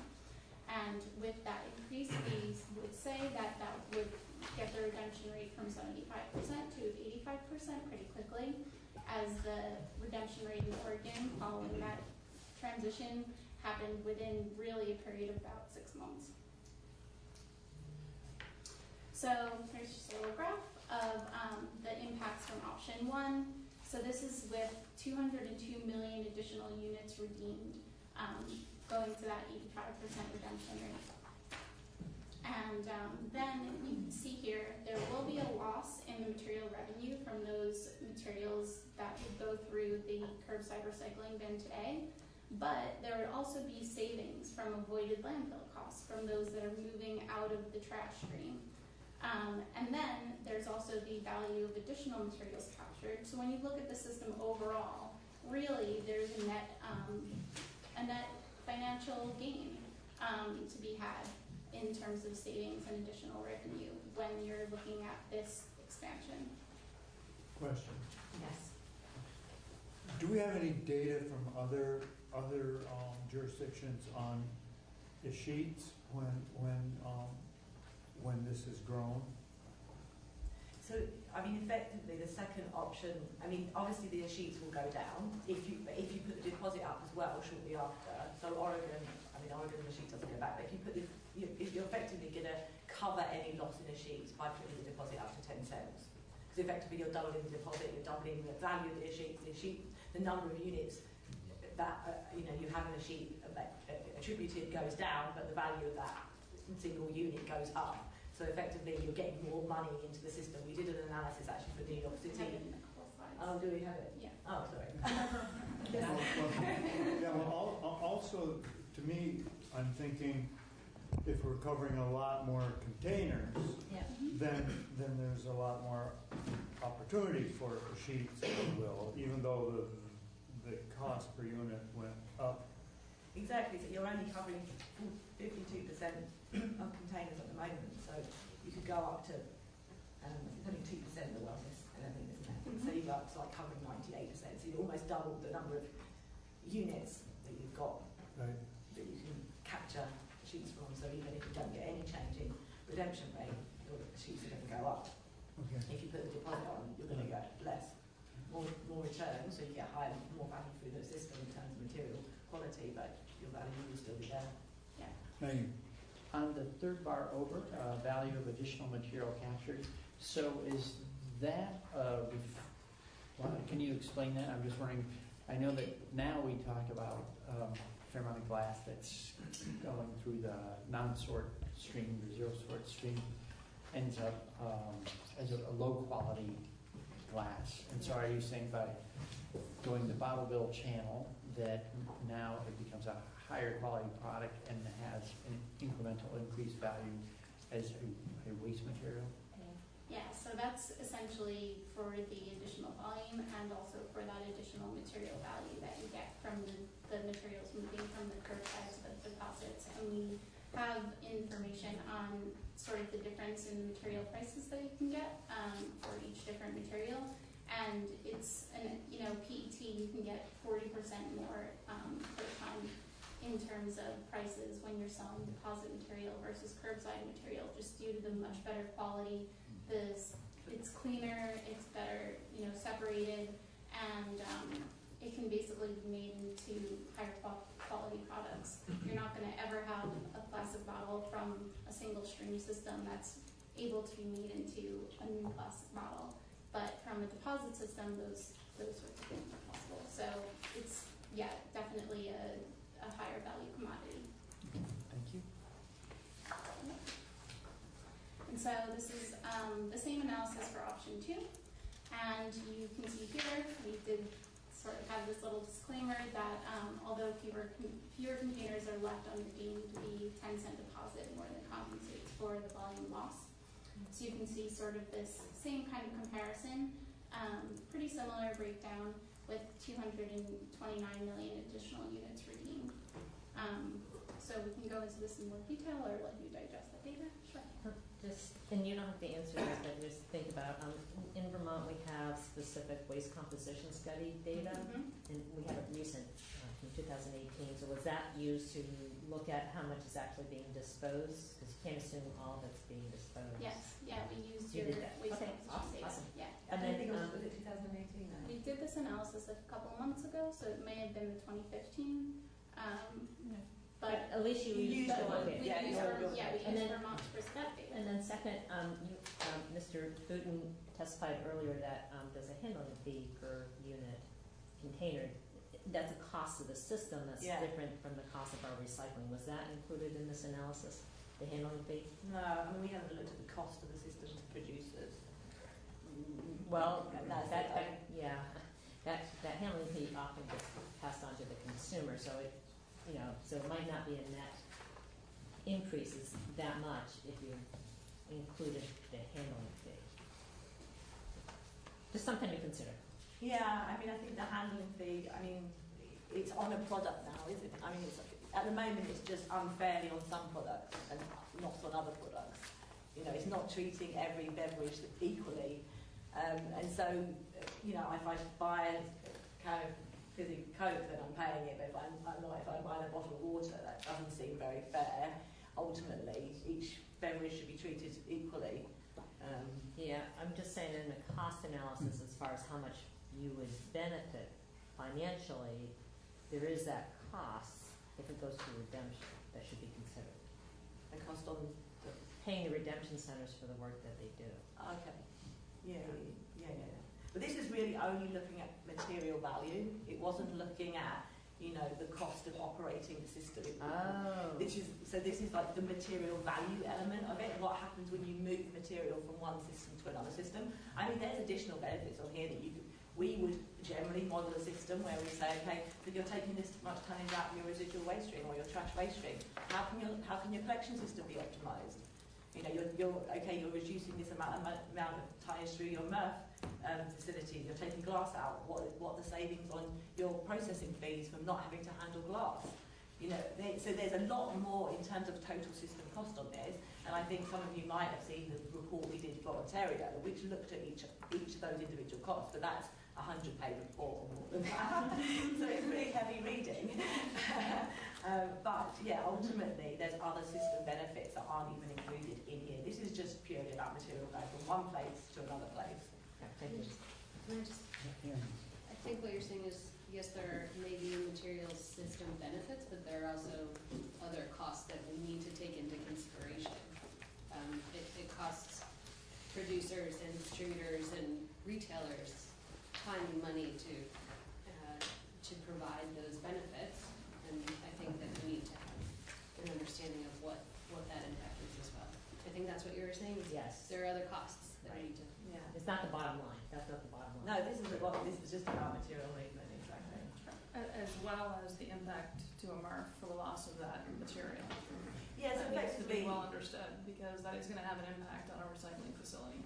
yeah, so ultimately what will happen at the MRF then, if material is taken out, what will happen to you? Well, we have less valuable material going in. Yeah, so you're going to we're have stuck to with the paper and we're picking it up curbside. Mandatory recycling. Ultimately, you'll put that cost we pass down to somebody. Everybody in this room. Yeah, everybody in this room. But that is the cost of recycling. This basically shows you that actually more material will come out of the residual waste stream, which also has a cost. You're taking more tonnage out of what's disposed than what you are in terms of the material value. So you're saving on your disposal costs. There is obviously an impact of material moving from one stream to another, but what you're showing is that material has a much higher value when it moves from that stream to the other. So ultimately you're creating a more conducive environment for the circular economy, because you're automatically putting material back onto the market that has a value. And when you collect material at the curbside, and I think we all recognise this now by what's happened with China, is you're collecting amount of contamination. And you're paying to collect that in a single stream. You're paying to process that trash through the materials recycling facility, and then you're paying for it to be disposed of. So you're effectively paying already for that material 3 times. If you get a bottle and you take it through to a deposit system, that person's doing the work for you, the producer's paying for that system for you, and you're getting a good product at the end of it. They effectively can feed back into recycled content. And there's reports from the PTA Recycling Association that shows that plastic bottles end up as plastic bottles through a deposit system.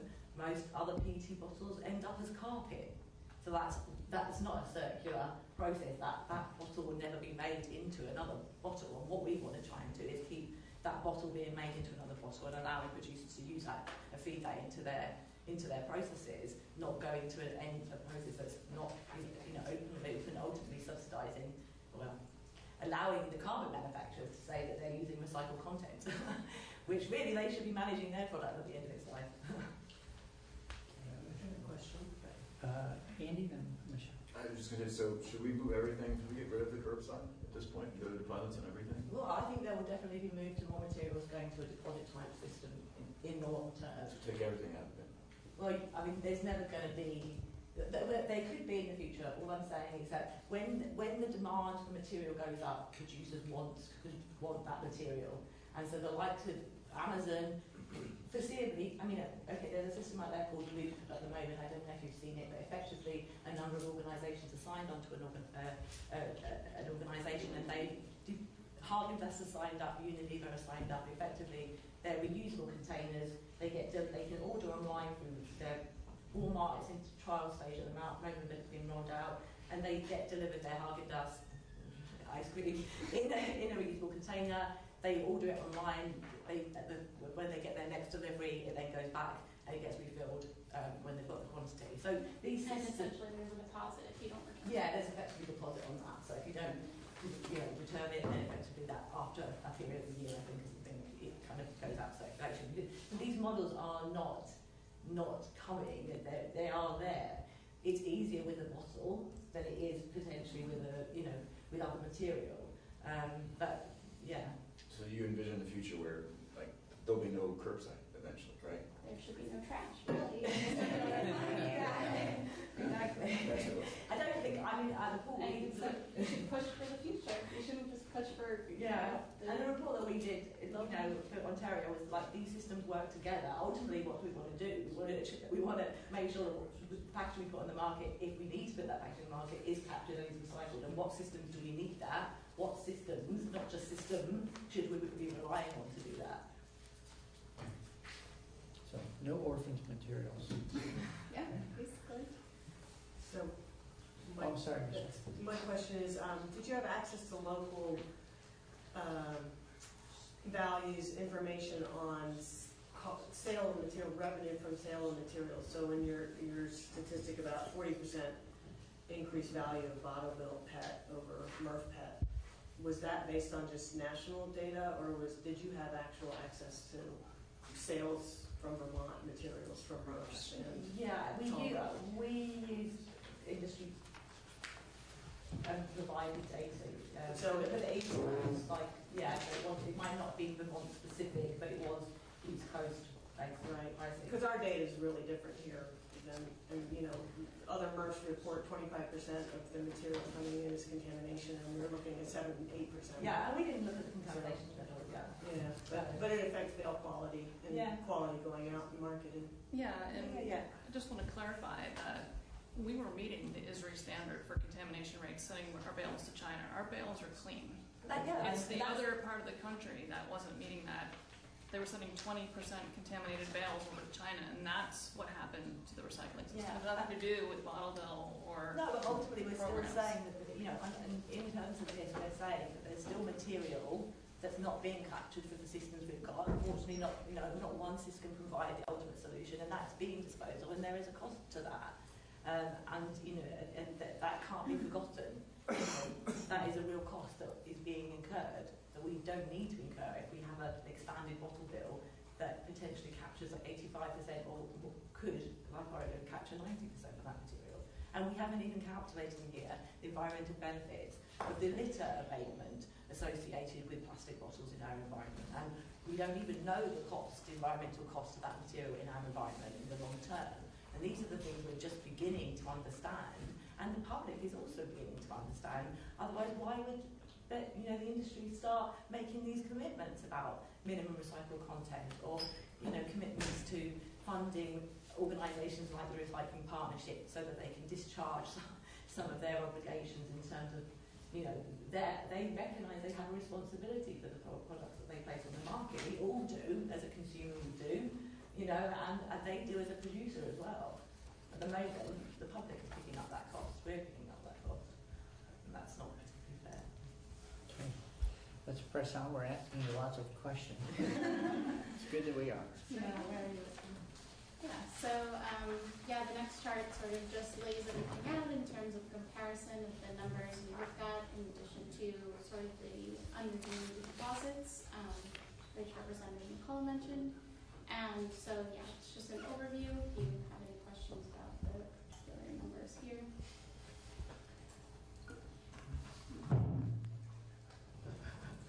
But basically, there are overarching benefits to extending the bottle bill, to implementing EPR.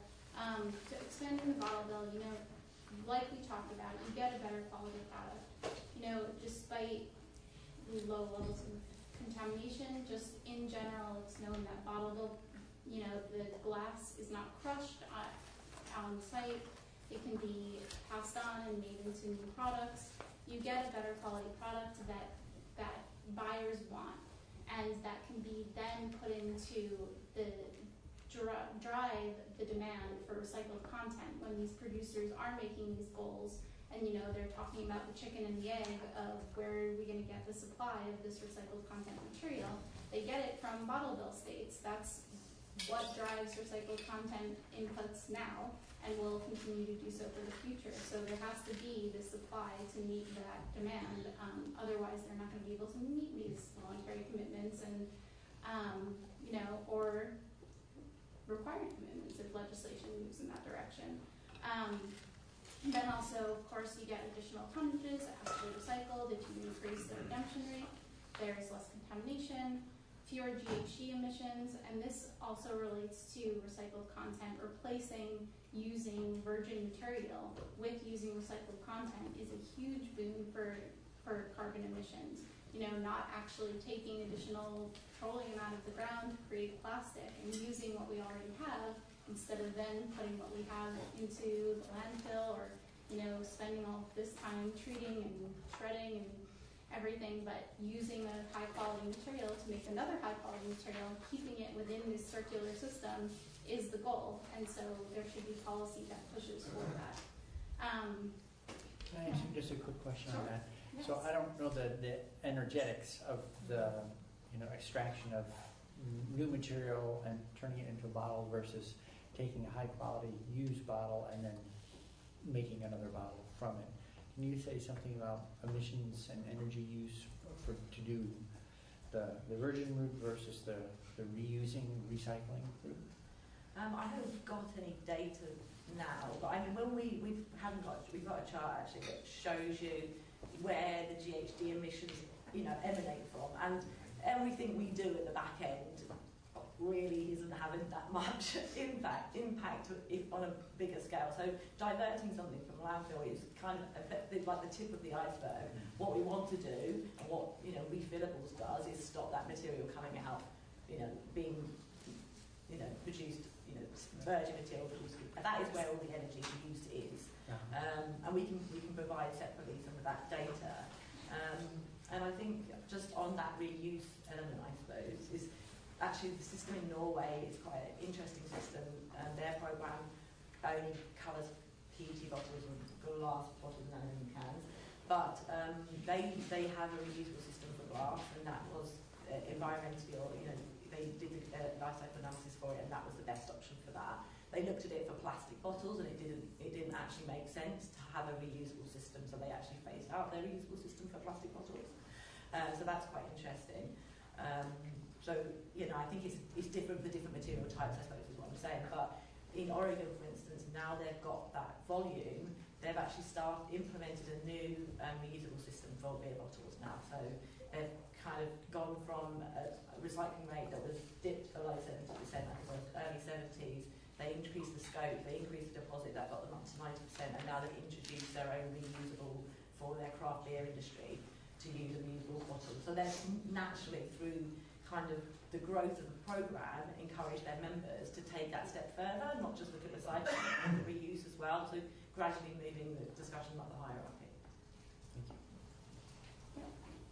And finally, like we talked about, basically just having a system that treats all beverage material equally, treats producers equally, and makes it consistent for consumers.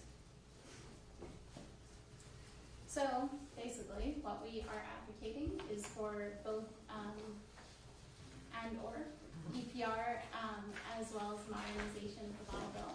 So like we said, you already have some form of EPR through the bottle bill, where producers are paying for the collection and treatment of the recycling, essentially. And then we're also saying that even with an EPR system, deposits are still relevant and effective. In Europe, where they have recently implemented the single-use plastics directive, they're finding that to reach the 90% targets of plastic bottles being collected, which is now standard across all the member states, that there are countries that are now looking to implement deposit systems because producers have found that that's the only way for them to get those actual collection rates of the bottles. So there's definitely a place for both systems, and they can be definitely complementary.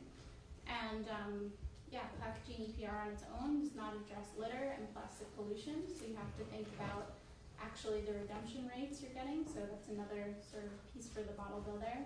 And then a bottle bill under full EPR provides a system that allows the government to set targets, so allows you to ask for the outputs that you want to see and let the system sort of, and the market, decide how best to get you there, and allows producers then to sort of have control to design a flexible system that would allow them to get the recycled content inputs that they need to meet those targets at the lowest cost, and provides consumers with convenience and a less confusing system, makes everything more standard, allows them to sort of take more control of their recycling and have a feel-good sort of effort with contributing. And then also municipalities have landfill savings with that material that moves from the garbage that's not going, not getting recycled at all currently through the deposit system, and incur savings there. So overall, we see that there's a place for, multiple interventions that can increase recycling and environmental efforts in Vermont, and that Vermont can continue to be an environmental leader and provide an example for states around and the country as a whole. I think be bold, because industry is also looking at how they can do this as well. So I don't think You know, if we all said, I'm not going to recycle because my neighbour doesn't recycle, we shouldn't say, I shouldn't do this because, you know, my neighbour isn't doing this. I think there is momentum already made looking at a bill, California looking at a bill.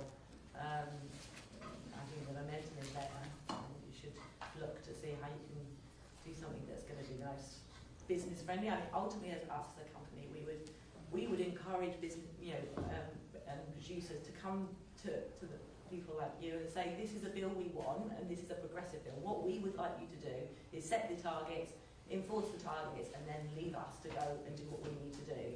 But producers aren't quite there yet. I think they will get there, because ultimately they won't want this patchwork of bills that we heard about before. In order to stop the patchwork of bills, they should be coming forward with progressive bills that they, with recommendations for what they would like.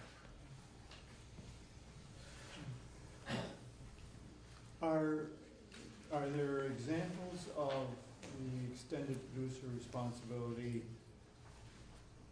actually being responsible, the steward companies that are set up in the EPR, are there examples of those companies and the EPR concept responsible for the deposit and collection part, or are we keeping our other involves a number of different businesses and a lot of different people? Has that been folded into the EPR stewardship, where they take that deposit return package off of the merchants, if you will, and handle it that way in EPR? Alberta hasn't got a full EPR system. It just has an EPR type system for the beverage containers, and then effectively the stewards appoint agencies to work on their behalf. So they would appoint a collection agent, or they, but they still have a network of redemption centres that work independently. So there's still that market driven approach, I suppose. I don't know if that's answered your question or not. Well, actually, I think you answered it, that they're still separate. They haven't been combined. The deposit return and the sorting and the trucking of those things around still remain, and then the EPR for containers is a separate thing. They haven't been married. Well, I think they effectively, what those programs do is appoint an agent to do the work most cost effectively for them. I mean, ultimately, they just want to capture the material. Understood that, but where we have, it looks like we're still using a dual system of EPR for containers, but also a deposit return system, which is separate from the one set up by the producers.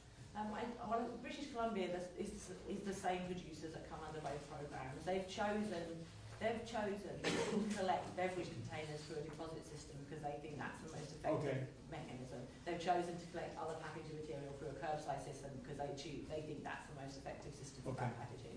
So, but it's still managed by the same producers. Yes. Yeah. So that thank you. I have a question to sort of ask Kathy while you're here. It was the fraud question that came up this morning. That feels like a lot. Yesterday. And Mr. Bratt was saying there are already more glass containers redeemed through the redemption system than are sold by Vermont registered deposit initiators in the Vermont commingling system. So I was trying to square that with what we've been hearing all day, because that sounds like our recycling rate would be 100% or 101% or something. So I don't know, I'm trying to square that concern. I'm not doubting the legitimacy of a fraud concern, but do you know how to solve that math problem built in? I think there's a couple of things going on there. he did say commingling system. So the big national brands are collaborating and commingling. So their containers, when they're redeemed, can be put together. We do have a lot of brands that are not participating in commingling, some are in glass.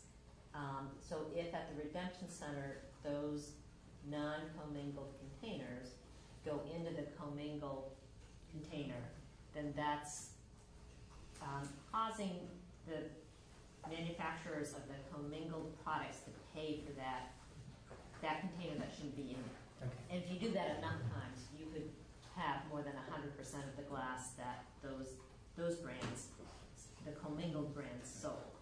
That coupled with, no matter what system you have, when you put a bounty or deposit on it, there will be fraud. And we respond to every complaint we get, but it can't be everywhere. And some of it might be accidental. Maybe people do occasionally pick things up in New Hampshire, but they also buy in Vermont and they just put it all together. As opposed to the deliberate pictures that he showed us. And I think there's some of both going on. Yeah, and I think it's, in technology and enforcement. I mean, in Oregon, they've got, Washington that doesn't have a deposit, and they've got 10-cent deposit, and they've got California that's only got a 5-cent deposit. So they have employ 8 people just monitoring fraud in the system, going to those redemption centres that are on those borders, monitoring throughput, following up on complaints and things like that to try and get on top of it. And it's very difficult to get data on any of, to get good data, but when we've done work on it overseas, and there's mechanisms you can do to try and prevent that, state-specific barcoding, but maybe a bit too much, things like that. But we think that the fraud rate's around 3 or 4% in most systems. That's kind of where we see it. The higher the recycling rate, the more likely, or the return rate, the more likely you are to start seeing these elements of fraud as well, because it's only so high you can go, and then you can start really pinpointing where that fraud might be coming from. Because there's other types of fraud as well. Producers putting units on the market that aren't being sold that aren't covered. So. I'm just forgetting. Is New York 10 cents? No. A nickel? Okay. All right. So 10 would 10 make us? Is there any other 10-cent deposit joining us? And adjacent jurisdiction. Just curious. What's quarter? I don't know what Massachusetts is for. No, it's the only 10s of the U.S. are Michigan and Oregon, but Quebec, I think, is either 10 or 15. And Quebec actually invested money into kind of technology-based approach. So they provided grants for electronic sorting equipment for some of their centres and RVM machines at some of the retailers to try and get better governance in the system to try and look at fraud as well. So they actually gave grants for that technology improvement. And I think those technology providers can provide that machinery on a volume basis, so per unit processed as well as on a capital investment, so you can do it either way. And I think one of our first presentations also was the BC experience where they were talking about, I think 90% of their glass was going into making new bottles. So my impression was that people are now making new bottles in New England, or there was a facility in Massachusetts that closed. Right? So is that kind of, especially for something that heavy and relatively low value, is sort of a hit or miss thing in terms of what your physical marketplace is like in terms of the opportunities to handle those materials? Yeah, I mean, I think guys there it's harder. You don't want to transport glass very far at all because it's very heavy and very expensive. So, but I mean, that potentially comes into where you might look for more reuse in some of those bottles and using your local craft beer network to optimise that glass use locally. But I mean, these guys are probably better versed on markets for glass. Right. And my last question, I promise for now, is this is really to my MERV colleagues. So I had thought that glass was a bit of a bane of your existence, like that it ended up breaking, contaminating, and grinding up parts and shortening their lifespans. So it was something that you and it sounded like to me it would be a positive to have glass out of the MRFs. Is that Well, we're still going to have glass at the MRF, even if Right. they expand the bottle. right, there's going to be pasta jars or whatever. Yeah. Right. So that still has to be managed, and once you install the equipment and you have the labor, the cost is the same. It still costs the same to process it. It's just the fact that there's no markets locally for glass. There is wear and tear on the system, but if you get it out right up front, Yeah. which we do, both MRFs do, because it's smart to do, then you don't have as much of that. But I would ask the question about transportation, right? So when there aren't markets, does it make sense to ship something 100 miles away because it might have an incrementally better chance to become Right. another bottle than having it beneficially be used locally? These are global life cycle impact questions that need to be And constantly changing. As the Exactly. market constantly changes, you could do an That's assessment right. now, and 2 weeks later it will be, so you have, yeah. But Whereas we had the bottle bill for 45 years.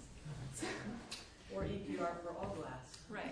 Yeah. Which is Yeah. what I Yeah, say. I like it. What Chipman said. I think the problem with that is that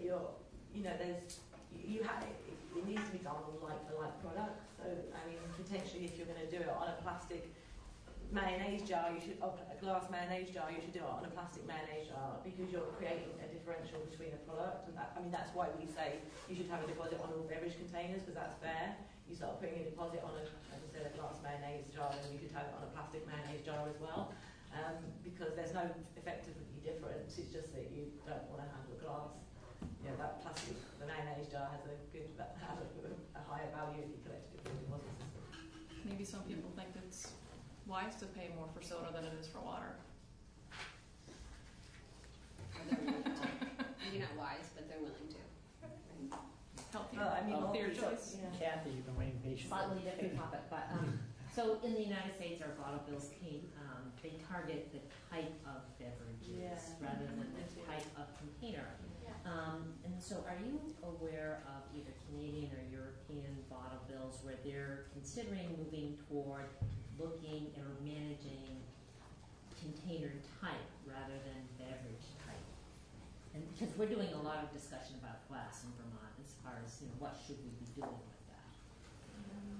Well, I mean, almost all of the Canadian programs now have moved to just about all beverage types, so that has But it hasn't looked at, Yeah. most have covered the beverage sector, I suppose, not necessarily material, I think, yeah. I think it's starting to be looked at, though. We've been in conversations recently where they're talking about food containers as well. Yeah, and why can't food containers also be included? And even if you just kept it, even if a program just kept it under beverages, are they thinking about, because there's always going to be new beverages. Yeah. Because Alberta's system just says any beverage. It's any beverage. So they collect Tetra Pak, they collect pouches.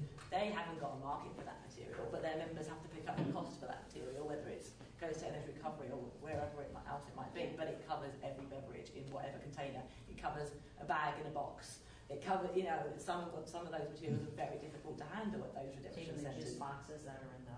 Yeah, but even those kind Like box wine, box the wines, box, a bag and stuff. it's over box. Those things are really difficult. And that's under the bottle bill. Yeah. It's That's not like a redemption center. It's very Doesn't. It's very magnet intensive. It's difficult for them. But they don't have as many sorts as that they have here. It's probably all commingled. Yeah. So there's no need to. But yeah. So. Yeah, but the conversations are expanding, and we sort of advocate more flexible legislation that doesn't, name everything, so that as the market emerges, the legislation can expand to include things rather than you have to go in and change the legislation every time there's new products that come on the market. Yeah, other programs like adult deposits and things like aerosol cans people are looking at because they're kind of similar. People don't want them in the MRFs necessarily, aerosol cans, so can you have a deposit on an aerosol can? And that, if you have technology as well, it's very similar to manage an aerosol can as it is to manage the same shape. It's, you know, it can be scanned easily, so that's another area. Lauren. Kind of on that point, so I think everybody found the Ontario study really interesting. Do you have this whole idea of the kind of broader language that gives flexibility? Do you have other studies or examples of language you could share of kind of what's been working elsewhere in terms of, you know, effectively setting those kinds of targets and giving that flexibility to the producers to deal with it? Yeah. I'd love to see any examples of how that's working elsewhere, analyses or language would be mechanisms. And I just wanted to circle back just briefly the health impacts. So is that, we had let's see, I'll just say it this way, a disturbing presentation last week from 2 weeks ago, Dr. Myers, talking about endocrine disruptors. So I would say Vermont was on the more health protective side of things for setting PFAS levels at 20 parts per trillion rather than the federal 80. But in terms of now there's data coming out that as an endocrine disruptor, the highest safe level might be more in line with 1/10 of 1 part per trillion. So far smaller. And I just don't know if that kind of science is making its way into the assessments that are saying what kind of plastics do we prefer to see in the environment and what kinds would we prefer not to see in the environment because of their health impacts, when either through, it could be, I don't know, food contact, or it could be as litter, or it could be there in the ocean, or they even end up as aerosols and stuff like that. I mean, that's not really our area of expertise, I would say, the health impacts of some of this. I mean, we do work around microplastics and some of the impacts of emerging, views around microplastics, but we haven't looked specifically at kind of the PFAS areas. So we can't really comment. Sure. On that. Okay. Well, Kathy will figure it out by our next meeting.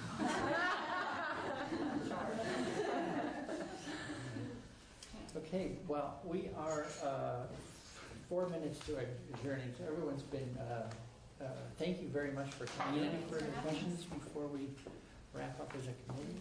Okay, thank you again. Thank you. Thank you everyone for, it feels like we're working hard today, a lot of data. We didn't have a chance to loop back and look at people's submissions, so I'll make sure that, I think probably one way to help us move along before next meeting is send out that packet just to make sure everyone has the most current packet, because I think a few submissions came in the last few days. And then I'm going to try to set up some sort of table for, start to see what the pattern is in terms of what people are saying, and then we'll send something around to help have people rank. So you start to sort of maybe a doodle poll of all the things on the list. Start to see where there's some center of gravity amongst the group for taking action. Not that we have to come up with a consensus-based recommendation, but just it would be helpful to someone reading this report to know that 7 people were interested in moving this piece forward and only 1 on some other features. So just to clarify, so are we voting on options? Or? No, I just thought it might be helpful that, informally, just to start to have a sense of what are people feeling like this is the area where you believe is the most promising for doing additional work. Not us just to come up with a plan, but that in terms of bringing forward kind of a summary to the legislature and say, we've been through this journey together, we've looked at a lot of different things, and here are the areas where we think might most productively be looked at further by the legislature. I'm wondering if, given we've gotten a ton of information, could the lens be, if you're setting up a kind of matrix or something, like how different policies are actually moving us towards the goals set out in the statute? statute? Like, which ones do people, feel like are key pieces of moving it? I mean, I'm just like, if we all vote for different things, I don't know how informative that is. We all vote for our own, and but more like, how are we looking at how do these fit together? Maybe there's some clumping of there were a lot of like really ideas in common and stuff. So, just like. Well, I just said this sort of thinking aloud with Bruce, so we can tune the concept up. I think that's a good improvement to say, how do these ideas start to check the boxes that are in our original charge, for instance. One thing that might be helpful too, and there's obviously trade-offs with any of the potential options that we go down, in terms of benefits and cons, or how it will impact systems differently. It's probably important that we know the potential benefits of going down a certain approach and the potential consequences. Right. Yeah, I mean, I think our goal is always fair and balanced, so let's make sure that we pass along the full story as we know it, as opposed to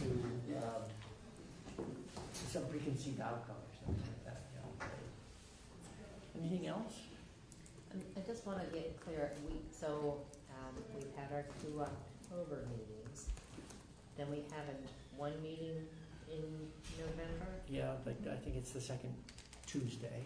Yeah. And 12. Yeah. And so then, it would be great if we could have, and I know we wanted to ask these folks lots of questions today, and so we kind of did it to ourselves. We kind of ate up our discussion time. But it would be really good if at the November meeting, if we could have some committee discussion time. yeah, I mean, I think actually, I thought we would have an hour of it today. And it seemed actually, given that we had witnesses who traveled and a chance to do a deeper dive on a number of things, to stick with the opportunity we had. But I agree. So there was one witness who, because of illness, needed to reschedule. But I think next time we're going to shift modes really to thinking about basically report writing. Like starting to draw things into a conclusion and have that kind of discussion.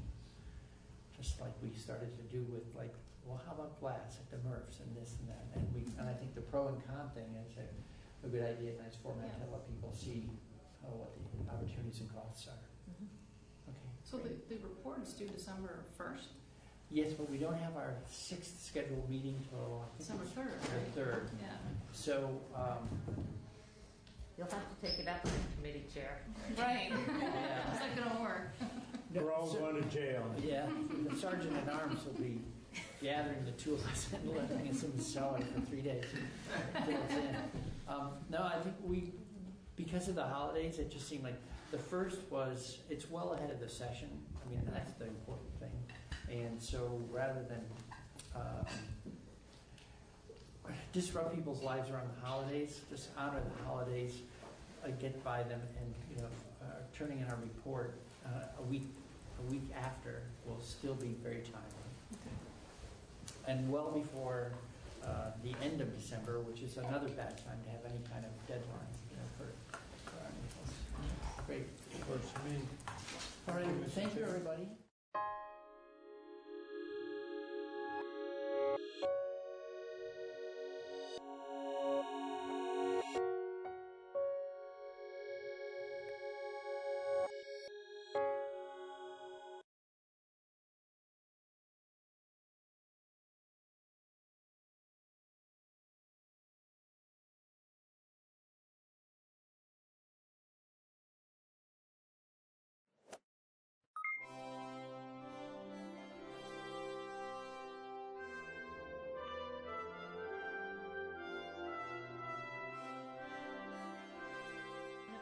So everybody can sign it so I know who's present. If you don't mind, great. Oh, thank you. Thank you. Okay, great, thank you. Thanks for being with us today. So everyone should have the minutes of the last meeting in front of them. And I think they were sent out a while ago. Any comments or changes? Yes. Tiny little change. Sure. Is Voices for Vermont's Children, you just use an apostrophe S. Indeed, yes. Okay, great. That's in the other members present. Is that anywhere else or just there? Yeah, okay, yeah. Great, okay. All right, I would accept the motion to. So move. Thank you. I'll second. Thank you. Any further discussion? Just that one change, and all in favor say aye. Aye. Opposed say no. Okay, motion carries. Minutes are approved, and we're going to start off this morning talking about housing and homelessness, and Earhart Monkey is going to kick us off. Thank you, Madam Chair. I appreciate the time on the Council's agenda for housing and homelessness. And just for Council members, it's going to be a slight change in the schedule because one of our witnesses was unable to make it. I asked Commissioner Sean Brown to come talk about the situation with Vermont 211 and the after-hours changes. And in his place, it's going to be Karen Bastine. She has some time constraints. So after some brief comments from me, I was going to ask Karen to speak, and then we'll come back to 211 a little bit later because Mary Ellen Mendel from Vermont 211 is here to speak about the impact and what it means for her agency. And then also, if you haven't had a chance to look at the agenda, Emily Higgins is here from the Vermont Office of Economic Opportunity. She's going to talk about a couple of programs that are out of their office that help alleviate homelessness and provide homelessness prevention resources, that being the Housing Opportunity Grant Program and Family Supportive Housing. We also have Ellen Hender, who's with the Upper Valley Haven, and she's going to delve somewhat deeply into a particular case of someone that she's working with as a case manager at the Upper Valley Haven to help folks kind of understand what some of the successes and challenges are and the benefits of the Family Supportive Housing Program. So with all that said, I wanted to just mention a couple things. First of all, I didn't want to focus a lot on need. I'm sort of assuming that everyone understands at this point, and it's fairly well established, that we have an ongoing affordable housing shortage and affordable housing really chronic crisis in the state of Vermont. And it's really not just in the state of Vermont.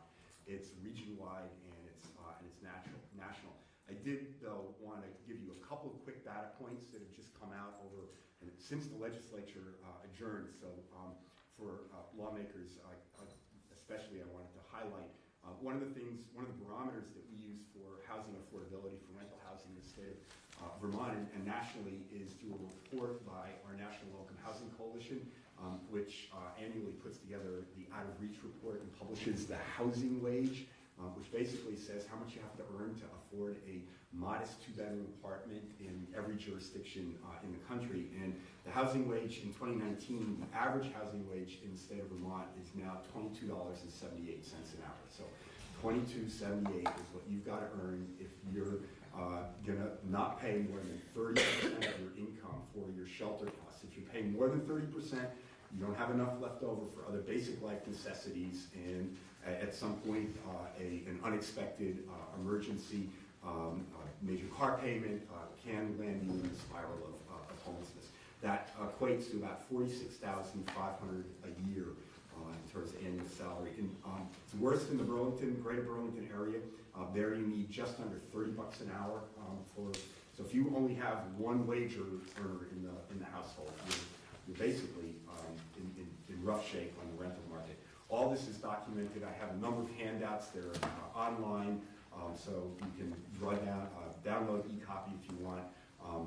And we also have hard copy. This is the sheet that we put out around that with a whole bunch of data points around affordability in Vermont. They're all over here on the table. I can pass them out later for folks who might not hard copy. And then another data sheet that we get from our national association is a Vermont housing profile, which gives you kind of a very quick look at just how bad our affordability crisis is.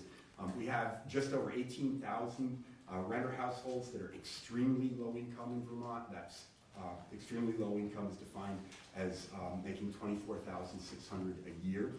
We have a shortage of rental homes that are both affordable and available to extremely low income renters of almost 12,000 rental units in the state. And the annual approximately 68% of those extremely low income renter households have a severe cost burden, meaning that they pay more than 50% of their shelter cost, of their income for their shelter costs.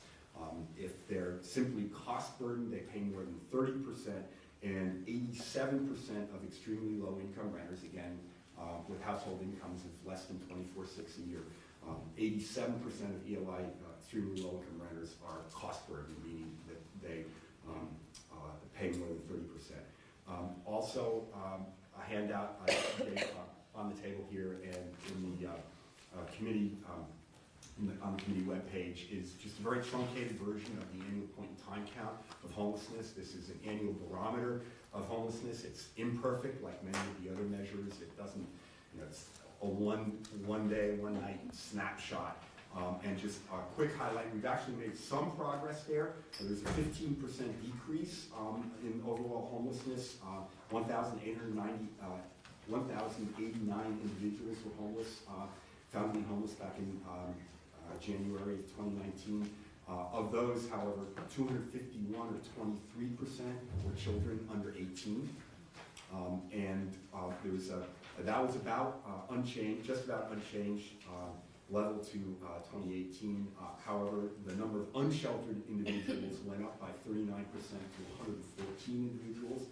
Of those 1,089 homeless, 133 were fleeing domestic violence, which was a 12%, actually a 12% increase. And homelessness in Vermont, even though we're the second whitest state in the country, homelessness disproportionately affects African Americans and Hispanic residents. So I also have a couple of other handouts that I'm not going to really go into at all, but there's a lot of research that's being done, especially on the impact of homelessness and housing insecurity on children's health, and on children's outcomes. And I'll just mention this one from the Children's Health Watch, which has done incredible pioneering research on the connection between health, housing, and homelessness, and talks about all the different ways in which both housing conditions, homelessness, and housing instability affect children's health in a number of different ways. And their recommendations are very similar to ours. They're basically that you need three things. You need additional affordable housing, and for that we need more capital dollars through, for instance, the Vermont Housing and Conservation Board.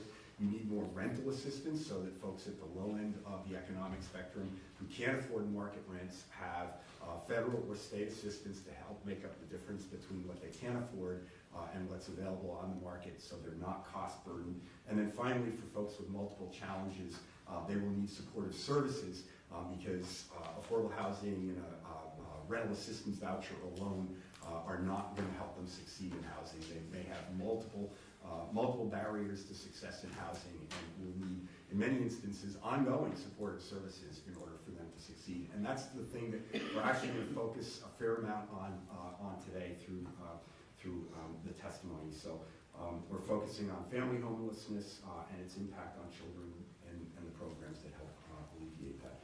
So with that, I should just also mention I had hoped that we could get an update from the Vermont Housing Conservation Board on their 2017 housing revenue bond, which is just about spent out or fully allocated, and has helped us make a lot of headway, but it's just about done. And so VHCD is going to need another major infusion of funds so as not to continue to fall further behind. The housing revenue bond really helped us catch up in the affordable housing sector. Obviously not all the way, but it has made a significant difference over the last 3 years. But with it just about coming to an end, if we don't either fully fund VHCD or get a new housing bond for new infusion, we're going to continue to fall behind again. The other thing I should mention is that there is an active work group that the Agency of Human Services has put together in response to language in the budget last year, which I know Representative Lanphier is very aware of, around the underutilization of federal Section 8 vouchers as a result of insufficient supportive services to pair with those. And that report is due shortly, next month. And so hoping that maybe there might be some time at a future meeting on the council's agenda to A, hear from DHCD, and B, hopefully hear from Allison Hart in the Secretary's office, who has been offering the primary author of that report. I'm going to stop there. And I would just interject if I may. You know that we did try to, in the Senate, we were proposing a bond, another housing bond, and but I have spoken to Treasurer Pierce, and I know that she was reluctant to have this state take on more debt, but she's looking into that. She assured us that she will come up with some kind of proposal for other ways to fund housing. Thank you, Senator. We've been talking to Treasurer Pierce, and also Senator Sorokin's committee is on the road. They're going to be in St. Albans next Tuesday in the third of their series of regional hearings on housing. So, yeah. Can I just ask a quick question? Sure. So I don't know if you have an answer to this, but are you tracking in any way the impact of the increasing number of short-term rentals being transitioned away from long-term apartment rental? Do you quantify that? I mean, we hear a lot of anecdotes, but we don't have any sort of quantification of that. In a word, no. And yeah, there's no quantification. I think the only way to kind of quantify that is through the tax department, because short-term rentals are now, as a result of the General Assembly's action 2 years ago, are all required to pay rooms and meals tax. And so that is really the only potential quantification. I think that marketing and tourism, if I'm remembering right, was going to be doing a study on Airbnb and the other platforms. I'm not sure if that study is out, but I will add that there is a rental housing advisory board that the General Assembly impaneled and provided further instructions to this year. I sit on that board, and one of the things that we're going to be coming back to you with is a request to actually create a rental housing database that includes conversions from rental housing to short-term rentals, so that we can track that. Because right now the only way to track that is through the tax department and registration for the rooms and meals tax. And that doesn't even really tell you whether or not they previously. Yeah. Okay. Thank you. Thank you. Thanks. So Okay. the first witness was Karen. Excuse me, not this Karen. Karen Bastine. So. Right. And so, Karen. So Peggy, so you know that Karen is not on the original list. Yeah. We're fine. Okay, great. I just want to make sure you're. Yep. Yes, please join us. And will I mess up all of your technology if I close this? I don't know. The laptop, Peggy? I don't want to do anything No, without your we'll permission close here. it almost all the way. How about that? Okay, well, just wanted to have room for all my papers. There you go. Okay, awesome, thank you. So, good morning, everybody. I'm Karen Bastine. I'm the Senior Advisor to the Commissioner of the Department for Children and Families, and I just wanted to say thank you to Erhard for giving us a minute this morning just to brief you on what we're doing with respect to mitigating the impact of the after-hours 211 referral service not being in existence. So Erhard actually very kindly printed one of our handouts, and I'm actually just going to give these back to you, Erhard, if that's all right. So I will be highlighting some of the points in that, so thought it might help you to have that in front of you. So just to take a step back, I think that I would be remiss if I didn't start this conversation by saying how much the Agency of Human Services, and speaking on behalf of BCF in particular, how much we've appreciated our incredibly collaborative working partnership with Vermont 211, and I'm really glad that you all have a chance to hear from Mary Ellen Nundle today. We consider her a very important partner, and we of course appreciate all the services that they provide, and a lot of those end up connecting folks to our services. So, as you all might be aware, connecting people to DCF's General Assistance Emergency Housing Program after hours was a small but integral part of the 211 contract that was managed by the overall Agency of Human Services. So the services provided by 211 from 8 p.m. to 8 a.m. Have been subcontracted out of state actually for a number of years. And the provider informed us that due to increasing costs and increasing needs by the emergency housing piece, that it would be significantly more expensive to fund that contract. And so despite numerous efforts and conversations to find a solution, the rates sought by potential subcontractors for that services made this cost prohibitive for us. And so the good news is that, if there is good news in this, is that for those seeking emergency housing, through Vermont 211, that there was a number of factors that helped to offset this potential impact on Vermonters needing crisis housing. So I thought I'd just lay those out for you, and these are also included in the memo in front of you. So as you all are aware, Vermont 211 will actually still provide those services until 8 p.m. So their hours will be 8 a.m. to 8 p.m., and I'll let Mary Ellen Mendel speak to those details. And that most people access emergency housing either during business hours, and then the second largest cohort of people accessing emergency housing are before 8 p.m.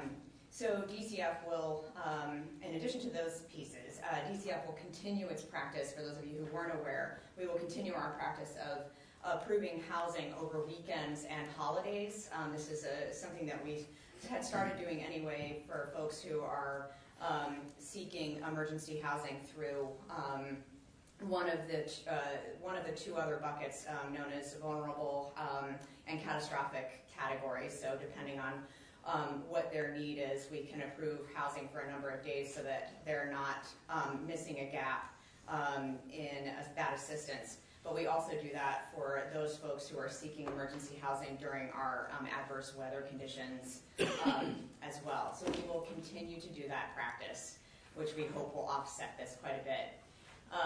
As you might imagine, one of our biggest concerns then in terms of a gap here is with respect to folks who are fleeing domestic violence or have experienced sexual assault who need crisis housing. And so for that piece, and as Erhard highlighted in terms of his overall numbers there, that we have seen a 12% increase in those seeking crisis housing who've experienced domestic violence. So we've actually been working very closely with the Vermont Network programs. We really appreciate their wisdom and their experience of actually also keeping up and running for many years now, many decades actually, a 24-hour hotline crisis service. So we have been working with them to come up with a plan that would allow for folks to seek emergency housing through our partnership. And we're still working out those details, but I at least wanted to signal to you that we're very appreciative of the work that we've been able to get through with them so far, that I think will provide that necessary support.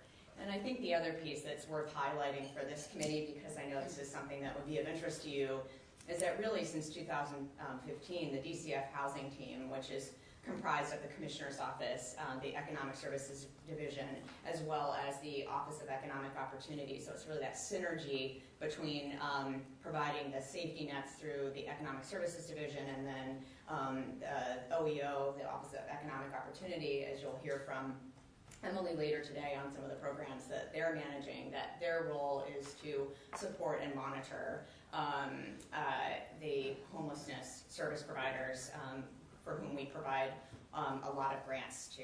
So we've been, since 2015, these entities have been working to reinvest general assistance funding in community-based strategies. I think that all of us would agree that just sending somebody to a motel without services is not the best approach for getting folks out of homelessness.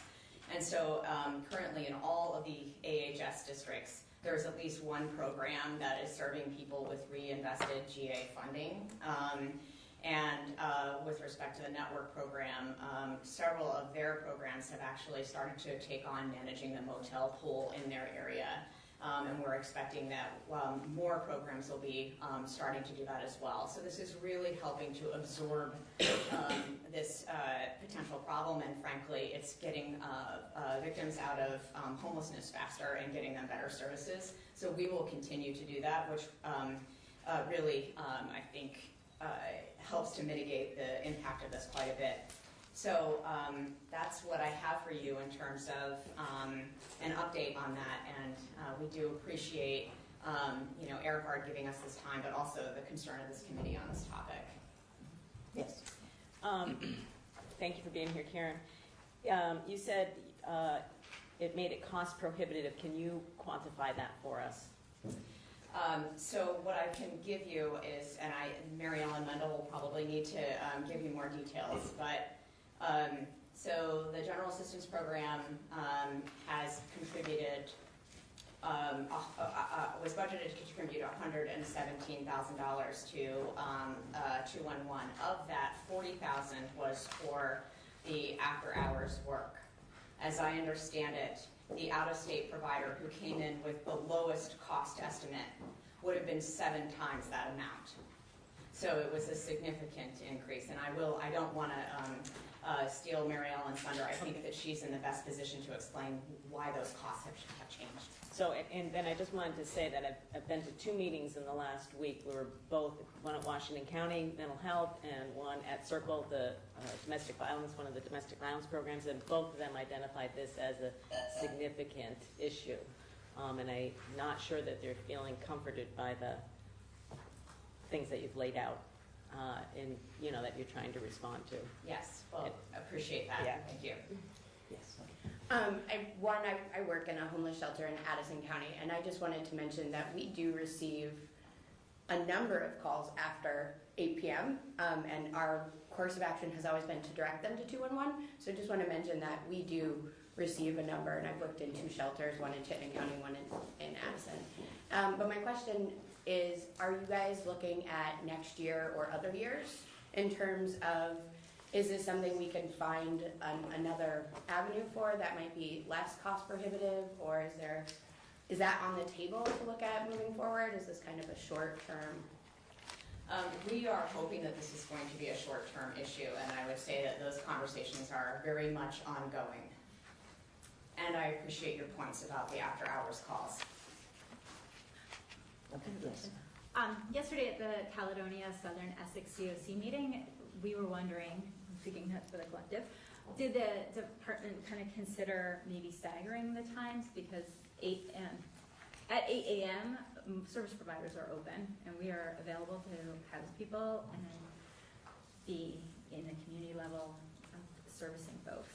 So was there any conversation about shifting these hours, maybe instead of 8 to 8, like noon to midnight? I appreciate that suggestion, and I would actually say that would be something that we could have as part of our ongoing discussion. It's a great idea. Thank you. Any other questions? All right, thank you very much. Yes. Thank you again for giving me the time. Yes.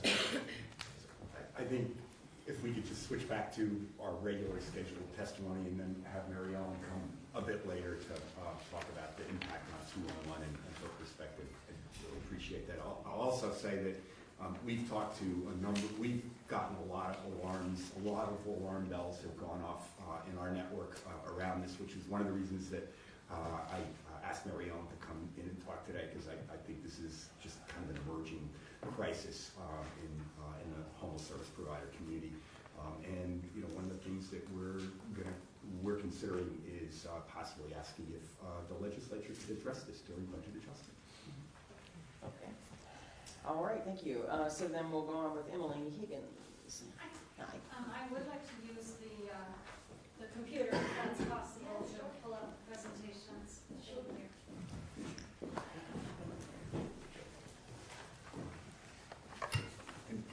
I have hard copy of Emily's PowerPoint presentation for anyone who wants hard copies. Is it going to be up on the monitor? Or? It's going to be up on the monitor as soon as Peggy's got it lined up.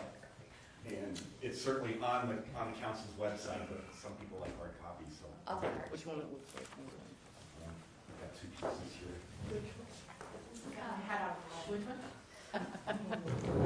That's just get brighter from you, right? Yeah. That's why I never come here.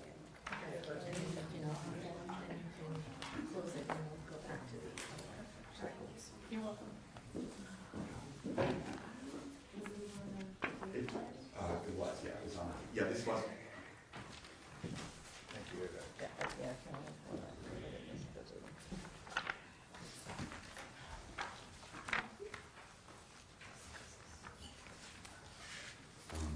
Wait, yes. There's two.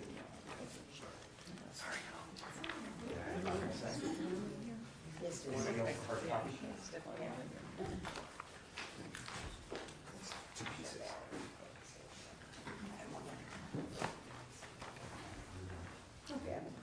Thank you very much. I appreciate the opportunity to talk about these two programs with the council this morning. My name is Emily Higgins. I am the Community Services Program Manager at the Office of Economic Opportunity, which is part of the state's Department for Children and Families, which is in the Agency of Human Services. I've been there about 4 years at this point, and prior to that, I worked for 12 years at Champaign Housing Trust, which is one of our affordable housing partners, and I managed the homeownership center there. So I've been working in affordable housing and homelessness for quite a few years. So I'm going to start by giving just a quick overview. I'm going to be very respectful of your time. I could spend hours going over these reports, but I'll spend about 10 minutes on each. And I'm going to start with the Family Supportive Housing Program. And I'll stop after each report and answer questions. So the Family Supportive Housing, operated through our office, is specifically tailored for families with complex needs who have experienced homelessness. And this is not a statewide program currently. There are 7 community providers, one of whom is on the council. NECA hosts a family supportive housing program, and they're listed there for your reference. We would love to expand this program to become statewide if possible, because we've seen it have great success with families who are in very difficult circumstances. To be clear, the housing through the Family Supportive Housing Program is not funded directly with Family Supportive Housing. It's actually permanent housing operated with partners, and there's an MOU between the Family Supportive Housing provider and the affordable housing provider. So it's all about partnership in terms of offering that housing, and also those providers work hard to match families with family unification program vouchers through the Vermont State Housing Authority. And the focus of the program is intensive home-based case management, so caseloads are very small, 12 to 15 families per case manager, and there's a lot of effort to work on financial empowerment and strengthening families and using a 2-generation approach. In terms of prioritization and eligibility, households do need to meet the AHS and HUD definition of homelessness. And do please stop me if I'm using acronyms that you're not familiar with. I swim in acronyms. And there is a prioritization process to focus on the families with the most complex needs, those with multiple episodes of homelessness, families who have an open case, an active case with Family Services Division in the Department for Children and Families, or families with at least one child under the age of 6.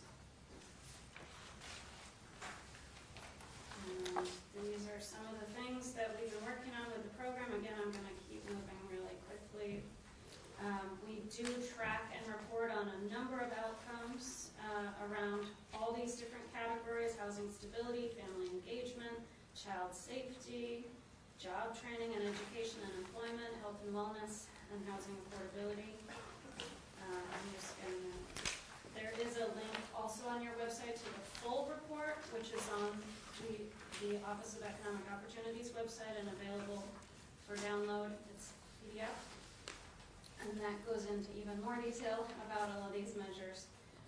But just a snapshot here is, even with this small program, we served 238 children under the age of 6. So that's a significant proportion of the households had multiple children under the age of 6, because there were 210 families served and 484 individuals.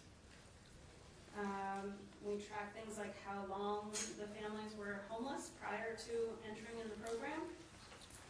As you can see, it fluctuates a bit. We track housing stability. The good news is that over 70% of the households consistently, and sometimes as much as 90, have had very good housing stability while in the program. Can I ask a question? Sorry. Yes. So just back on the length of homelessness, the jump from 17 to 18 was significant. What happened? Do you know? We were a little bit surprised by that as well. I don't know that we can point to a specific factor there. We have always prioritized families with the greatest need, and there was sort of a shortage of housing vouchers. I don't know if other people have any insight to this, but Is this the average? Sorry. Do you know? yes, it is. I wonder if there was a particularly outlying case that could have pulled the average. I know that in Chittenden County, that was 17, 18, there were some big changes at COTS in terms of how they were, they went from case managers to family navigators, which was a huge change for families. And I think the support that you got in the families, I'm a consumer from the Family Supportive Housing program, just to be upfront. And there was a pretty significant change in the services that were being provided.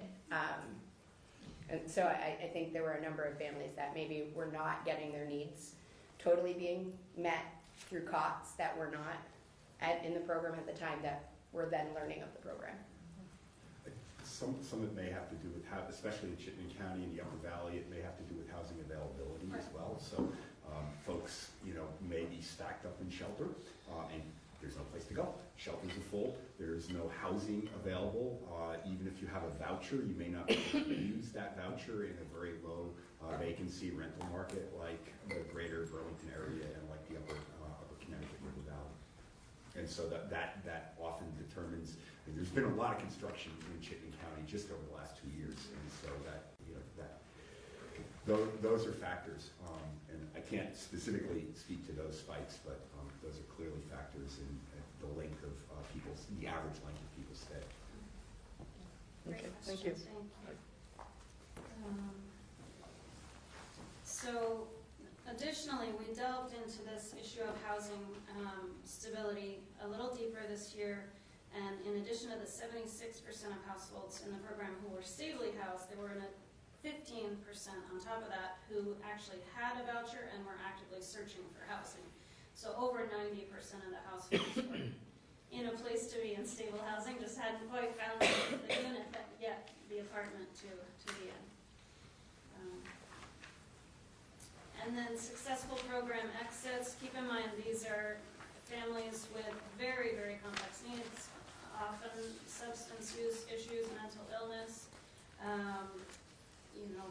DCF involvement, there's a lot going on there, and over 70% in each year we've tracked it, of households in the program were able to exit in a positive manner, meaning they were still in stable housing and their lives were getting to a better place. And I'm gonna make sure we have a little bit of time for questions here, so I just want to whip through the rest of this. But want to be clear that we're tracking community connections, so families who have access and relationships with organizations, self-help groups, advocacy groups, coalitions, involved in their community development efforts, and families within a community engagement plan, because we know that connection is very important. And job training, again, we have, Yeah, well, I need a question, yes, go ahead.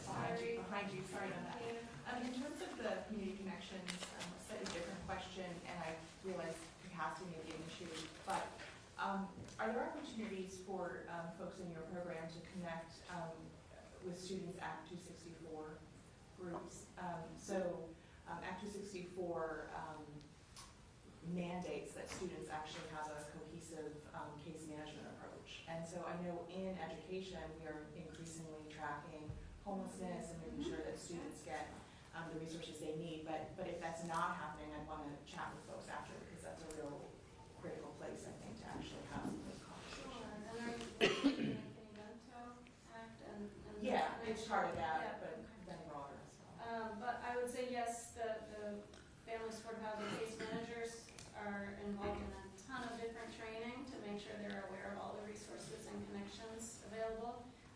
We have talked about education and connection with the schools and the case management, and I can't testify to exactly how perfectly that's happening in every community.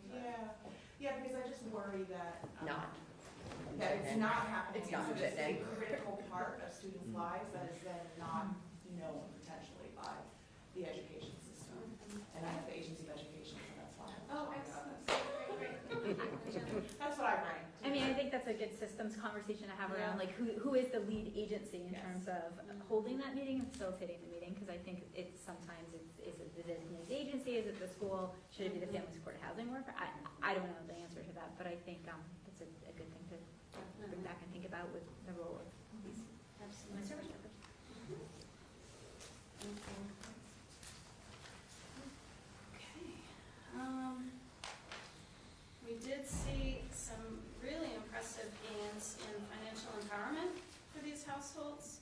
So 27% of families had savings at enrollment, and when this is the number of households at the end of the year who were still in the program, 50% of them had savings. So we did see an increase there, and we do have a leverage program to help people increase their savings.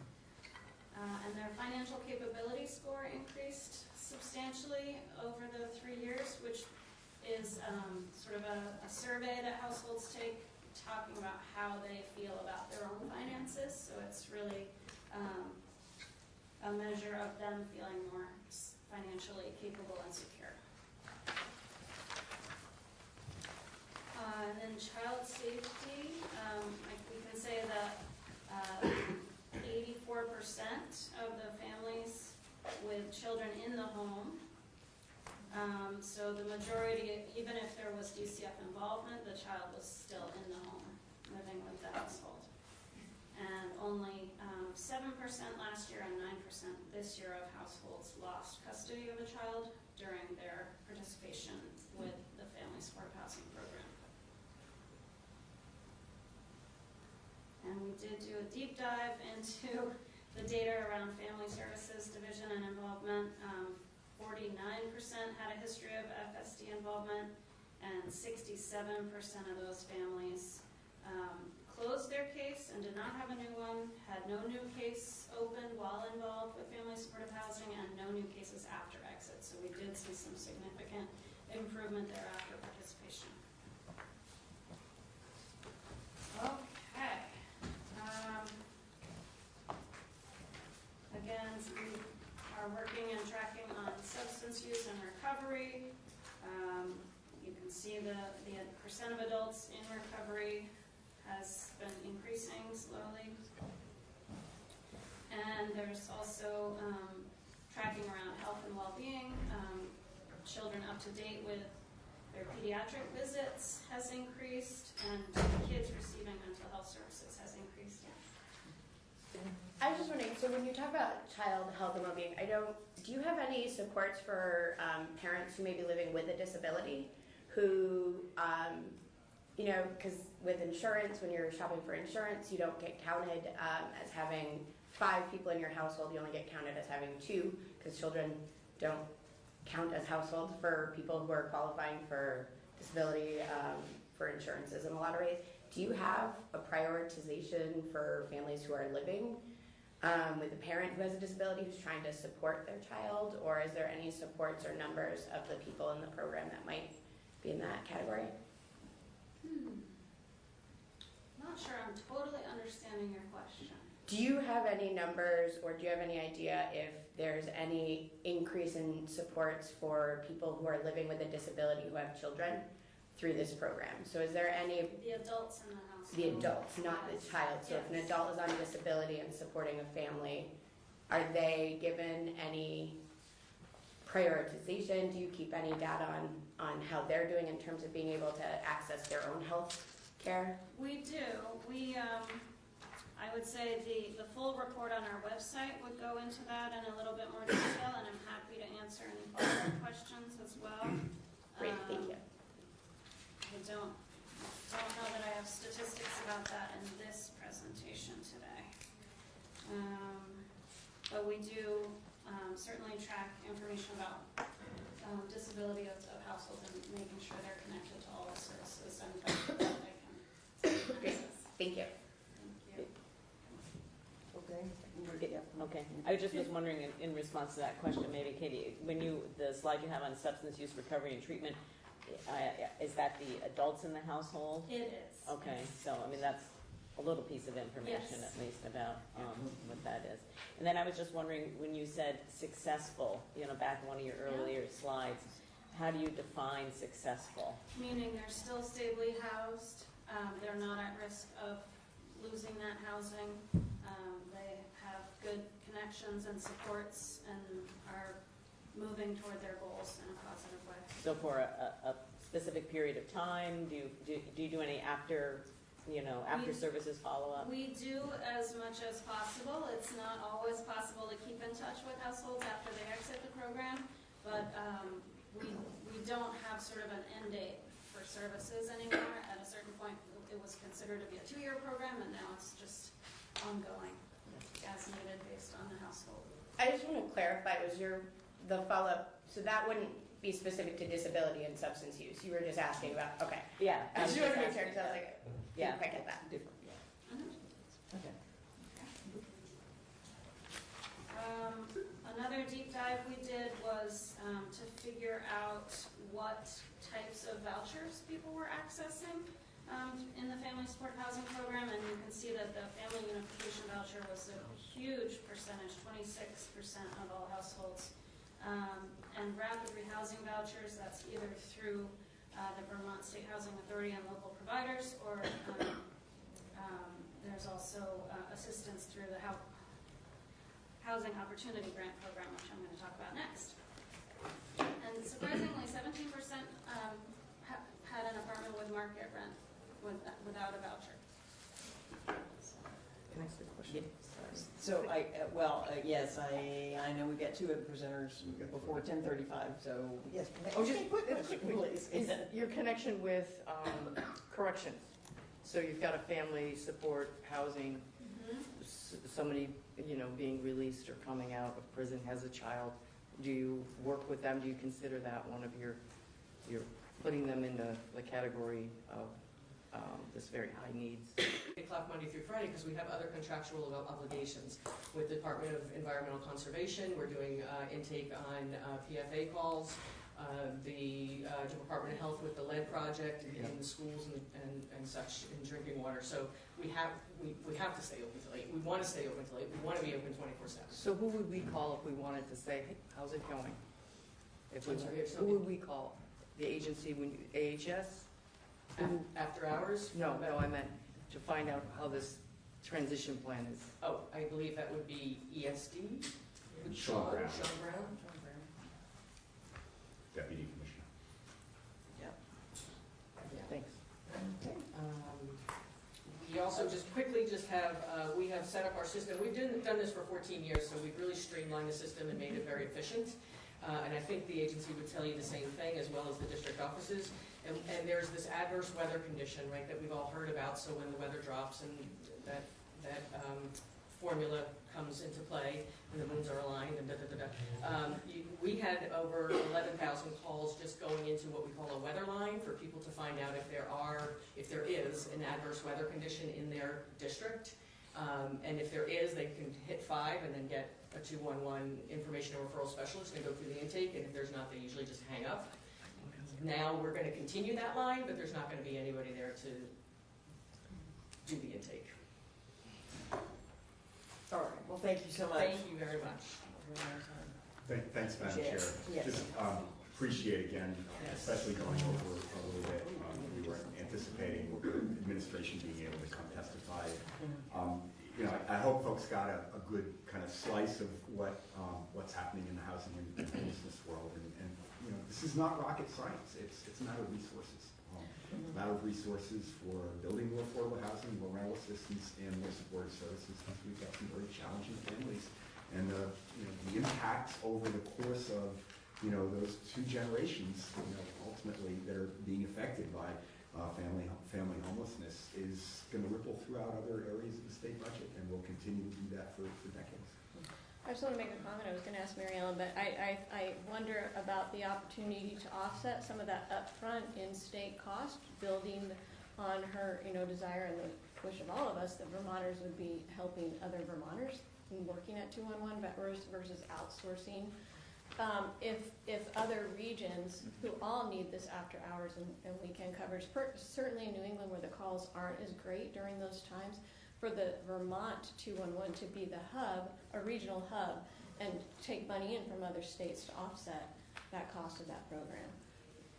So I think that would be a great business model, and certainly the health department relies on 211 for lots of things, and I think substance use cessation hotlines are key, and so we don't want to do RFAs with other entities, because 211 for sure has something no one else in the state has with their resource database.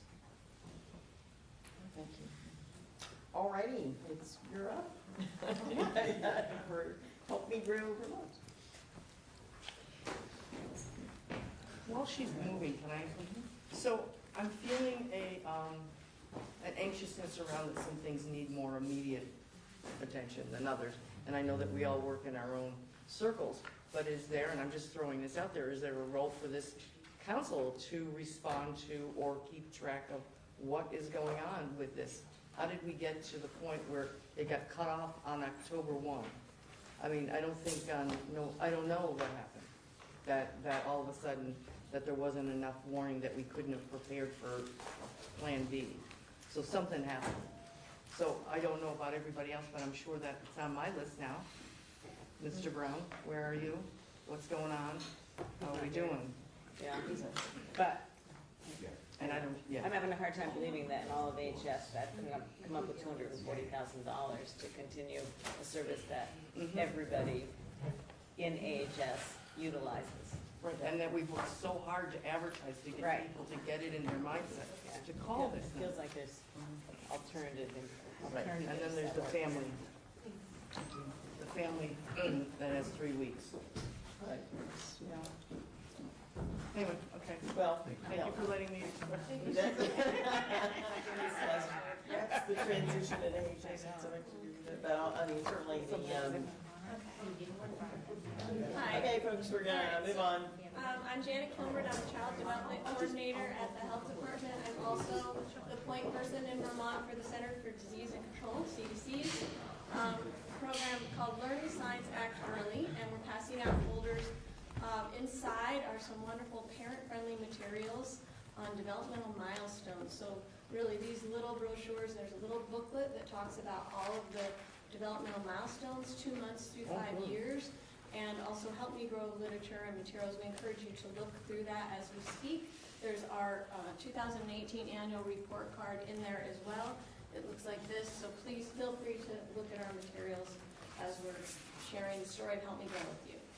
This is my colleague, Elizabeth Gilman. She's the director of the Help Me Grow Resource Hub, and we're here today to just make sure everybody's informed and knows about this resource.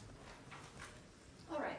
So Help Me Grow, here's our objectives. We want to tell you the story of early childhood and really help you understand how important this critical period is and how it's all our responsibility to ensure that all kids have positive experiences so we can really support their health, growth, learning, and behavior.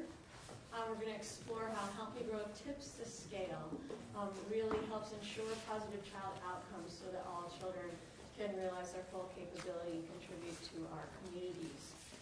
Because capable children are the basis of a sustainable and prosperous community, society, and we all benefit when all children can realize their full potential and contribute their talents. And brain architecture, this early childhood period, is a key time that we can establish this foundation for all of life, for all of long-term health outcomes, development outcomes, learning, school outcomes, and health, mental health, happiness, and success. It's the emerging cognitive abilities are really supported by social and emotional capabilities as well, and that's key for kindergarten readiness. The negative effects of early exposure to adversity can be mitigated. So not all kids have positive experiences in early childhood. Maternal depression, parental substance abuse, homelessness, poverty, rural isolation even can really make an impact and even disrupt cognitive development. So universal developmental screening across all these domains of development, including screening for social contributors of health, those are social determinants of health or social risk factors, can really make a difference in ensuring that young kids get connected with their families to needed resources and services as soon as possible. And we want to do it early because that's when it has the greatest long-term impact. All right, so Help Me Grow, our vision is that, again, all children will reach their full potential, and we really want to strengthen families and their capacity to support children in this work. And our mission is to align all early childhood partners who are working on the same vision. So here are some of our strategies, and we're going to just focus on a few today to let you really know our work number 3, to plug in all communities and families to a resource grid, to a resource hub, if you will, of all early childhood and family supports and resources across the state. And we're trying to support them to connect, not just to tell them about a resource, but make sure they really get connected and that service starts, the home visitor comes, the family was able to appeal the economic service decision, whatever it is that we're helping them with, we want to follow up and make sure they got connected. So we deliver ongoing care coordination follow-up. And we do a lot of training of all kinds of providers across the state in developmental monitoring and screening to, again, make sure we're catching kids as soon as possible and getting them to the right service. Okay, so what is healthy development? So again, mentioned that the brain architecture, if you will, or this construction process of neural development happens very quickly in infancy and early childhood. 85% of the brain is developed in the first year of life, 95% by age 3. So even though we can develop and our brains are plastic, it's a dynamic process that goes on throughout our lives. It really matters if we get it right the first time. It's much more efficient and cost effective if we could support healthy brain development from the get-go. And so one of the ways we do this is trying to kind of support kids with positive experiences and support families with positive experiences so that if people experience hardships, we're offsetting it and mitigating that effect. So we're going to watch a little video here. I can pull it up. There it is. This is a 4-minute video that really tells the story of early childhood, things I've been talking about in a much more, a more comprehensive way.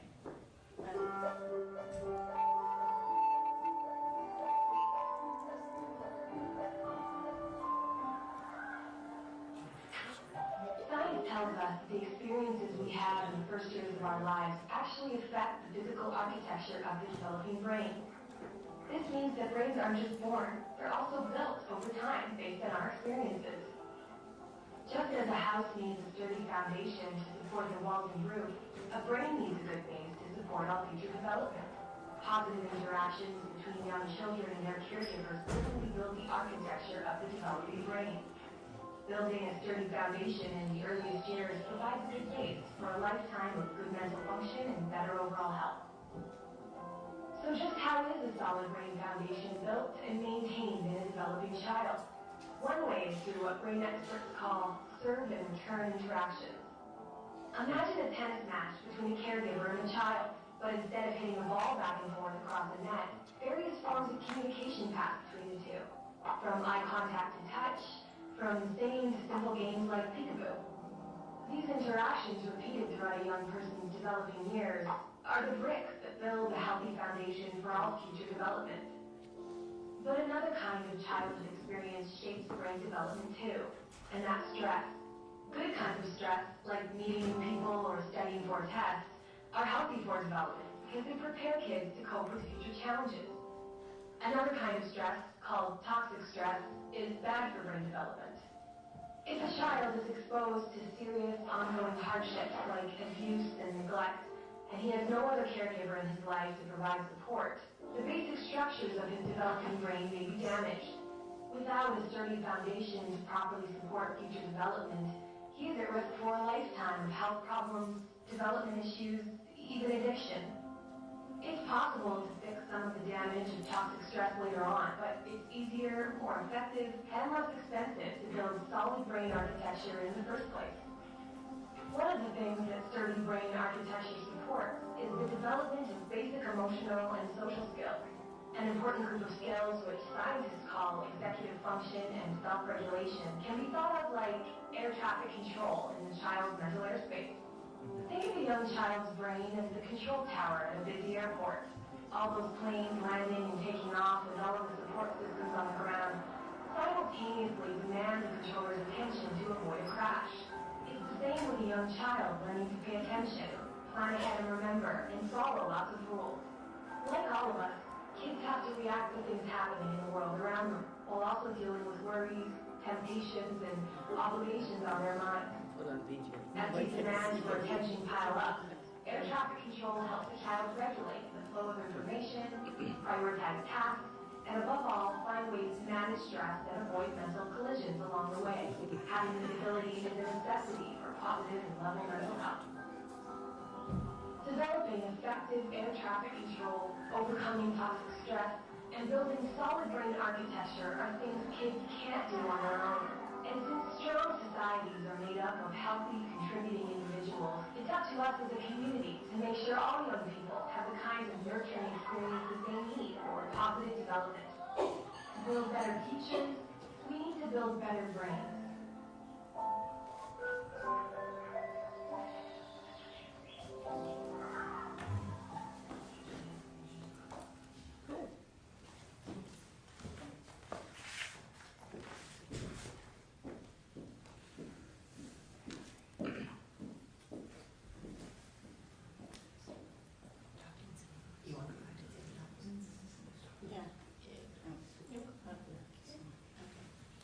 It's very helpful for grandma. Just saying. It was the steel cookie balloon, wasn't it? I know. Avocado. Okay, I'm going to tell you a little more about that video. It's in her training, her newly developed training for everyone that is on-state employees to take, right? So, but thanks for watching that, and I hope that gave you a little bit more understanding. But really, we're talking about positive child outcomes that we can influence it. It's not just the family's responsibility to make sure their kid turns out okay.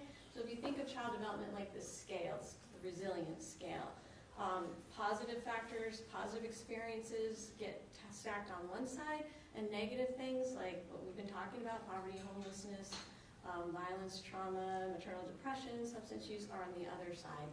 And so our job is to address the negative factors, but we're really trying to front load and weight the scale with positive factors. So nurturing caregiving relationships, like in childcare, schools, parent-child centers, community settings, positive experiences for families like recreation programs, skill-building developmental play groups, pre-K, all these things really weight that scale. And again, it's not an inborn trait. It's not something that an individual has. Resilience is an outcome. And it's when that scale is tipped toward the positive, even when there's negative factors on the scale. So how does Help Me Grow help communities tip that scale? So in a partnership with the Building Bright Futures Regional Councils, we put on fun family events throughout the years in all sorts of venues across Vermont to really engage all parents, the whole community, in learning more about early childhood development and completing developmental screening questionnaires, and we're really working to expand child find efforts here. These are federal mandates under the Individual with Disabilities Act, Part B and Part C, to find all kids with developmental concerns or developmental delays, make sure they get into intervention and needed services. So we're really trying to expand that capacity, birds of three, and for all families.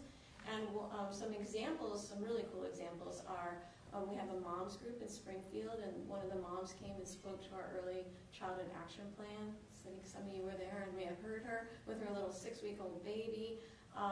We hold events in laundromats, Laundry and Learn. Come get a free bag of books and free laundry for the day.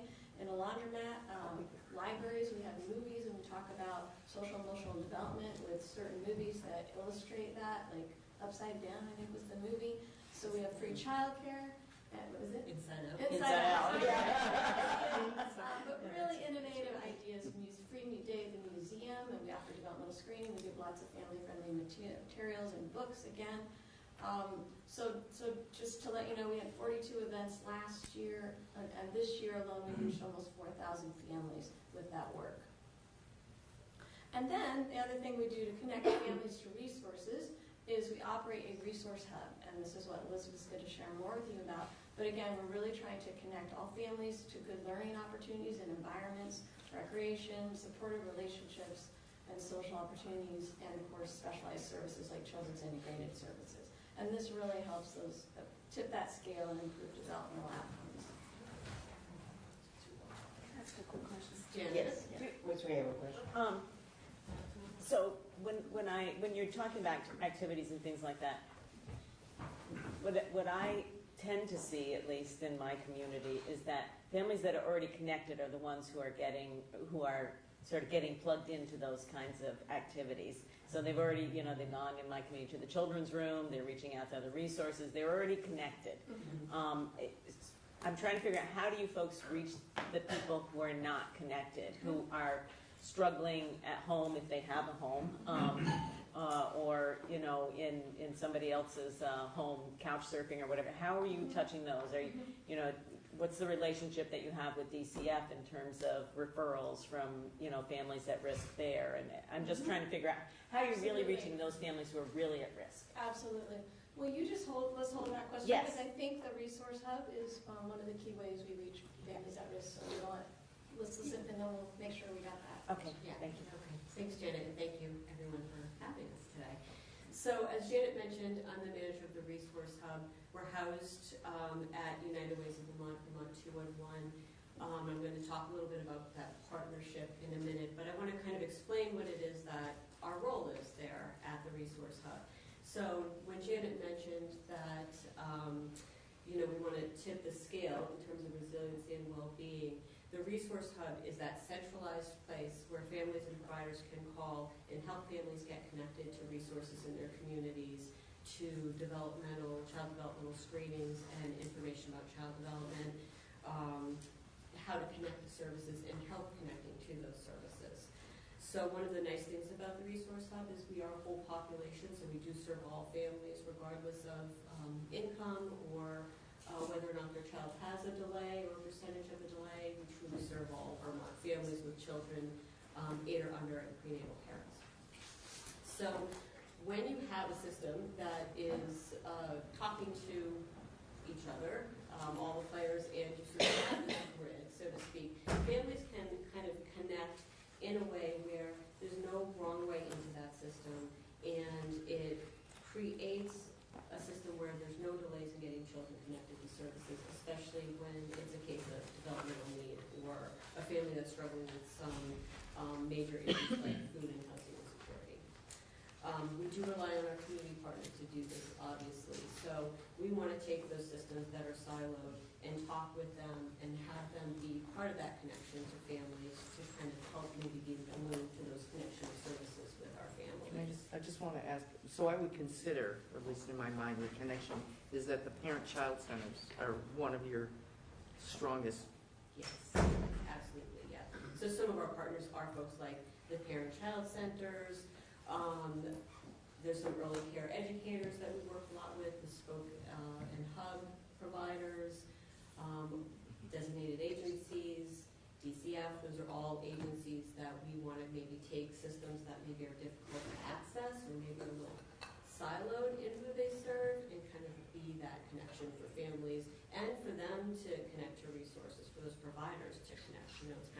two-way street that we want to support that bigger system. And medical homes, I'll just add that. Medical homes are a big We're really piece of it, too. cross-sector. Yeah, absolutely. And children's integrated services as well. So I'm sorry, I look over at Heather and I think there's this whole section of, AOE, so you must kind of, yeah. Yes, yeah, and I'm going to actually give a little example of a family that we helped navigate some of that essential early ed piece with a service provider. The other piece I want to mention in terms of the resource hub is it's not just that connection to services, it's also care coordination follow-up. So we want to support that family as they're connecting to, as they're working with, and once they're connected to those resources and services. Because we know that when we offer that follow-up and care coordination with families, they're going to stay connected or stay connected longer, or maybe not stop at the first barrier to care. So we want to really help them brainstorm and navigate that so that they can really plug into those services that they need. Thanks, Jen. So, as I mentioned, we have to kind of work with our community partners to really do this, right? It's an effort to support families in Vermont. Some of our partners that we work with is the Building Bright Futures regional coordinators who populate a database full of playgroups and developmental playgroups for families that we're able to share with families and service providers when they reach out to us. Obviously, Vermont 211 helps us have access to their database, which includes over 1,000 agencies and over 3,000 programs in Vermont that potentially could serve a family and help support them in their needs. And then we also work with STAMP, and you can read, it's a terrible acronym, but it's really doing that work with perinatal moms who are dealing with some depression, anxiety, and potentially substance use disorders. And so with that opportunity, we were able to create a resource of mental health professionals that really have that expertise in training and serving those families, and are able to help connect providers and those parents with those services, again, with that care coordination follow-up to make sure they're making that connection at a very high-risk time for them and their child. So again, it's that two-generation approach. We want to support the parent, we want to do screening for the child, and offer those other resources if there are other stressors in that parent's life. It might be food, it might be child care access, it might be some other issues. And the depth of that, we really spent some time thinking about what would be most helpful in giving that information to a parent. What are issues that might stop a parent from accessing services when they're dealing with some of those mental health issues? And so that resource includes pretty helpful information around, are they on the bus line? Do they do telehealth if this is a parent who lives in maybe a rural community and doesn't have access to transportation? Do they have specialized training in substance abuse and maybe could address both issues with that parent? What insurance do they take to kind of limit that number of doors you knock on to get the services you need, because we know that's when you lose families. So this is a little bit about the impact that we've had. So in 2019, you can see we made over 1,800 referrals for families, with families, and to agencies in local and statewide agencies. That included talking about behavior, doing screening for food insecurity and the social determinants of health that Janet mentioned. We did a lot of work with kinship care providers who were connecting with us because they were taking on children of their families that were dealing with part of the opiate abuse that was happening in their community, and helping them navigate those difficult systems again, because that's what we need to do to keep them connected. So this is what Jen is talking about when we're talking about sort of front-loading those negative effects and trying to tip those scales in the positive. And so one of the ways, and this might help too with how we do that, is to give an example and talk a little bit about AOE, because they definitely are a partner at our table. So we received a referral from a mental health provider who was working with a mom who has addiction disorder. She also has tremendous depression and anxiety. She's had a lot of negative experiences with social service systems. She has had DCF intervention in the past and is pretty suspicious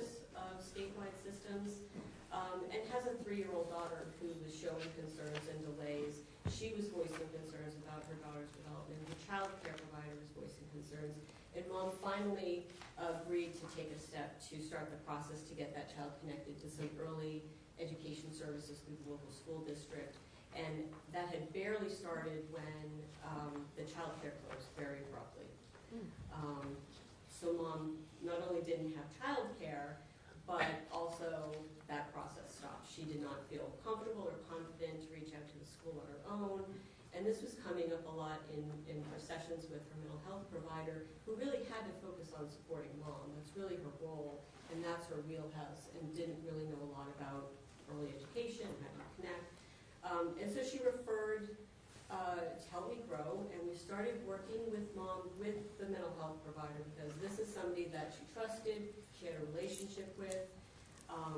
One of the things we try to do is not make a family repeat their stories over and over and over again. It can be very traumatizing for a family. And this is a mom with financial struggles, so her phone doesn't always work. So the mental health provider was the guaranteed way we could get connection to Mom.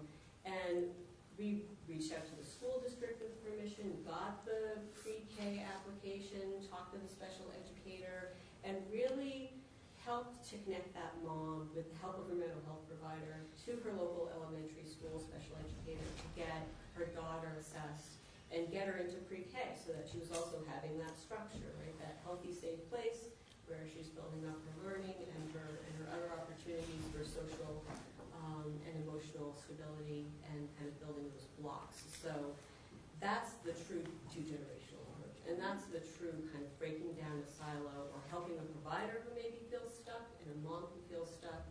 And then, Help Me Grow's role is to leave that door open. So in the future, if Mom needs support, or that mental health provider has another family they need some support with, we're happy to help.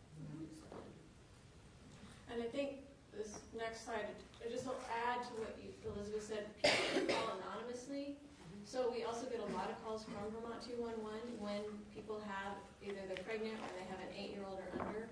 They get referred right to Help Me Grow, because we offer that in-depth care coordination. And so if somebody's very rurally isolated, not connected to community supports, they may call 211 for something. That's one way we can get connected. They can not tell us a thing about themselves, and we will help them and eventually try to build that relationship so we can call them back and get some demographic information to do some work care coordination with them. We partner closely with home visiting, and then we also partner with early care and education providers. 70%, I think, so Let's Grow Kids statistic of working parents who have some form of child care.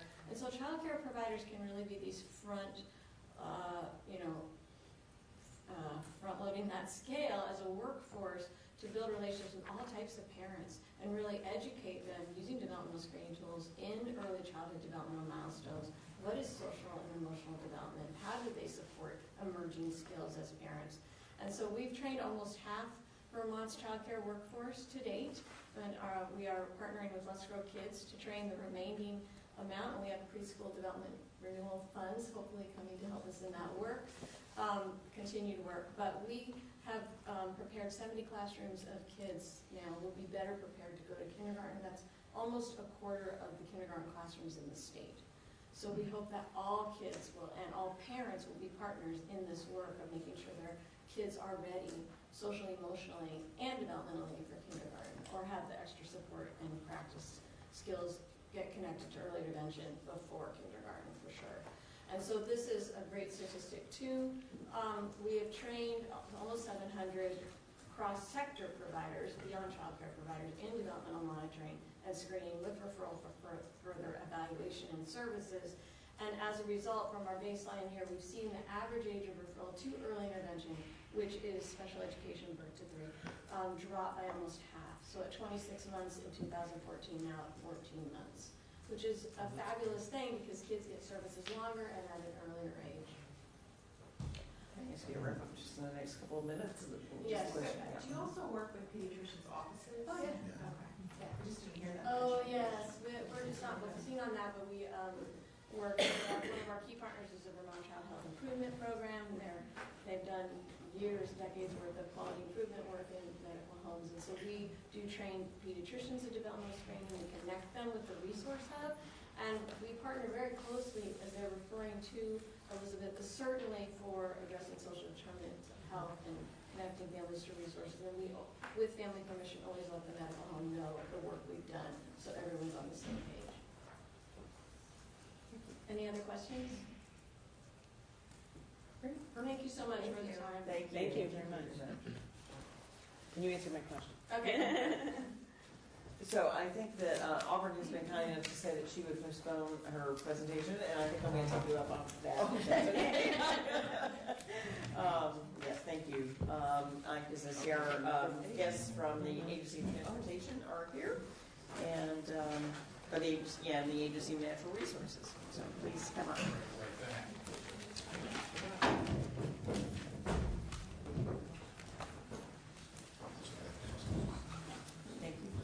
Good morning. For the record, I'm Peter Walk, Deputy Secretary of the Agency of Natural Resources.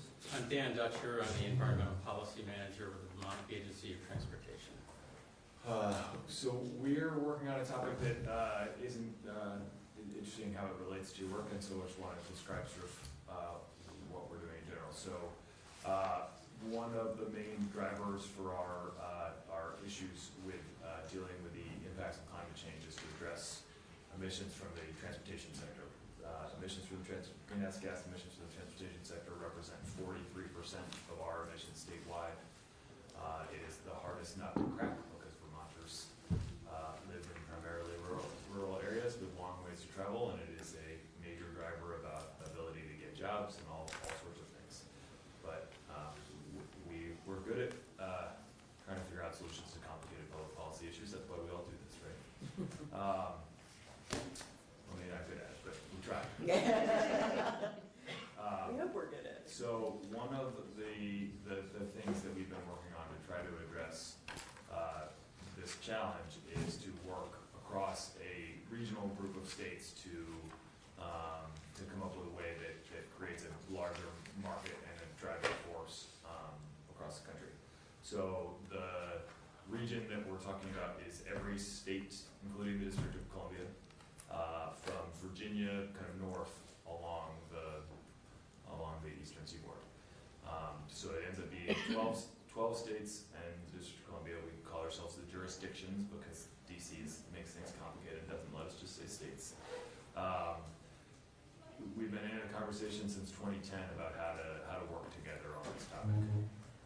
It builds off a program that was launched at the end of the 2000s known as the Regional Greenhouse Gas Initiative, which is a cap and invest program for emissions from the power production sector, all of our electric utilities. And the idea was, could we do something similar for the transportation sector? As soon as we got into the work, we realized how much harder it was. When you're talking about large electricity generators, it's large single-point sources that have the ability to make huge changes to their operations in one fell swoop. We are all the emissions generators for the transportation sector, right? That's fundamentally what it comes down to. We need opportunities for us all to be able to have different choices and make different choices. So what we've been looking at is trying to figure out exactly how that might work and doing the research necessary to sort of back up what the program might look like. And so last December, 9 of those states plus the District of Columbia agreed to start a process to evaluate a cap and invest program for transportation emissions across the region. 3 states were missing from that statement. All of those states have been actively at the table, part of the discussion. So it really is the whole region. The idea was that this was started as a executive branch function, but we certainly understand that the legislature will be engaged in this process to come back to each state to let them then decide whether they wanted to participate. The way a cap and invest program works is that typically in any sort of pollution reduction scheme, say you're all the emitters of whatever it happened to be, I would ask each one of you to reduce your pollution content by 25%, whatever the number might be. Regardless of your ability to meet that, you would have to. In the way Accounting Invest works is I tell the group that you need to reduce your emissions by 25%, and you figure out amongst yourselves who can do it most cost effectively. So we get the same level of reduction at the most cost effective method. What we do in Reggie is add the invest component of it, where the way you sort of work that trading is to buy allowances, essentially what the term of art is, essentially your amount of carbon pollution that you're purchasing in an auction, and then we reinvest those proceeds in things that are going to further reduce emissions. The Reggie program, the legislature determined that those should go towards weatherization. So much of the work at Efficiency Vermont that goes towards weatherizations and Vermont Gas and Burlington Electric is coming from the Reggie proceeds. That decision was made in part because we had an existing electric efficiency program. Many states didn't, and so they have plunged most of their proceeds back into those sorts of efforts. The benefit of the investment is that it then reduces the pressure, so the demand pressure for, so already all of your emissions would then be lowered by the amount of efficiency that we gained. And so you would have less work to do, and therefore the market price would be lower. We would envision doing something similar in the transportation world, and we're working with stakeholders to figure out exactly where that point of regulation should be. Because it's really easy in the power production world to put it at the sort of the power plant itself. That's relatively straightforward. That's where the generator is. That's where changes can easily happen. Or not easily, but efficiently happen. For transportation, because we're all the generators, we're not going to make every Vermonter go into an auction somewhere online to figure out how they report their own emissions and buy their associated allowance. It just wouldn't work. We'd spend more in compliance and enforcement than we would in the revenue from the program. So we're looking upstream in the fuel supply network to try to understand where it could best be placed. Then the idea is then we take those proceeds and invest them in programs that help Vermonters. And that could come in a number of forms. The region isn't going to dictate how that money gets spent. That will be a decision that the legislature takes on and chooses for itself. Obviously, we'll provide you with some advice on how we might think we might best do that.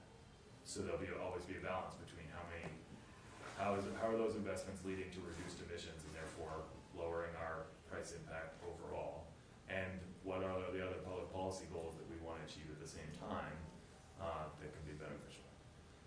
Every time we have a new source of revenue in government, we all get excited about the potential for what it could be, but we want to make sure that there's good balance back and forth. I mean, we can be thinking about everything from supporting electric vehicle charging networks and helping people get into electric vehicles and lower emission vehicles generally.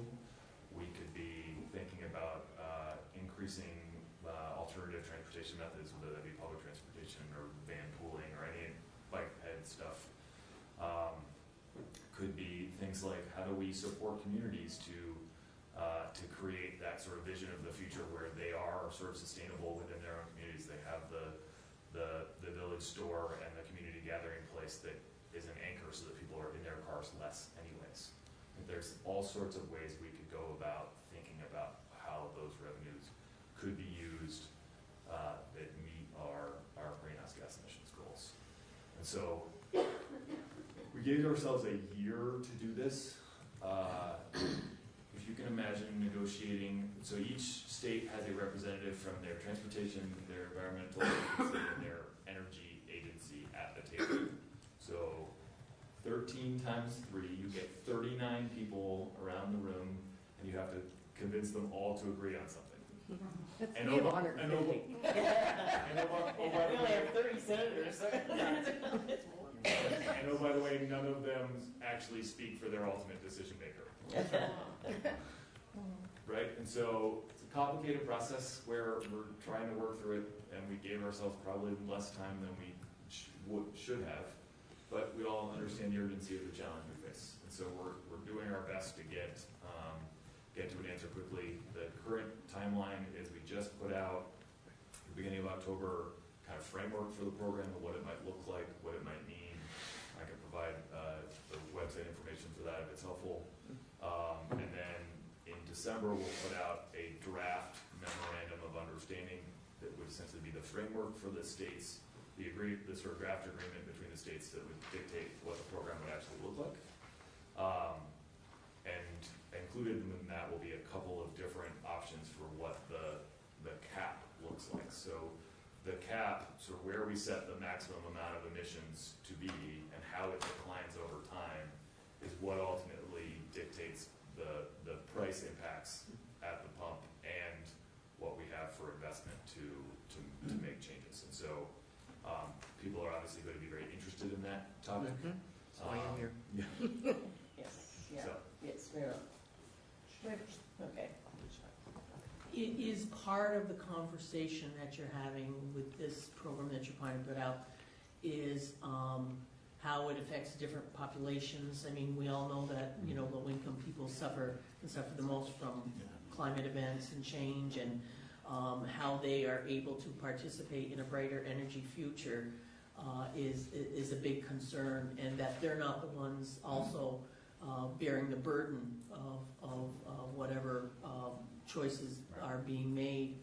And we've done some things in the state with, with low-income weatherization and your transportation and climate initiative stuff in terms of trying to put efficient vehicles in the hands of low-income. We know that the amount of subsidy that is helpful to especially low-income families is probably greater than what we're able to do now. So I'm just wondering where that fits in the conversation of what you're trying to do and how it affects low-income families. And Sure, that's a great question, and one I'm sorry that I didn't address off the top. And that equity concerns are first and foremost in our mind, because if we think about our transportation network right now, we already have our low-income populations being overburdened by the amount of their resources they're spending on transportation-related